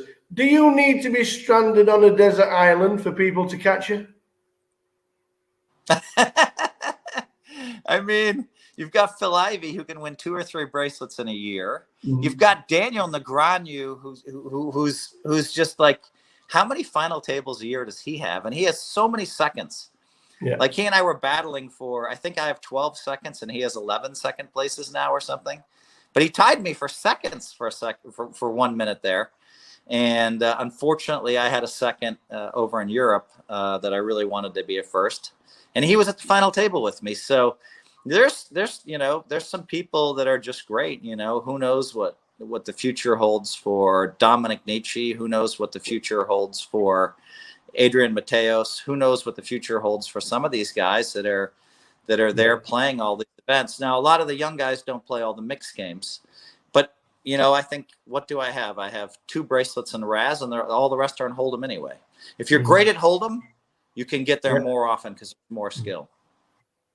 Out of the 10, 11, 12 second place finishes, and I'm just gonna read. This tweet from yourself was just amazing. Hitting my number 1 live goal at 24 was amazing. By the time I was 28, I had 5 WSOP wins and a new life goal was to become the greatest poker player of all time. You figured you needed to win 24 bracelets as recognized as the greatest of all time. If all those second places would have been wins, would have got there, but why did you say 24? 24 is a number that kind of like, I don't always have a perfect understanding of, I'd almost say mystical things. You know what I mean? I know that our minds are very powerful, and some of that is kind of untapped and unknown. And, my book Positivity talks about, how I've kind of, harnessed some of that potential, and how other people can harness that potential.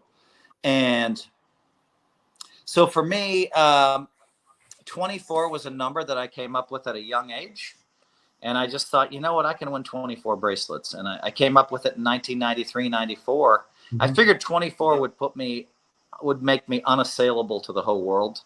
Yeah. You know, I remember in 2005 when I passed Johnny Chan and I passed Doyle Brunson, and they both came up and congratulated me. And that was classy, right? We all shook hands. They were all like, great job, Phil. I mean, there was a big, you know, when they awarded me that bracelet in front of the whole room, that night right after I won it, there was Chan and Brunson. Brilliant. And at that point, we were crazy. Johnny, and I think it was 05, but you know, Johnny Chan and Doyle Brunson and I maybe it was 07 I passed them, but I mean, there were years where they'd win, Doyle would win 2, Chan would win 2, and I'd win 1 bracelet. I think that was 03. And there, I mean, so we were just winning them in bunches, even in the modern era. And so that battle was great. And so, yeah, you're never safe. There are people that can catch me, but now I have the records, and and you know, I just have to keep racing it. Any of those second places you would have thought, you know what, I really wanted that one? Yeah, I remember there was a second place where a guy was very, very lucky against me repeatedly, and then and I still had a chance to take him out. I think I had pocket 5s and he had ace king, and I limped in with the 5s. We were playing 3-handed. The other guy had a peanut of a stack, and he raised, called, and it came 10 jack 7. And he bet and I raised with the 5s, and he just called, and I knew he had ace king. And the turn, I bet, he raised, and I re-raised him, or at least I called him with the intent of calling on the river. And for some reason, I bailed on the river. All I had to do was call 500,000 on the river. I'm going to bust him. The other guy has the tiniest stack ever, Eugene Todd, and so that one really hurt. Because I also had the guy all in. I think he had king 10 suited when I had ace queen. I had him all in. We had a flip one time, and so that one hurt. I mean, of course, when I finished second to Brian Rast, that's the one that hurt the most, because I had him down to no chips, and the whole poker world was watching. The stands were full of people at 3:30 in the morning. That would have been the one, the Poker Players Championship. Yeah. Oh, I probably regret a bunch of those second places. I remember one in 1994 where I had 2 aces, and I had a guy named George Rodas on with a king and a 10. Howard Lederer had a short stack, and he was on before the flop with king 10, and he somehow won. I remember it came jack 10, and he turned to 10, and you know, I'd been waiting.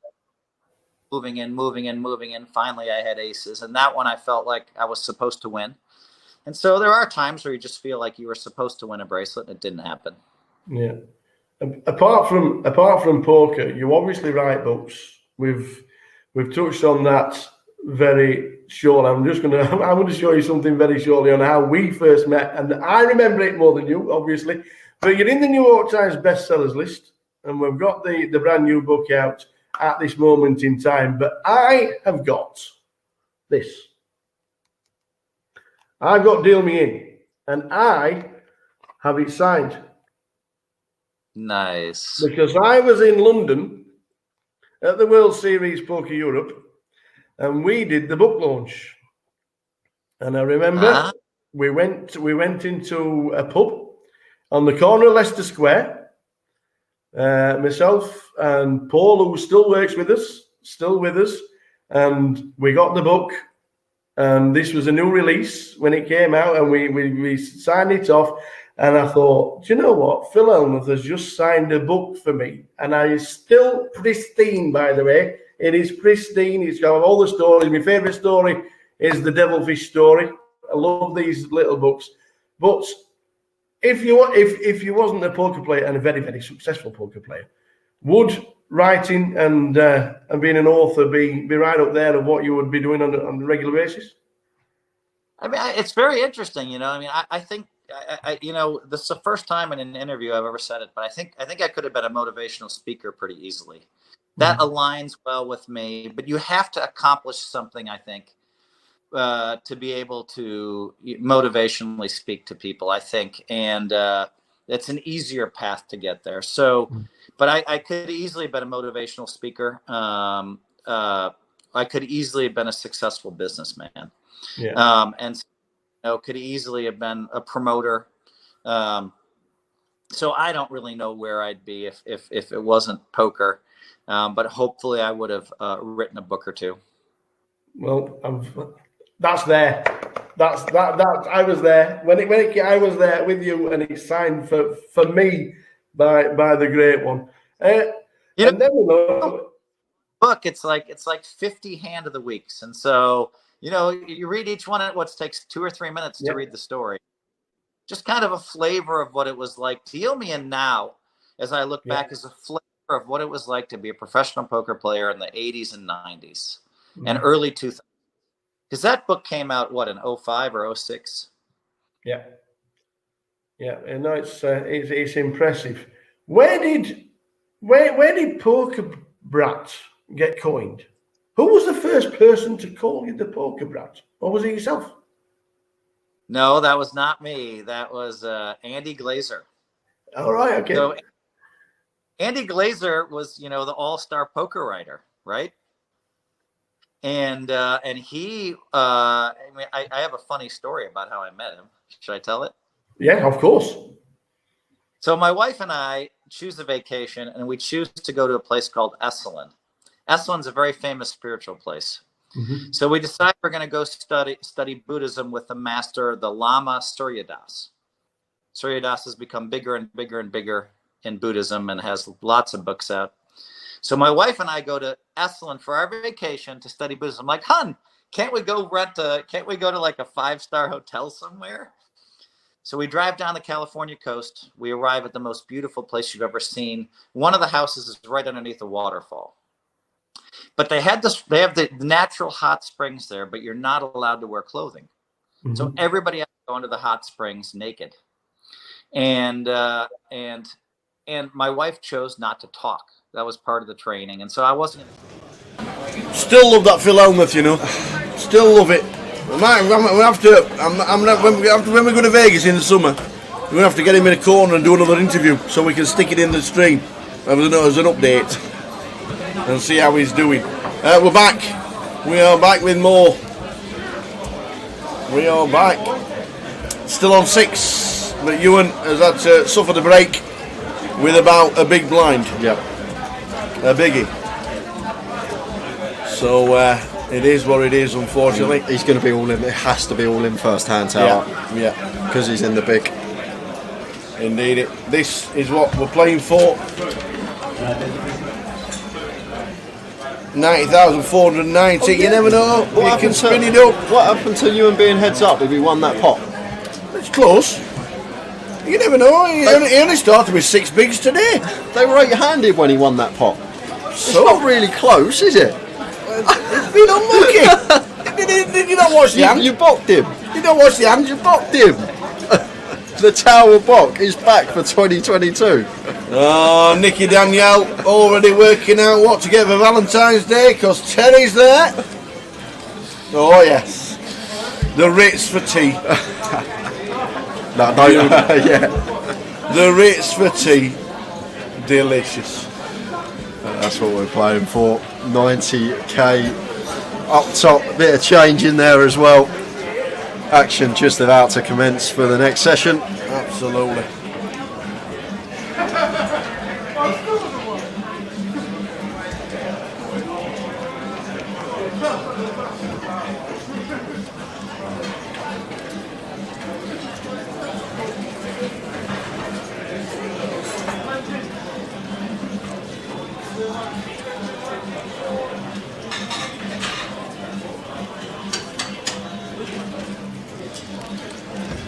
Don't forget Terry Jordan watching on Facebook. Don't forget we're half an hour behind, and if you know any spoilers because your son's playing, don't ruin it for everybody. Thank you very much. Yeah, no spoilers, please. No spoilers. Buying was 2.2. Hi, Mum. Hi, Mum. All right, Gail. I hope things are well.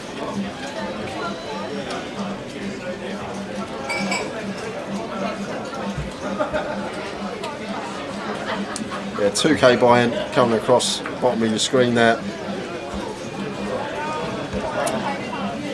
Oh, Ewan actually finds 8s, Tower.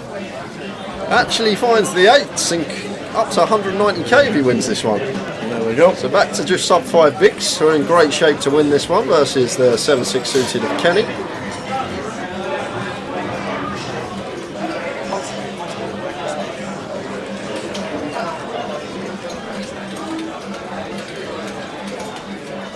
Wow, my days. That's what is right. that all about? Oh, Kenny flopping 2 pair, king or 8 needed.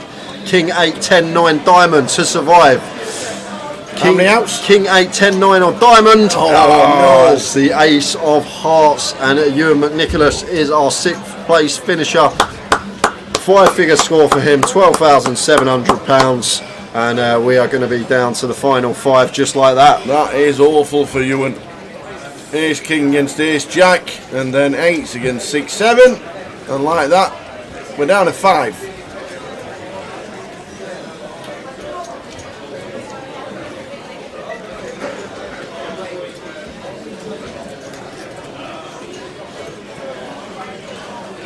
So a little 5k ladder for everyone. Everyone now locks 17.5 grand. Beautiful.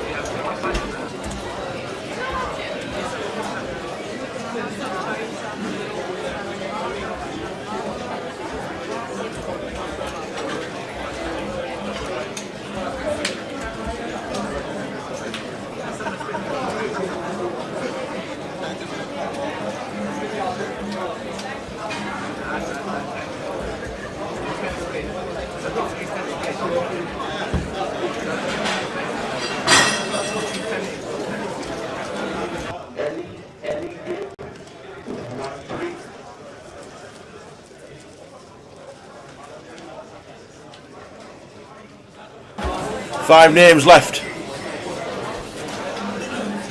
£17,500 locked up.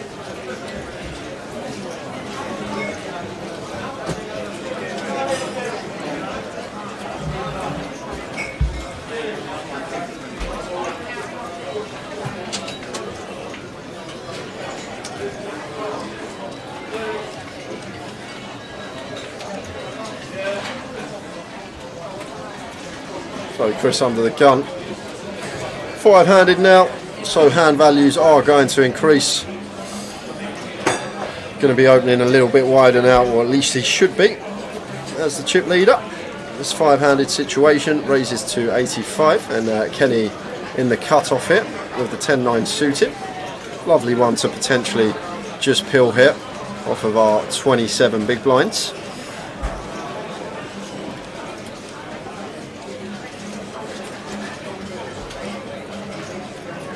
Ah, 20k, 40k. Playing 20. Sorry, 40. We're playing 15, 30, guys. We're playing 20k, 40k.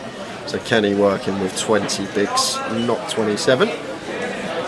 Still chose the call, and Cully in the small blind with a pair. He's involved, and I think we could have 4-way action here now, Tower, because TJ Jr. getting this price. Yeah. He's not going anywhere. Terry's getting involved. 3 players. 4 players to the flop. 5-handed, and 80% of the field's involved on a final table with 90k up top. 6, 3, 10. Piece for Chris, piece for Terry. Cully with a pocket pair, but top pair for Kenny. Somebody's got everything. Top pair, middle pair, and bottom pair, and a pocket pair. Top, middle, and bottom. Top, middle, and bottom. Oh, it's a hot spot. I don't know, 4-way. Chris is probably less inclined to bet this one, Tower, like heads up coup. Probably going to have plenty of bets with the A6 on 10-6 free rainbow, but four-handed, maybe less inclined, but he is reaching for the chips and happy to start firing. Bet of 130.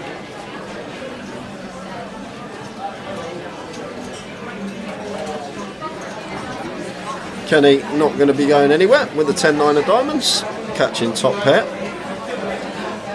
Just going to be calling. At least he should be.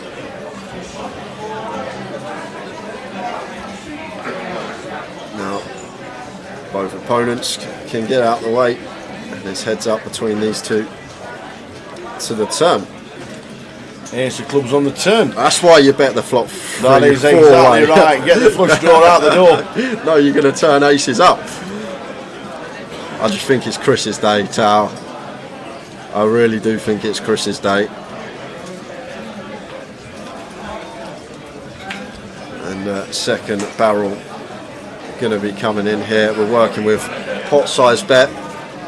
However, Kenny shouldn't have much ace-x here. So Chris probably not going to just shove here, Tao. He's actually going to get a bit tricky and check this one over to Kenny. And it's a very, very well-timed check.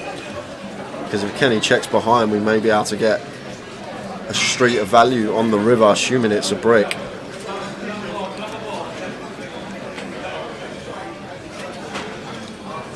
The 7 of diamonds, it's the river. Yeah, pretty bricky. 8-9 shouldn't really. 8-9 shouldn't be in there. 4-5 shouldn't be in there. So we're not really worried about anything here as Chris. And Kenny's hand looks like what it is once he checks back. Turns out it looks like he's going to have like 10-9 suited, Jack 10, Queen 10, King 10 suited, these type of holdings here. So if we're Chris and we decipher that and just think Kenny's more often than not going to be weighted towards a 10 in this particular spot, sometimes 8s or 9s or 7s. I know 7s have made a set, but they didn't elect to free bet pre-5-handed. But I choose a size here to target a 10 specifically. I don't go too big.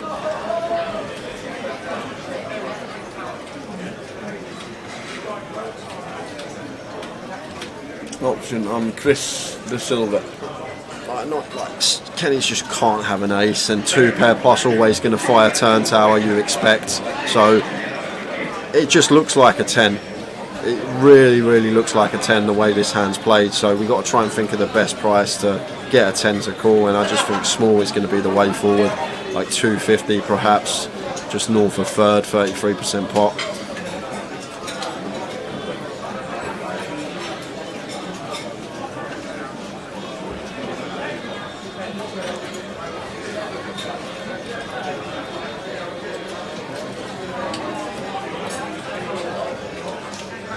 It's going around half, that looks like tower. Fine as well. I'm glad he hasn't gone for like an overbet here because of the things we spoke about. Like the way this hand's played, Kenny just looks like he has exactly what he has, and that is a 10.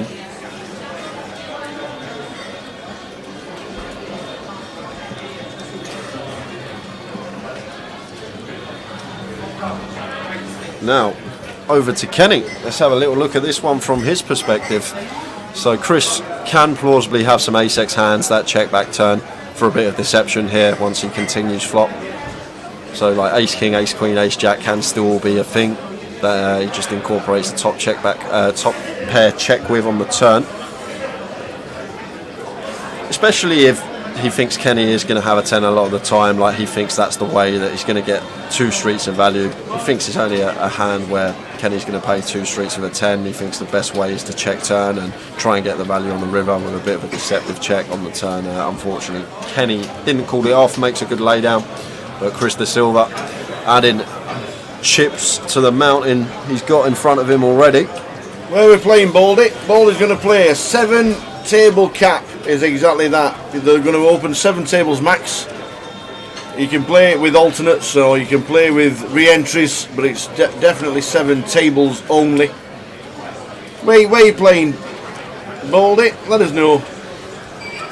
That's Michelle, I think. Playing in Leeds. Oh, Leeds. Playing in Leeds. So yeah, it'll be 7 tables. Usually 900 tables max. So it'll be 63 players plus re-entries or alternates. Good luck when you go and play.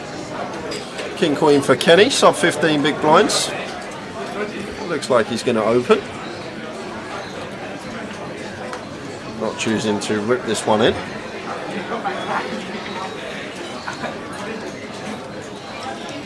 Yeah, definitely. If you think it's going to be busy, always go on pre-reg.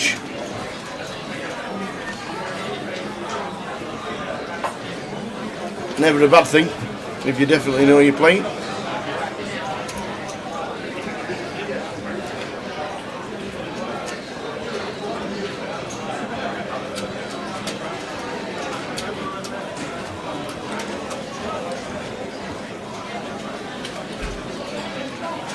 Can't see Chris's holdings, but Kenny raises to 80, and he's in the tank again, Chris. And we know he does think about things, and we know we have seen him fold after the tank, but he's coming in for a bet. Yeah, I think he's going to be continuing once he takes that long tower. I'm just thinking maybe whether to flat or 3-bet his hand, potentially 3-bet get it in, or 3-bet shove versus Kenny's effective stack size. Nice flop for Kenny. Queen 8-4. And the thing is, like, I just prefer shot clock now in these events. I think yes. What we've done the AAA event, the shot clock, just speeds the game up so much. Like everyone's acting quickly. There's no unnecessary tanking. It's 100%. And the thing is, as well, good pros pre-flop decisions. They should know them like that. They should literally know them like that. And the best thing about it, I found, is that all the players didn't need telling. They knew what they were. They knew what the cards were. There was never a murmur about them. There was never. I have never got angry enough time. I thought it was a fantastic. I thought it was great. I really, first time I'd commentated on something with a shot clock, and I just thought it was great. And everybody just took it in the stride because they play tournaments around the world with them in.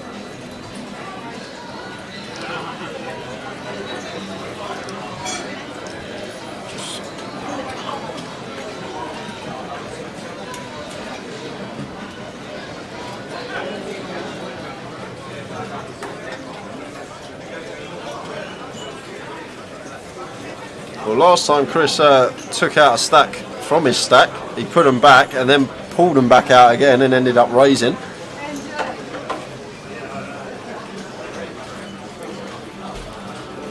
But bit of different posture this time. This time hand on the head. He's not put them back, and he's just made the call. Interesting. 10 of diamonds on the turn.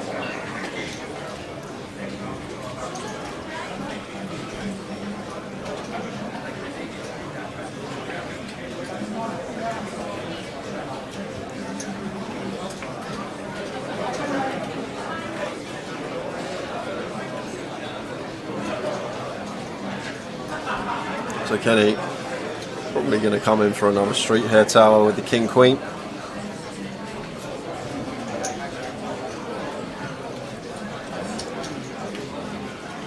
And does.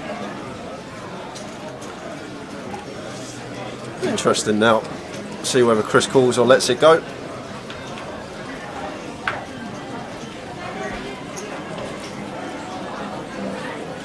Like, if he shoves here, it's horrible for us as Kenny, thinking about that route.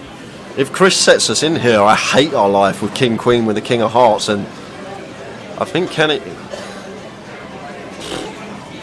Like, you got to remember, Chris thought about it pre as well for a bit, so he might have had a hand that could have potentially reshipped here, and if Chris just shoves here tower, I might just give him credit for like pocket fours that thought about potentially ripping it in pre-flop, or... I just don't see, once this 10 of diamonds comes, if he does move all in, how we're going to be in front as Kenny, because if he's got like a heart draw or some sort of combo draw, they're just going to set us in on the flop.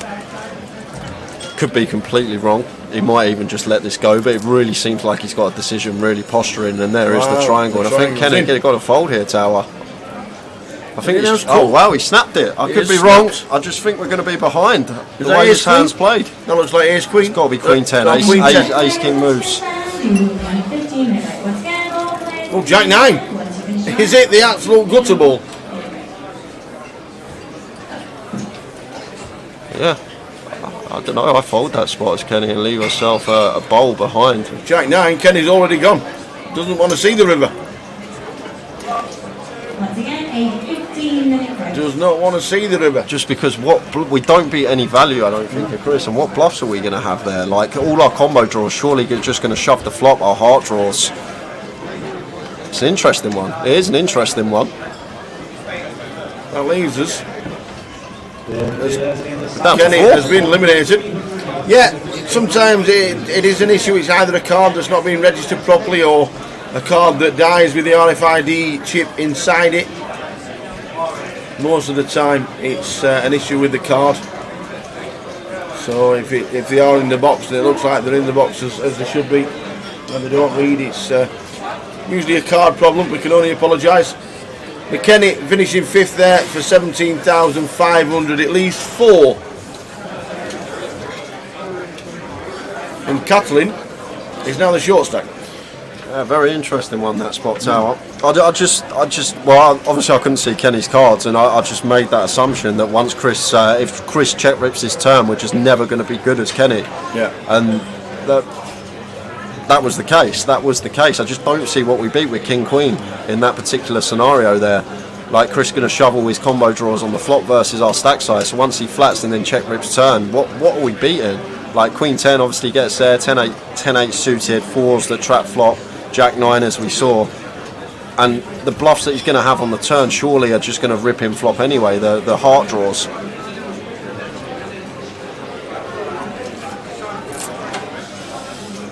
Yeah, I understand that, Semtex. I understand there was a fair amount of Kenny stack in the middle. There was a fair amount of it, but I just think the way that situation played, I was playing the hand from Kenny's perspective. I couldn't see Chris's holding. I was literally just trying to put myself in Kenny's shoes and what I'd think in the spot. And I think I would have left myself with a little bowl behind there, like 360k behind, 9 big blinds. I might have even just left myself that behind, because I just think all the time I'm going to need to find a king on the river, and as we can see, sometimes we can be drawing dead versus the Jack 9. We're not playing the 7 deuce game, so Chris folds his small. The only thing is, I'd never get to that spot, Semtex, so I'd have to be there 5-handed to make the fold in the first place. So, and obviously table dynamic as well throughout the day, and Chris with a chip lead maybe. You've got trophies in your locker somewhere. Yeah, I know. You've been in the last 5 plenty of times. Yeah, but it's definitely not had an FT on a 2K tower. That's one thing. I don't think I've ever played a 2K. Oh yeah, I played the grand final. I played a 2K. You play the grand final. Well, you're going to play a 10K later in the year. World Series main event Jay is building up to in the middle of the summer.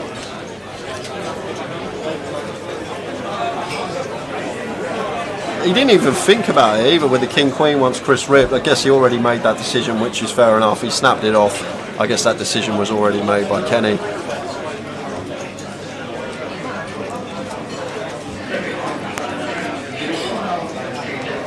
So we're down to 4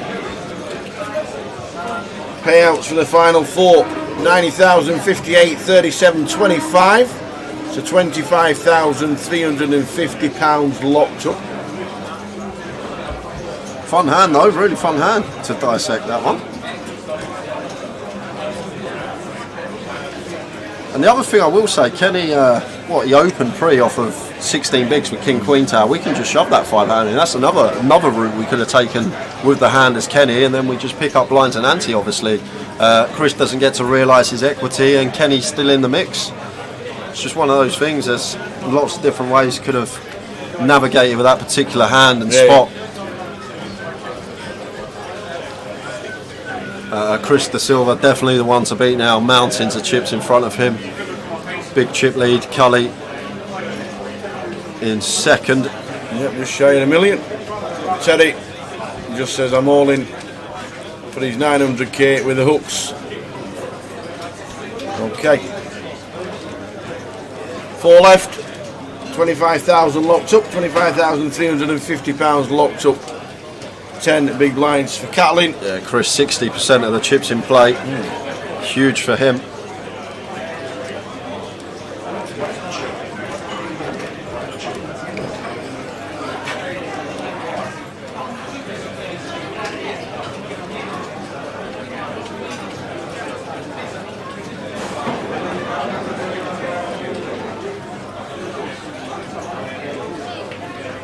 Under the gun for Catalin here with 10 bigs, 9-6 suited, 4-handed. Gonna wait for a better one.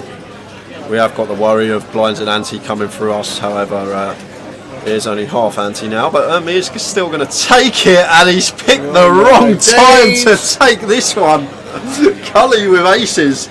We've seen aces a fair amount on this FT, I must say. Terry's not all in, is he? No, it's just triangles just there for some reason.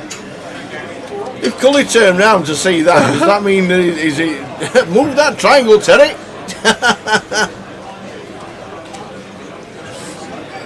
So Cully just calls. Love this from him, trying to get Chris the Silva to do something silly, but Jack 5 is just going to hit the muck, and 9-6 for Catalin. It's all about the timing. Teddy Jordan's not all in.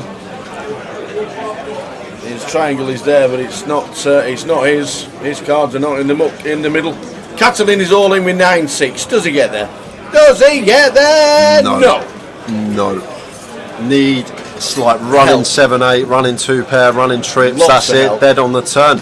Gone. We've lost Catalin. Catalin for 2. Great effort from him. Full for £25,350.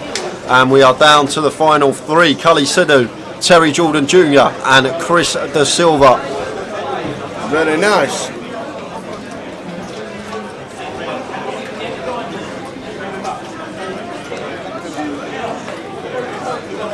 Who's that? I don't know. Leon Campbell, it looks like, from the back, even though he's got his hood up. I don't know. Where are they going?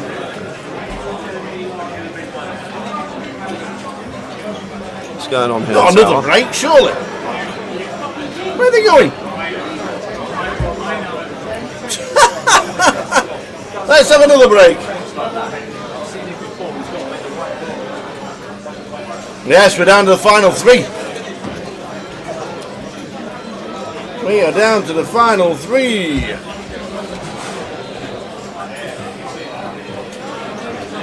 I don't think there'll be a deal between these 3 players, personally, guys. You never know. You never know, but unofficially they've just all stood up and left.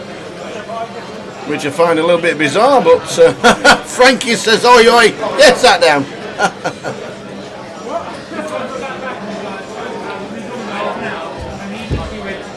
Frankie's not having it. He's just had a break, guys. Get back at the table.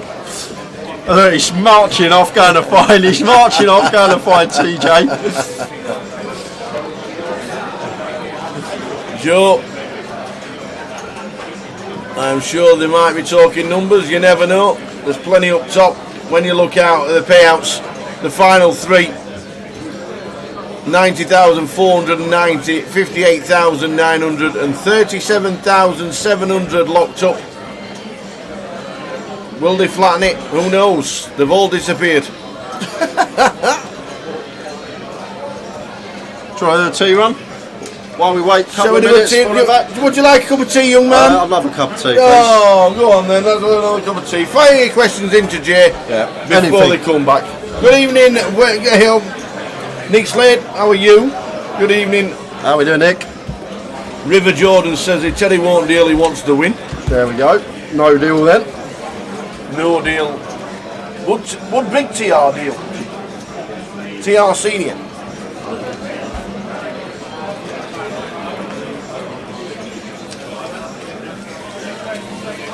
They're back. Back and ready.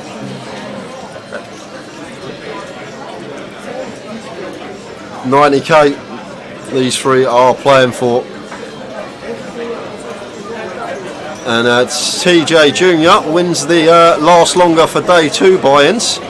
He is the last remaining day 2 buy-in. We had 17.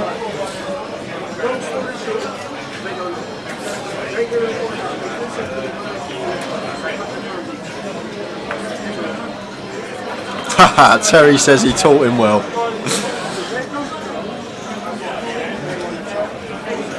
Cully Sidhu already had a 3rd place finish this week in the midi main, so he's on a bit of form.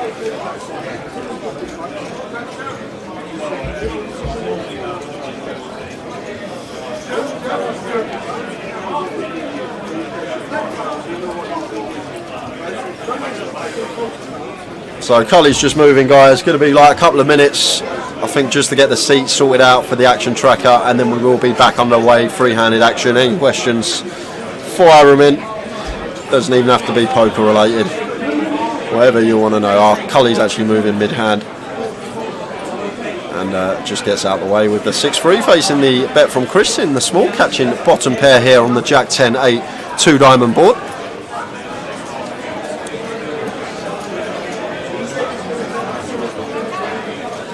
There's the stacks, final 3. Still plenty of playing here. We're still fairly deep between these 3 players. Blinds are going to be increasing fairly shortly, though. I think it's about 10 minutes time.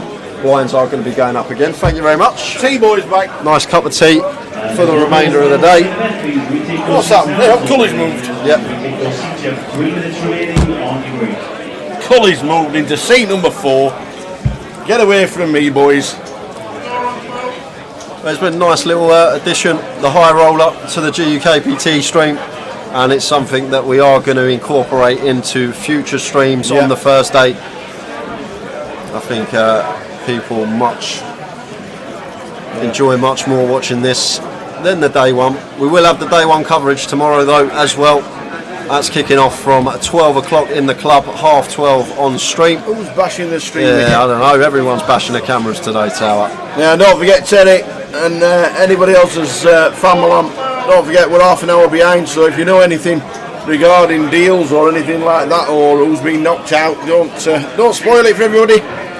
We want to watch it. We're on that 30-minute delay, just like everybody else.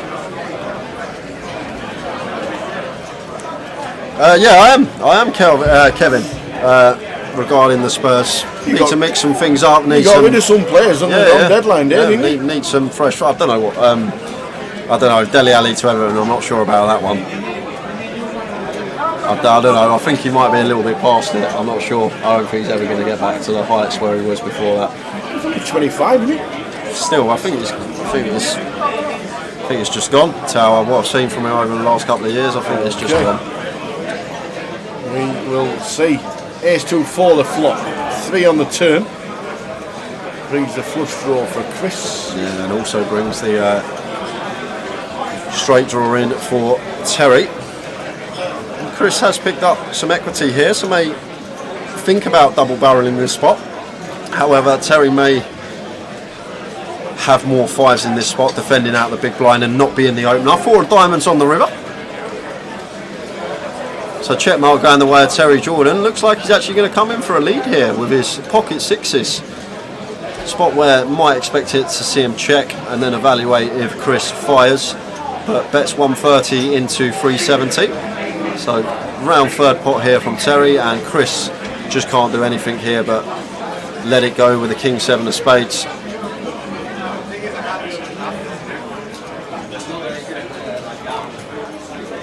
Yeah.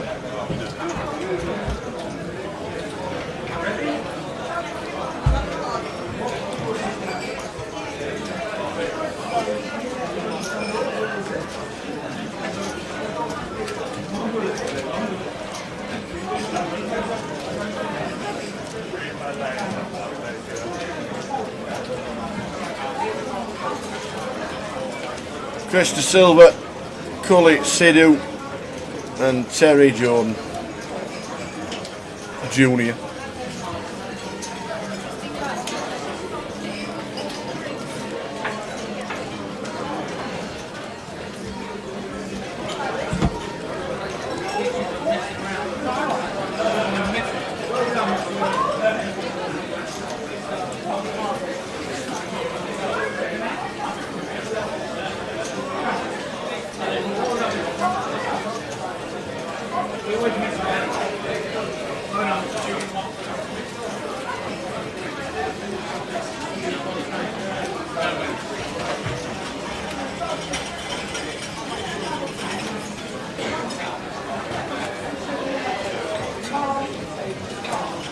So 90,490, 58.9 and 37.7. Dealers and players in the ring of entry, come back to small minus 400, big line 800, big line 98. That's 400, 800, 800. Dealers, this is the last. 2 levels for tonight, last 2 levels.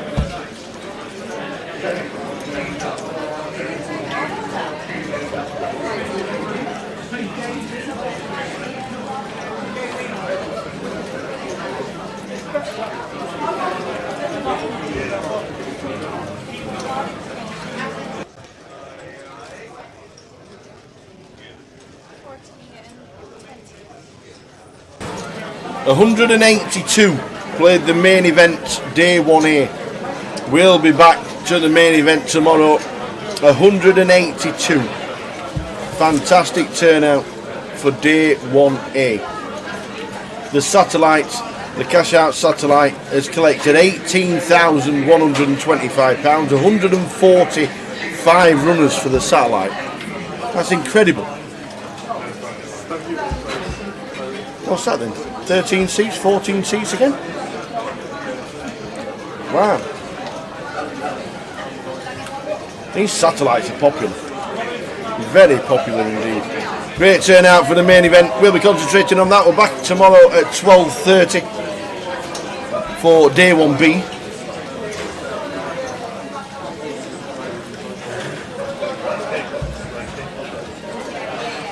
$5-9 ace. So TJ Junior catching a piece hit after opening on the button, and he's happy to continue. Here's a board that's going to favour our range as the opener, and Cully just with the quick fold into the muck.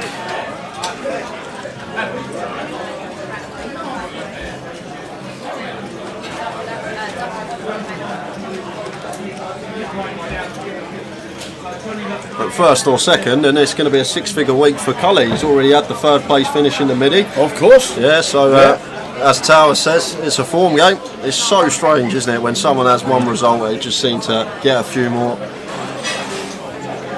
So what you got to do is when you go to Vegas, go and play a $200 event in the Venetian until I 2 days before the main event. Got Bingo. That. Yeah.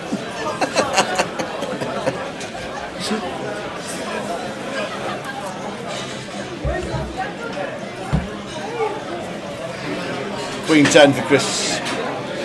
Nice one to open on the button.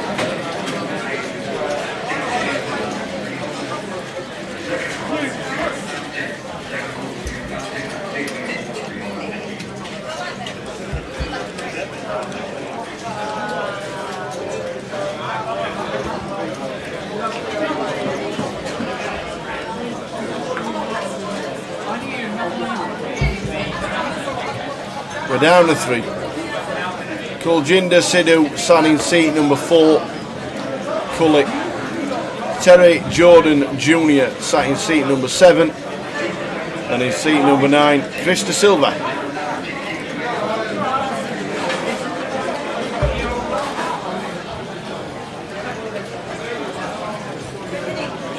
Line to 2040.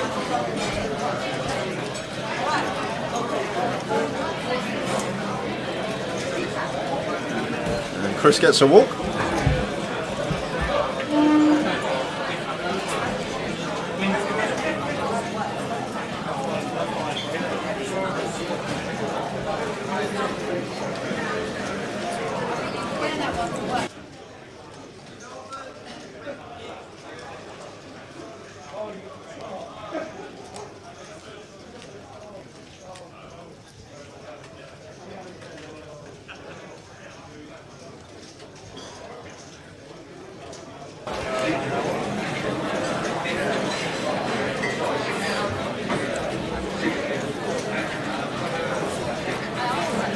You're not missing him, you're just missing his money.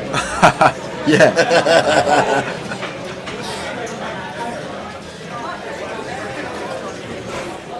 Blind or blind, Chris here, going to be continuing. Both options open. We can complete and we can raise this up. Either or is fine. All about mixing it up. Not doing the exact same thing with the same hand over and over again. All about a mixture. Does choose to complete, and Cully checks his option with the 10-4.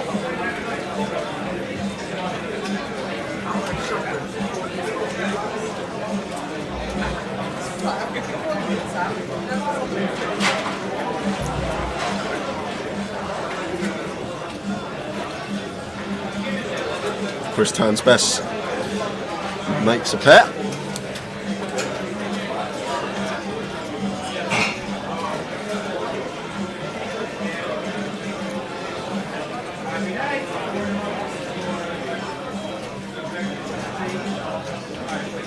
Cheers, Triple. Hope you're running well tonight.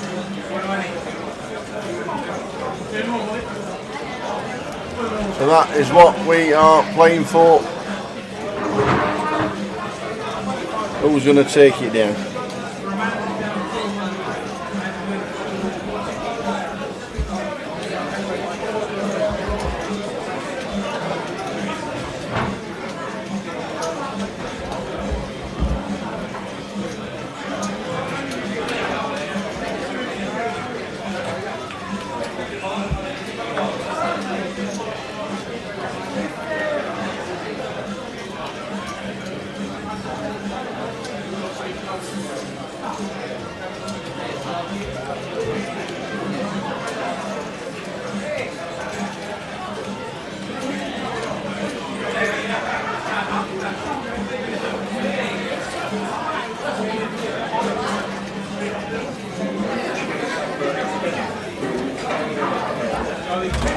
So TJ happy to defend the 6-5 facing the raise from Cully, blind on blind.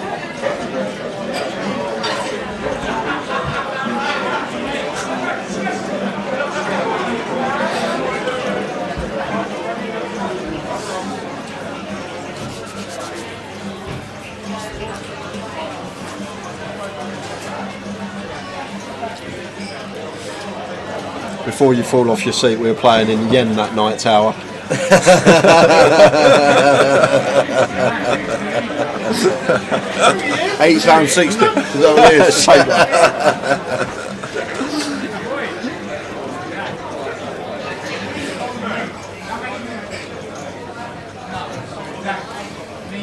So Cully in the hand with Teddy Jordan Jr. with 6-5.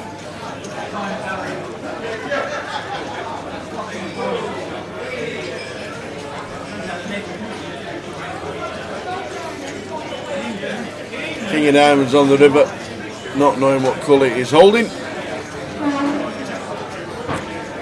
And we're hoping for a chop here. TJ.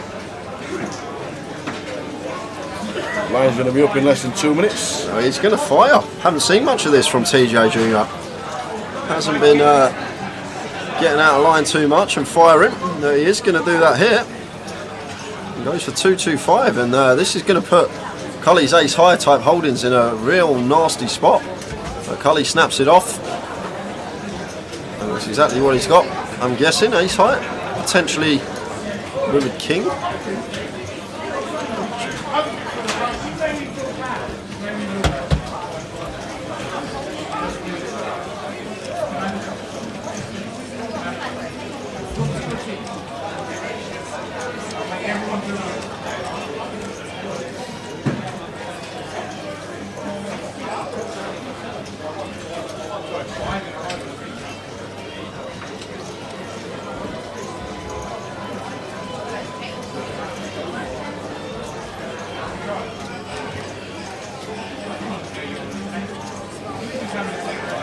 So Krista Silver C9, cards in the box, Cully C4 and Terry Jordan Jr. in seat number 7. Ice creams are out.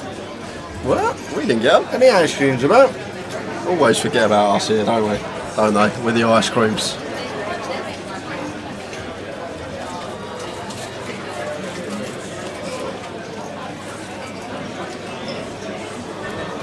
The old 4-3. 3x from TJ, blind on blind, like it. Saw him min click this spot earlier. I'm a bit glad to see him size up more this time. You do want to be sizing up small blind versus big blind. Just the cheaper you go, the more inclined your opponent, the wider your opponent can peel, because they're more inclined to, because they've got the position, and it's a heads up pop. Chris here with the small suited connector. Happy to get involved.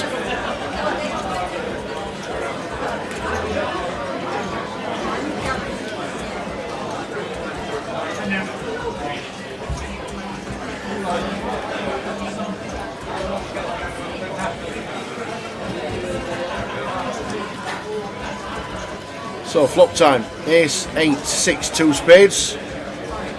Teddy this time decided not to put his cards in the box. That's what you get for not sitting in front of the box, you see.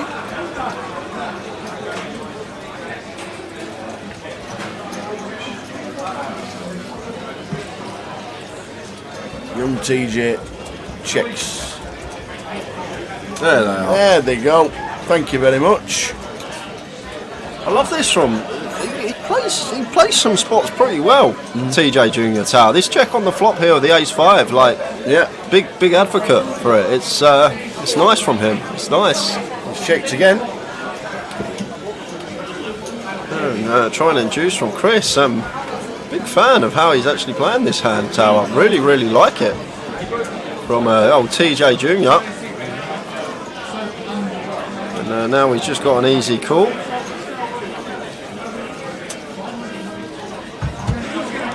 Yeah, nice. Just keeping the bluffs in of Chris. Exactly what we want to do. We got the check mark here. Not that we know that. And now checks over to Chris once more. And Chris is going to get snapped off if he fires. And TJ's literally played this hand perfectly, Tower. He's all induced the bluff on the turn after checking his top pair twice. And could potentially induce a bluff on the river here from Chris de Silva. And there is the bluff. And there's the all-in, and this could be a double up for Terry. Yeah, it will be. It will be, Tower. Yeah.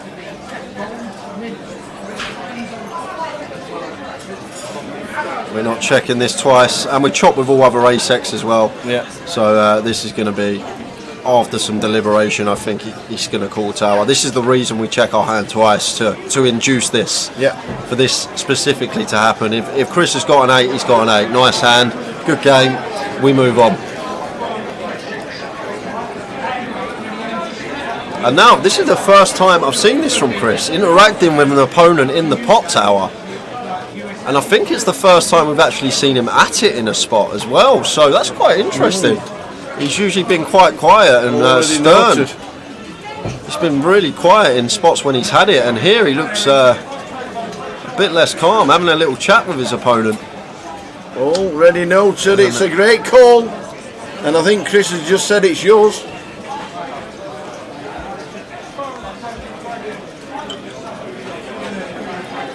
And he's got the full double up to 1.4 mil. Chris is on 1.5 mil.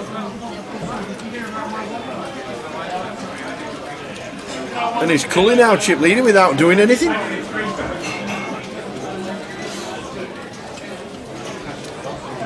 Nah, Cully's got 1.2, I think, Tower. I think around that. It's all levels, your devils. Yeah, look at that, 1.7. Cully, chip leader, 1.7. Oh, there you go. 1.5, 1.4. Couldn't have played that hand any more perfectly. Yeah, Cully.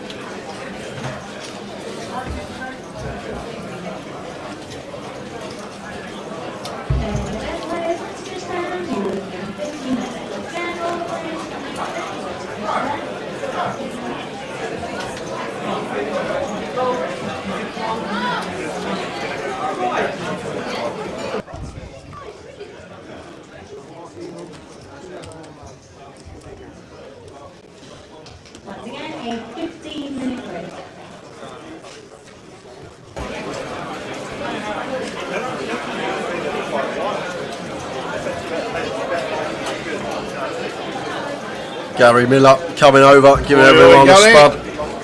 First high roller table, final table. He's not been on in a while. He's thinking, why am I not sat there? Absolutely. Last two high rollers at the Vic. Gary's been there on the FT, coming over to have a little round out.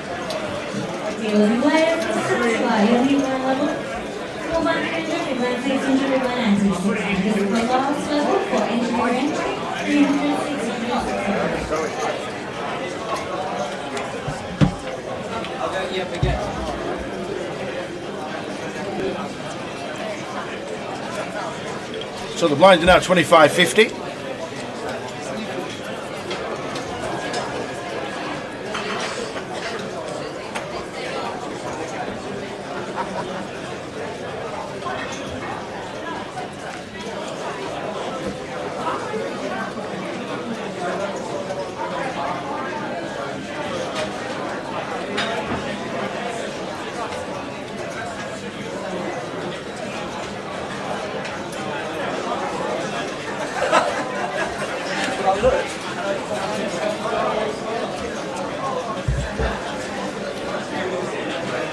Chris raising 2-1-1-5, and Terence with an ace in the big.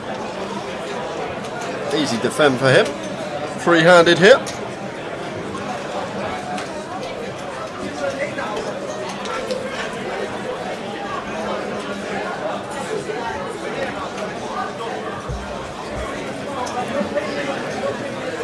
He's on Twitch now, old Terry Jordan, senior. Oi, oi. He's made a Twitch account. It says Terry for the win.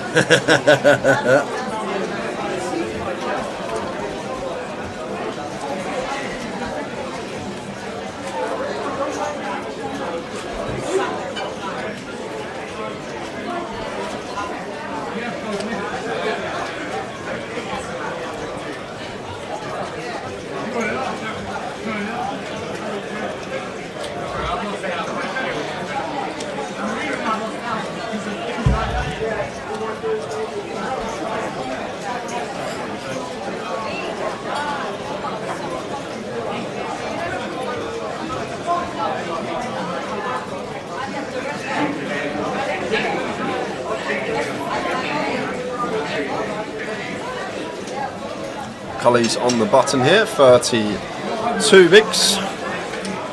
Open, the ace 10. Raises to 125.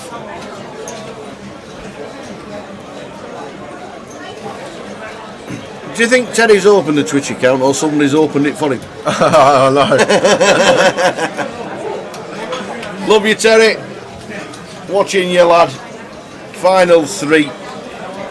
What are you going to do, Terry, if the boy wins on the live stream before you do? Oh my days, who would have thought that? What are you going to do then? Who would have thought that? I know you come close, you had a second on the live stream a couple of years ago, but no outright win as of yet.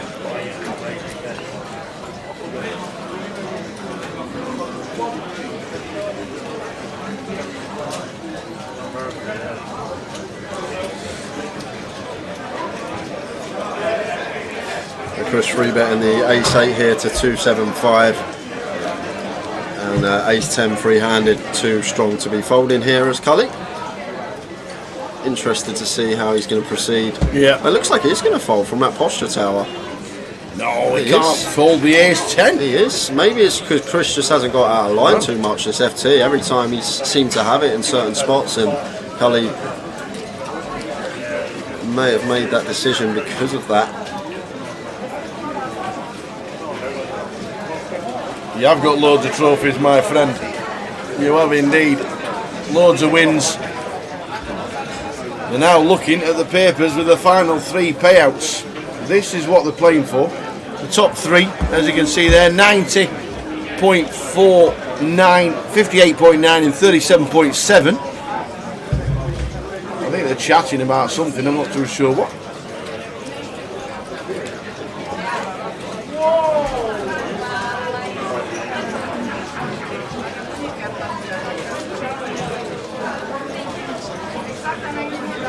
Just having a look and a little talk.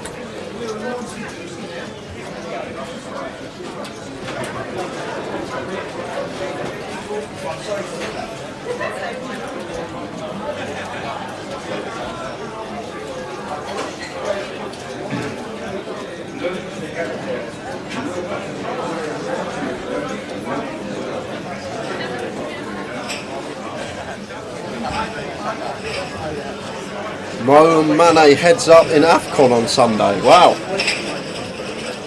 Interesting. Taking that means Senegal won. So they're playing the hand out, and then it sounds like, they might not get there. Yeah, they might not get there. Because Chris has got the hooks.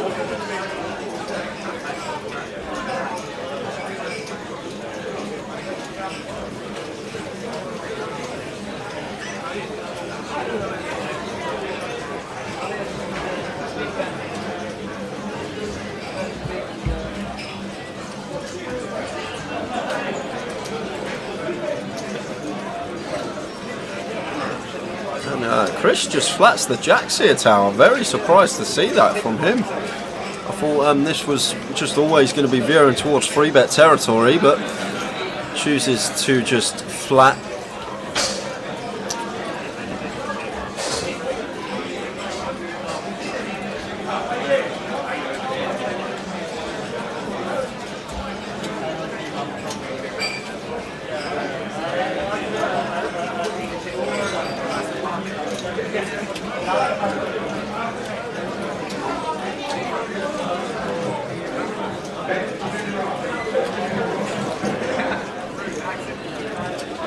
Ace of spades on the turn. So after flop goes check check, this is just going to be a card that's very good for Terry. Expect him to have plenty of bets in this particular scenario, but decides not to. Might have something to do with the guys talking about discussing a deal after this hand. Maybe doesn't want to lose unnecessary chips, because then he's going to have more equity within the prize pool, which means if they do an ICM chop, he's going to get more money. That could be it. Just fires. Chris calls it off, and Terry with the best of it. What's he got there, Tower? What's he got? He's got an ace? Ace jack. He had the ace. That could have gone in pre. So it now looks like this goes in pre, Tower. If Chris free bets there, this gets in pre. And then there's no talk of a deal because Chris would be left on fumes. Yep.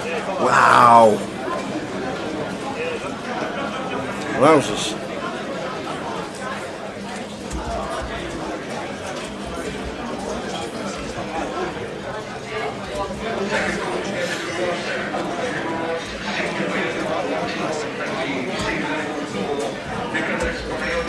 So it looks like they're doing a bit of a chat. I don't know what the outcome is, but look at them stacks.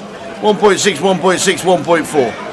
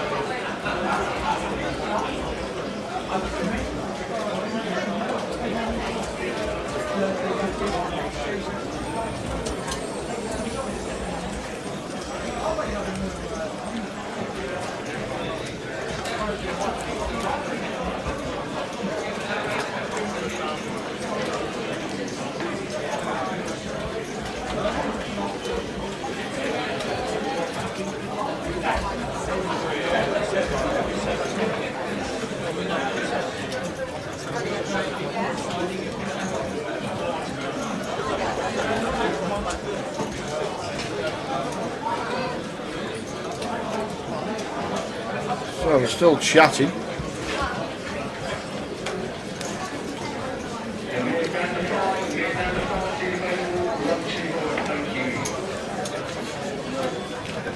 So they're still having a chat. We don't know what's happening. Shall we stick some pictures on? Where is everybody? We're on telly. Hi, Mum. Are you still doing his washing?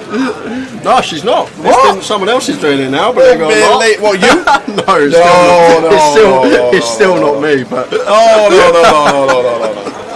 We are waiting for the three guys to find out what's happening. I don't know what's happening with the with the chop, the deal, the money. We'll soon find out very, very. Oh, Wadey's getting in the mix here. Here's Wadey. Hey, Wadey. I ain't seen him all week. Lend a tenner. Go on, Wadey. Just surprising the Wadey's not on the feature. He must have not played it. He must have not played it. Cully Sidhu, Terry Jordan Jr.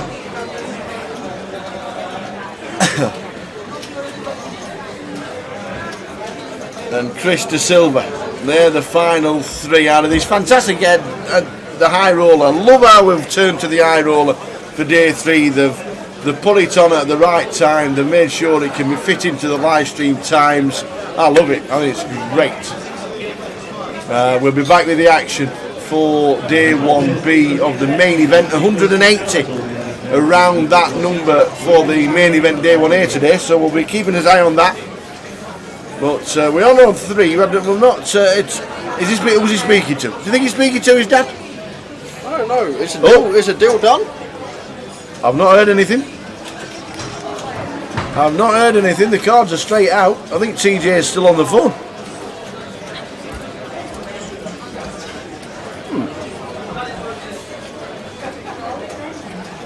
No deal, but they flattened the prize pool. Ah, right, okay. What they do? Third's 59k, second's 59k, and first is 69k. So they've all locked up 59k and playing for 10 effectively.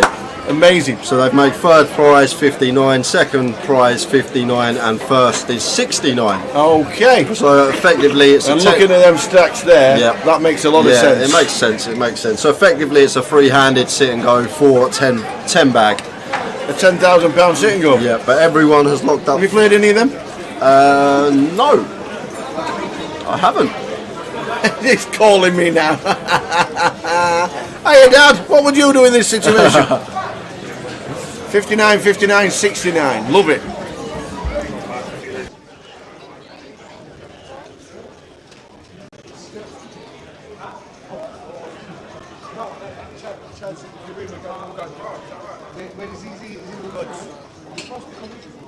Gentlemen, you have to leave 10% on top price.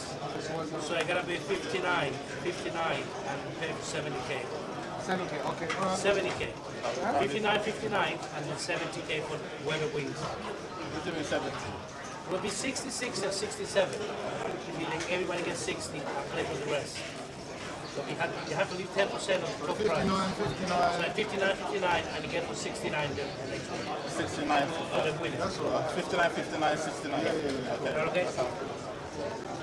So Frankie's just said it's 59, 59, 69. Yep. So that has been the other all shaking hands. That's the word we got. Very nice indeed. Tell Jordan Jr. can buy his dad into the next event.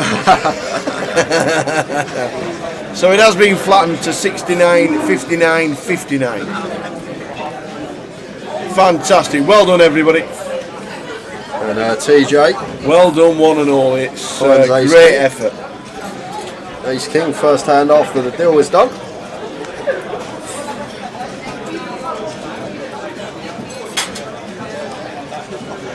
And Cully with the ace-8 suited. He says he's all in. TJ's going to call. And we got all in the call first hand after the deal is done. I'll take 59 and I'll gamble for the 10. TJ stands up. Even though he's got the best Even of though it, he's got the lot. He's got 70% equity and he stands up. That makes it 72. The fist pump. Cully needs to hit to survive. Cully looks like he's not fussed. No, absolutely. I've got 60. That'll do for me, he says. Well, no help there. We do have some plausible runners. An 8 needed.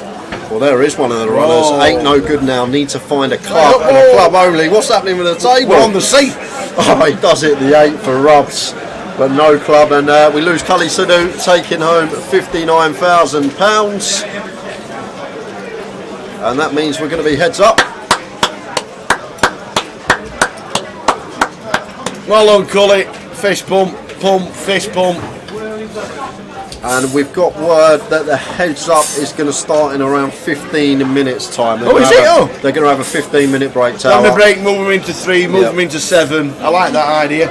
We'll have a quick break. We'll be back in 10 minutes. I'll be back in 10. So 10 past 10 for the resumption of the start of Heads Up and the high roller. 69,000 to the winner, 59,000 for second place to flatten the structure. Colours just walked away with 59,000. They're just going to move the chips into 3, move the chips into 7. They'll have a quick count and an exact chip count, and we'll see you back in 10 minutes. Don't be late. 10 past 10 with the Heads Up of the high roller. See you then. And one day she's like, hey, I'm going to go get some food. And I'm like, I'm going to the hot tub. So the natural springs. So I go down there, no clothes on. And sitting across from me is this guy talking about what I think is a poker tournament. And I'm like, no way. Come on, this is a spiritual place. He's talking about a poker tournament. At the end of it, he's talking to one of I guess Andy worked there.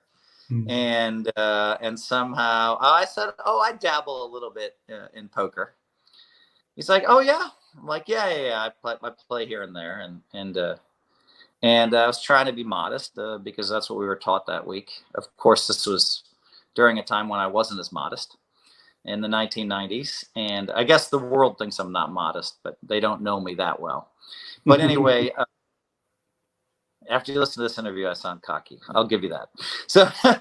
So anyway, there's Andy, and he's like, oh, so he starts asking question. I'm trying to brush it off. Almost sorry I brought it up. And then Andy says, oh, what's your name? And I say Phil Hellmuth, and he's like 6'6". The 6'6" big naked guy stands straight up out of the hot tub, and he says to his friend, that's like Michael Jordan saying that he dabbles in basketball, and like over and shakes my hand, walks over to shake my hand, this big naked guy, and I shake his hand. And we were connected after that, and he was a writer, and so he wanted to write my autobiography. And when I finally started writing the autobiography, he wanted to help me with my first book too, so now I sold my book to HarperCollins, and he wanted to help me, but he got sick right then. And so I wrote the book myself. He wrote maybe of that book, say it's 94,000 words. Andy wrote about 8,000 words. And but I was depending on him, but he was sick. So I started doing it myself, 1,500 words a day, every day. Bam, bam, bam, bam, bam, bam, bam. And it got easy because I'm writing about poker strategy. And so, but we had a long-term plan of him writing the autobiography, but unfortunately, he died.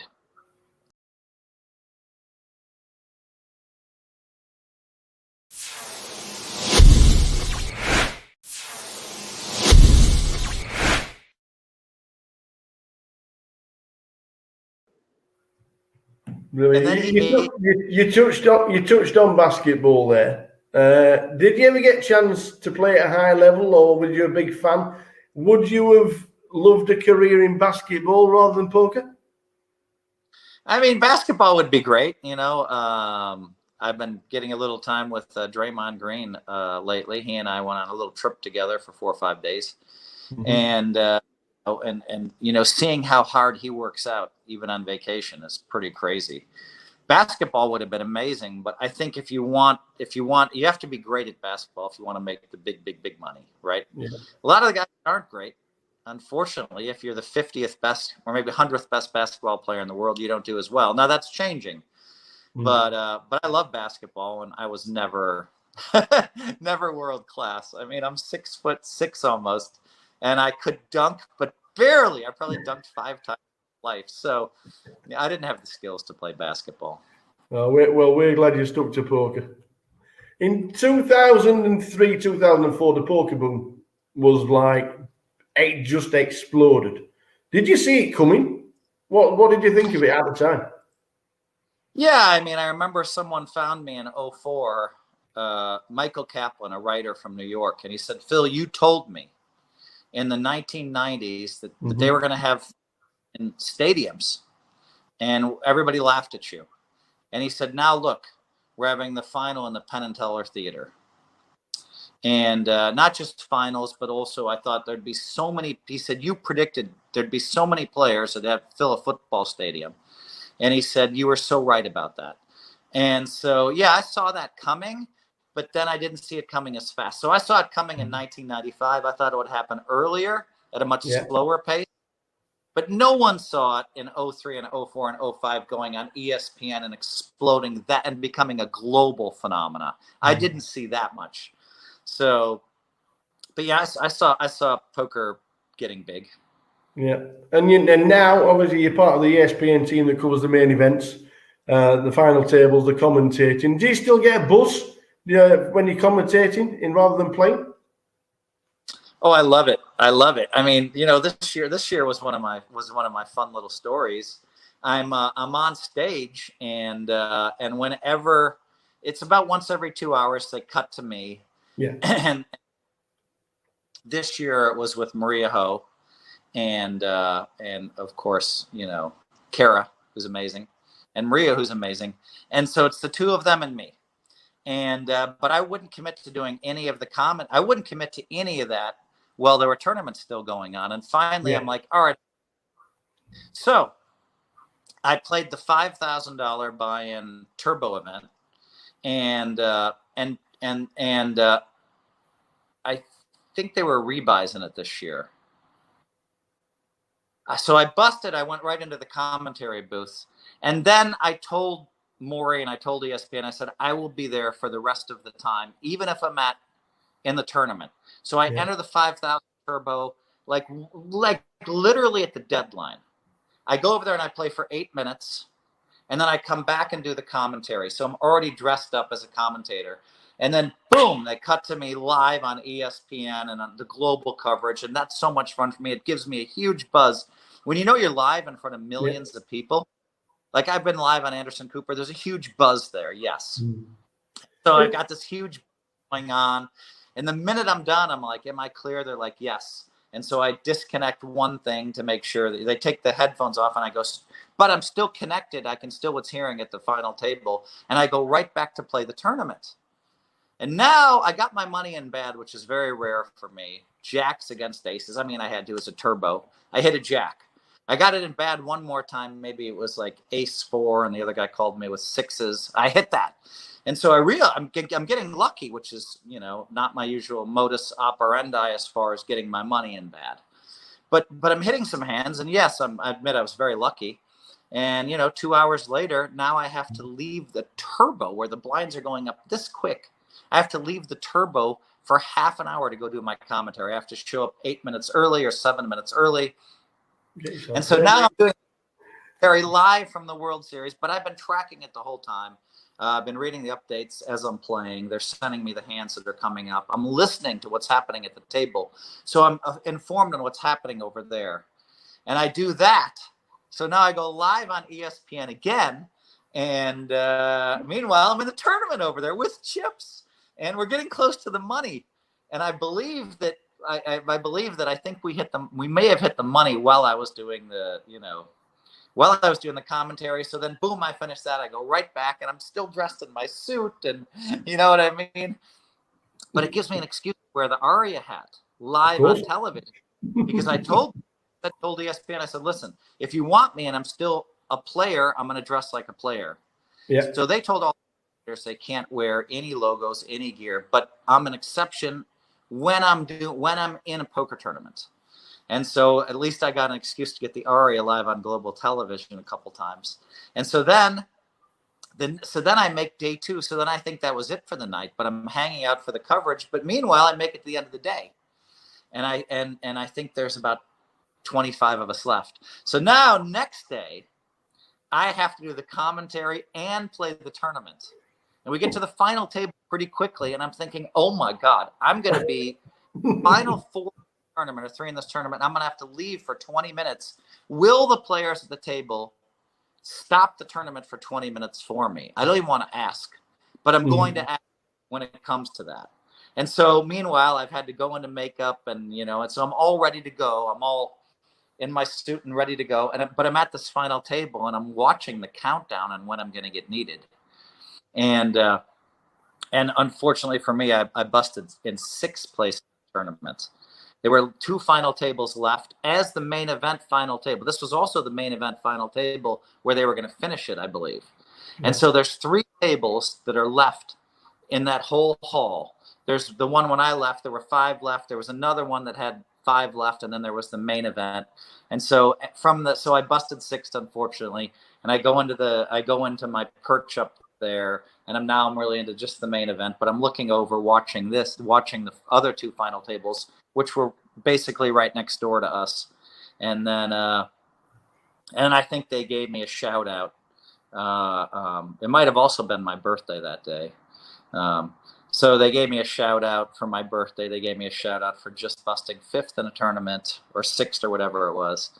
It was all kind of a weird thing. And then I was able to just focus on, the commentary for there, because that was it.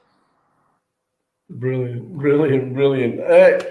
Super competitive, we know. 16 cashes last year in the World Series. I think it was 12 the year before. I think there's only 1 year in the last 25 that you haven't cashed in one of the series. Where did the super competitiveness come from? I mean, it came from, I talk about this in my autobiography. Very simple, They're not back yet, but we are. We'll come for a quick chat. Here we go. Terry.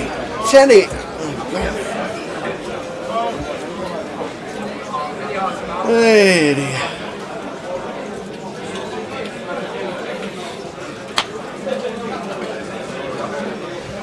So we are waiting for the guys to come back.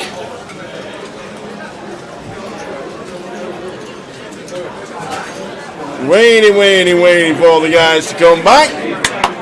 We are heads up.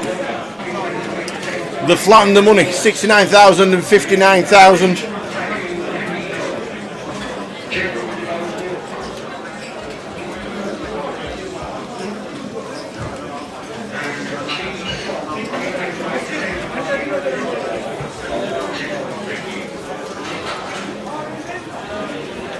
I'm guessing it's going to be Teddy Jordan on that side, and it's going to be Chris De Silva right there. Well done, one and all.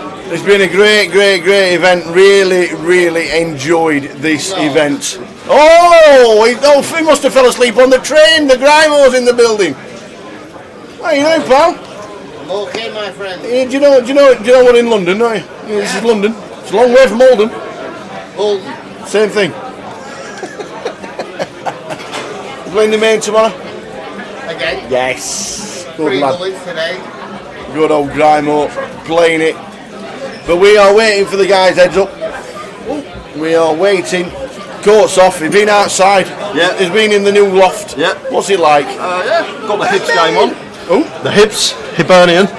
The Hibs? Hibs, yeah. Scottish game's on.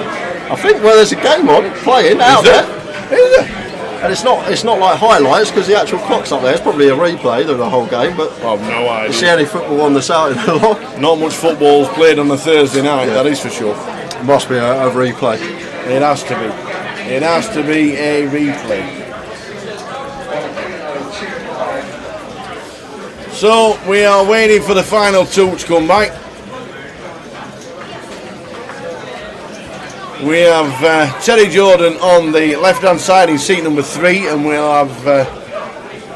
have Chris De Silva in seat number 7.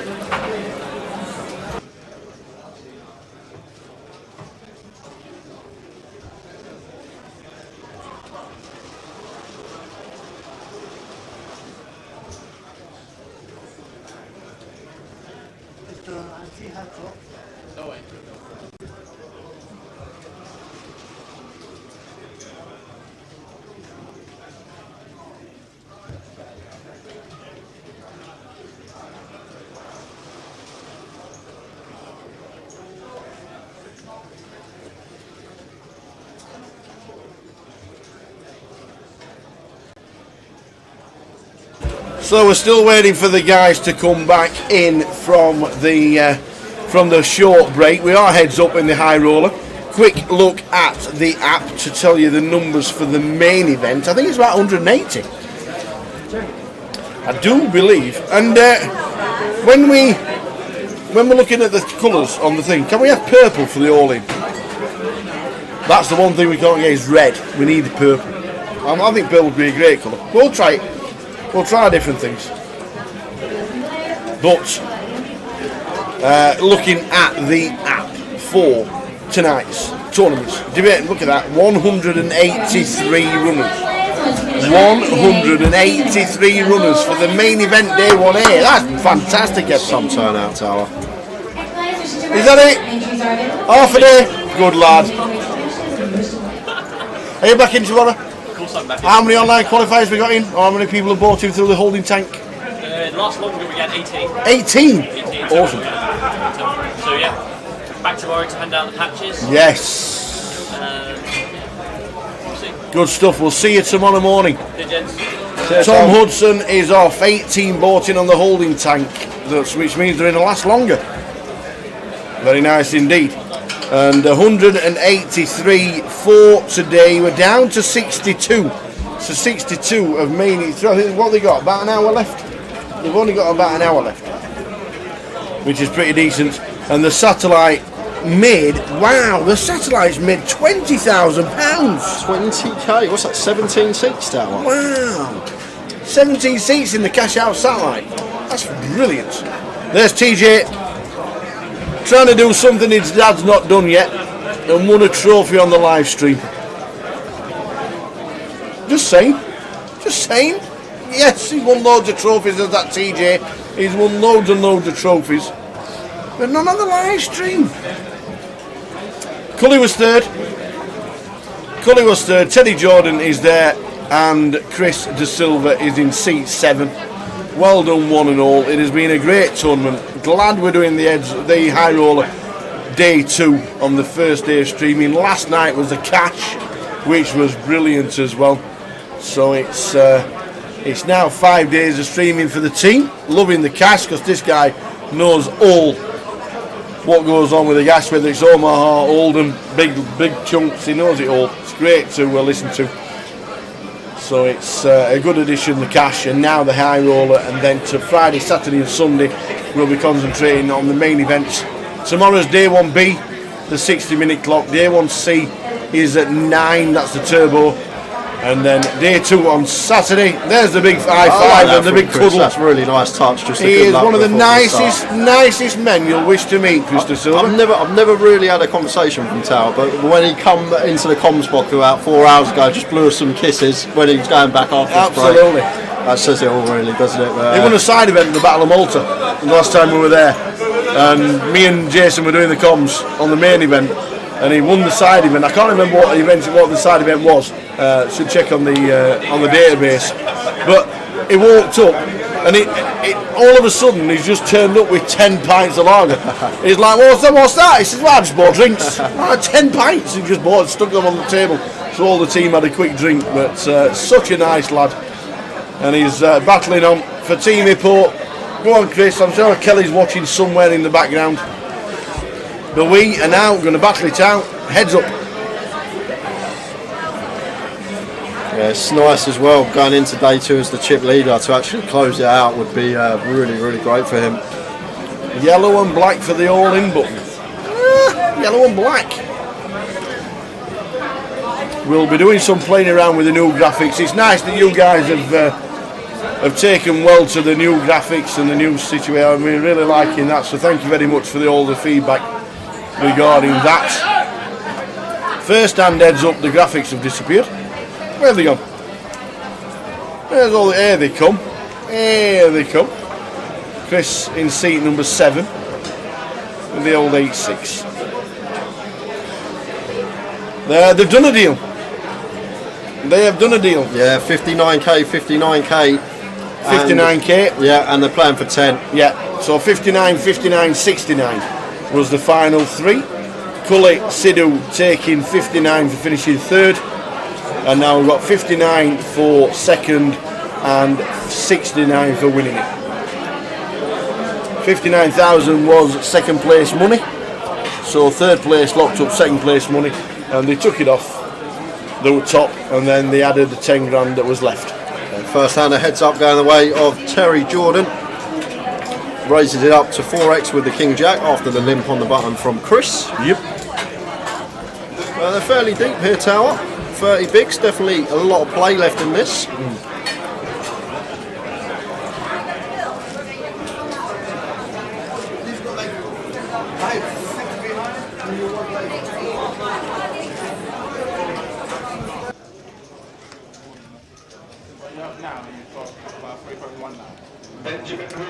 Benjamin Ross, 1, 2, Benjamin Ross.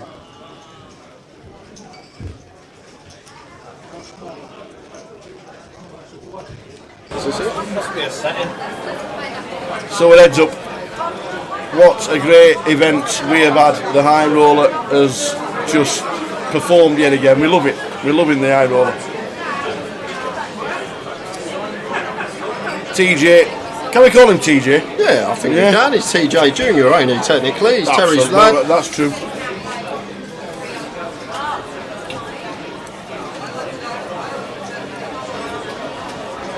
Terry, King, Queen, and Queen 10 got him dominated with the Queen 10.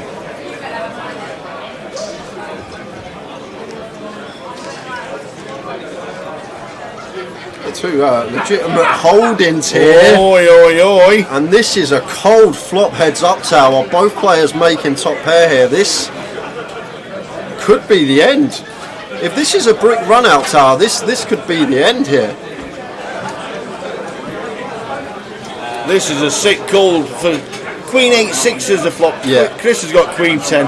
Terry has got King Queen. This is a bit cold for Chris. Yeah, both players making top pair with decent kickers in a heads up situation. It's a bit of a cold deck, this one. And if it is a brick run out, I think this could be the end of it, Tower. Need some wet cards to come on turn and river. A better 125 and a call to get away. And that's not a brick. 4 diamonds on the turn. Chris checks. Back round to Terry, he's going to fire again. Yeah, I still want to be betting this hand. Heads up. This is half pot size, 375, just over half pot. It's now action on Chris. Yeah, just can't be folding, Tower. Cannot ever fold this spot in a heads up coup. In the tank. And best case for us scenario is Chris here now. If we just call, it's just find a really wet river like a king of clubs or an ace of clubs that gives us room to perhaps get away from it, because if it's a brick we just can't be folding the top pair in a heads up situation. And just choose to shove it now, and he's going to get called off. This could be the end, and this could be Terry Jordan and the Terry Jordan Jr. winning the trophy on the live stream. He sees the good news. They stand up. This could be it. This could be as quick as you like. Two hands. They're already kissing and cuddling. There's love bites going on the outside. Chris De Silva needs to hit one of the 3 10s that's in the deck. Even Cully's come back to watch it. Here we go. River. The river. Do we get there? It's not. It's a king. We have a champion straight away. Terry Jordan is the champion. We thought Terry Jordan Senior would be the first TJ to win the trophy on the live stream, but it's not. It's Junior. Terry Jordan. Who's outlasted absolutely everybody in the high roller. That is amazing from Terry Jordan Jr. What a performance. Look at a smile on his face, great to see. What a performance. It didn't last long, bit of a cold deck for Chris De Silva. Yeah. And right under his name, eliminated. Get out of town, he said. Oh, TJ, £69,000. 59,000 for Chris De Silva. That was a fabulous, fabulous high roller. There's going to be a few pictures. We always, well now we're loving it. We're loving the high roller. Yeah, it's got to be every single, I think, Thursday if the high rollers are on Grade 2 for the festivals. Has to be done. I think this is the event we have to stream. It's what people want to see. It's a lot more entertaining for you guys. Big money up top, and I've thoroughly enjoyed it yet again, Tower. It has been awesome. Yet again, it has been an amazing tournament. Well done to everybody. Well done to one and all for final tabling, but for making the money as well. It has been a great event. And that is it for the team for tonight. We did the cash game last night till midnight. Tonight it's a 10:30 finish. What should we do? What should we do? Oh, my days. Should we go sit at the bar and watch some hands and talk about them for 2 hours? Towers, they'll be on the Guinness. They'll still be talking about it till the cows come home over there. Thanks everybody for tuning in. You guys have been brilliant. And TJ watching at home has managed to see TJ playing on the live stream and winning the tournament. What a fantastic event. Thanks to everybody in the chat. You've been brilliant as always. You always make it entertaining for us. We talk about a lot of things, a lot of subjects over the course of the 10 hours, and there's plenty more where that came from, because tomorrow we have the main event, 185 coming from playing day 1A. We'll be here for day 1B, which starts at 12 in the club, 12:30 on the live stream, a full 12 hours of live streaming tomorrow. But thanks for tuning in. Enjoyed it? Yeah, been a great day. It was a really good lineup coming back for day 2. We had an influx of day 2 buy-ins, which made it very interesting, a very different dynamic at the start of the day. But the final was great. I've really enjoyed it, and well done to Terry Jordan for taking it down. Terry Jordan Jr. wins the high roller. From the tower, Jay and all the team. Guys. We will see you tomorrow for day 1B at 12:30. Don't be late for more fun. See you then. Catch you then.